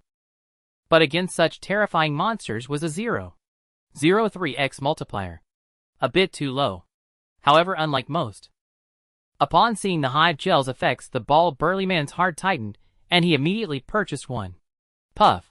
The moment he confirmed the purchase, a burst of flame particles exploded around his body. My lord! My lord! Are you all right, my lord? Anxious voices came from all directions. I'm fine. The bald burly man calmed his companions with a gesture and patted his shoulder. These faint flames couldn't even singe a single hair on him. But a shadow fell over his eyes. The range was about 3 meters, lasting roughly 2 seconds. Based on his knowledge of the spectral clan during this period, if any spectral subjects entered the flame particles within those 2 seconds, no matter how formidable their combat strength, they would be doomed. That Conscience Peddler was right. But precisely because of this, his life could not be spared. The bald burly man turned to Lin Xiao. You hate that guy named Conscience Peddler, don't you? No, I don't. Lin Xiao shook his head. Rather than hate, I'd say he's just not going along with my plans. The bald burly man grinned ferociously, an unexpected answer. But for him, it was perfect. So, do you want to know who we really are? Lin Xiao saw the ferocious grin and knew the man had already developed murderous intent toward the Conscience Peddler. The next moment, ignoring the blade at his throat, he threw his head back and laughed. Ha ha ha! Good. Just as the last batch of riffraff had died off, another swarm of vermin came knocking. Of course I want to know who you are. Or rather... Lin Xiao stopped laughing and spoke seriously. Please let me join you. As his words faded, the blade pressed against Lin Xiao's neck was withdrawn. Lin Xiao could clearly sense that the gazes of those around him, while still not exactly friendly, were no longer as fierce as before. If you want to join us, use this item first. The burly bald man tossed a small iron card carelessly, which landed before Lin Xiao. Identity Iron Token Era Imperial Era Dynasty Path Effect. Change your own nickname, usable once per era. What do you want me to change my nickname to? Lin Xiao asked. Anything. The burly bald man leaned close to Lin Xiao, reached out to pat his shoulder, and spoke earnestly. We don't care what you want to call yourself, we just want you to say goodbye to your past. Lin Xiao understood in his heart. This was a means to control him. After using this identity iron token, both his current name and his connections in the regional channel would become things of the past.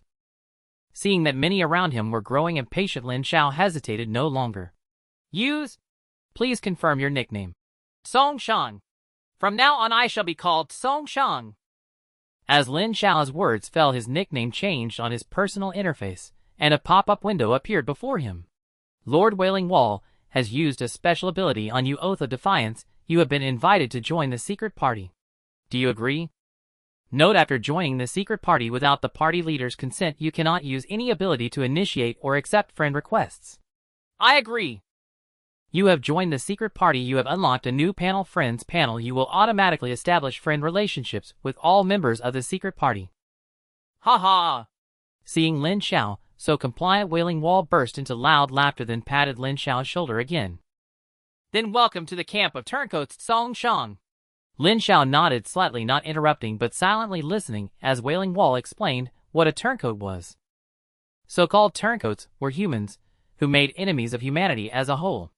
They had no fixed allies. Whoever waged large-scale war against humanity would become the blade in their hands. Among the turncoats were pitiful souls with troubled fates, followers of evil cults, vanguards of anti-human organizations, and even madmen who took pleasure in slaughtering their own kind. Not all of them were inherently evil, but demons with a chaotic evil ideology were not a rarity among the turncoats. In short, it could be summed up in one sentence: we refuse no one. While explaining this, Wailing Wall kept observing the expression on Lin Xiao's face. Seeing that Lin Xiao's expression remained unchanged, he grew even more satisfied with this newcomer. Is there anything you want to ask? Wailing Wall offered proactively. Hearing this, Lin Xiao hesitated for a moment, looked around, and then asked, Our secret party's leader, is he not here? After joining the secret party, he realized that the Wailing Wall before him was merely another member of the secret party. As for the party leader, that was someone else entirely. Faced with Lin Xiao's question, Wailing Wall's expression shifted repeatedly. You really know how to ask, don't you? If it's classified, please pretend I never asked. Lin Xiao added immediately. However, Wailing Wall gave a grim smile. Once words are spoken, how can they be unspoken? It's not a problem to tell you this. But if you try to pass our information out, I think you understand what your fate will be. Lin Xiao nodded. After changing his nickname and joining the secret party, he knew he was already tied to this ship. From the friend list, he could see that there were over 50 secret party members in the current region, all of whom knew his nickname. Once he said anything inappropriate in the regional channel under this nickname, he would likely be bleeding on the ground the next second. I will never utter a single word of what I hear to anyone outside. Seeing Lin Xiao being so sensible again, Wailing Wall finally clasped his hands behind his back and turned away, a hint of profundity in his eyes. Our all-powerful party leader. He encountered a small accident upon awakening. An accident. Lin Xiao frowned slightly. From the current perspective, the secret party's strength was not to be underestimated. The person who was the party leader should be even more powerful. Who could cause him to encounter an accident? Yes, an accident we still haven't been able to understand. Wailing Wall reached out and scratched his bald head. The party leader said he was choked awake by thick smoke. As soon as he woke up, he found himself trapped by flames. Speaking of which, the party leader seemed to have called for help back then, but Wailing Wall did not tell Lin Xiao this. It probably wasn't a big deal. In a place full of newcomers, how could a mere flame deal with that all-powerful party leader? No matter how fierce the fire burned, the party leader wouldn't be left without a place to run, would he? I see. Lin Xiao nodded thoughtfully. In other words, the secret party's leader had gone missing immediately upon awakening, and the culprit was still unknown. This region truly was full of hidden talents. Achoo! Achoo! Lin He sneezed several times in a row and blew his nose heavily. Who's been gossiping about me behind my back? Muttering under his breath, Ling, he casually bought a piece of cloth from the trading post to wipe his nose. Hey, you jerk of a lord! At that moment, Vera also climbed onto Hamburger's back and leaned against Ling He's shoulder, staring intently at the trading post data. You've only sold one of those honeycomb gels so far. Do you really need to list so many? Vera pointed at the trading post interface. Among them, the number of honeycomb gels Ling He had listed was a full 2,000 units. To think this modified slime gel, though of low value in Vera's eyes, could only be produced by each flame slime at a rate of 5 per day, which was half the amount of regular gel. These 2,000 honeycomb gels directly consumed 4/9 of the slime ranch's production capacity. Relax, relax, Ling He said, as he handed a chilled bottle of happy water to Vera. This was precisely why he had Hamburger recruit 100 frost slimes. Ice attribute slime gel could generate a faint layer of frost on its surface. A large pile of frost slime gel was just right for chilling happy water. Spendthrift. Vera rolled her eyes, but took the happy water from Ling He's hand. Since she was accepting his favor, she said no more. As for the label spendthrift, Ling He just smiled nonchalantly. If he couldn't enjoy himself after making money, then what was the point of earning it in the first place? Moreover, due to his investment in the slime ranch, Ling He demanded that Hamburg continue to cede him 1/10 of the profits in future orders. This meant the exchange rate became 1 gold coin for 10 fire slime gels, or 5 honeycomb gels. Since no one else had yet established trade relations with the slimes besides Lin He. Thus Ling He only needed to successfully sell these gels at the human trading post to effortlessly secure an after-tax profit of 850. And that was merely the profit margin for ordinary gels. If he switched to honeycomb gels, that profit margin would skyrocket to a staggering after-tax 1,275. This was even under the premise that Ling He conducted business with a fair conscience. Monopolizing the market is truly delightful, Ling He couldn't help but remark. Of course, the prerequisite was that they could be sold.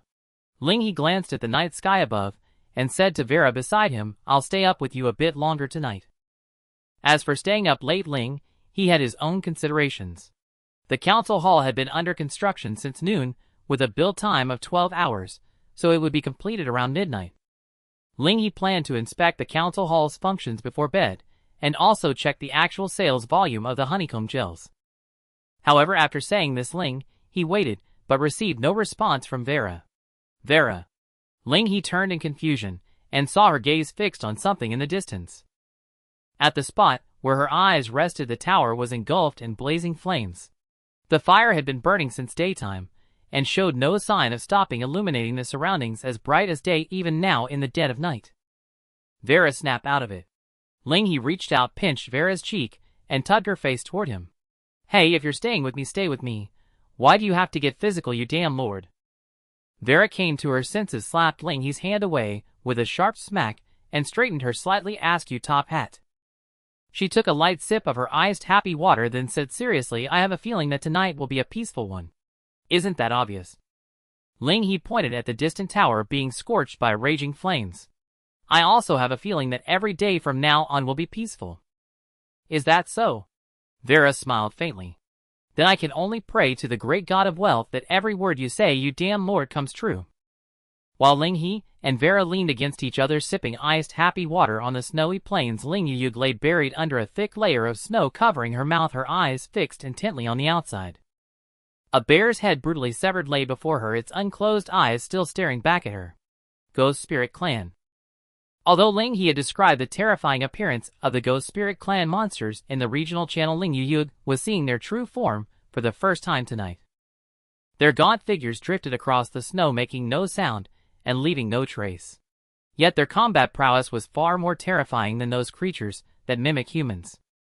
The bear before her was prey Lin Yuyug had been hunting since dusk. Its meat was meant to be food for her and her 3 subjects. It was dead as expected, but not by Lin Yuyug's hand. Just as she and her subjects confronted it, the Ghost Spirit Clan monster had appeared without a sound. Its arrival was utterly unforeseen. The only saving grace was that its primary target was the strongest combatant present, the bear Lin Yuyug had been hunting. The bear's formidable strength bought Lin Yuyug a few seconds. In that brief time, she and her subjects scattered and hid in the traps originally set for the bear, covering themselves with thick snow. Thus, after the ghost spirit creature severed the bear's head, it failed to immediately locate Lin Yuyug and her subjects. But feeling her physical functions gradually decline, Lin Yuyug knew she couldn't hide in the snow for long. If the ghost spirit didn't give up, it would eventually find her hiding spot. Even if it didn't, the thick layer of snow on her could be fatal. With this in mind, as the ghost spirit monster turned away, she reached out and made a gesture to her subjects. It was a signal they had agreed upon before hunting the bear, now repurposed against the ghost spirit. The next moment, the subject she had signaled suddenly rose from the snow and ran away from the monster. This instantly drew the ghost spirit's attention. The creature spun around and gave chase without hesitation. A perfect opportunity. Seizing the moment as the monster's focus was diverted, Lin Yuyug also rose from the snow, grabbed a wooden stick, and smeared a deep red gel across it. Whoosh! A small burst of flame flickered. The slime gel ignited but failed to set the stick ablaze. Lin Yuyug's expression froze. It was her oversight. The stick had been buried in the snow with her for so long that it was damp and couldn't be easily lit. But it was too late for regrets. Her earlier action had already drawn the ghost spirit monster's attention to her. Could she outrun it? No. Could she escape? No. Her only option was to buy a set of wood and fight it heathen. Lin Yuyug's mind raced.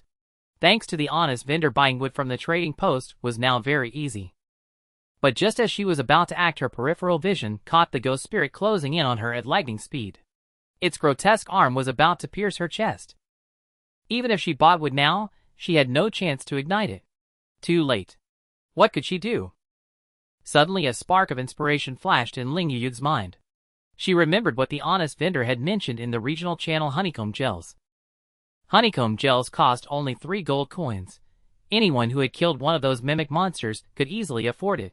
The only issue was the effect labeled as 0. 0.3 times the power, which made one seriously doubt its usefulness. Ah well, he's a good person. Even if I'm cheated this once.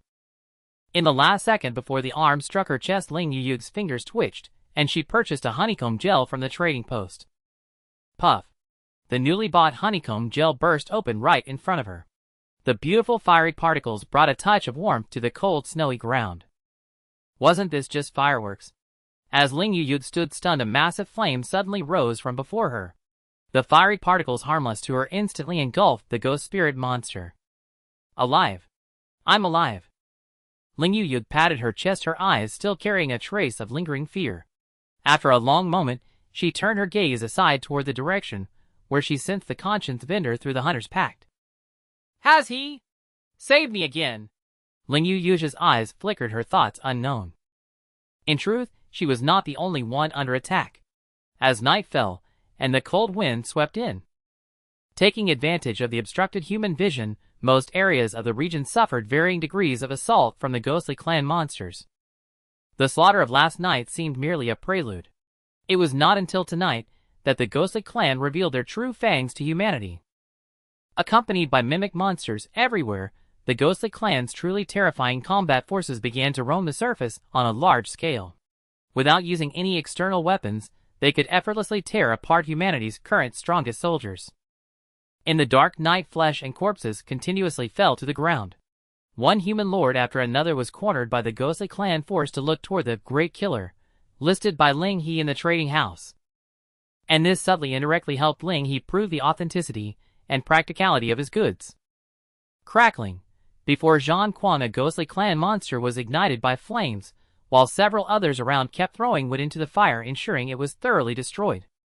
The vendor didn't lie. This thing really can kill ghosts instantly, Zhang Quan muttered to himself. Unlike others who were forced to buy, Zhang Quan chose to take the initiative, seeking out the monster's Ling He mentioned to test the practicality of the hive gel. Such life-or-death matters were no joke.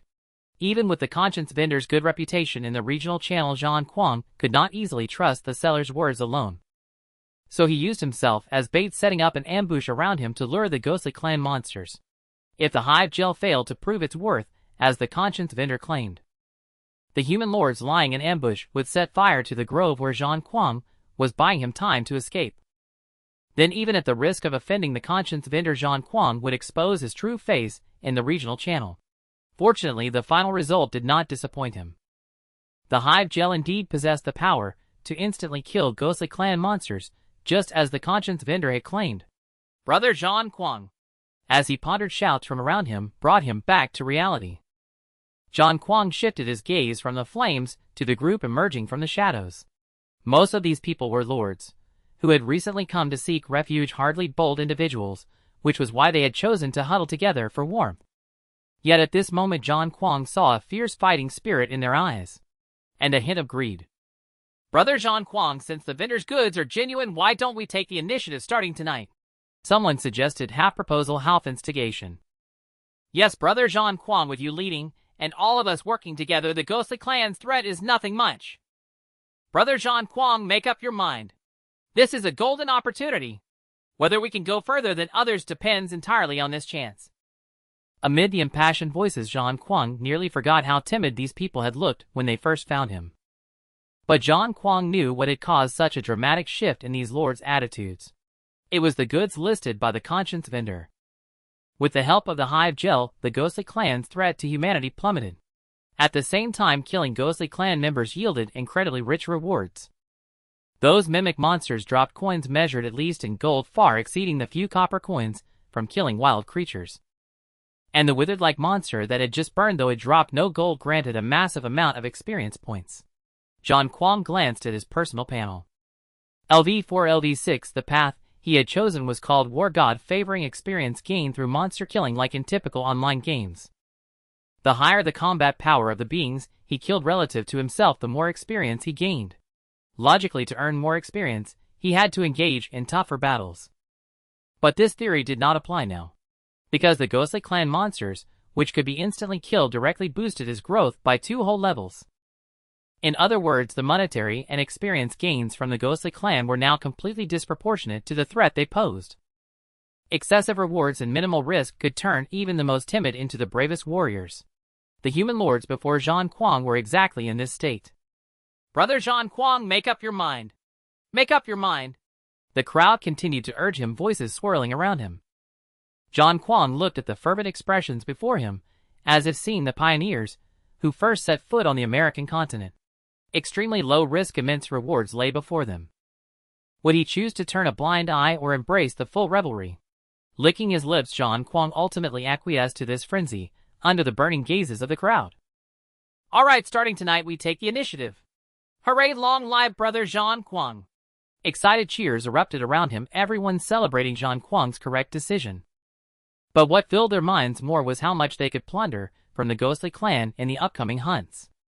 Am I doing this? Right. Zhang Kuang shook his head, holding his forehead, not joining in the cheers. Opening the trading house, he stared at the dwindling stock of hive gel and fell silent. It was like the arms dealers who sold flintlock muskets to the pioneers of the American continent. The conscience vendor was selling war. Low risk did not mean no risk. Many who would not have died would perish from a false sense of their own strength. Yet what could be done about it? Under the tide of the times, those who went against it would eventually be drowned. Even Zhang Kuang was no exception. Besides, he truly could not resist the terrifying rewards. Heh? Zhang Kuang smiled bitterly and shook his head. I thought he was just a brash young lad, but now it seems he is far more terrifying than many. So they actually sold. And quite a lot too. Inside the lumberyard atop Hamburger, Vera stared wide-eyed at the trading panel. The sales volume of timber remained consistently high, requiring Vera to constantly restock to ensure the trading post never ran dry. Fire slime gel, a quick-fire kindling tool, also sold well now that the ghost tribe had emerged and friction fire was no longer practical.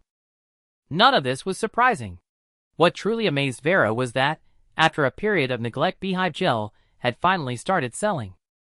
In fact, as time passed, the sales pace seemed to accelerate. At this rate, by the end of the night, at least half of the 2000 beehive gels would be sold. Lord, how did you manage this? It's impossible. And why is that impossible? Lin He shook his head. First, I didn't exaggerate the product's effects. Second, the price is fair. Third, I'm looking out for everyone's safety. For someone as good as me, it would be strange if things didn't sell, wouldn't it? Lord, isn't this a bit like every potter praises his pot? Vera murmured. What kind of talk is that? Lin He glared at her, flattened her hat, and continued. Those who need beehive gel have all killed mimic monsters and are being hunted by whatever comes next. In my estimation, they usually have at least 6 gold left, maybe even a dozen. Do you know why I priced the beehive gel at 3 gold instead of 6? Because I'm merciful enough to give them a chance to make a mistake. Ah, forget it.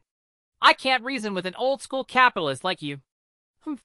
Defeated in their banter once again, Vera pouted and patted her hat back into shape. You bastard, Lord, you just said all that without explaining why the beehive gel sold at all. No, no, no. Lin He raised a finger and waved it in front of Vera. I already explained why the beehive gel sold. It's because what I'm selling isn't the gel itself, it's life. Selling life. Vera tilted her head. Of course. Though he claimed to have nothing more to say, Lin He patiently elaborated on his thoughts to Vera. After all, Vera was the one who understood him best and could keep him company. He certainly couldn't discuss such matters with those contract ghost warriors who repeated themselves every few sentences. I see. After grasping Lin He's logic, Vera's gaze toward him shifted.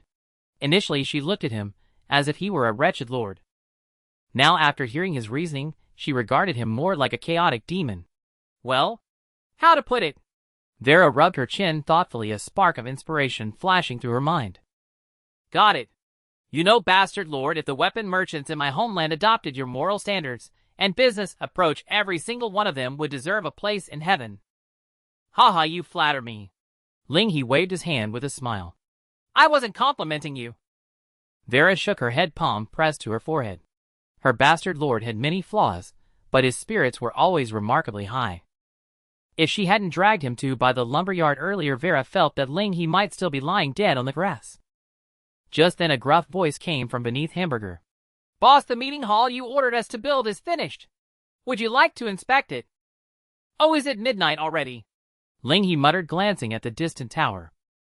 Perhaps due to the tower's relentless flames, not a single ghost tribe unit had appeared in the lumberyard tonight. As Vera had said, it was a peaceful night. Right, the meeting hall is a core building. Lin He nudged Vera's shoulder and placed the ghost tribe's death curse before her. Can we use this item to enter the pseudo-era now? It's possible. Vera nodded. As a secretary, aside from sharing the Lord's workload, part of her duty was to answer his questions. In fact, after losing every round of banter to Lin He, she could finally rely on her vast knowledge to turn the tables. I have followed this lady. With that, Vera hopped down from Hamburger. Lin He quickly followed, but not before waving at Hamburger to come along. The trio and the slime soon arrived outside the newly built meeting hall. It was as expected of a Stone Age construction, a rather shabby wooden hut in Lin He's eyes. Though shabby, it was still far better than sleeping in the open. The Oxman stepped forward grinning as he pushed open the door for Lin He and Vera. Very considerate. Vera nodded, then pulled the eager Lin He inside. As the exterior suggested, the interior was equally sparse. A single round table in the main hall near which the core building's unique functions could be accessed. Beyond that, there were a few side rooms, each furnished only with a simple plank bed, a stool, and a small table. Ignoring the bed without a mattress, Lin He and Vera walked straight to the round table. A core building panel appeared before Lin He. Meeting hall core building unlocked functions: declare war cases, belly diplomatic improvement alliance, abolished era evolution council not yet opened apart from the alliance mechanism replaced by the agent system, and the council mechanism, whose activation was unknown. Lin He's eyes immediately settled on era evolution. That's right, bastard lord. If you want to enter the pseudo-era, just select this, Vera explained. I'll elaborate further, and the final decision rests with you. Lin He nodded and opened the era evolution panel. Instantly, the scene around him transformed. Though still within the shabby wooden hut, Lin He witnessed a magnificent panorama. Molten bronze cascaded like waterfalls, and chariots raced across the plains. A low horn rose from the roar of furnaces, a plume of smoke swept by as a parchment scroll unfurled slowly. Pseudo-era, Bronze Age. Description: this is our era. Expand details. Synopsis: this is our era, long buried deep within the recesses of our wisdom, deeply rooted. When the ancient ancestors glimpsed the dance of flames in the furnace, when we forged the first covenant with the earth, the liquid river of molten copper and tin solidified within the clay molds, humanity would henceforth break free from the shackles of the Stone Age. Behold, the swordsmith forges starlight into the blade, totems of the gods rise upon the surface of sacrificial vessels, wheels crush the spine of the wilderness, and caravans laden with riches traverse one city-state after another. This is not merely the awakening of weapons, but the tempering of civilization. Rise. The gods still watch the mortal world from behind bronze masks, yet mankind now holds the power to alter the very form of matter. I wonder if this azure golden radiance can illuminate the long dark night of the centuries. Reading the details of the Bronze Age word by word, Lin He silently closed the information interface. After reading the introduction, he was almost seized by an impulse to enter this pseudo-era immediately. Unfortunately, although the Bronze Age appeared before Lin He as an optional pseudo-era, the entry option remained unclickable. To enter this pseudo-era, Lin He first had to fulfill a prerequisite. Entry condition: craft a bronze weapon or tool. As of now, Lin He had seen no news regarding bronze or copper or in the regional channel. In other words, whether he could enter the Bronze Age in the short term was entirely a matter of luck. As Lin He pondered this, Vera paced to his side, reached out to swipe the panel, and began explaining more about the eras to him. The so-called eras were divided into the overall era, which all human lords within the entire region entered collectively, and the individual era, which was the pseudo-era Lin He was currently examining. The former was not yet something Lin He needed to concern himself with, so he set it aside. Vera focused her explanation on the latter.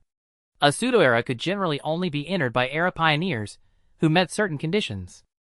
Based on the overall era of the initial region, a pseudo-era could advance at most one level beyond that foundation, and once chosen, it could not be changed.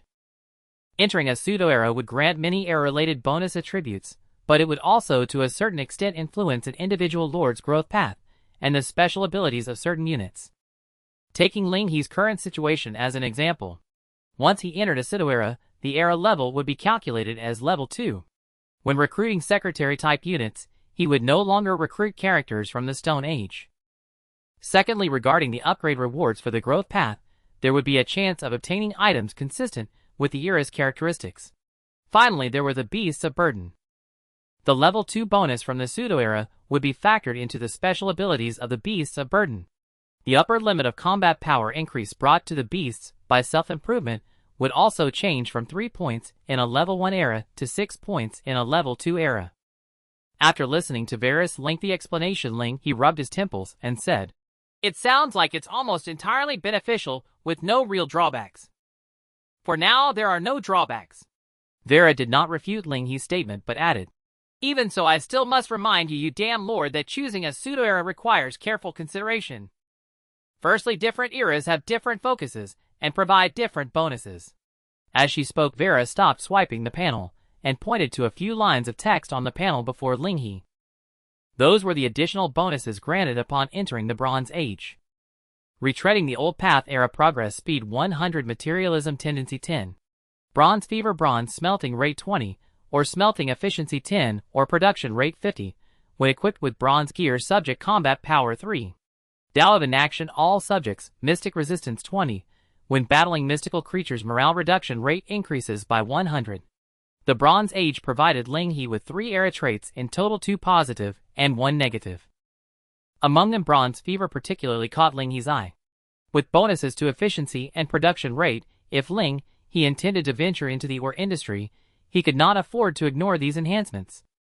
Furthermore, the additional 3 points of combat power for subjects when using bronze equipment, when combined with the special abilities of the beasts of burden, effectively meant a flat 45 increase in production efficiency. In comparison, the attributes lost to the negative trait were virtually negligible for Lin He. After all, whether it was the contract axe warriors under full pay or the berserkers and ghost warriors further strengthened by Vera, their morale was terrifyingly high. As long as Lin He could afford to pay them enough, it would be difficult for the morale of his subjects to collapse. Just as Lin He was thinking this, Vera continued, "Secondly, and most importantly, when the initial region enters a new era, all lords will enter the new era together. At that time, regardless of which pseudo-era you damn lord chose, it will be forcibly overwritten by the regional era." "I see." Hearing Vera's words, Lin He nodded thoughtfully. This meant that one couldn't simply choose a pseudo-era based solely on the bonuses. If a wrong choice was made selecting a pseudo-era completely in conflict with the regional era, then, when the region entered a new era, all the effort invested in the pseudo-era would be for nothing. Speaking of choices, Lin He realized he had been completely absorbed by the Bronze Age for quite a while. So much so that the item, the death curse of the Ghost Spirit tribe, had yet to make an appearance. Thinking this, Lin He didn't hesitate and pulled out the death curse. In that instant, the era evolution panel, which had previously only had the Bronze Age pseudo-era, opened up a brand new area. Pseudo-era spiritization era. Synopsis: in our enemies, we have seen a path we had never envisioned. The ancient trees willingly split their rings to offer their branches. The rock walls guide miners to extract the dreams deposited by the earth over millennia, and the mycelium spreads beneath the decaying soil. We have come to perceive what lies beyond perception, to feel the joys and sorrows of the continent, learning how to extract existence from the world, weaving everything with a warp and weft of spirit. A century of life for a wheat stalk is compressed into a single second of ripening. This is not the prelude to conquering nature, but a wild rhapsody of dancing with all spirits. Unlike the Bronze Age, the entry conditions for the spiritization era were already met. That is to say, if Lin He wished, he could consume the death curse in his hand at any time and enter the spiritization era. However, before deciding between the Bronze Age and the spiritization era, Lin He still needed to see the bonus attributes the spiritization era could bring him. A bleak path ahead, era advancement rate 30, idealism tendency 20, and subsequent eras cannot be compatible with a purely materialistic era. All things spiritual, spirit will become a hidden regional attribute. When the concentration of spirit in the region is medium-high or extremely high, it will increase crop growth rate by 15, 45, and 100 respectively. 3 feet of spirit, all subjects gain 10 mystic resistance, the Lord gains 1 luck, and when advancing along the growth path, the tendency for spiritual rewards increases by 30. Compared to the bonuses of the Bronze Age, the spiritual age seemed somewhat elusive and hard to grasp. The clearest description among them was the boost to crop growth rates. But whether it was the boost from medium-high or even extremely high concentrations, it didn't seem particularly competitive when compared to the bronze smelting craze. The same applied to the subsequent 3 feet of spirit. What exactly was a tendency for spiritual rewards? Lin He wasn't sure. But with only a 30 probability, if this reward tendency never triggered, wouldn't it be as if this stat bonus didn't exist? So you bastard lord, have you made up your mind? Vera asked. Do we enter the spiritual age now, or wait a while and step into the Bronze Age? Or neither? Lin He closed his eyes, calculated for a moment in his mind, and then gave an unexpected answer. Let's choose the spiritual age. Why you reconsider? Vera pointed at the Bronze Age. This era, as the home ground of humanity, has a high likelihood of becoming the mainstay of the next era. Once the Bronze Age becomes the dominant era later on, all the costs we've invested in the spiritual age will go down the drain. Even so, my lord, do you still want to try a brand new path? Of course. Lin He nodded. Indeed, as Vera said, the Bronze Age, being an era etched into human bones, was absolutely the most likely candidate to become humanity's first choice in this region. Moreover, the era bonuses of the Bronze Age seemed significantly stronger than those of the spiritual age at the same level. But the spiritual age granted him an additional point of luck. As the saying goes, lucky people never have bad luck. Considering this single point of luck, he had a feeling that perhaps this spiritual age would bring him surprises that the Bronze Age could not offer. I choose the spiritual age. Well, all right then. Vera spread her hands and shrugged. The decision is in your hands, bastard lord. You decide. I'm just offering a suggestion. Seeing that Vera had no further objections, He placed his hand on the panel before him. Pseudo-era spiritual age. Select. The death curse of the ghost spirit tribe was consumed. Congratulations. You have successfully entered the pseudo-era spiritual age. You have temporarily entered Stage 2 civilization. Please explore more functions on your own. Explore on your own. Lin He didn't dwell on it, and simply raised his hands to yawn. Before he knew it, he had stayed up past midnight. Choosing the pseudo-era to enter was the last thing on his mind for today. What he needed to do next was wait for the market to develop further. Only by advancing along the growth path could the tendency for spiritual rewards of the spiritual age have a chance to manifest. Vera, good night. Saying good night, He called for hamburger and walked towards the house. Wait, bastard lord, where are you going? Vera quickly followed He into the house, and saw a sleepy He placing hamburger on the wooden bed. Then he kneaded it flat, spread it out like a mattress, and finally lay down on top of it. So comfortable. Half of He's body sank into the bed wrapped by hamburger, and he let out a soft moan. With no more worries for the day, he seemed ready to fall asleep peacefully. Vera puffed out her cheeks, and abruptly pulled He down from hamburger. Bastard lord, if you sleep here, how am I supposed to restock the trading post? If you're going to sleep, come outside. Saying this, she half-dragged, half-pulled He out of the council hall. The night outdoors was a bit chilly, so Vera first ordered the working oxen and horses to light a bonfire in the clearing. Then, just like yesterday, she let He lie down on her lap. Zzz. Perhaps because he was truly tired, he quickly fell asleep. Seeing that He was already asleep, Vera said nothing more, and silently opened the trading post interface, watching every completed transaction order within it. However, the latter part of tonight was destined not to be peaceful. Ah! A scrawny man fell to the ground, clutching his severed finger and letting out a piercing scream. His gaze was fixed straight ahead on the man walking towards him, step by step, his eyes filled with nothing but terror. I am human, I am truly human. What do I have to do for you to believe me? Of course I believe you. Lin Xiao's voice came from in front of the man. The man's face lit up with joy, but as he was about to speak, he felt a sharp pain shoot through his palm. Looking down, he saw his left hand had been brutally pierced by a stone dagger. Aya! What do you want from me? What do you want? The man let out a heart-wrenching cry, but when he looked up, he met Lin Xiao's cold, harsh gaze.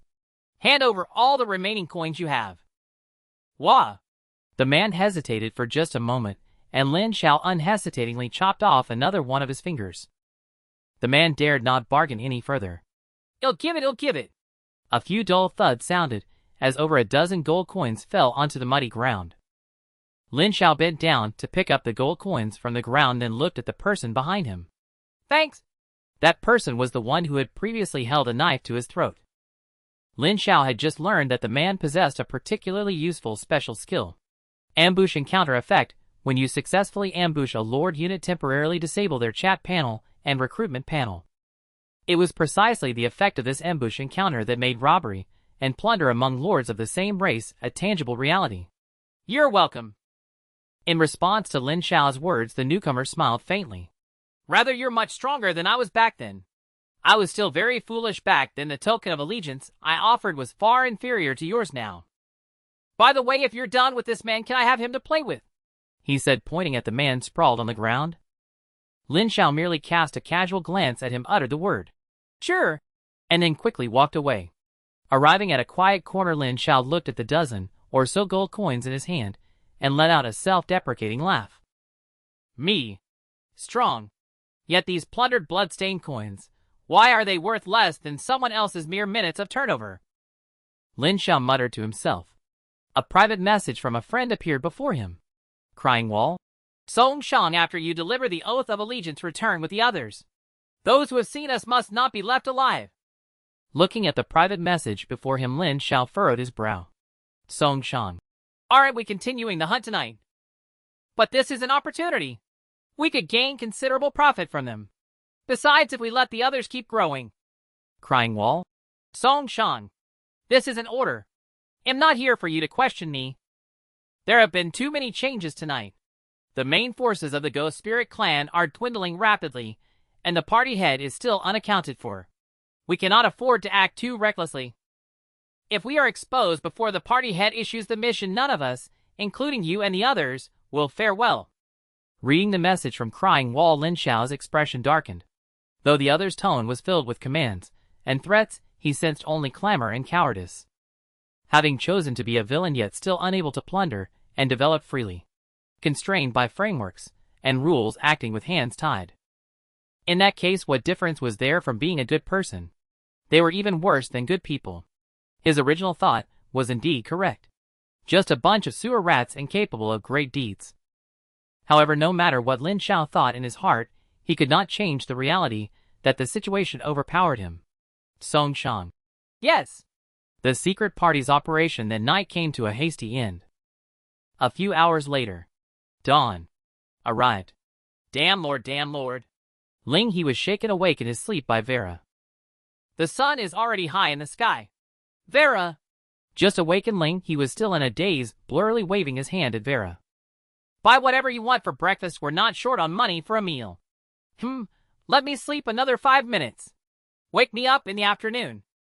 With that, Ling He buried his face in Vera's lap, about to fall back asleep. Damn Lord. It was Vera's loud shout in his ear that finally shattered Ling He's dream. Who's there? Ling He lifted his head from Vera's lap, half sitting up, his gaze instinctively scanning the surroundings. Which blind fool is attacking? Vera was almost amused and exasperated by Ling He crossing her arms before her chest. This blind fool dares to wake the Lord up. How truly aggrieved the Lord must be. Vera. Ling He rubbed his eyes, gathered some energy, and looked up at the sky. Judging by the sun's position, it wasn't quite noon yet, probably around 9 or 10 in the morning. Instantly Ling He's face fell. Who could understand him? Being woken up by his secretary at just 9 in the morning. Back when he ran a small shop near the elementary school, he never opened before 11:30. All right. Seeing Ling He's drooping expression, Vera shook her head and sighed. I didn't want to wake the damn Lord either, but someone you know is looking for you. I think it's something the damn Lord should know about. As she spoke, Vera pulled up a private chat window in front of Ling He. Ling He glanced at it. It was that guy War Mad messaging him early in the morning, not sleeping. What was it? Because he had asked him a question yesterday morning. Tit for tat, huh? Complaining inwardly, Ling He was fully awake now. Knowing War Mad, if he was reaching out privately, it wouldn't be to talk nonsense. Thinking this, Ling He carefully looked at the chat interface. Call me War Mad. Brother Vendor, am planning to establish a guild. Establishing a guild was no big deal. Establish a guild. Ling He suddenly realized something and narrowed his eyes. In an ordinary online game, founding a guild was trivial, but in a war game, it was a new mechanism Ling He had never heard of. Without replying to War Mad yet, Ling He reached out and opened the regional channel. First, he glanced at the corner of the channel. Remaining population 7,719. Last night, the human population in the entire region had only decreased by a little over 200, a peaceful night compared to the first one. This also meant that the human side had not suffered too little profit. Lin He thought, so withdrawing his gaze from the corner and looking at the constantly scrolling messages in the regional channel. Among them were newly discovered weaknesses of the Ghost Spirit clan. For instance, with those mimic monsters, if flame approached them, the space around them would exhibit an abnormally distorted sensation. This was discovered by a human lord with the nickname Unhappy Mr. Handsome. Lin He felt he had seen this name somewhere before, but upon careful thought, he had no recollection, so he focused on more noteworthy matters. That was what many in the regional channel were currently discussing. The first guild in the entire region, War God Hall, was openly recruiting. The message was sent by War Mad. He made no secret of it, detailing the guild mechanism in the regional channel. The guild mechanism was a variant of the alliance system, but it emphasized the relationship between individual lords rather than the collective. Once a guild was established, sufficient funds had to be paid daily to ensure it wouldn't disband. In return, guild members could gain many benefits. For example, basic architectural blueprints could be submitted for guild research. After research was complete, all guild members could freely copy duplicate blueprints and use them until the guild disbanded or they left. This benefit alone was enough to attract many with less wealth. But according to War Mad, the advantages of joining a guild didn't stop there. Lin He quickly scrolled through the regional channel and found the growth path upgrade rewards posted by War Mad. LV9 LV10 randoms level guild aura war god path, and what he randomly got was Sacred Law of War description. Our allies are the reliable support we can trust, so we can entrust our backs to our comrades and focus wholeheartedly on the wars to come. Effect disables friendly fire damage among all guild members. Seeing the effect, Lin He clicked his tongue in admiration. Disabling friendly fire in a war game. Just seeing this, Lin He thought of many devious tactics. He had to say that War Mad was truly lucky. After roughly understanding the situation, Lin He typed a line of text into the private chat interface. Conscientious Peddler. War Maniac, are you asking this because you want to invite me to join the guild you're establishing? War Maniac replied instantly. Call me War Maniac. Haha, Brother Peddler, don't flatter me. How would I dare? I just wanted to ask if Brother Peddler has any plans to establish a guild. I'm sure Brother Peddler understands that the first guild established can gain considerable influence within the region. War Maniac here only managed to unlock the guild system today thanks to Brother Peddler's information and goods. I'm not one to forget a favor. If Brother Peddler intends to establish a guild, I will absolutely not contend for the first spot. After reading this lengthy message, only one thought crossed Lin He's mind. War Maniac was indeed a man of integrity. Then again it figured. A warm-hearted person who would unhesitatingly extend a helping hand to a stranger couldn't possibly be a bad sort. As Lin He pondered this, another message from War Maniac arrived. Call me War Maniac.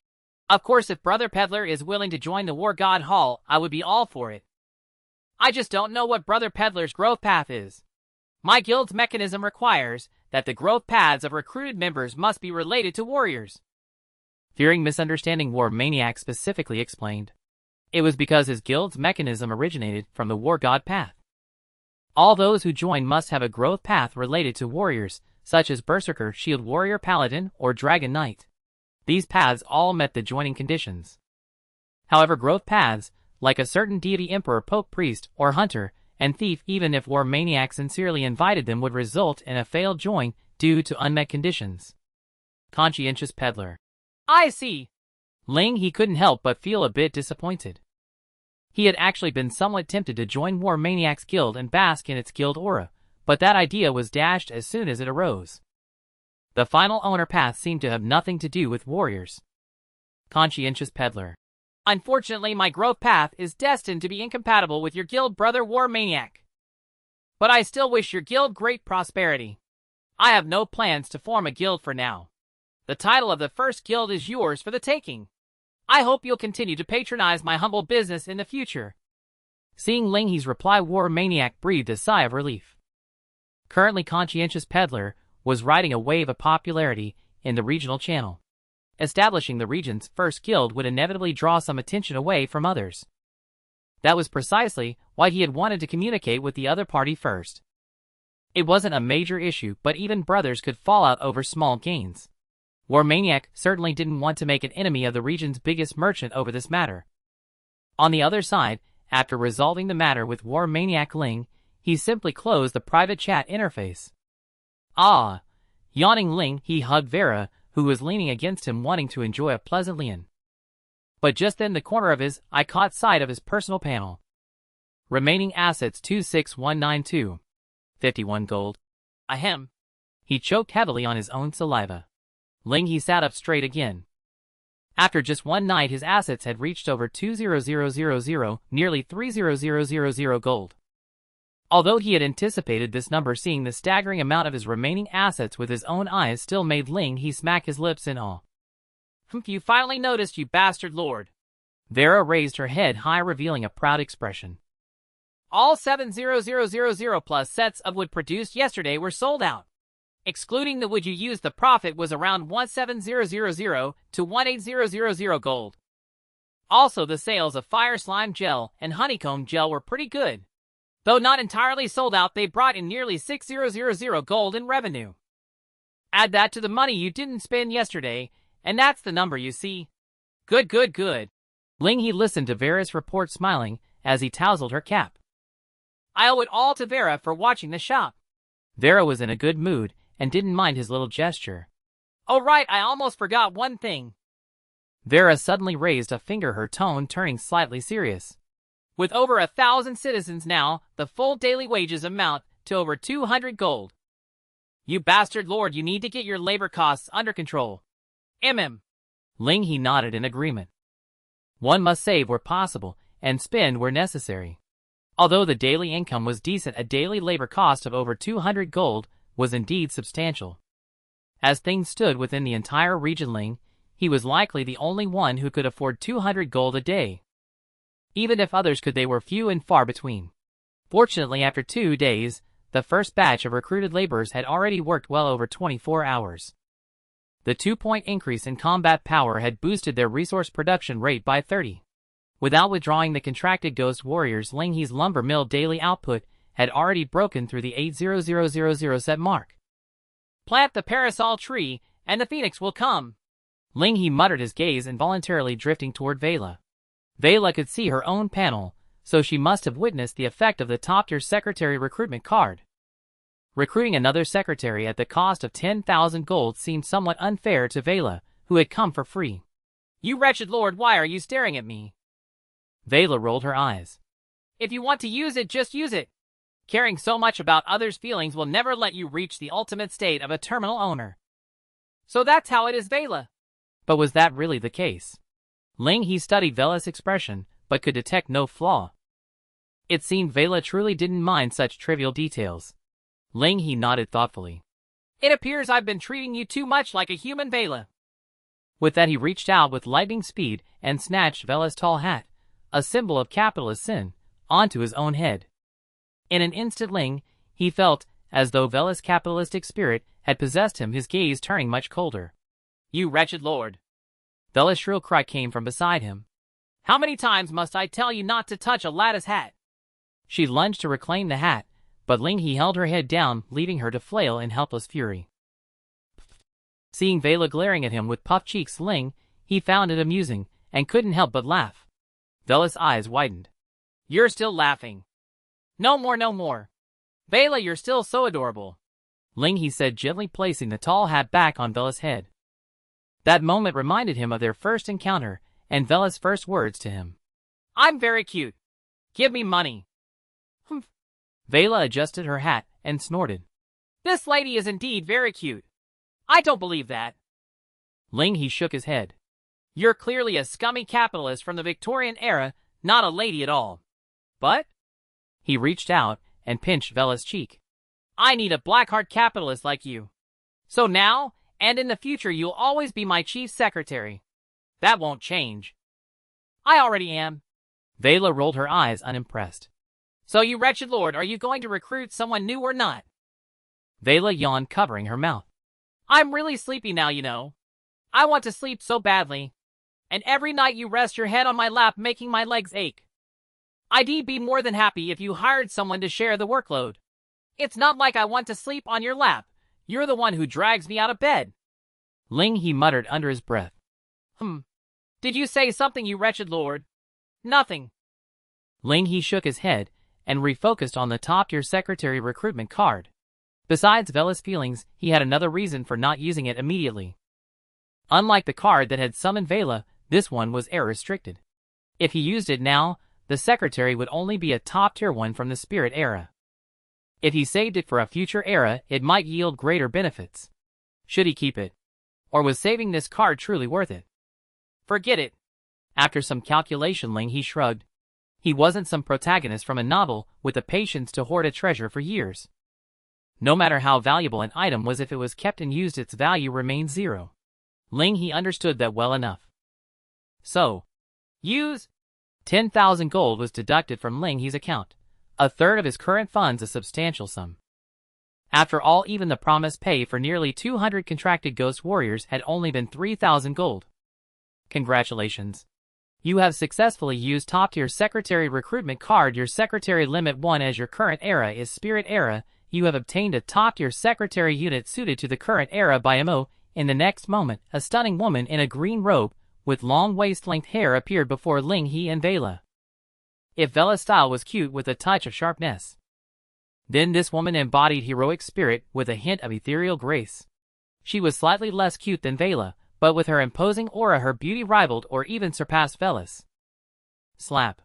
As Lin He began to stare in awe, by Mo's brows twitched slightly. She gently opened her eyes, then cupped her hands and bowed to Lin He. I have long heard of your great name. The good are virtuous. I boast a modicum of skill and have read a few books wishing to serve you. What a pedantic way of speaking. As Lin He thought this, a pop-up appeared before him. Ding, congratulations. You have gained the approval of Secretary by Mo. You may now view by Mo's personal interface. Lin He immediately helped the bowing by Mo up and examined her interface. I want to see it too. Vela quickly squeezed beside Lin He, her head poking over his shoulder, as she peeked at by Mo's interface with curious eyes. Secretary by Mo Combat Power 20 Traits Spiritual Victory Subtle Brush Strokes Jala Battle Array 5 Chapters of Archery 8 Steed Shadow Escape Hichu Lushu Spiritual Victory. When our actions conform to Zhou Rights, all residents in this secretary's area gain 2 combativeness. Subtle Brush Strokes. When we trigger a regional server announcement, we can add, modify, or delete any text within it. Jala Battle Array. When this secretary wields a Guqin as her primary weapon, combat power X500, and gains music-type auxiliary skills. 5 Chapters of Archery. When this secretary wields a longbow as her primary weapon, combat power X500, and gains bout-type attack skills. 8 Steed Shadow Escape. When this secretary rides a war chariot, combat power X500, and if the area is a spirit zone, enters a special state smooth as flat ground. Hichu Luoshu. In this secretary's area, when we kill neutral creatures, drop rate increases by 20, and gold drop amount increases by 20. Holy! Lin He finished reading and gasped. Writes music, archery, charioteering, calligraphy, mathematics. A true set of 6 gentlemanly arts. With Vela as a comparison, by Mo's panel seemed far too luxurious. Vela! Lin He murmured. Can I take back what I said earlier? Huh? Just kidding, just kidding. Seeing Vera's eyes widen as she stared at him, as if he were a beastling, he quickly clarified that he was only speaking hypothetically. He must have been influenced by Vera's hat. It caused him to inadvertently speak such heartfelt, insincere words. Bayamo glanced at Vera, then at Lin He, covering her mouth with a light chuckle. You two seem to have a wonderful relationship. There's hardly any sense of hierarchy between you. A wonderful relationship. Vera tilted her head, 3 question marks practically popping out above her forehead. You mean I have a wonderful relationship with this terminal capitalist who won't even let people eat? As she spoke, Vera pointed directly at Lin He, locking onto her target for attack. Ahem. Lin He coughed heavily. How many times do I have to tell you? You've got no right to call me that, you unscrupulous blackheart capitalist. Though he strongly disagreed with Vera's words, her remark made Lin He suddenly realized something. The current state of his subjects was far from aligning with the rights of Zhou.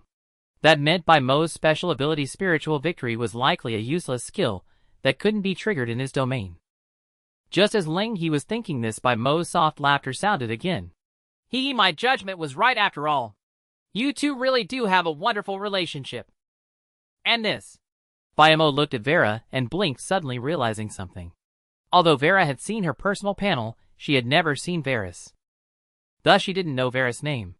Fortunately, her good upbringing allowed Bayamo to correct herself in time, avoiding an awkward situation. This Miss Blackheart capitalist. Can we really blame our Lord for everything? The sage said when heaven is about to place a great responsibility on a man, it first frustrates his spirit and will exhaust his muscles and bone, stars his body, leaves him destitute, and confounds his undertakings. Our Lord is clearly offering everyone a free opportunity for training. This action aligns with the rights of Zhou and is a great virtue. Ahem. Lin He coughed from the side. Baimo's lavish praise made him feel a bit embarrassed. Without her pointing it out, he never would have realized he was such a benevolent philanthropist. Ding, congratulations. You have met the condition aligns with the rights of Zhou's secretary. Baimo's special skill spiritual victory has been triggered in the current area, your subject's warlikeness too. What the? This was the second time Lin He had gasped since Baimo's arrival. So this was what spiritual victory meant. He had been wondering how to meet the condition of aligning with the rights of Zhou. But who would have thought that Bayamo herself could define what that meant? If I believe I conform to the rights, then I do. As for what the rights actually are, that's none of anyone else's concern. Looking at the smiling Bayamo Ling, he suddenly wanted to test her other traits. The easiest one to trigger was 5 arts of archery. This trait only required Bayamo to equip a longbow as her primary weapon. And conveniently, there was a time-limited item in the trading post that hadn't been bought yet. Iron-toothed bow, price 50 gold, time-limited purchase 2 days 12 hours 39 minutes, a mere 50 gold, was just 1 day's food money for Lin He and Vera. He hadn't bothered to buy it before, but since he needed it now, he wouldn't be stingy. After purchasing the iron-toothed bow, a finely crafted wooden bow appeared in Lin He's hands. Unlike regular bows, this one had sharp iron tips at both ends capable of easily punching clean holes through an unarmored target. Bayamo, try this bow and see if it suits you. Lin He handed the iron-toothed bow to her. Bayamo took it, ran her fingers across the string, and plucked it gently. An excellent bow. To receive such a generous gift upon our first meeting, I am truly honored. Though Bayamo said this, he could see no sign of her wanting to put the bow down. Clearly, she was quite enamored with this expensive bow. And as the bow was now in Baimo's hands, Baimo's personal panel underwent a new change. Secretary Bayamo, combat power 100, attack skills, white arrow, linked shot, swift shot, wide stance, 5 arrows. Her combat power had instantly surpassed 100. This was the first unit under Lin He's command to break the 100 mark in combat power. Even the contracted ghost warriors in their death state had only a power of 30. Bayamo, could you demonstrate your shooting? Lin He asked. No problem, my lord. Without hesitation, Bayamo drew an arrow and shot it toward a distant giant tree. Linked shots. The first arrow flew like lightning. With a heavy thud, the entire arrowhead buried itself into the trunk. But this was not the end, for in the next instant 3 more arrows followed in rapid succession, each one striking the tail feather of the arrow before it. Amplified by 3 layers of force, the initial arrow pierced straight through the entire trunk and continued onward, embedding itself firmly into another giant tree behind it. Lin He smacked his lips in awe. If Vera was the logistical secretary leaning toward accounting, then this newly recruited Bayamo was the secretary bodyguard type. Even a low-caliber firearm couldn't easily punch through a tree trunk. Yet Bayamo, with her own strength, had shot clean through a tree. Her combat prowess was truly astounding. Furthermore, Lin He felt that Baimo's combat power had yet to reach its peak. Among her abilities, only Zhao Web battle array and 5 arts of archery were conflicting primary weapon skills. As for 8 steed shadow escape, it required riding a chariot and did not conflict with the other 2 abilities, yet it still provided a 5-fold boost to combat power. Multiplying these effects together, Baimo's combat power would reach a terrifying 500 points. It seemed that a top-tier secretary truly lived up to her reputation. Spending a mere 10,000 gold to recruit an individual unit with 500 combat power in this level 2 era was a complete steal for Lin He. After all, he was now so poor that all he had left was money. The only pity was that Lin He couldn't verify this idea for now. It wasn't that he lacked money, but that no chariots were available in the entire trading post, as nobody had reached that stage of development yet. Ling He finally experienced the feeling that money couldn't buy everything.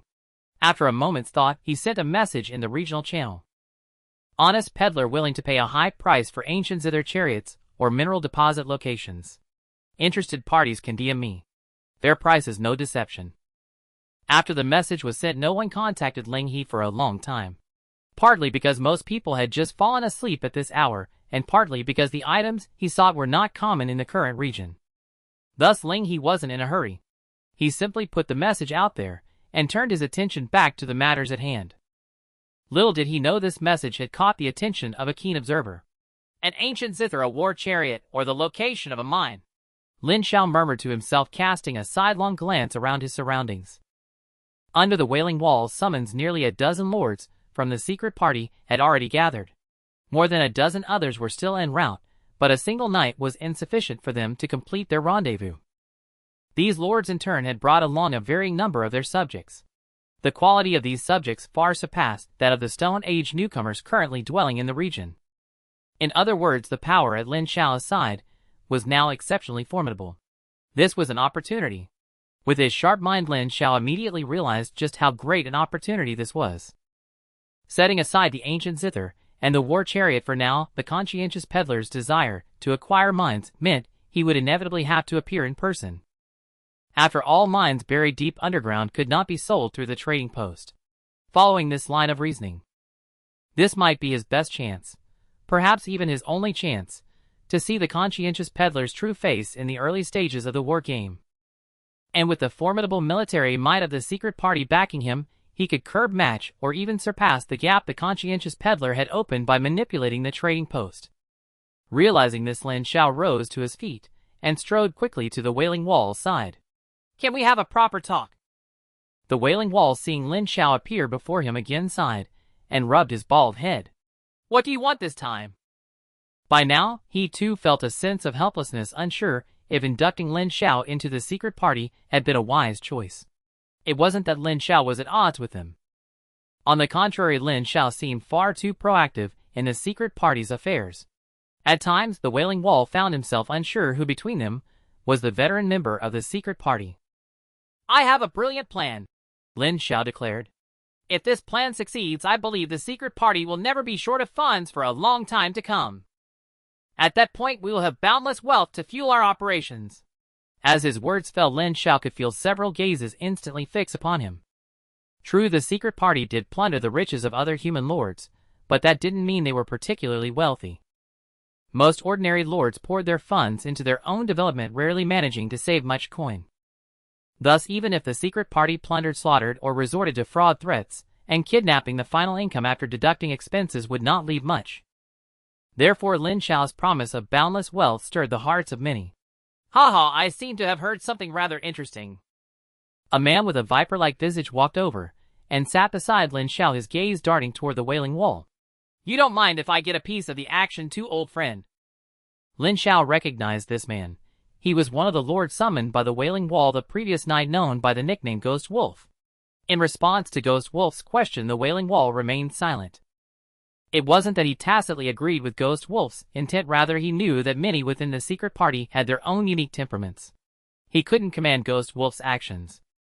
In fact, had it not been for the sake of the party leader, Ghost Wolf wouldn't even be sitting here. Seeing the Wailing Wall silence, a sneer curled at the corner of Ghost Wolf's lips.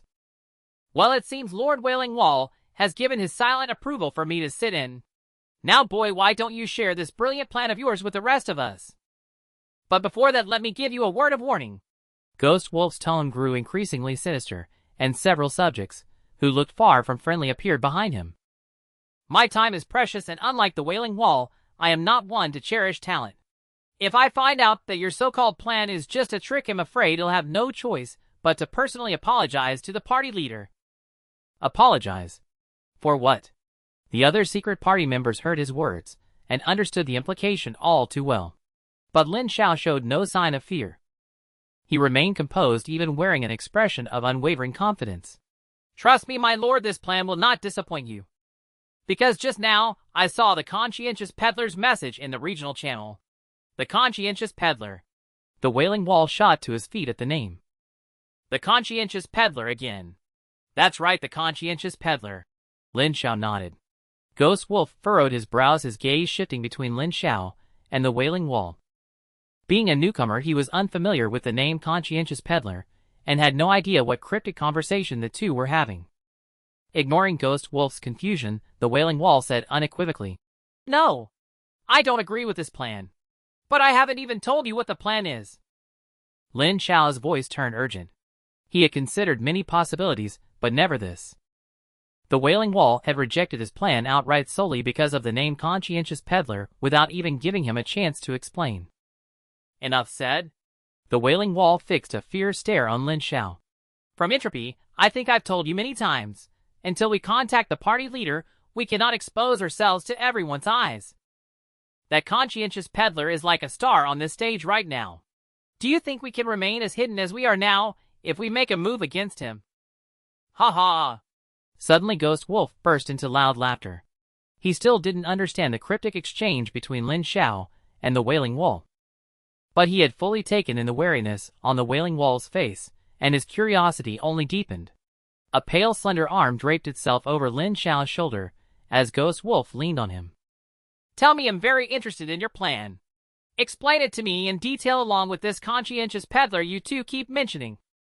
What the Wailing Wall can't do, I might be able to accomplish for you."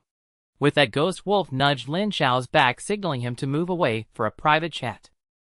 Seeing that someone within the secret party supported him, Lin Xiao breathed a temporary sigh of relief.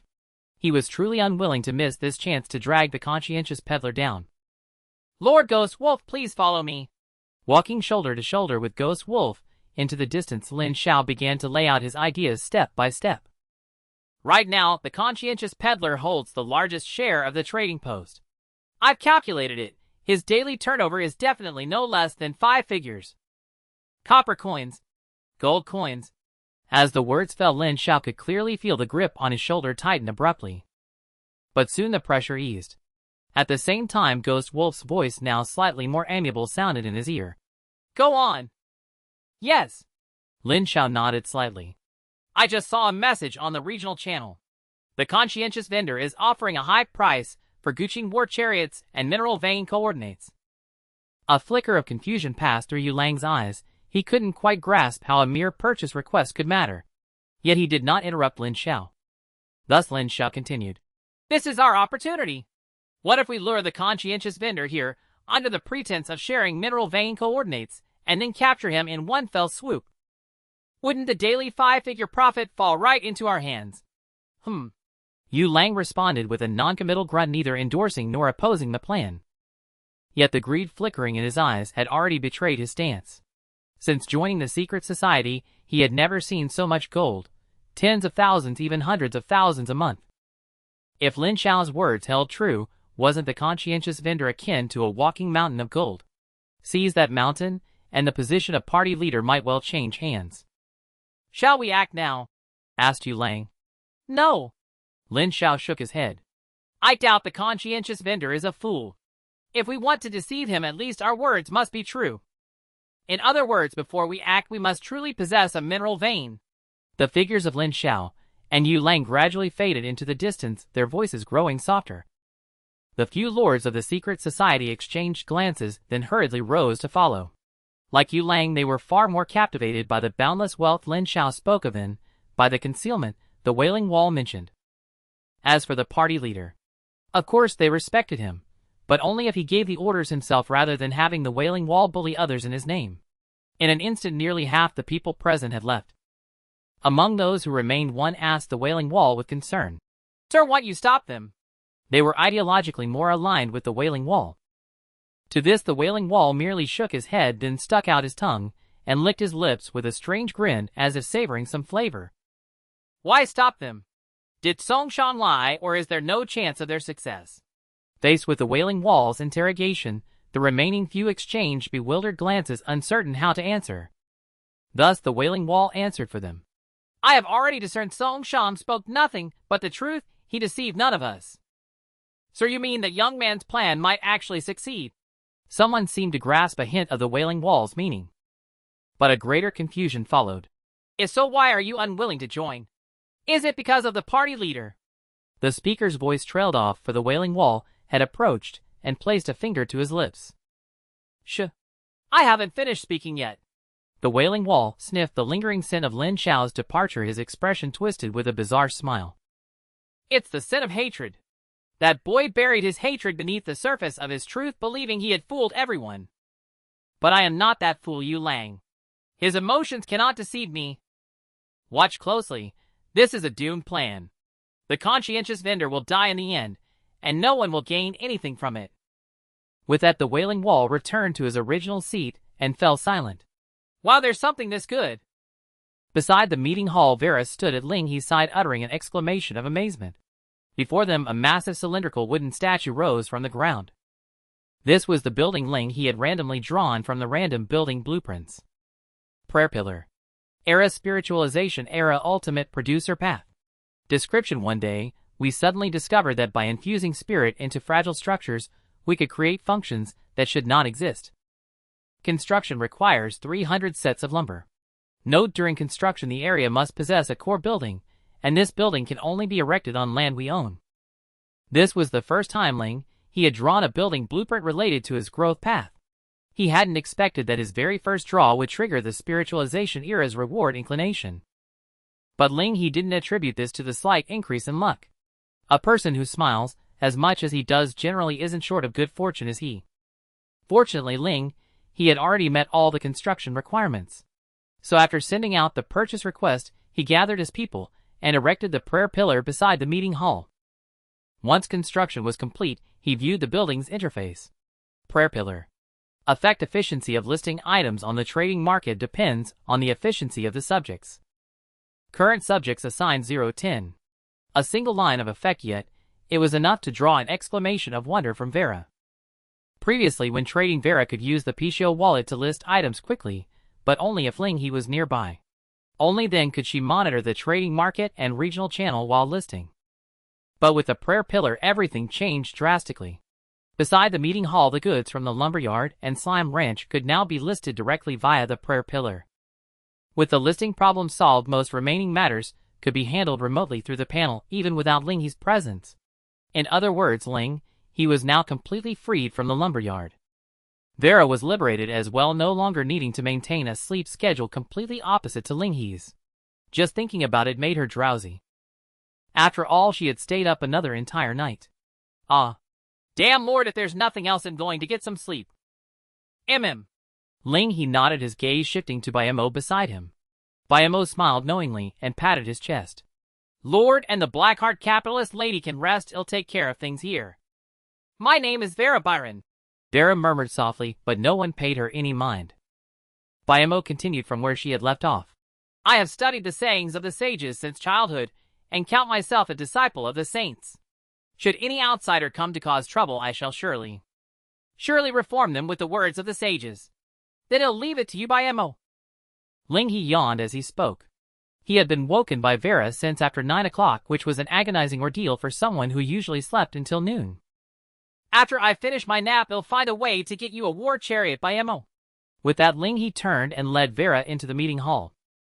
Hamburger was still fast asleep on the wooden bed, showing no sign of waking. ZZZ. Watching the sleeping Hamburger, Lin He couldn't help but chuckle softly. That guy had an even better sleep than he did. Lying back down on Hamburger's body, the soft touch instantly made Lin He squint his eyes in bliss. This was far more comfortable than resting on Vera's lap. A mattress of such softness and comfort would be hard to find for several eras to come. Hence, for a very long time ahead, Hamburger would be his best proxy without a doubt. You scoundrel of a lord, am going to sleep first. Vera, naturally unwilling to sleep on the hard wooden plank bed, unceremoniously laid down beside Lin He and soon drifted off into a blissful slumber. Lin He took the chance to pinch Vera's cheek. Seeing no reaction from her, he settled back into his own nap. Before long, 2 sets of snores echoed from the council hall. ZZZZ. My lord. The door to the council hall was gently pushed open. Bayamo slowly poked his head in through the door, his gaze falling upon Lin He and Vera nestled together, pausing for a moment. The next moment, Bayamo's eyes curved slightly. You two truly make a perfect pair. Lin He's nap was broken by a dazzling ray of light. My lord, it's already afternoon. Bayamo's voice gently sounded in Lin He's ear. Hearing that it was already afternoon, Lin He slowly roused himself from sleep. Already afternoon. Rubbing his bleary eyes, Ling He looked up at the sky. The sky. Ling He suddenly realized he was no longer inside the council hall. Just then Hamburger bounced up and down a couple of times, and Ling He understood that Hamburger had woken up. He had been sleeping on Hamburger, and as Hamburger rose, he was naturally brought along. Good morning, two-legged creature. Hamburger's voice came from beneath Ling He. Good morning, Hamburger. Ling He responded instinctively, then looked around and asked with some confusion. Where's Vera? Where did Vera go? He remembered Vera had been lying right beside him. Shh, Bayamo made a shushing gesture, then pointed a finger toward the council hall. I just carried the black-heart capitalist miss back inside. She should still be sleeping now. Ling He nodded, then shot Bayamo a look of approval. Just then Ling He noticed that Bayamo was holding a wooden basin in his hands. What's this? Oh, this. Bayamo handed the basin to Ling He. I thought you might need to wash your face to freshen up after waking my lord. How thoughtful. Ling He dipped his hands into the wooden basin, cupped some water, and splashed it onto his face, feeling completely refreshed. Could this be the mark of an exceptional secretary? Although it wasn't listed among her special abilities, Bayamo clearly seemed more adept at taking care of others than Vera. Has anything unusual happened while I was asleep? Ling He asked, looking at Bayamo. Unusual? Bayamo shook his head. It's been quiet around here. I patrolled the perimeter and confirmed there are no threats near the lumberyard or the slime pasture. Good, nothing's wrong. Ling He nodded, then casually opened his personal interface. His personal level was still at 7, indicating that market activity was low since most people were asleep during the day. No new rewards had been obtained, so Ling He rubbed his chin, adopting a thoughtful expression. Vera's still asleep. What should I do now? As he spoke, Ling He glanced at his balance. During the time had been asleep, his remaining assets of 16,000 gold coins had climbed back to just over 20,000. He had more money than he could ever need. Unfortunately, no one had responded to his purchase requests during those few hours. There was no helping it. Ancient zither were rare, chariots were advanced, and mineral resources were scarce. These 3 items Ling He sought were simply not things ordinary people could produce, and even if they could, they would hesitate long before selling.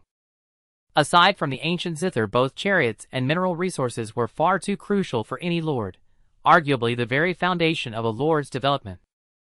Naturally, it wasn't easy for Ling He to acquire these items. Perhaps he shouldn't pin all his hopes on others. Ling He suddenly recalled the honeycomb gel he had developed with Hamburger earlier. A bright light bulb seemed to flash above his head. Indeed, a war game need not be so inconvenient. As long as he could conceive it and create it, what did it matter if he had no blueprint? Could he not build a chariot without a blueprint? With this thought, Ling He's gaze involuntarily drifted downward, finally settling on Hamburger. Hee, my dear partner, I'm afraid I'll need to trouble you again this time. Gurgle. Hamburger shivered. Now that it could understand the two-legged creature's speech, Ling He's words filled it with an ominous foreboding. However, unlike when they had researched the honeycomb gel, this time Ling He didn't put Hamburger through too much trouble. The first thing he did was enter the trading hall and frantically snap up all the blueprints others had listed. Wheels, fishhooks, bone needles. Most of these blueprints were not building plans and were of little use at the moment. So many people who obtained them simply put them up for sale in the trading hall. The prices were generally low, ranging from 3 to 5 gold coins, with a few as cheap as 1 gold, and some listed for over 10 gold. But compared to Ling He's wealth, they were utterly insignificant. Ling He swept through and purchased all the blueprints he didn't already have, greatly filling out his tech tree, and it cost him less than 3,000 gold. Of course, most of them were just throwaway additions. The blueprint Ling He valued most was that of the wheel. Primitive wheel, era, stone age, basic path description. Behold, the rolling circle bears the weight of civilization. It crushes the barriers of mountains, turns the trajectory of fate, and connects deserts to oases between its spokes. With this blueprint, Ling He could directly manufacture individual wheels, and wheels were one of the most critical components of a chariot. Due to the lack of mineral materials on hand, Ling He chose to use pure wood for this experiment. The wheels and spokes were all made of wood. After finishing and polishing several oxhorn, men installed them on either side of a hollow wooden frame. Thus a simple 2-wheeled cart was constructed. It wasn't difficult, but this object alone was far from being called a chariot. So Lin He turned his attention back to Hamburger, letting a few gold coins drop from his hand. My dear proxy and supplier, it's time for us to work together once more. Gurgle. Hamburg was puzzled, but drawing from their previous collaborative research, it deftly opened its various panels. Lin He wasted no words as he leaned over Hamburg and began directing. His fingers gestured 3 times in the air before Hamburg's recruitment panel. Recruit this one, and this one. Lin He pointed to the 2 unit types, electric and poison, that he had previously refrained from recruiting along with the steward unit. Initially, he feared that Hamburg amassing a formidable army might pose a threat. But as they grew to communicate and become more familiar, Lin He's wariness toward Hamburg greatly diminished. Over a dozen minutes passed. After Hamburg constructed a new slime nest, it recruited all the units Lin He had designated. Lin He's gaze swept over the newly recruited units. He dismissed the poison slime first for no other reason than its diminutive size. Lin He gestured to compare sizes from a distance. The poison slime as a combat unit was only as large as his palm. He felt he could easily scoop one up with a single hand. What he needed now was not such a miniature pet. What Lin He required was another core component for his chariot besides the wheel's propulsion. Typically, by Lin He's worldview and common sense, this component should be provided by tamed horses. But for now, he had yet to even see a horse, let alone tame one. Thus Lin He reasoned that since biological creatures could pull carts, if horses could do it, there was no reason slimes couldn't. This was precisely the project for his collaborative research with Hamburg. He had even formulated the project's title, On the Feasibility of Slime-Driven Chariots. It was fortunate this was within a war game, otherwise Lin He felt such a project would easily earn him a graduate degree. With the poison slime dismissed, Lin He's options were reduced to the electric slime and the mutant slime. These 2, a combat unit and a steward unit, were not particularly small in size. The largest, the mutant slime, stood about 2 meters tall with vivid crimson spikes constantly protruding and retracting, giving it a formidable appearance. However, this did not mean they could be directly used to pull a cart. Lin He soon discovered that the lightning slime's body was 2 slick ropes tied around it, easily slipped off and couldn't be secured. As for the mutant slime, its surface was overly jagged. Ropes bound to it were like being tied to saw teeth. With any movement, the ropes would be shredded instantly. Due to this destructive tendency, the mutant slime, like the poison slime, was thoroughly dismissed by Lin He. This left only the lightning slime as his sole option. Lin He rubbed his chin as he watched the lightning slime roll back and forth before Hamburg. How could he make this type of slime successfully drive a chariot? At the very least, the thick rope connecting to the chariot must not fall off. As he pondered, his gaze inadvertently drifted toward Hamburg. He recalled that Hamburg had a skill that could transform it into a little girl. If so, could that same skill also morph the lightning slime into a horse? Lin He shared his idea with Hamburg. Hamburg's response was simply, horse. Just as it and its kind referred to humans as two-legged beasts, it was unfamiliar with human terms for animals. Thus Lin He had to explain to Hamburg what a horse was. Well, probably possible. Hamburg's tone was uncertain, but it followed Lin He's instructions, recruiting another lightning slime. It then purchased 2 transformation skill books from the trading post, using them on both lightning slimes. Having learned the transformation skill, the lightning slimes quickly morphed into strikingly cool warhorses based on Lin He's description. These warhorses were clad in phosphorescent armor, with faint arcs of electricity flickering around them. They looked so magnificent, they seemed out of place in the current era. But Lin He knew that regardless of appearance, it was merely a skin. The seemingly iron armor on the warhorses transformed from lightning slimes was soft to the touch if struck by a blade.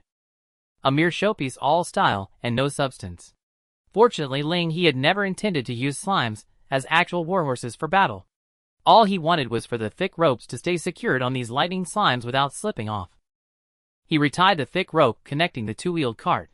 Thanks to the warhorse form, though the rope still slipped slightly on the slime's body, there were finally places to secure it.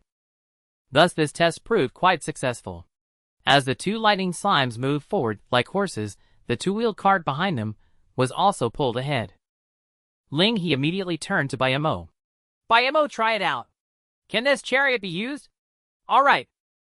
Bayamo nodded, then stood on tiptoe and vaulted onto the chariot Lin He had specially crafted for her. Lin He watched nervously. He was uncertain whether this contraption he had cobbled together could truly function as a chariot. If it failed, his backup plan was to replace the pulling lightning slimes with oxen or horses, testing the feasibility of a man-powered chariot. If that still didn't work, he would have to temporarily abandon the idea, waiting for limited-time items in the trading post or seeing if he could purchase them from others. Just as Lin He was thinking this, a pop-up window appeared before him. Secretary by Mo's special skill 8 Steed Shadow Dash has been triggered. The current area is a spirit-infused zone. Mo has entered a special state, traversing flat ground.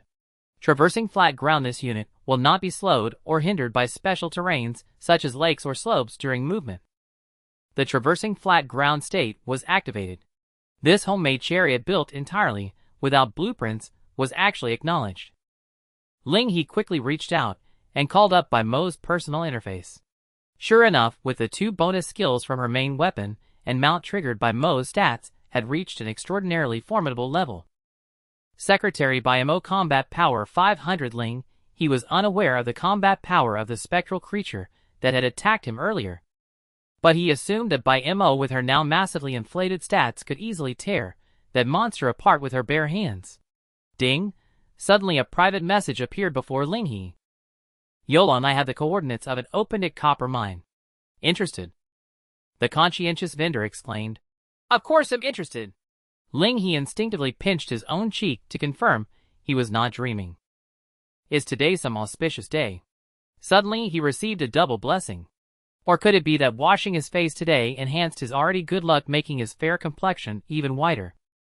While he silently complained, Lin He did not forget to respond. If the coordinates of the copper mine are accurate, I can promise a guaranteed reward of 3,000 gold coins with no upper limit based on the amount of ore available. 3,000 gold coins. A sharp explosive sound erupted from the mouth of the wolf spirit by an exposed open-air copper mine. If he remembered correctly, this area was merely a beginner zone. The entire region was still stuck in the barbaric Stone Age. Yet in such a barren and primitive area, someone actually told him that the guaranteed reward is 3,000 gold coins with no upper limit. What does 3,000 gold coins even mean? The wolf spirit had walked from Era 1 to Era 3 and had never held that much money in his life. What a damn rich fool. The wolf spirit had always harbored a general disdain for humanity. He had never disliked an individual human as much as he did today. However, this seemed to indicate that he had found the right target this time. The wolf spirit no longer concealed his greedy gaze and turned to Lin Xiao. That guy took the bait. Facing the wolf spirit's gaze, Lin Xiao revealed an awkward smile at just the right moment. I knew it, Your Excellency. With you personally taking action, capturing a mere merchant is a piece of cake, isn't it? Cut the nonsense. The wolf spirit clearly did not buy Lin Xiao's act. Quickly tell me what we should do next. The things we need to do next are actually very simple for you, Your Excellency. As Lin Xiao spoke, he pointed to the ground beneath him. With this mine, we just need to continue pretending to trade with that conscientious vendor. Lure him here, and with this mine, the conscientious vendor will definitely not harbor any suspicion towards us. At that time, all we need to do is ambush him from the shadows, waiting for the conscientious vendor to get close, then swiftly subdue him, and our big plan will be complete. The only difficulty is how we will convey the coordinates of this place to that conscientious vendor. Humph. Hearing Lin Xiao mention the difficulty, the wolf spirit scoffed. Isn't that simple? Let's let him know this place just as we do. With that, the wolf spirit waved his hand behind him.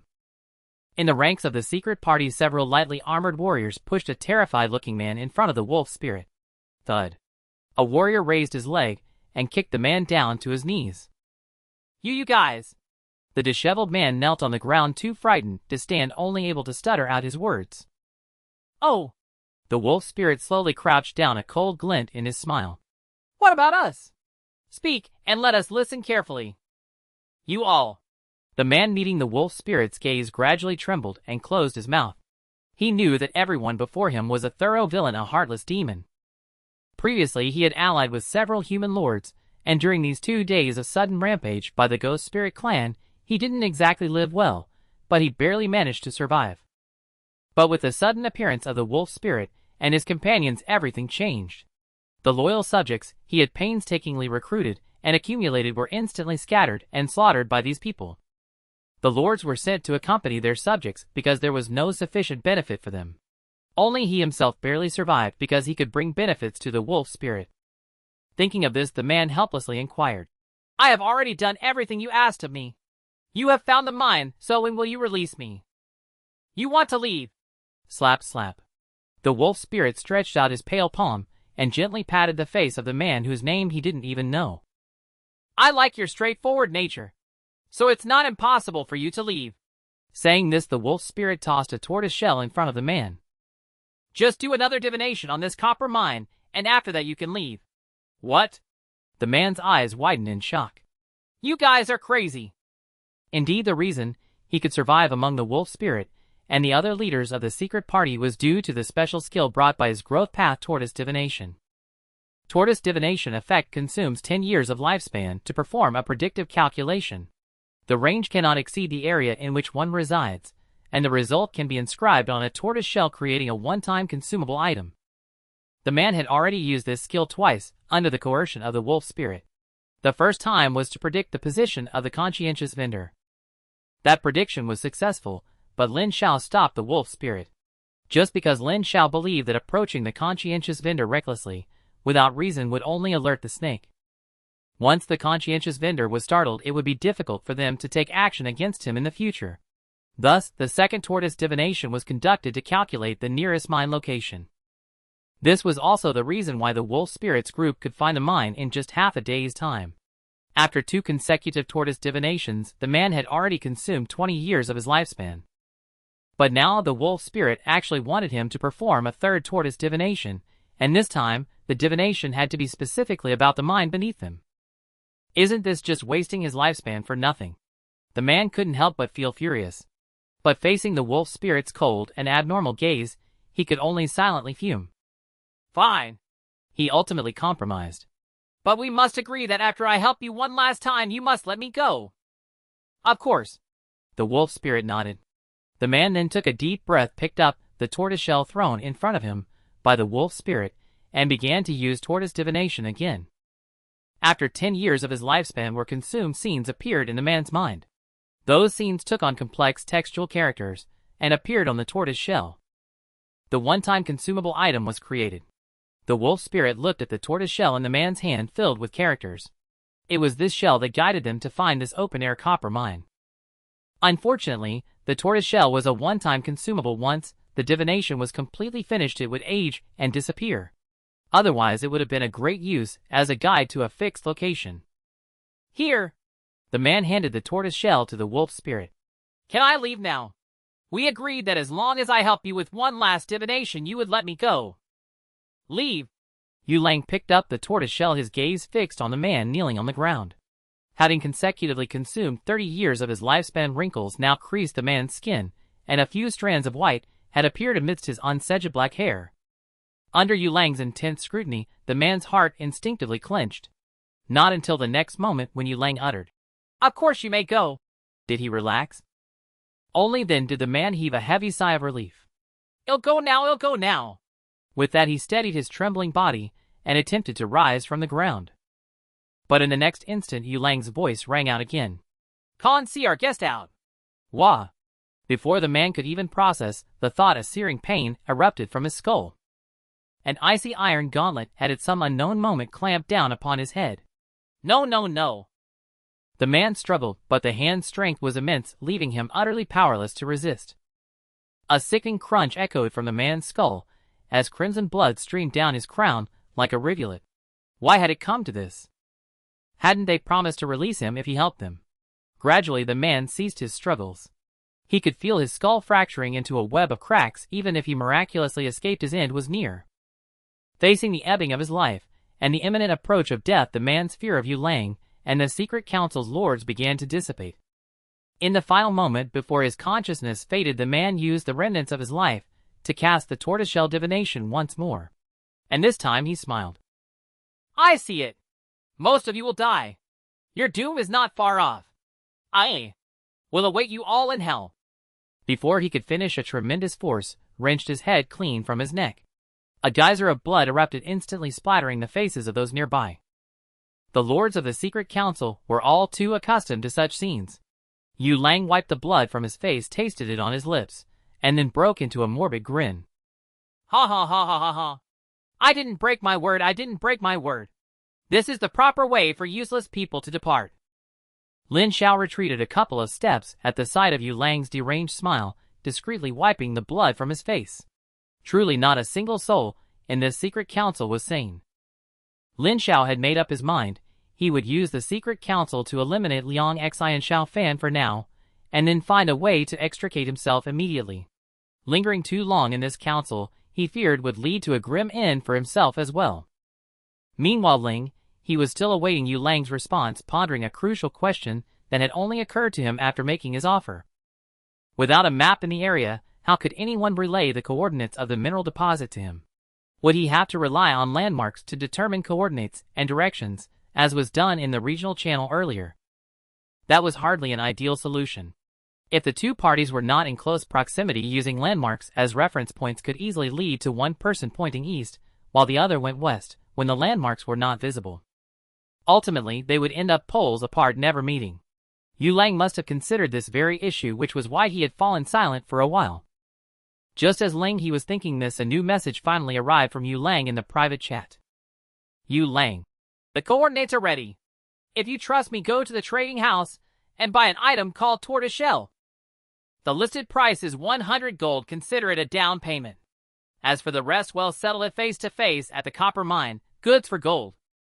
At first glance, Yu Lang's words seemed fine. Opening the trading house Ling, he indeed found the tortoiseshell he mentioned. Tortoiseshell? Description: a common tool of ancient divination engraved with an unknown set of coordinates. Listed price 100 gold, including 15 transaction tax. If Ling He's guess was correct, this so-called unknown coordinate was likely the location of the copper mine Yu Lang had spoken of.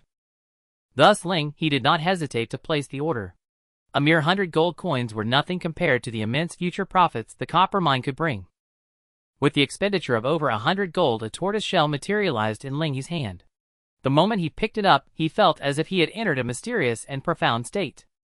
Though he was still far from the coordinates, holding the shell gave Ling He an instinctive knowledge of which direction to go, how many mountain ranges he needed to cross, and how many rivers to ford along the way. By Mo! Ling He called out by Mo's name, intending to show her the shell. But as he turned, he found she had already descended from the war chariot and was standing right beside him. She was staring intently at him, or more precisely, Ling He felt her gaze was fixed on the tortoise shell in his hand. Ling He waved the shell in front of Bai Mo, and her eyes followed its movement. Confirming that it was the shell she was looking at, he immediately asked, "Is there something wrong with this?" Bai Mo frowned slightly. After a moment's deliberation, she said to Ling He, "It has a bit of a bloody scent." But she quickly shook her head. "No, perhaps I'm overthinking it." Faced with Bai Mo's uncertain attitude, Ling He looked half comprehending. It was a tortoise shell after all. Killing a turtle for its shell would naturally leave some bloody smell. That seemed unremarkable. Thinking this, Ling He quickly reached out and pressed the shell into Bai Mo's hand. "Can you calculate how long it will take us to reach this place?" Receiving Ling He's instruction, Bai Mo dropped the previous topic. Holding the shell, she closed her eyes and began to sense. After a long while, she finally responded, 3 days. If I go at full speed, I can arrive in 3 days. And with the others." Ling He extended his hand, pointing at the ox and horses and contracted ghost warriors in the logging camp. For a long expedition, he would definitely bring the ghost warriors, as they were his primary safeguard. Bai Mo pondered briefly before giving a new figure. "Including the other 7 days, a forced march is my conservative estimate. The actual time required could be even longer." The required time had increased significantly. Nevertheless, Ling He nodded. "So be it. Once Vera is rested, we'll set out officially tomorrow morning." It was already the next morning in the blink of an eye. Vera stood on the chariot, pointing her scepter forward and letting out an excited cry. "Woohoo, let's go!" She had actually woken up at midnight, but Ling He had forced her to sleep again, so now she was terrifyingly energetic. "Miss Blackheart, you're in high spirits today." Bai Mo chuckled from the side. "Of course," Vera said, lifting her head high. "Ever since I followed that damn lord, it's been double shifts every day. I've been looking forward to going out for a long time." Heavens, if this kept up, she, the chief secretary, would be reduced to a beast of burden. Speaking of which, Vera suddenly felt that Mo's address for her seemed a bit off. Be Blackheart, miss. Staring wide-eyed, Vera looked at Mo in disbelief. Is that the nickname you use to address an incredibly cute and noble young lady? Come to think of it, yesterday she was called Miss Blackheart Capitalist, and now it was Miss Blackheart. What, was she not capitalist enough? Thinking this, Vera puffed out her cheeks in anger. Humph. All right, stop fooling around. Vera, move aside. Lin He's voice came from the side. He was directing the contracted ghost soldiers to load Happy Water onto the chariot. This was his lifeblood. Even when going out, he couldn't do without it. Of course, besides this, Ling, he had also increased the number of workhorses in the lumberyard to 1,000 to compensate for the loss of productivity caused by withdrawing the contracted ghost soldiers. Lin He had already calculated this. Although production efficiency would temporarily drop from over 80,000 units per day to over 70,000, the workhorses under full rations would need only about 4 days to reach a peak combat power of 7 points. By then, the daily resource output of the lumberyard would rise to over 130,000 units, which is more than the current amount. Moreover, the workhorses possess a very strong subjective initiative. With the appearance of the praying pillar structure, even without Lin He or the other secretaries present to command on site, the current lumberyard could still achieve a fully automated on-stop managed service for resource production, transportation, and shelving, requiring no oversight at all. Thinking this, Ling, he silently made a cheering gesture towards the direction of the lumberyard. It was thanks to the efforts of these workhorses that his future life could get better and better. Just then, a small figure pounced on Lin He. Biped, are you leaving? Take me with you, okay, Hamburger. Lin He frowned helplessly, grabbed Hamburger by the scruff of the neck, and lifted it up. Why have you turned into this form again? The girl form of Hamburger before him was still incredibly tempting, but unfortunately it wasn't human, and its body was too petite to be comfortable to lie on. Then it'll change back, Hamburger said, reverting to its round slime form and rubbing against Lin He. Seeing this, Lin He nodded in satisfaction, picked up Hamburger, and placed it on the chariot. Since he had brought Happy Water, how could he leave behind Hamburger, his sofa? Ah no, his agent. After all, everyone says Happy Water and Hamburger are a perfect match. Lin He couldn't bear to separate them. As the preparations for the trip were almost complete, Vera glanced at Mo out of the corner of her eye, then rolled her eyes and let out a sly smile. Lord. Hearing this address, Lin He looked at Vera suspiciously. Under normal circumstances, this title was only used when they had made a huge profit. For Vera to suddenly call him that now, could it be? Lin He quickly stepped forward and pressed his hand against Vera's forehead. Not hot at all. You're not sick, are you? Huh? Vera's voice nearly cracked. But with Lin He's antics, she decided to speak directly. Damn Lord, if we all leave, aren't you afraid that something dangerous might happen at the lumberyard? Danger? Lin He reached out and touched Vera's forehead again. Yep, you're probably sick. You're already talking nonsense. Encountering danger was a fantasy for the lumberyard at this stage. The biggest threat, Lin He's good neighbor, the Ghost Spirit Tower, was still being scorched by flames 24 hours a day. Even if some ghost spirits rushed out of the tower, the thousands of slime nests on the plain would be more than enough to give them trouble. If even the ghost spirits were like this, the human lords in the area were even less of a concern. Don't underestimate Lin He's workhorses as basic citizen units. After entering the pseudo-2ND era, these workhorses had a peak combat power of 7 points.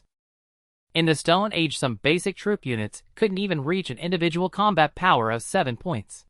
In other words, within this region, Lin He was the danger. If someone really came with a handful of troops with single-digit combat power to cause trouble for 1,000 workhorses at the lumberyard, Lin He wouldn't know whether to pray for them or burn extra incense for them next year. All right, I know exactly what you're thinking. Lin He laughed and pressed down on Vera's top hat. Then, while her vision was blocked, he pulled her off the chariot and dragged her aside. Leaning close to Vera's ear, Lin He whispered, Do you want to stay and watch the house? Huh? Vera had just straightened her hat when she heard these words from Lin He. No way. Vera put on a tearful expression. Out with the new secretary and with the old. Damn Lord, I really see you now. Stop acting, stop acting. Lin He pinched one of Vera's cheeks, interrupting her dramatic performance. Then he continued whispering in her ear. You want Mo to stay and watch the house? Mom. Vera's expression instantly changed. The tears that had almost flowed were sucked back in, and she looked as if Lin He had said exactly the right thing. So what's the combined combat power of the two of us? Lin He continued to whisper in Vera's ear. Vera's expression stiffened. The combined combat power of her and that damn lord probably amounted to 1 point. Probably. Roughly. In that instant Vera began to have a slight doubt about her own combat power. Seeing this, Lin He knew he had hit the nail on the head. He let go of Vera's cheek, letting it snap back into place with a smack. Vera immediately covered her face. Ouch, ouch, ouch. Damn lord, go easy, will you? But by then Lin He had already boarded the chariot, lying comfortably in Hamburger's embrace, waving at her. Vera, if you don't hurry up, I'll leave you to guard the house. Coming. On the chariot, Bayamo watched Vera trot over and shook his head with a faint smile. Miss Vera seems to have some issues with me. It must be jealousy. Lin He thought, understanding Vera's feelings. Though neither voiced it, the disparity in their recruitment value as secretaries was undeniable. Plant a parasol tree, and the phoenix will come. Among the premium secretary recruitment cards, Bayamo was hailed as the phoenix. Had their roles been reversed, Lin He doubted he could have easily come to terms with facing such a phoenix either. But Vera means no harm. I know. Bayamo chuckled softly, cutting off Lin He mid-sentence. As the sage said, a gentleman is dignified, but not contentious, and he demands much of himself but little of others. I shall try to get along with Miss Vera, for we are to spend a lifetime working together. Besides, isn't Miss Vera quite adorable? What are you two whispering about? Vera had already boarded the chariot, her curious gaze flickering between Bayamo and Lin He. Nothing, Miss Blackheart. Bayamo shook her head slightly, then produced the tortoiseshell Lin He had purchased earlier with one hand, while gripping the chariot's thick rope with the other. Since everyone is here, hold tight, everyone. We are departing. As the words fell, the chariot, pulled by two thunder slimes, lurched forward. Over the next 7 days, the entire region remained remarkably tranquil. With numerous human lords taking the initiative, the Ghost Spirit clan's offensive in the area waned day by day. Gradually, many even fell into the illusion of the peace that had marked the early days of the war game's arrival. Of course, Lin He and his companions were the exception. He could never have imagined that Bayamo, such a gentle and refined girl, harbored a hidden passion for speeding. These days, due to differing travel speeds after planning the daily route for the contracted ghost warriors, Bayamo spent the remaining time taking Lin He and the others on scenic joyrides. Whoa, whoa, water, water, water. Cliff, stop, stop. Lin He and Vera huddled in Hamburger's arms, screaming. Indeed, scenic joyrides. These joyrides were far too thrilling, like a roller coaster. Lin He once again witnessed the sheer absurdity of Bayamo's special ability, since the area was currently spirit-aspected. With the blessing of traversing, as on level ground, Bayamo could drive the chariot straight across an endless lake. As for 80-degree slopes, they were nothing; she could ascend them with ease. So much so that during several of these joyrides, Lin He felt he was about to meet his long-departed great-grandmother. Today was no exception. The chariot shot straight up a steep slope into the clouds, finally stopping only at the mountain's peak. On the flat summit, a human lord was dining with his subjects. Suddenly, seeing a chariot charge up at a right angle, his mind went blank, and the wild grass in his mouth fell with a plop. What the hell? Lin He looked at the unknown lord, offering an awkward yet polite smile. Hi. But the next moment, he leaned over the chariot's edge, retching. Ugh. Ugh. He gagged several times before suppressing the churning bile in his stomach. Vera was no better off. But compared to Lin He, she had something far more interesting to occupy her, temporarily overriding her physical discomfort. She jumped off the chariot and began picking through the surrounding grass. This has some edible value, but not much. 5 copper coins. This one's good, fast growth, high nutrition. No flaws except it tastes awful. 20 copper coins. Oh, spices. Vera muttered incessantly as she pulled up weeds. 2 gold, 3 copper, 12 copper. This had become her daily routine since they started traveling. Under the gaze of her value deconstruction eye, she could easily identify valuable seedlings among the wild weeds. These seedlings would be gathered by Vera. According to Lin He's plan, after dealing with the mining matters, they could turn their attention to agriculture. By then, these seedlings of varying value would prove immensely useful. Lousy lord, I've collected everything. Though only a short time had passed when Vera climbed back onto the chariot, she carried a bulging sack. Thanks to the value deconstruction, she didn't need to examine each wheat individually. She simply walked over and took everything of value. That was it. A faint voice came from the side. The overlooked human lord weakly raised his hand and mumbled, "Is it possible? You're stealing my food for the next few days." Huh?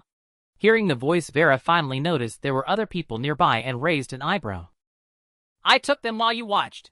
Taking something openly isn't stealing, is it? Besides, these seeds were just in the weeds, you hadn't even harvested them." "Vera!" Lin He interrupted her, his gaze sweeping over the few people in front of the chariot. Apart from a few subjects, who looked like savages, the lord at the head wore tattered clothes, looked disheveled, and was gnawing on wild grass atop a mountain. He was likely hiding from battle.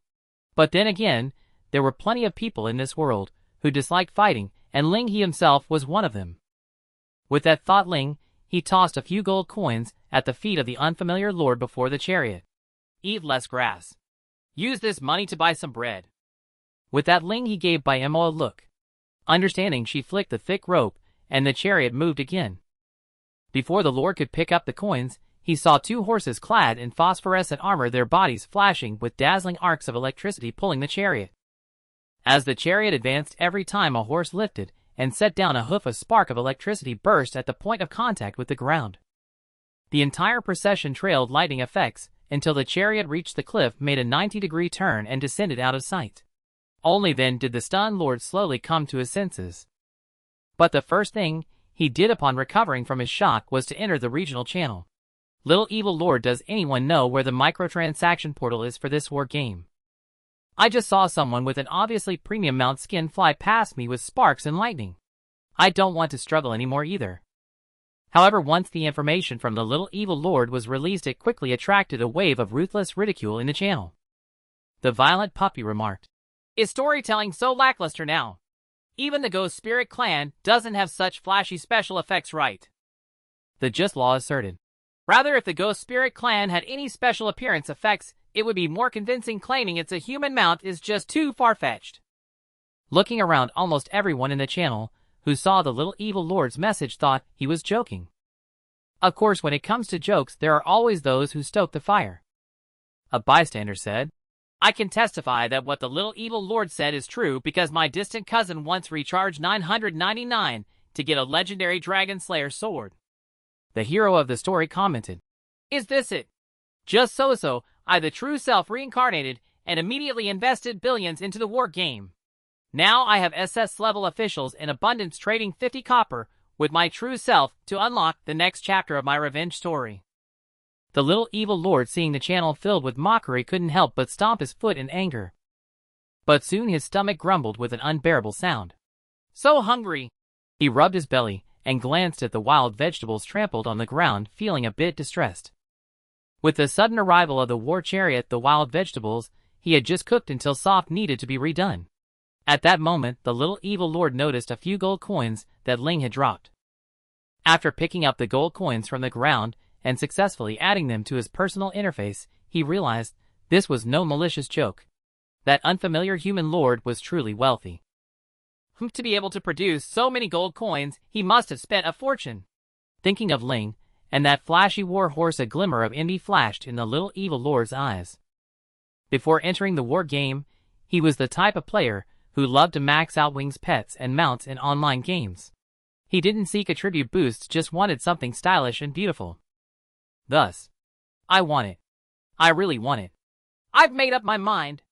I will go out." The little evil lord raised his hand, motivating himself. This time out, he must find that lord driving the war chariot, firstly to ask about the purchasing channel for that steed, and secondly to clear his name.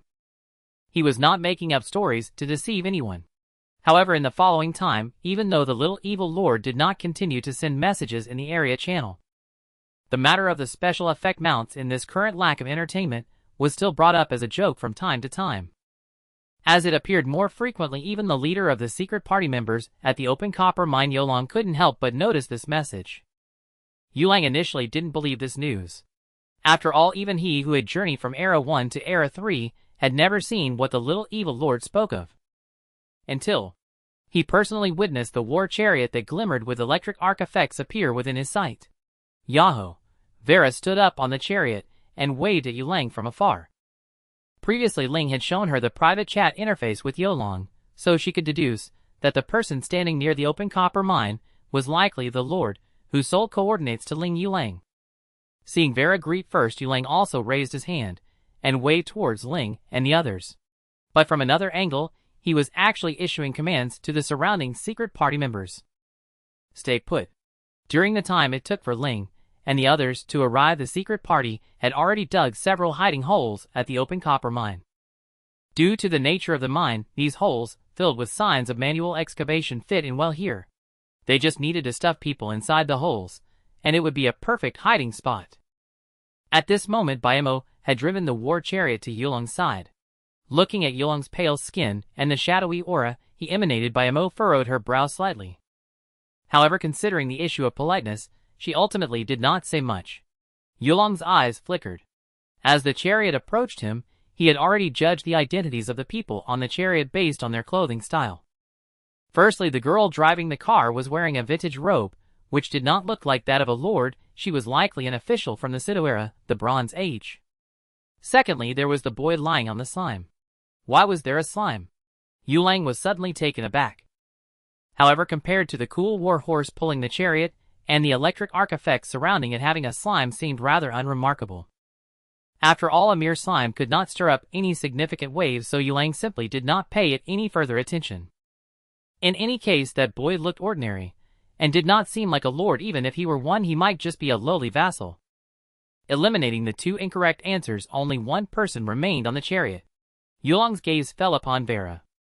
In black suit, white shirt, dark patterned high hat, and golden wire single-frame glasses that accentuated her demeanor, along with the scepter she held aloft. With such attire and presence, even entering the Sido era, it would be impossible to recruit such an official in the mere level 2 era. Thus Vera's identity became clear in Yulong's eyes. Ahem. Yulang cleared his throat twice, and then looked at Vera, revealing a somewhat deliberate smile as he took the initiative to speak. Surely this young lady is the very conscientious vendor, right? Yes. Vera initially did not grasp Yulong's meaning, thinking he was trying to flatter her, only realizing something was amiss when the words left her mouth. After realizing, Vera pointed at herself. Are you talking about me? Yes, Miss Vendor. A flicker of keen light flashed in Yulong's eyes, although Vera quickly changed her words. That instinctive response still exposed her identity. Thus it became crystal clear whom he intended to capture first in the upcoming ambush. However, having already planned how to exploit this golden mountain after capturing Vera, Yulang did not notice that behind him a gaze more wolf-like than his own had quietly opened. A girl. The conscientious vendor is actually a girl. Lin Xiao's teeth chattered. Although he had prepared himself mentally for a lot, he never expected that the conscientious vendor, who had ruined his initial advantage and made a fool of him in the trading hall, would actually be a girl. Ha ha. At this moment, Ling, he suddenly chuckled. I say, little vendor, aren't we here to make a deal? Let's get down to business. As he spoke, Ling He reached out and poked Vera's lower back, signaling her to continue the conversation in this guise. After all, his original intention in bringing Vera along was to have her assess the mine's value and negotiate the pricing plan with Yu Wolf. This was precisely where a secretary's value shone, wasn't it? What respectable boss would personally haggle over terms? That would be far too exhausting. As for the conscience vendor persona, Ling, he himself didn't care much about it. If necessary, he would gladly relinquish this mere identity to Vera. Why not earn money while lying back and relaxing? With this thought, Ling, he opened a bottle of soda, leaned to the side, and sipped it slowly. Seeing Yu Wolf staring at him in bewilderment, Ling, he casually waved his hand. Just go ahead with your chat, don't mind me. Hearing this, Yu Wolf snapped back to reality and asked Vera in confusion. And this is? In his eyes, Ling He, as a lord subservient to the conscience vendor, was acting far too audaciously. If Ling He were to join the secret party and stay with him, that act of poking someone's lower back would have cost Ling He his hand. Just a stray I picked up on the road. Don't bother with him. Vera rolled her eyes and said, "A stray he picked up." The soda can in Ling He's hand suddenly crumpled, and his expression grew increasingly amiable. He was beginning to regret letting Vera impersonate him. Seeing this, Vera laughed inwardly. If not for the outsider present, she might have burst into laughter. In her banter with the wretched lord, she usually lost more often than she won. Now that Lin He wanted her to pretend to be the conscience vendor, she wouldn't miss this chance to get a few verbal jabs in. Of course, she hadn't forgotten the serious matters concerning money. Her gaze first surveyed the open-pit copper mine behind you, Wolf, then she slightly opened her mouth and gave a price that astonished Lin He. If you're genuinely willing to sell this mine, we can offer 8,000 gold. 8,000. Lin He sat up slightly, his expression turning more serious. Although the number sounded alarming, he did not interrupt Vera. One reason was that he hadn't spent much of his recent income. Although the daily demand in the trading house fluctuated, as the Ghost Spirit clan's offensive weakened, it still averaged around 20,000 gold per day for Lin He. After several days of accumulation, after setting aside miscellaneous expenses, he still had over 130,000 gold on hand. 8,000 gold was merely pocket change for Lin He now. Another reason was that he trusted Vera. He knew she wouldn't joke about money. Since Vera had quoted 8,000 gold at this stage, there must be a reason. For instance, the mineral content of this open-pit copper mine was alarmingly high. Yu Wolf fell silent. Though he had witnessed many grand spectacles, the casual offer of thousands of gold still managed to intimidate him. Lin Xiao had repeatedly told him how wealthy the conscience vendor was. But Lin Xiao was not the person himself. The tens of thousands of gold Lin Xiao spoke of were just numbers to Yu Wolf. But the 8,000 gold from Vera was real, even immediately available for trade. In this novice region, he couldn't earn that much even by killing 100 lords. For a moment, Yu Wolf even considered taking the money and running. Seeing him frozen by the staggering figure, Vera asked, "So do you agree?" "Aye." Yu Wolf opened his mouth, but before he could utter the word yes, his peripheral vision caught a message from Song Shang in their private chat. Song Shang. "My lord, don't forget our plan. The money they have is far more than this." Indeed, how much money must someone who can casually produce 8,000 gold possess? It must be counted in the tens of thousands. A glint of greed flashed in Yu Wolf's eyes, and the earlier desire to retreat vanished completely. "Haha, of course I agree. I must thank you for your generosity. With this money, life will be much easier for me from now on." Yu Wolf spoke soothing words to Vera, but made no move to collect the money promptly. He knew that once he took the money, he would lose his excuse to approach the people by the chariot. This moment, poised to receive payment, was an opportunity Yu Wolf could exploit. As he relaxed their vigilance, he stepped closer to the chariot and asked in a casual, chatty tone, "With the Ghost Spirit clan running rampant, I'm safe hiding in this secluded spot. But seeing you folks travel so lightly without any subjects must be dangerous. It couldn't have been an easy journey, could it?" "Danger?" Lin He shot Yu Wolf a peculiar glance. He wasn't Vera, so why would Yu Wolf worry about their safety? Still, since they were chatting, he didn't mind a casual reply and let out a scoff. "What danger could there be? Even if there were, don't you think, old pal, that with the little vendor's wealth she can handle it?" At this, Yu Wolf chuckled and slapped his forehead. Right. With the little vendor's wealth, summoning thousands of people in an instant is no problem. How could I have forgotten that?" Seeing this, he shook his head slightly. In reality, by his calculation, the 100 or so contracted ghost warriors in the rear were only about 10 minutes away. He had kept them hidden only to avoid frightening Yu Wolf, who was alone. After all, he had no intention of resorting to outright robbery.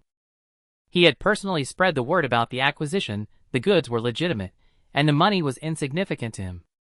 There was no need to lose his dignity over a small sum by staging some dramatic ambush. His main reason for bringing the ghost warriors was to guard against ghost spirit monsters while sleeping. And after acquiring the mine, they would handle security there.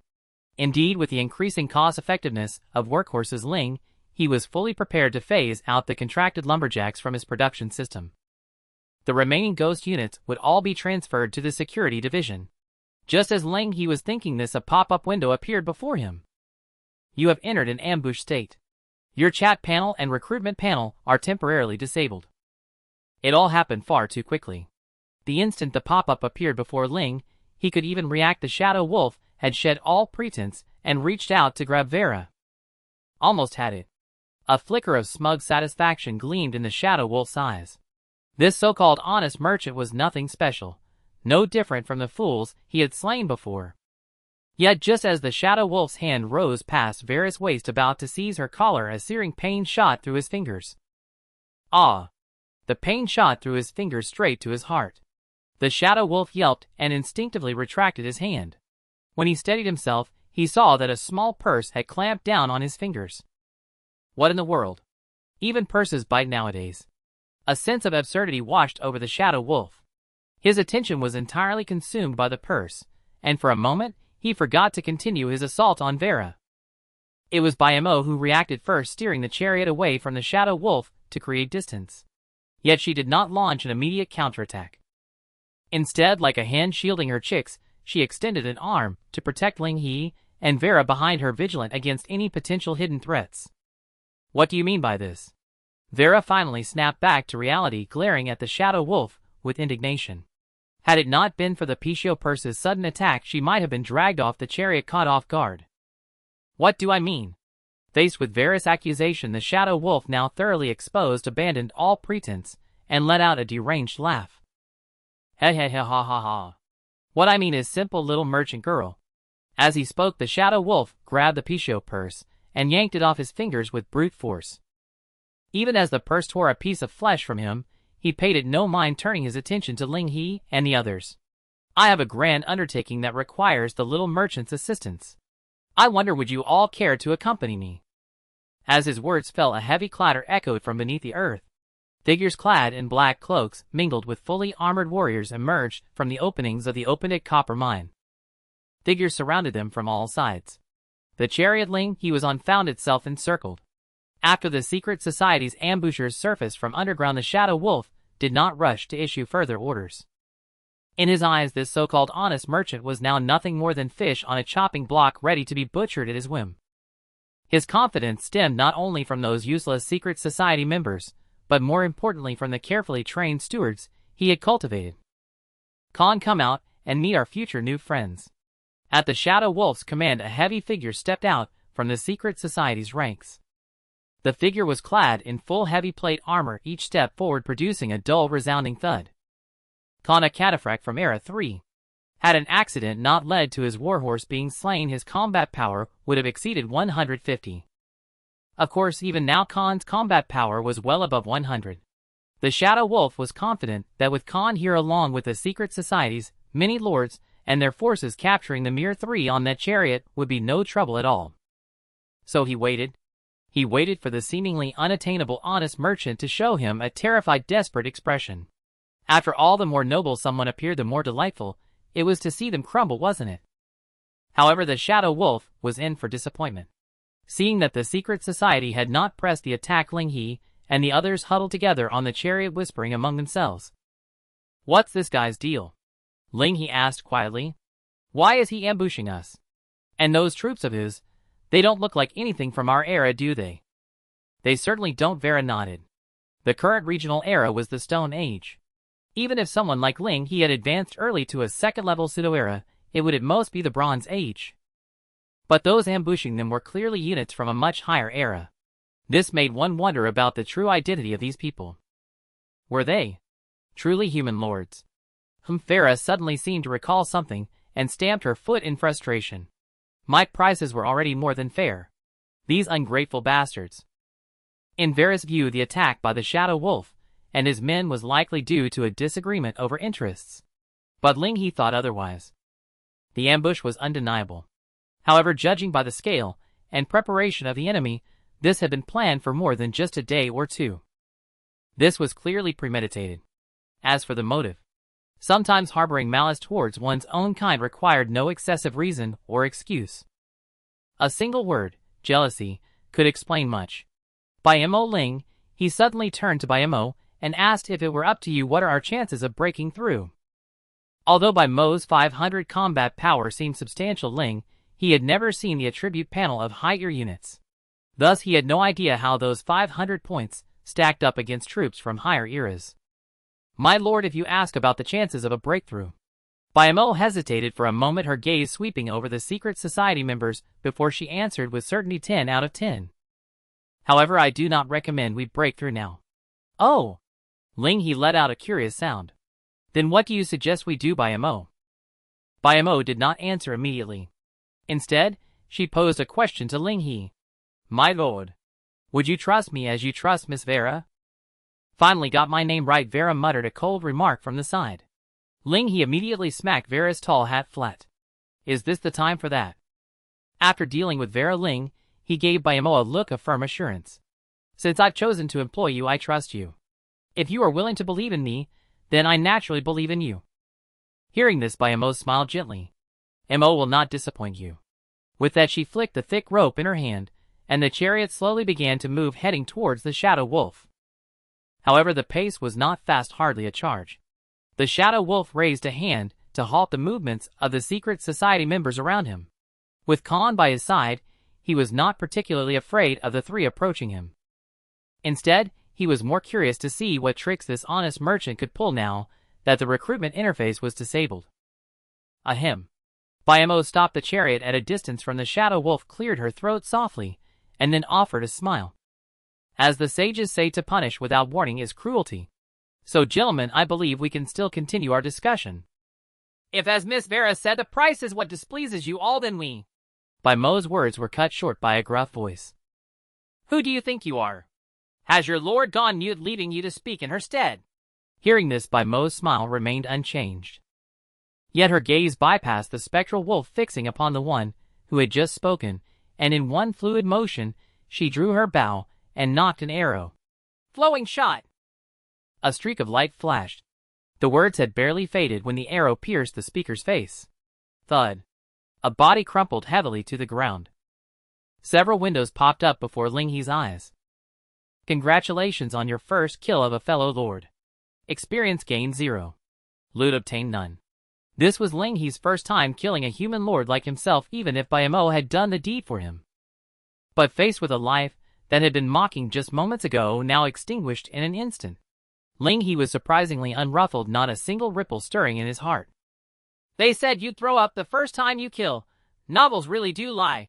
Ling He muttered under his breath. On the other side, the secret society members instinctively scattered from the corpse. Once they came to their senses, they glared angrily at Mo. She was at their mercy, yet she dared to strike first. Yet Mo's smile remained. Facing the wrathful gazes of the secret society members, she simply uttered a single sentence. The sage also said, teach without repentance, then slay. This act is naturally in accord with the rights of Joe. What fine accord with the rights? A mocking voice rang out from afar. But before the voice had faded, another streak of light flew from Mo's hand, and another body fell to the ground. Mo slowly lowered her longbow, gazing at the crowd now drenched in cold sweat, and asked with a smile, Now can you all calm down and listen to me? No one replied to Mo. With 2 lords slain in an instant, none dared to speak, uncertain if their words would make them the next victim of her arrows. Even Lin Shao, hidden inconspicuously among the crowd, was now filled with terror. Both shots had been so swift that he hadn't even seen her draw before the bodies hit the ground. If not for those 2 secret society lords speaking before him, the 2 corpses now lying on the ground might well have included him. Seeing no one else speak, Mo nodded slightly. Let's reason with one another first, shall we? There's nothing that can't be resolved through communication, right? With that, she fixed her gaze back on the spectral wolf. If the price isn't satisfactory, I can take the liberty of raising it by 10% over Miss Vera's offer, making it 8800 gold coins. Then rounding it up to 9,000, the extra gold can be considered compensation for your fallen brothers. What do you think? At this, a faint smirk tugged at the spectral wolf's sickly visage. 100 gold per life, should he compliment her on her manners. 9,000 gold was indeed no small sum. Had it not been for Lin Shao's earlier words, the spectral wolf might have settled for it. After all, finding this open-pit copper mine had cost only a few lives, a zero-cost venture. 9,000 gold would have been pure profit. But with Lin Shao's words, things had grown far more interesting. If they could produce 8,000 and 9,000, then taking them down would yield far more than that. As they say, money is the true devil. Now the spectral wolf was seduced by the prospect of future gains, his appetite far beyond a mere 9,000 gold. Thus his answer to Mo was resolute. I refuse. With that, the spectral wolf licked the blood from his fingers and sneered. You've had your say. How about I show you a way out? Lay down your weapons and surrender, and you might live. Otherwise, with all of us charging at once, that one chariot of yours won't save you. When that happens, the spectral wolf pointed at Vera. shall be the only one spared. Ah, me. Vera blinked, pointing at herself in bewilderment. The spectral wolf's intent was to sow discord between the Lord and her steward, and he had even used a speech-related special ability as he spoke. Under normal circumstances, such a tactic would erode the loyalty of any steward not utterly devoted. But he had pointed at the wrong person. And with Lin He, there was no such thing as loyalty. Heh. Bayamo let out a laugh, whether from anger or amusement at the spectral wolf. Taking a deep breath, Bayamo drew her bow again, the arrow aimed at the spectral wolf. I've said my piece, but it's all for nothing. Why must something so simple be settled with lives? Swoosh. Before the spectral wolf could react, Bayamo's arrow was already flying. But unlike the two before him, he was quicker and far more ruthless. He grabbed a villager from behind and shoved him forward. Thud. The arrow pierced through the man's chest, and the spectral wolf's eyes widened in fury. The one he had instinctively seized was his own foot soldier, a squire. Any unit related to knights was never cheap to recruit. But it wasn't the squire he mourned. It was the chainmail the man wore, a costly piece that arrows from a primitive age could never pierce. Yet Bayamo's bow was clearly no relic of the Stone Age. The arrow had ruined the chainmail, and the squire's life was ebbing away. Damn it! He tossed the fading squire aside. Pointing at the chariot, the spectral wolf roared. Karn, kill them! And all of you charge. Spare only the kind-hearted merchant. Leave not a single one of the other two. The secret society members had been waiting for this command. The encirclement around the chariot closed in rapidly. Many wielded iron-tipped spears, perfect for halting the chariot. Humph. Bayamo let out a calm chuckle, drawing 4 arrows and knocking them to the string. The sage said the passage of time is like this river flowing ceaselessly day and night. He meant that the corpses of enemies should drift endlessly in the river. It seems we can only be enemies. The conversation just now was the last opportunity Bayamo left for Yu Lang and his men. For the sage once said to punish without warning is tyranny. But now among the lords of the secret covenant, not a single one showed any sign of repentance. If teaching does not bring remorse, then Bayamo need not show mercy. A mere few hundred people. Well, of the 4. Bayamo released the bowstring, and 4 streaks of light shot forth simultaneously, piercing the hearts of 4 different lightly armored units. And this was merely the beginning. As Bayamo reached for the quiver on the chariot, streak after streak of light flew from her hand. Every time she drew the longbow, it heralded the passing of several lives. This scene of a merciless reaper of life left the secret covenant lords behind her utterly stunned. Was this right? If they hadn't known in advance what era this region belonged to, they would have almost thought they were the ones being crushed by the times. Yet the next moment, as the arrows in the quiver dwindled, Bayamo was no longer content with just shooting. Instead, she flicked the coarse rope in her hand and charged forward with the chariot. A golden opportunity. As the chariot drew closer, a spearman gripped his iron spear tightly. That accursed woman had slain so many of their brothers in such a short time. If he could only stop the chariot, then the rest of the men could swarm in and tear Bayamo, who drove the chariot to pieces. Almost there. Closer, just a little closer.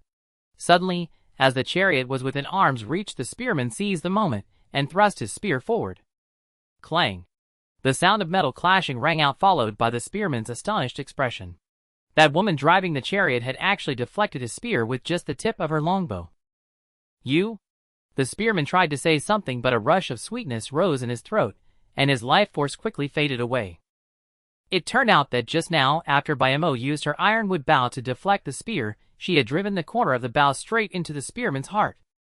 With the spearman dead, the defensive line was instantly torn open, and those around couldn't seal the breach in time. Bayamo seized the moment and drove the chariot straight out of the secret covenant's encirclement. Now the roles of attacker and defender were instantly reversed. The chariot circled the periphery of the secret covenant forces, occasionally reaping lives, steadily compressing their living space. The shift in situation was far too swift. None of the secret covenant lords could have imagined that the fish on the chopping block in their eyes would within minutes transform into a white wolf that devours its prey. Is Bayamo really this strong? Lin He muttered under his breath. Though the sound was faint, it reached Bayamo's ears. In the midst of attack and defense, Mo turned her head and smiled gently at Lin He. "Worth every penny, isn't it, my lord?" "Humph." Seeing Mo's prowess on the battlefield, Vera pouted in dissatisfaction. She was the one who came first. Just then, as if sensing something, Vera's gaze suddenly shifted to another direction beside the chariot. On the distant horizon, over 100 contracted ghost warriors wielding stone axes were charging toward Lin He. Calculating the time, about 10 minutes had passed, and they were indeed due to arrive. A spark of inspiration flashed through Vera's mind, and an excited smile spread across her lips. She then struck her scepter heavily against the chariot and extended a finger toward the distance. 1,000. Before the word fully left her lips, Lin He acted swiftly, stepping forward and clamping his hand over Vera's mouth. "Dear lady, those words must not be spoken." If Vera activated exponential stimulation and promised 1,000 days of full pay, even in death, that would be a fixed expense of tens of thousands of gold. Recruiting Mo didn't cost that much. Even the earlier acquisition of this open-pit copper mine was only priced at 8,000 gold by Vera. MPH. Vera pried at Lin He's hand, trying to remove it from her mouth. "Promise me you won't make any reckless promises first." "Mum." Seeing Vera nod, Lin He finally released his hand. Vera took a deep breath of fresh air and then shot Lin He a displeased glare. "You bastard lord, are you trying to murder your incredibly adorable chief secretary?" "Ahem." Lin He coughed lightly and couldn't help but avert his gaze. Seeing that Vera wasn't about to use her ability again, Lin He breathed a sigh of relief. The sage said the free is the most expensive. How true those words were. Although recruiting Mo cost a full 10,000 gold, her subsequent skills cost next to nothing. But with Vera, though her recruitment was free, if Vera were allowed to use her abilities without restraint, even Lin He's current fortune as a modest richest man would go bankrupt in no time. At that moment, the secret covenant forces belatedly noticed the presence of the contracted ghost warriors. So they did bring men after all. The secret covenant lords weren't surprised by the appearance of the ghost warriors. If anything, given the honest peddler's wealth, it would have been far stranger if he brought no subjects at all. In fact, upon seeing the ghost warriors' appearance, the secret covenant lords actually breathed a sigh of relief, regaining some confidence in their era's superiority. It seemed the honest peddler's strength lay only in one executive. His era couldn't advance, and his subjects were still a ragtag bunch. Attack, stop them. A secret covenant lord pointed into the distance. Though they hadn't yet figured out how to deal with Mo driving the chariot, slaughtering a group of half-naked savages armed only with crude stone axes was no problem at all. After all, these Era 3 units had a minimum combat power of 30, and armored units could even exceed 60. This would be a massacre. As a batch of lords descended to command, some of the secret covenant's troops broke away from the main force, no longer fixated on Mo and the chariot, but charging head-on toward the ghost warriors. The sharpness of iron clashed with the weight of stone. In an instant, the sound of countless sharp implements piercing flesh rang out. As the secret covenant lords had anticipated, iron weapons could easily kill these unarmored ancient units, while stone axes seemed helpless against iron armor. I did it," an unremarkable spearman murmured to himself. Earlier they could only watch Mo reap their comrades' lives, helpless to stop her, their morale nearly at rock bottom. Now his spear had pierced the heart of a contracted ghost warrior. It all seemed to mean that their enemies were not as formidable as they had thought. Their enemies were also made of flesh and blood. Just then a large hand suddenly grabbed the spear that the spearman had thrust. "All for profit." A voice as cold as if it had crawled out from the abyss came from before the spearman. What? The spearman stiffened as he looked at the contract ghost warrior whose heart he had pierced. It was this being who had reached out and grabbed his spear. The spearman tried to pull hard, but the spear was stuck in the contract ghost warrior's body, completely unmovable. Yet the warrior who had lost his heart showed no sign of being weakened. For profit. He muttered words the spearman could not understand, then impaled on the spear, he walked step by step toward the spearman. No. Seeing such a horrifying sight, the spearman collapsed to the ground in terror. "You are not human, you cannot possibly be human." But the contract ghost warrior said nothing superfluous, he only murmured about profit, and raised the stone axe in his hand high. Thud. The stone axe crashed down heavily onto the spearman's head. Thanks to his iron helmet, the spearman was only dazed, from the blow, avoiding a shattered skull. But the contract ghost warrior clearly would not stop there. In his hands, the stone axe was raised again and again and fell again and again. Thud, thud, thud. With each strike, the iron helmet on the spearman's head deformed a little more. Soon a red and white liquid mixed with flesh seeped from the gaps of the completely crushed helmet. Only then did the contract ghost warrior stop. Without even removing the spear embedded in his own heart, he ran off to kill his next target. Similar scenes were unfolding across the battlefield. Some tried to cut the contract ghost warriors in half at the waist, others tried to slash them from the neck to the abdomen. But they did not know why no matter what they did, the contract ghost warriors would not fall.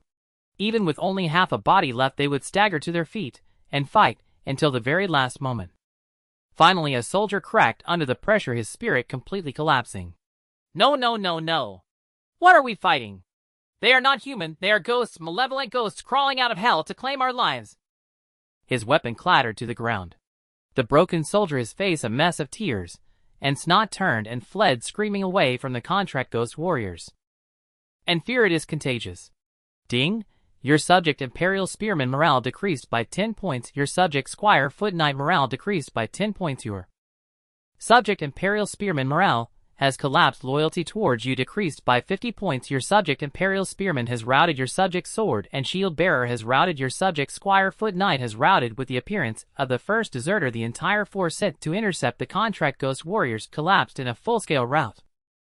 Some in their blind panic even ran straight back, crashing into the lines of their own allies, who were trying to encircle by Mo. Khan, what the hell are you doing? Howling Wolf's roar echoed across the battlefield. Stop worrying about their lives. If you can't kill two and leave one, then kill them all. Originally, Howling Wolf had wanted to keep the conscientious trader this mountain of gold alive, using his wealth as a stepping stone to a higher path. But as the conscientious trader revealed more and more trump cards, Howling Wolf no longer dared to spare his life. Only half the line had collapsed so far.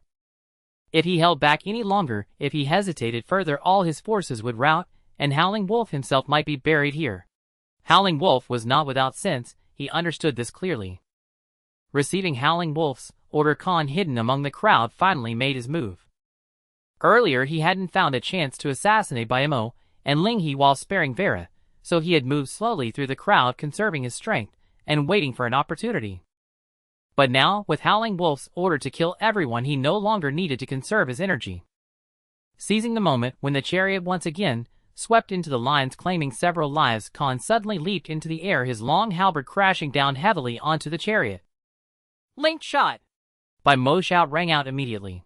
An arrow followed, striking Khan square in the face as he rose. The arrow hit precisely, piercing the gap in his helmet. Fortunately, Howling Wolf had spared no expense on Khan. His equipment was good enough to prevent instant death from the arrow. But then 3 arrows came in quick succession, each perfectly striking the fletching of the one before it. Boosted by the cumulative force, the first arrow pierced straight through Khan's helmet, exiting from the back of his head. Thud! A corpse hit the ground, ruthlessly crushed under the chariot's wheels. Mo lowered his bow and glanced at the body. The sage said an army can be deprived of its commander. I've had my eye on you for a long time. Earlier, Khan was surrounded by armored Squire Foot Knights. To kill him, Mo would have had to peel away the outer layers of meat shields one by one, like peeling an onion. But with that leap, there was no one around to provide him cover anymore. Khan! Howling Wolf collapsed to the ground involuntarily. He could never have imagined that his steward, a man considered elite even in the 3rd era, would die with such helplessness, without even a chance to fight back. It wasn't grief over his bond with Khan that felled him. What truly grieved Howling Wolf was the knowledge that he was finished. Killing a general on the eve of battle is the surest way to shatter morale. With Khan dead, the remaining soldiers, who hadn't yet routed, began to show signs of collapse. And with such devastating losses, even if he somehow survived today, his standing within the secret council would plummet. And the one responsible for all this was Song Shang. Howling Wolf's eyes flew wide open. He lifted his head and scanned the chaotic battlefield. Corpses were everywhere, along with routed soldiers and secret council lords trying to rally their troops for further resistance. But one figure was conspicuously absent: Song Shang. Bastard! Howling Wolf growled in a low, strained voice. had he been schemed against by a newcomer who had just joined the organization. This conscientious trader's strength was not something a new lord could possess, and her steward's combat ability far exceeded the scope of Era 1 or Era 2. If not for Song Shang, Howling Wolf would never have set his sights on the conscientious trader. No, if not for Song Shang, he would have left the moment she demanded 8,000 gold coins. Elbow shot. A voice suddenly rang out, followed by 2 arrows piercing Howling Wolf's lower abdomen. On the other chariot, Bayamo slowly lowered his bow and gave a thumbs up to Lin He beside him. My lord, excellent shot. Haha, it's not that great either. Lin He scratched the back of his head, feeling a bit embarrassed. He had just suddenly felt a whim, picked up a small wooden bow and played with it without any other intention. Given his arm strength, the arrow he shot flew erratically, estimated to fall to the ground after a few meters. Unexpectedly, Bayamo immediately drew the bow and followed up, and the arrow he released even merged precisely with Lin He's arrow, carrying it to pierce the Shadow Wolf's abdomen. Speaking of which, was this also one of Baimo's attack skills? Lin He took the opportunity to glance at Baimo's panel. Xiangqi. Effect fires a spiraling arrow that can merge with any small volume thrown object, slightly altering the target's attack direction. After merging, the thrown object inherits 90 of this unit's base attack power. It could only be said that this was a secretary recruited through a universal summons. Whether this skill was effective or not aside, at least in terms of emotional value, it fully satisfied Lin He. However, this scene left Vera, who was standing by, utterly astonished.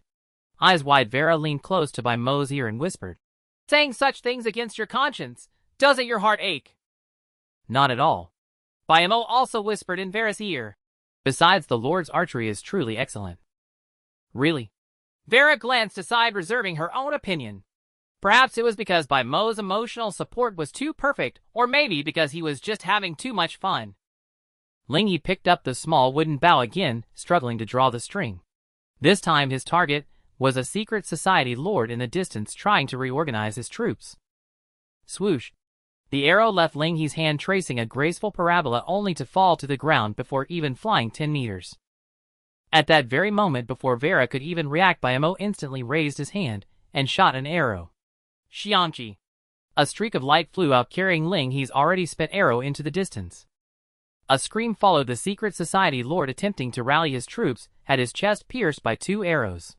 With another commander incapacitated, the battlefield grew even more chaotic. Soon the contracted ghost warriors closed in their terrifying appearance, bodies riddled with weapons yet still tenaciously alive, constantly eroding the morale of the secret society forces. Baimo, however, paid no attention to this. Silently lowering his bow, he turned to Lin He and gave another thumbs up, then smiled at Vera. Of course it's true. With that, Baimo leaned close to Vera's ear and continued softly. The sage said the marketplace is a battlefield, so it can be deduced that the battlefield is a marketplace. Baimo lightly patted Vera's tall hat twice. On the battlefield, it's not all about fighting and killing. More often, it's about human relationships and social graces. Miss Blackheart, you still have much to learn. Humph. Vera puffed out her cheeks. She roughly understood Baimo's meaning, but even so she was still deeply shocked. But before that, slap. Vera casually pushed Baimo away. Casually touching a lattice hat is hardly in line with social graces. Baimo was not angered by this, merely smiling casually before flicking the thick rope in his hand. Lord, hold tight, we're going to meet the mastermind behind this scheme. Hearing this, Lin He also put away his small wooden bow. Fun was fun, but business still needed to be done. The chariot soon passed through the routed secret society troops and stopped before the Shadow Wolf. At this moment, the Shadow Wolf had just pulled the 2 arrows from his abdomen and was crawling painfully while clutching his stomach. Fortunately, the arrows had only pierced his small intestine, not a fatal wound. As long as he could escape the battlefield before bleeding to death, the Shadow Wolf had his ways to save himself. Unfortunately, a voice that sent chills down his spine sounded from behind him at that moment. My dear seller, where do you think you're going? The Shadow Wolf stiffly turned his head to look behind him. He saw the chariot and the 3 figures on it completely unharmed. Not long ago, they had been in the same posture, the Shadow Wolf alone facing Lin He and his 2 companions. Back then, the Shadow Wolf was not afraid because he knew that beneath his feet lurked a force of formidable combat capability. But now, Not much time had passed, the scene was the same, yet the Shadow Wolf had become utterly alone. Don't kill me!" the Shadow Wolf muttered as he shuffled backward. "I agree to the deal. I'll agree to anything you say." A trail of blood followed him. To this Bayamo merely raised his iron-bowed bow and said indifferently, "The sage said a petty man fears authority but not virtue. Don't you think it's too late to say that now?" "We gave you more than one chance. Even if you didn't agree to the deal, we could have parted amicably." "And you?" Bayamo drew the bowstring taut as he spoke. "Take a good look at what you've done." The sage said, "If you repay kindness with resentment, how will you repay virtue?" Even if the sage himself were here today, he would not spare you. "No, no, no." The Shadow Wolf raised his arm tremblingly to shield himself, his voice stammering. "I don't want anything anymore. I give it all to you, all of it. Spare me, please spare me." The Shadow Wolf had long lost the frenzied demeanor he had just minutes ago. He had thought he was different from others. But when death truly approached, the Shadow Wolf realized that people were not so different after all. His survival instinct drove him to utter the same words as those he had once killed. "Oh, I'm useful, I'm still useful." As if grasping at a lifeline, the Shadow Wolf suddenly lifted his head, his eyes burning as he looked at Vera. He pointed to his chest. "I know many things. Whatever you want to know, I can tell you." "Oh." "Ling," he suddenly spoke. Bayamo glanced at Ling He's expression from the corner of his eye, and seeing Ling He smile, he immediately understood and lowered his longbow. Reading people's expressions was a very useful skill. Coincidentally, being well versed in the 6 arts of a gentleman, Bayamo was no stranger to it. The chariot was driven closer to the Shadow Wolf. Now the Shadow Wolf was the fish on the chopping block, severely injured, and facing the chariot driven by Bayamo, he had no way to escape. With a bitter laugh, the Shadow Wolf stopped trying to crawl backward, as if resigned to his fate, and waited for judgment. Ling He stood on the chariot, leaning down slightly to face the Shadow Wolf. "So you just said you can tell us anything?" "Indeed." Yu Lang nodded. "Take this open copper mine, for instance. We discovered it after ambushing a group of lords using one of their special abilities to locate it. And also—" "Stop." Yu Lang intended to continue, but was abruptly interrupted by Ling He. Perplexed, Yu Lang lifted his head only to see Ling He yawning with a look of utter boredom. "To be honest, I'm not interested in how you found this mine. Whether you stole it, plundered it, or killed someone for it. All I know is that after you discovered this mine, the first person you thought of was me, and the first person you came to was me. That is good, very good." As he spoke, Ling He, under Baimo's anxious gaze, stepped down from the chariot and reached out to pat Yu Lang on the shoulder. "You know, before you launched your attack on us, I thought we could have been friends." "Friends?" Yu Lang gave a bitter smile. Had Ling He said such a thing just a few minutes earlier, he would have only sneered in return. Who would want to befriend an insignificant lackey under the conscience peddler's command? But now, he didn't even have the standing or the right to say such words. Because he had lost, utterly defeated. Though resentment burned within him, Yu Lang had no intention of attacking or taking Ling He hostage. In his view, Vera was the conscience peddler known to everyone in the channel. Thus, taking Ling He hostage held no real significance for him. Ling He continued patting Yu Lang's shoulder. "Yes, friends. We could have been friends. What a pity." Shaking his head with a sigh, when his eyes met Yu Lang's again, Ling He's expression had changed. A gentle smile now graced his lips. "Now I ask and you answer." Yu Lang nodded. He didn't bother asking the foolish question of whether he would survive after providing the information. He had done such things far too many times, and knew best that so-called promises were worth less than toilet paper. By not asking, he could still cling to a faint shred of hope and fantasy for the future. If he asked, perhaps only despair would remain. At that moment, Ling He posed his first question. "Judging by your appearance, it seems you don't belong to this era, do you? Who exactly are you?" "We." Though gripped by fear, a hint of a smile curled at the corner of Yu Lang's mouth as he spoke of their identity. "We are from the Secret Covenant. You may not understand now, but in our former region people called us the Turncoat faction." Yu Lang revealed all the information about the Secret Covenant and the Turncoat faction without any concealment. Do not underestimate his position within the Secret Covenant. But for someone who could betray humanity itself, betraying the Secret Covenant again carried no psychological burden. "So the Turncoat faction is an alliance of madmen, perverts, and cultists." Ling He summarized. Yu Lang paused. You could put it that way, but it's not entirely accurate. Interesting. Ling He smiled faintly. Interesting. Yu Lang had told many people about the turncoat faction, but Ling He was the only one who smiled and called it interesting after hearing it. Indeed. Ling He nodded. Very interesting. For some reason, after hearing Yu Lang's description of the turncoat faction, Ling He's first reaction was not fury, fear, or pity. His first thought was of a business opportunity. If there were no terrorists who would buy guns and bullets, if there were no missiles flying through the sky, what value would an air defense system have? Necessary evil is the best catalyst for the market. Lowering his head, Ling He glanced at Yu Lang's wound, then turned and reached his hand out to Vera. On the way here, didn't you find some herbs? Do you have any that stop bleeding? I do, actually. Vera reluctantly reached into a sack on the chariot and pulled out a soda can. I used some spare time to mash those herbs into a paste and put it in here. Use it sparingly, damned lord. Once it's gone, it's gone. The rest of the herbs are for planting, as you yourself said, damned lord. I know. Ling He took the soda can from Vera's hand and placed it before Yu Lang. You don't need me to apply the medicine yourself, do you? Yu Lang was silent, then poured some of the paste from the can and applied it to the wound on his abdomen. It was not the deadly poison he had anticipated. The herbal paste Vera provided was remarkably effective, staunching the bleeding from Yu Lang's abdominal wound almost immediately. Why save me? Yu Lang's voice was hoarse.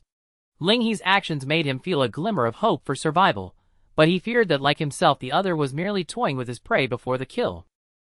He dreaded that the oasis he thought he had found was nothing but a mirage. The fall from heaven to hell was the most painful of all.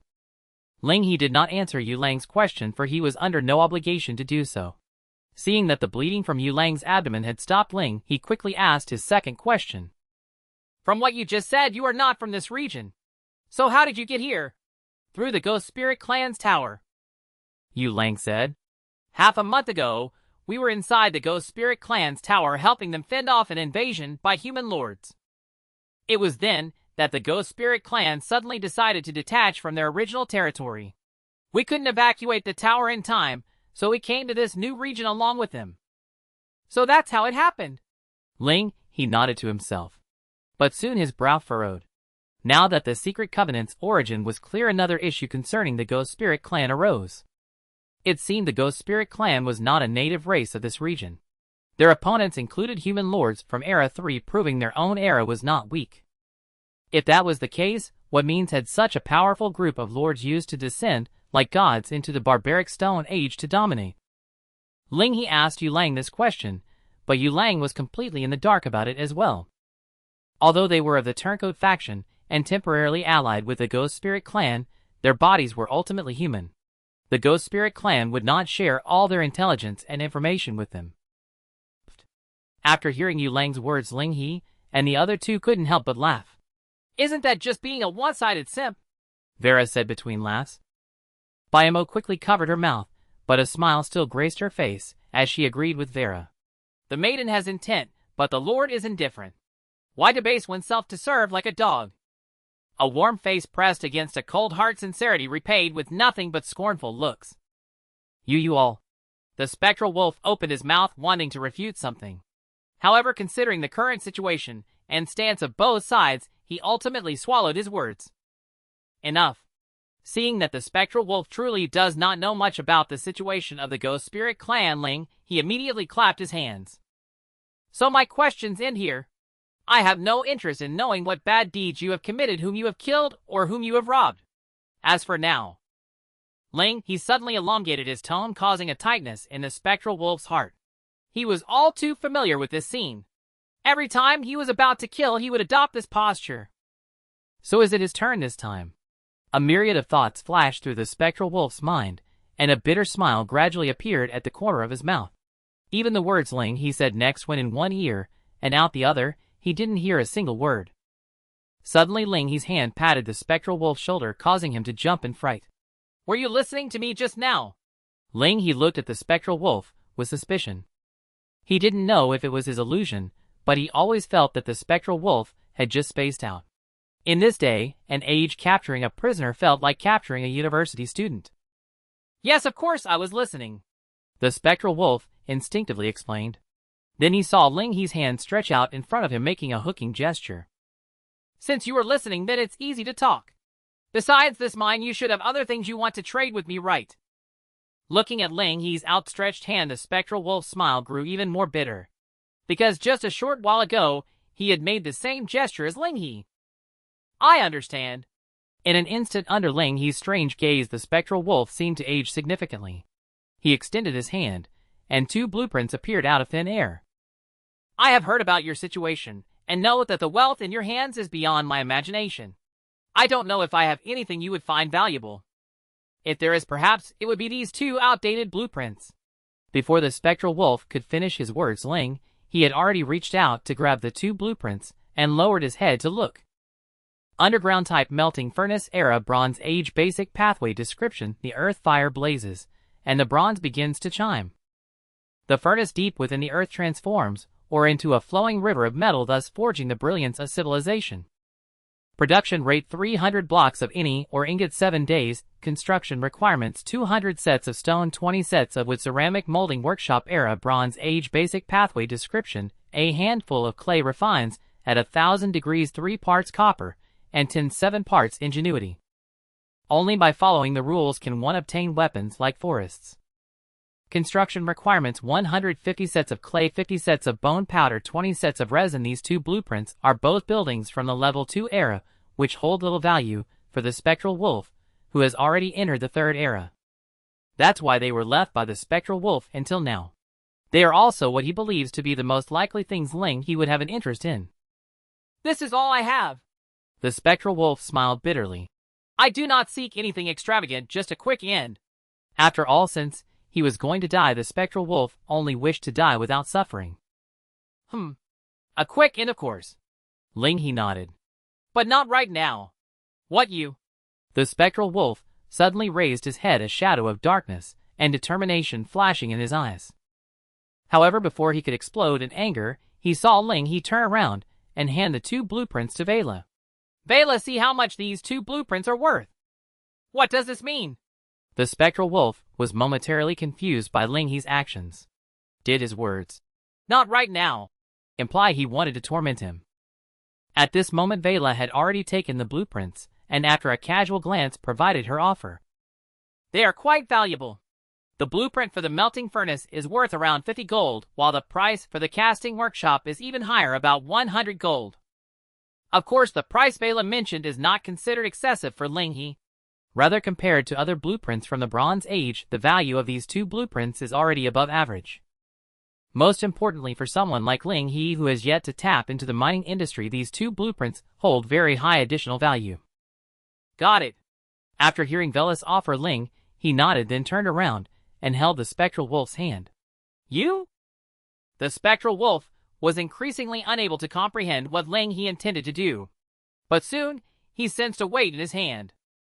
Looking down, a handful of gold coins appeared in his hand. Pleasant trade. Ling He's voice came from beside the spectral wolf's ear. So this was actually a trade. Just an ordinary trade.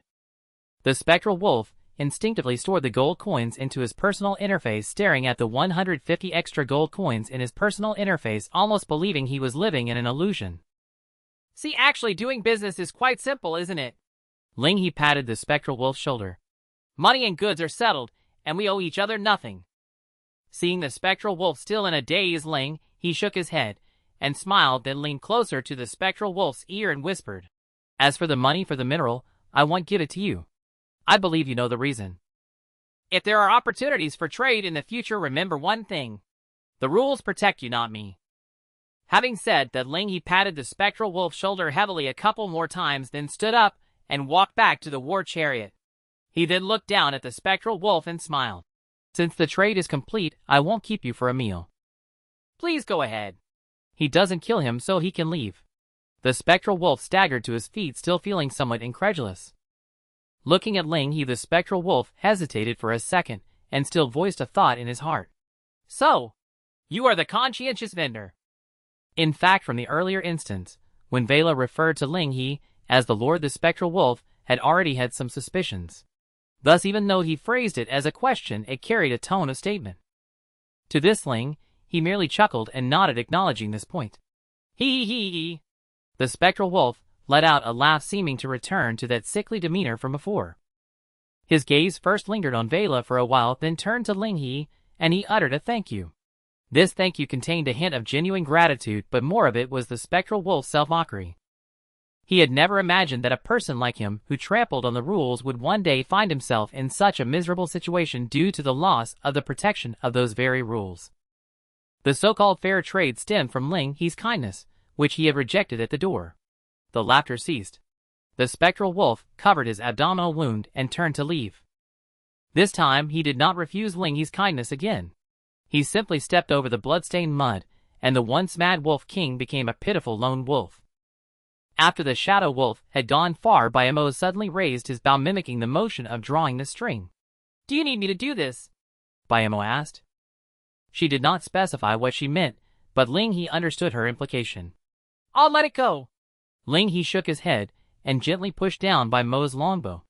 After all, courtesy costs nothing. Courtesy? Vera voiced her confusion. Was that fellow polite? I don't think so. As she spoke, Vera jumped off the carriage and picked up her pixie-shaped purse from the ground. She still remembered how Shadow Wolf had reached out to grab her earlier. How could someone who would lay hands on a lady be considered polite? Indeed, a man who would manhandle a gentlewoman. Thinking of this, Vera turned and glared at Lin He. Why are you looking at me like that? What did I do now? Lin He spread his hands in innocence, then extended a finger pointing at the open copper mine beneath their feet. Look here. Isn't this the generous gift he gave us? Lin He saw the matter with perfect clarity. Without someone like Shadow Wolf, no one would have responded to his mineral purchase request, at least not in such a short time. Even if someone did, they couldn't have procured the items needed to guide the coordinates for Lin He. It was precisely because Shadow Wolf was ruthless and cunning enough that he could meet all the conditions and lead Lin He to this mine in the shortest possible time. Killing Shadow Wolf would only provide a moment's satisfaction, but keeping him alive and giving him some funds to rebuild might just squeeze a few more drops of profit out of this scoundrel. However, Vera's thoughts diverged significantly from Lin He's. She looked at where Lin He was pointing, belatedly realizing something, and nodded. Oh, right. We didn't pay. Vera calculated that even counting the losses of the contracted ghost warriors, it was only a few hundred gold coins in expenses. But for this copper mine, which had a pre-arranged acquisition fee of 8,000 gold, they hadn't spent a single coin. At this thought, Vera's impression of Shadow Wolf improved considerably. She even felt that having more such wicked fellows wouldn't be so bad. Suddenly, Mo covered her mouth and laughed. Vera's eyebrows shot up. Are you laughing at me? No, not at all. Mo shook her head, with a smile, set her longbow aside, and spoke her true thoughts. I was just thinking that the Lord is magnanimous and benevolent, and his actions are all in accordance with the rights of Zhou. Truly he bears the demeanor of a wise ruler. Magnanimous and benevolent. Lin He's ears perked up. He had taken every word Mo said to heart, and couldn't help but feel curious. If I hadn't stopped you just now, Mo, how would you have seen me then? In that case. Mo's eyes curved as she gave a gentle smile. The Lord's strategies are divine, ridding the world of evil. This act aligns with the rights of Zhou. Mo would naturally be filled with admiration. Ahem. It's not that great. Lin He coughed awkwardly. So in Mo's eyes, whether he killed Shadow Wolf or let him go, it was all in accordance with the rights of Zhou. By the way, suddenly Lin He thought of the secret society organization that Shadow Wolf had mentioned. The lords who had followed Shadow Wolf were only a small part of the secret society. Many other lords from the same organization were scattered across various parts of this region. Mo, what do you think if we launch a surprise attack and wipe out the secret society? Mo understood and spoke directly. The sage said, let there be sufficient food, sufficient troops, and the trust of the people. If one must do without, first do without the troops. This means that an organization has ample food, an army, and cohesion. To defeat it, one must first cripple its military. If the Lord attacks, it is not only a preventive measure, but also an act that aligns with the sage's way. Naturally, it is in accordance with the rights of Zhou. And what if I let them be? If you let them be, would that not prove that the Lord is broad-minded and magnanimous, surpassing most under heaven? Naturally, that too is in accordance with the rights of Zhou. I get it now. Vera blinked as she listened to the exchange between Mo and Lin He. From this entire conversation, she gleaned only one meaning. All roads lead to the rights of Zhou, huh? By the way, what exactly are the rights of Zhou? It's something very sacred.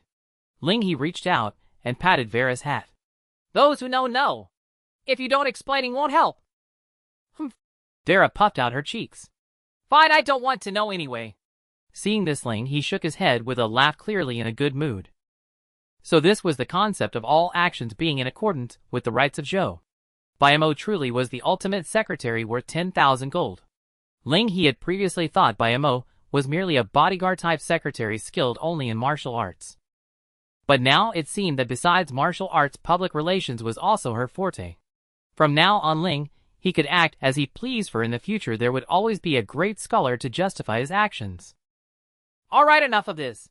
He took out a bottle of cola to appease Vera, then casually used the 2 blueprints offered by Shadow Wolf. Adjusting his playful mindset, Lin He began to focus on serious matters. First and foremost, he had to firmly secure this mine. As the members of the secret society had been routed, the ambush state had long since been lifted. Lin He decisively recruited 2,000 laborers and purchased matching stone tools from the trading post. The total cost was only 4,000 gold. However, this single purchase nearly cornered the entire market for stone tools in the trading post. This caused a minor stir in the regional channel. After all, stone tools were hardly valuable. Most people preferred to craft them rather than buy them directly from the trading post. The sudden shortage of stone tools in the trading post was indeed a peculiar event. But Lin He paid no attention to what was being discussed in the regional channel. He was busy assigning tasks to the newly recruited laborers. The council hall, as the core building, and the sky-praying pillar for listing goods were to be constructed first. Building these 2 structures required a considerable amount of lumber. It was for this reason that when trying to delist his own lumber, Lin He discovered an issue with the trading post. You have exceeded the maximum range from the listing location from the open copper mine. The lumber he had listed was in a state where it could not be delisted. Before this, Lin He had been unaware of this limitation of the trading post. It seemed that once an item was listed, if you moved beyond a certain range from the listing location, you could not delist it unless you returned to the vicinity. It appeared the trading post could only serve as a local secure warehouse. Using it as a lossless remote spatial storage device was not a viable option. This path had been blocked beforehand. Fortunately, lumber was not particularly rare. After casually sending a group of people out to chop with Lin, he turned his attention to Shadow Wolf's 2 Bronze Age blueprints. Clay, bone powder, and pine resin. The construction requirements for the Bronze Age blueprints were still quite unique by current standards. Among them, bone meal was presumably the easiest to obtain at present. Having just endured a great battle, although many had fled due to the secret party's hasty collapse, a considerable number of corpses still remained. Lin He estimated that by stripping the flesh from these corpses and then scorching them, he could produce a substantial amount of bone meal. Well then, this task shall be handled by Vera. Lin He pointed at Vera, hesitated for half a second, then turned his finger toward Mo instead. Mo, you should do it instead. Entrusting such a task to Vera seemed somewhat nefarious, but with Mo, it was perfectly proper. Mo nodded slightly without refusing. And what about me? Seeing Mo rise and leave the carriage, Vera sidled up to Lin He, pointing at herself. You wretched lord, are you forgetting me so quickly? You naturally have tasks to attend to as well. Lin He reached out to pat Vera's head, but his hand was blocked by her hat, so he changed course and patted the hat instead. Preventing Vera from burning the corpses was only to preserve Lin He's conscience. As for idleness, Vera was certainly not destined for it. With this thought, Lin He once again sent a purchase request in the regional channel. Conscience peddler. Massively purchasing clay and resin. Clay at 1 gold per stack, resin at 3 gold per stack. Directly list on the trading post, it'll buy on site, no need for private messages. After posting the request, Lin He pushed the trading post panel toward Vera. Vera, for now, just keep an eye on the trading post for me. Regarding clay and resin, Lin He had no intention of searching for them himself. In his estimation, these 2 items were not rare resources across the entire region. If he had to scour the world just to build a smithy, it would be far better to simply purchase them through the regional channel. After all, as the old saying goes, time is gold and gold buys time. As long as the time saved allowed Lin He to earn more gold coins, every coin he spent was essentially a profit. To this end, Lin He did not even mind temporarily driving the prices of clay and resin to heights they did not deserve. Having earned over 100,000 gold coins, he had to spend some, didn't he? Of course, it was precisely this mindset that caused many in the regional channel to see red. Extreme boredom. 3 gold for a stack of resin, 1 gold for a stack of clay. Isn't this more profitable than fighting the ghost spirit race? For many, Lin He's purchase request this time was even more shocking than the last.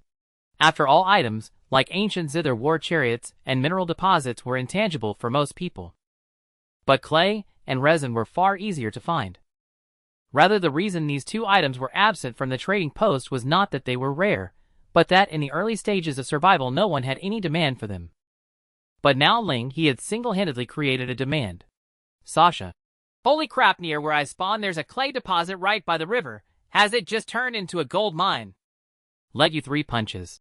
Don't go upstairs, that treasure you can't protect. Let Uncle here help you hold on to it. Sword dance the vault. I happened to find a fairly dense pine forest during my exploration. Since Brother Peddler needs resin, he'll just set up camp here from now on. The acquisition plan went even smoother than Lin He had anticipated. Perhaps it was the good reputation Lin He had consciously or unconsciously maintained that led most people to respond with trust rather than doubt when they saw his purchase request.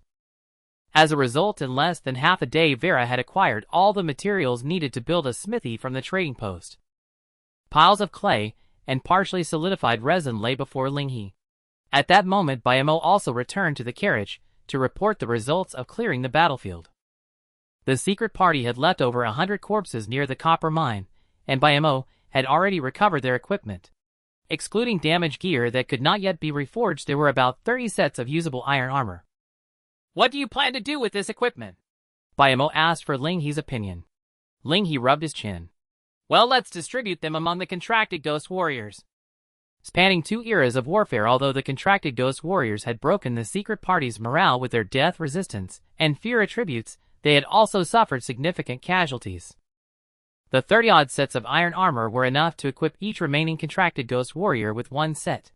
Bayamo nodded slightly, having no objection to Lin He's decision, and continued her report. Excluding the equipment, nearly 200 corpses, including those of the contracted ghost warriors, yielded 400 stacks of bone meal after burning.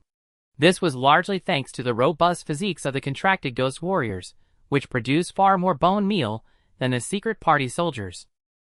Additionally, after half a day of mining, the thousands of laborers had extracted nearly 5,000 stacks of stone and over 2,000 stacks of malachite, while the lumberjacks had brought back several thousand stacks of wood. In other words, the seemingly tedious materials for the furnace and smithy had been collected in excess, and in a remarkably short time, thanks to Lin He's vast manpower and wealth. Lin He did not hesitate. He directly opened the building panel and placed 10 subterranean smelting furnaces and 1 clay mold smithy near the copper mine. Thanks to the large number of laborers, these structures would be completed in less than 10 hours. Meanwhile, Lin He did not halt Vera's purchasing. 1 smithy might gradually cover the needs of all his subjects, but Lin He's ambitions went far beyond that. As the saying goes, with great power comes great responsibility and great wealth. Shadow Wolf had so enthusiastically placed the opportunity to monopolize the next era into Lin He's hands. Faced with such a tempting prize, how could Lin He refuse to partake? Moreover, a single smithy cost only a few hundred gold coins. While this sum might be a life-changing fortune for many if distributed, it was hardly significant to Lin He. Suddenly reminded of something, Lin He turned and stroked Hamburger's body. ZZZZZ. Hamburger showed no reaction, clearly fast asleep. Lin He found it somewhat amusing, for during the journey to find this mineral deposit, thanks to their cooperation in slime gel, Hamburger's assets had already reached several thousand gold coins. Was this what they meant by the saying that even a poor man who strikes it rich overnight still has less money than a rich man's sofa? In short, with the infusion of substantial capital, Lin He had fully stabilized operations at the copper mine.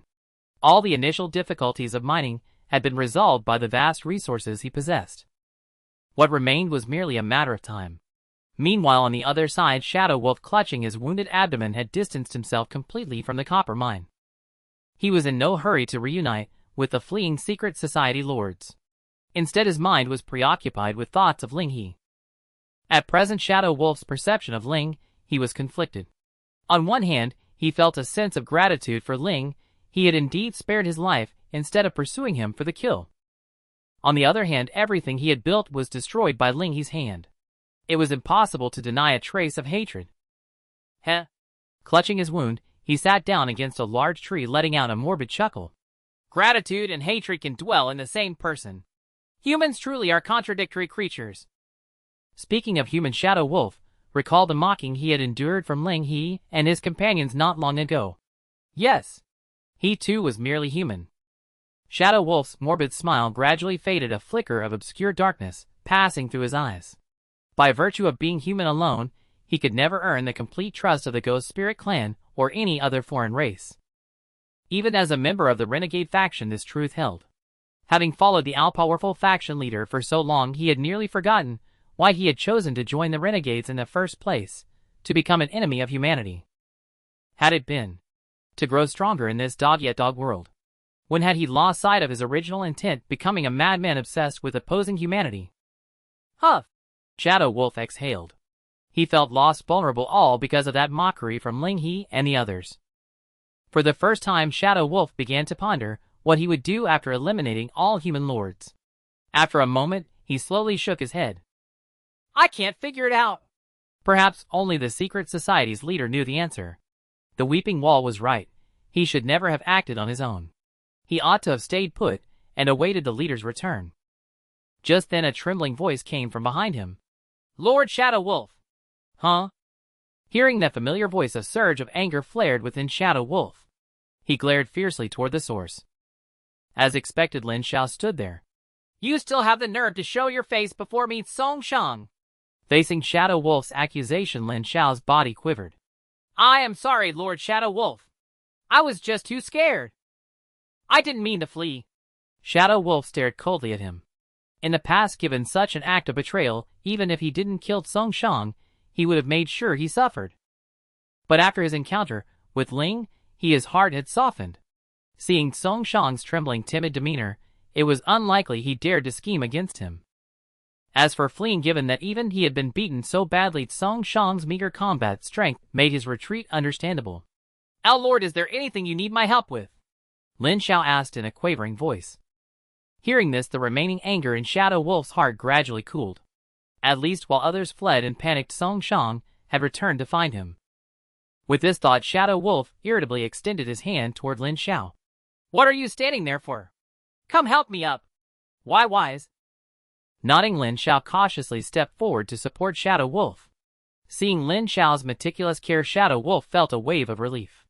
From now on, you can stay by my side. Stay away from the Weeping Wall. He's not as... Shadow Wolf paused mid-sentence, suddenly feeling a sharp pain in his chest as he coughed up a mouthful of blood. Ah! Stunned, he looked down to see a stone dagger plunged into his heart. Double your comrades. Shadow Wolf's vision blurred, but his words were met with Lin Xiao mercilessly yanking the dagger from his chest. Blood gushed out, and Shadow Wolf's sight slowly dimmed. In his final moments, only one thought crossed his mind. This was the first time in his life he had shown mercy. When the heart softens, the blade finds its mark. Lin Xiao casually flicked the blood off the stone dagger, a faint smirk curling his lips. Having once betrayed Shadow Wolf, he had hoped to avoid another meeting. Yet stumbling upon him by chance, he witnessed such a vulnerable moment. Glancing at the ground, he spotted a golden pile beneath Shadow Wolf's corpse, and his eyes lit up. Gold coins. Collecting them all into his personal interface, he found over 30 coins. Normally, it would take robbing 2 ordinary lords to amass such wealth. Moreover, killing Shadow Wolf brought far more benefits. Lin Xiao's gaze swept over his growth path, his body trembling not with fear, but excitement. Growth path false creator god current level LV11. The experience gained from killing Shadow Wolf had catapulted his once stagnant development back into the forefront of the region. Even compared to the Conscience Peddler. At the thought of the Conscience Peddler, the smile on Lin Xiao's face vanished, replaced by a heavy gloom. Compared to that economic powerhouse, who had maxed out his development, he was still nothing. Not just now. The more he observed and calculated, the deeper his sense of helplessness grew. Through the market, the Conscience Peddler's growth equaled the combined output of all human lords in the region. The mountain of gold lifted him higher, and the more Lin Xiao tried to catch up, the more suffocating it felt. Meanwhile, back in the original cave hideout, the weeping wall let out a sound that was both a cry and a laugh in front of a gathering of secret society lords. Shadow Wolf is dead. His warriors should have achieved far more. Hearing this, the surrounding secret society lords showed little surprise, because joining the secret society automatically added everyone as friends. The removal of Shadow Wolf and a few other lords from the friend list already spoke volumes. My lord, please accept my condolences, someone whispered, approaching the weeping wall. But the weeping wall shook his head. Those who noticed his expression would see that he was smiling. A bloody night. Dawn broke. Lin He stood before the smelting furnace hastily built by the laborers working through the night, holding a piece of malachite. He turned to look at Vera and Mo. So can we smelt copper now? Of course. Absolutely not. Mo and Vera's voices rang out almost simultaneously. Why not? Lin He and Mo turned their gazes sharply toward Vera. You're not thinking of something inappropriate, are you? Lin He asked hesitantly. What inappropriate things? A question mark seemed to float above Vera's head, but she quickly shook it off and pointed a finger at Lin He. You idiot lord, are you planning to smelt red copper? Red copper. Not bronze. Lin He said, casting a pleading look at Mo. Does copper come in red, yellow, orange, green, blue, indigo, and violet? Mo shook his head bluntly. Apologies, my lord. The sage said to know what you know, and know what you do not know is true knowledge. I must admit, I have no understanding of the red copper the dark-hearted lady speaks of. Vera slapped her forehead with a sigh, then rested her hand on her brow. Fine, my fault. This isn't common knowledge. But then the corners of Vera's lips curled upward. It seemed that even the expensive and exquisite secretary, Mo, was not omniscient. Let this lady enlighten you both. Vera's gaze shifted to Lin He. Idiot lord, do you know how many types of copper there are? Stop stalling and spit it out. Lin He casually tossed the malachite in his hand, stepped forward, and firmly flattened Vera's tall hat, even giving it a rough rub. MMPH. Vera puffed out her cheeks. I'll talk, but no need to get handsy. Interrupted by Lin He, Vera lost her desire to show off. After clearing her throat twice, she earnestly began explaining the types of copper to Lin He and Mo. Copper comes in many types, mainly brass, bronze, white copper, and red copper. Brass is made by smelting zinc or with copper, or also known as copper-zinc alloy, often used to cast musical instruments. White copper is a copper-nickel alloy with corrosion resistance. Many who are not wealthy but wish to appear so use white copper tableware to replace silver. It's cheap yet maintains face. If, like the idiot lord, you simply smelt copper without any additives, the result is pure copper, which is what I just called red copper. Red copper has excellent electrical conductivity, but when made into equipment, its hardness is a mere 35 HV. At this, Vera paused to observe Lin He and Mo's expressions. The result was obvious. Both wore bewildered looks. Lin He felt long-forgotten chemistry knowledge invading his mind. Mo was utterly clueless about the terminology Vera used. It seemed that compared to Mo, Vera had her advantages. At least in terms of the era she came from, Vera completely overshadowed Mo. What about bronze? Mo asked directly. The sage said, do not be ashamed to ask.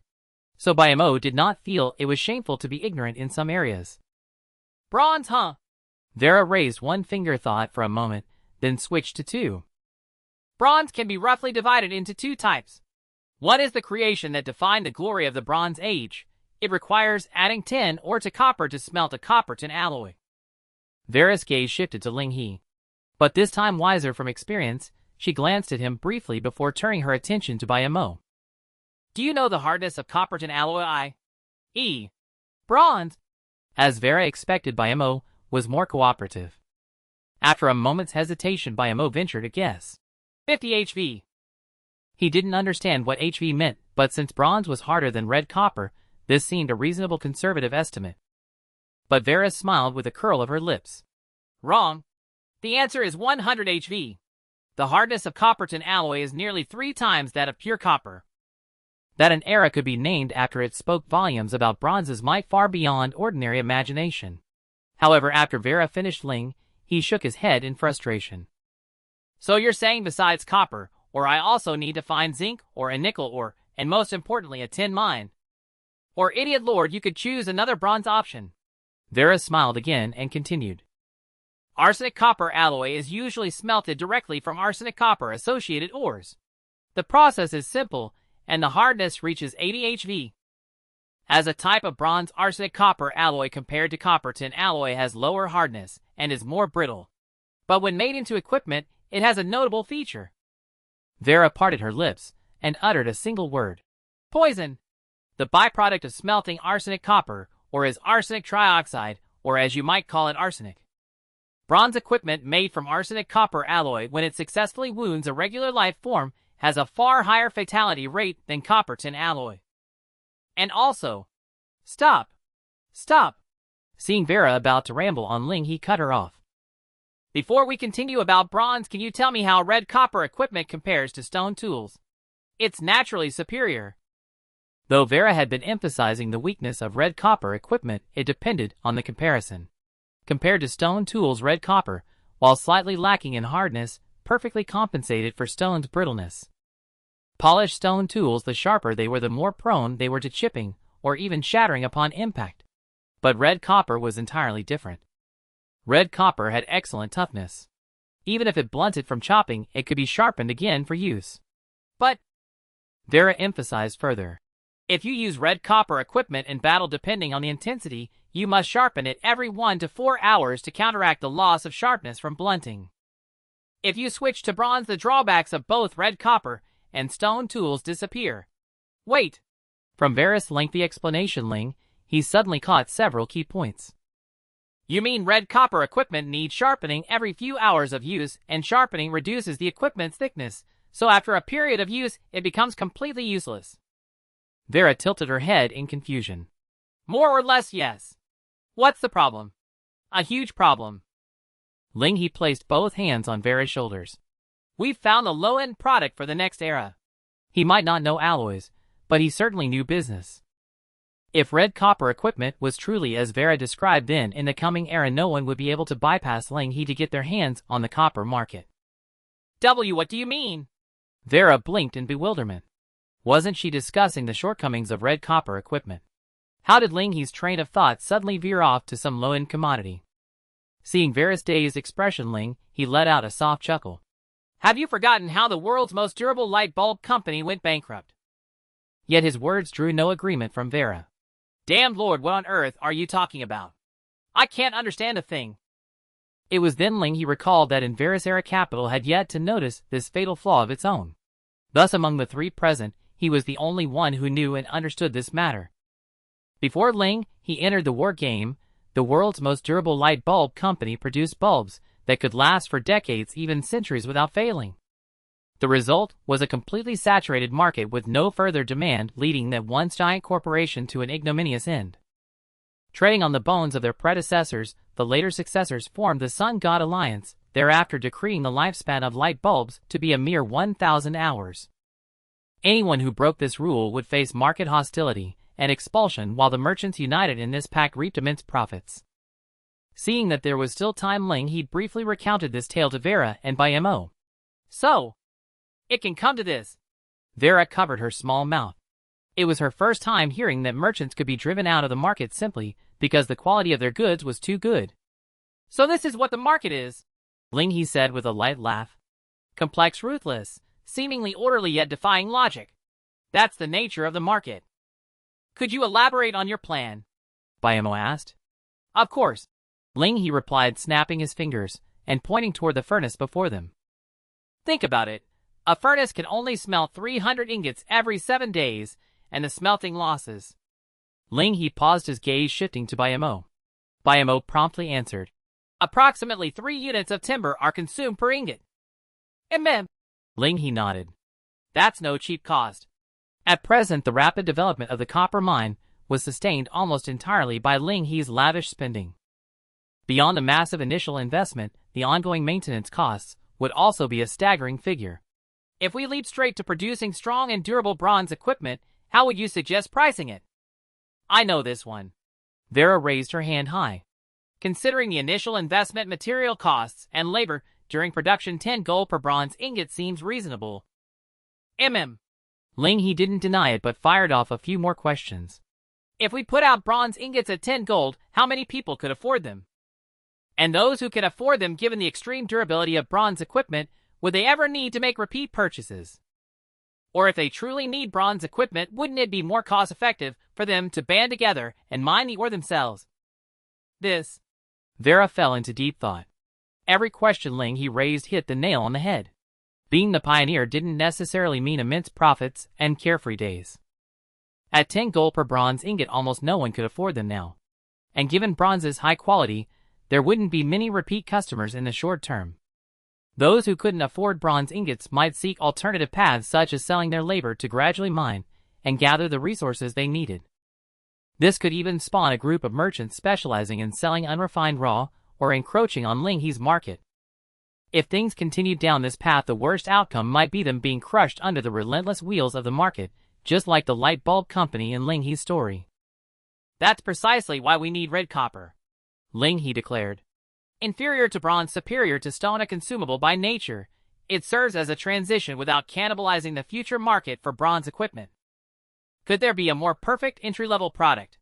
As for pricing red copper, we can even lower it to 3 gold. 3 gold. Startled by this shocking quote, Vera snapped out of her reverie. Isn't 3 gold too low? Based on the price of timber Ling He listed in the trading house, smelting a single red copper ingot would consume 90 copper coins worth of wood alone. And that was just the timber cost. There were also the labor for mining, or the labor for smelting, and the cost of building the furnace. Almost every step was burning money. After paying the trading house's 15% transaction tax, the 3 gold quote would leave only 2 gold and 55 copper. That meant each red copper ingot would bring Ling He just over 1 gold in revenue. After deducting the stone and timber used to build the furnace, the profit might be even lower. Vera simply couldn't see how such pricing could yield any profit. No, that's not how you calculate the price. Ling He shook his head with a smile, correcting the error in Vera's calculations. Don't forget, the timber market is in our hands. We are the largest sellers, not buyers. The timber market is now saturated. If we increase production capacity, the excess output can't be sold directly, and the potential profit from it becomes zero. And that is where red copper comes in. At this point, Vera fully understood. You mean to use red copper as a guise, but in reality we're still selling timber. Precisely. A sharp glint flashed in Ling He's eyes. Unless one had Ling He's scale, the profit from red copper would make it difficult even to recover the cost of the furnace. Such is the game of capital. Immense capital forms an unyielding wall blocking the path of all who come after. With this thought, Ling He casually entered the construction interface, placed orders for several more pit-style smelting furnaces, and then spread his arms wide before him. Now there's only one thing left for us to do. Smelt copper, and smelt more copper. Let red copper be the gatekeeper of the Bronze Age, blocking anyone who dares to covet the mines. As he spoke, Ling He grabbed 2 cans of Happy Cola from the chariot and tossed them to Vera and Bayamo. Then he opened one for himself and raised it high. A toast to our upcoming expansion into a new market. Cheers! Cheers! Bayamo raised his can without dampening the mood, saluting Ling He. On the other side, however, Vera stared at the can in her hand, her gaze narrowing repeatedly, because she had finally realized something. Damn Lord, this is 10. Upon hearing Vera's words, Ling He sprayed out the soda he had just drunk. Wiping the corner of his mouth, he raised the can in his hand and asked, You mean this thing is 10? Mum. Vera nodded. My eyes never deceive me. But didn't you say earlier that this stuff was worthless? Ling He still remembered how agitated Vera had been when he first offered her a can of soda. Of course, it wasn't positive excitement. Rather, she thought he was acting like a spendthrift. Vera was well aware of her own reaction back then, and didn't deny it. In my eyes at the time, it truly was worthless. But Vera quickly offered her explanation. Because although these soda cans contain tin, the amount isn't very significant. As she spoke, Vera pulled the tab of the can in her hand, tilted her head back, and gulped down all the soda inside. Ah! Letting out a burp, Vera held the empty can sidled up to Ling He and showed him the inner wall of the can. Look here, you wretched lord. Vera pointed at the inside of the can from the opening. The so-called tin is actually just this thin layer on the inner wall of the can. That's barely anything, Ling He said instinctively. Then he quickly realized what Vera meant by worthless. One mustn't look only at price without considering quantity. Although tin isn't entirely without value, if it's just a thin coating it truly isn't worth much. But then again one mustn't look only at quantity without considering volume. As things stood, all the soda in the entire area was in Lin He's hands, and even on the carriage, there were still plenty of cans left. With so many cans combined, wouldn't the amount of tin or add up? Even Lin He himself hadn't expected that a small act done merely to satisfy his cravings would bring him such a pleasant little surprise. Lin He scratched his cheek with a smile. I'm pretty lucky, aren't I? More than just lucky. Vera rolled her eyes. The requirements for tin and copper tin alloys aren't particularly strict. Tin content ranging from 5 to 20 can produce qualified bronze. Even at the minimum standard of 5 tin, the hardness of the resulting bronze is more than double that of red copper. That means if utilized properly, all the cans we have could arm a force equipped with bronze weapons. If I hadn't known the situation beforehand, I would have thought you'd planned this, you wretched lord. At that point Vera paused and eyed Lin He suspiciously. Wretched lord, you didn't really plan this, did you? Ha ha. Lin He laughed, scratched the back of his head, and then shook his head definitively. It was merely an unintentional stroke of luck from a wealthy man. How could he have planned so far ahead? Seeing this, Vera withdrew her suspicious gaze. She supposed so. If Lin He could truly calculate every aspect of life, that would be too terrifying. But there's one important point you need to remember, wretched lord. Vera raised a finger. When smelting, you must only add the tin coating from the cans into the copper ore. The main body of these soda cans is made of aluminum. If too much aluminum gets mixed into the copper, or during smelting, the entire batch of metal will be ruined. That's simple. Lin He didn't think Vera's point was anything difficult. He casually summoned 2 ox-horse men from the nearby furnace and handed them the empty can.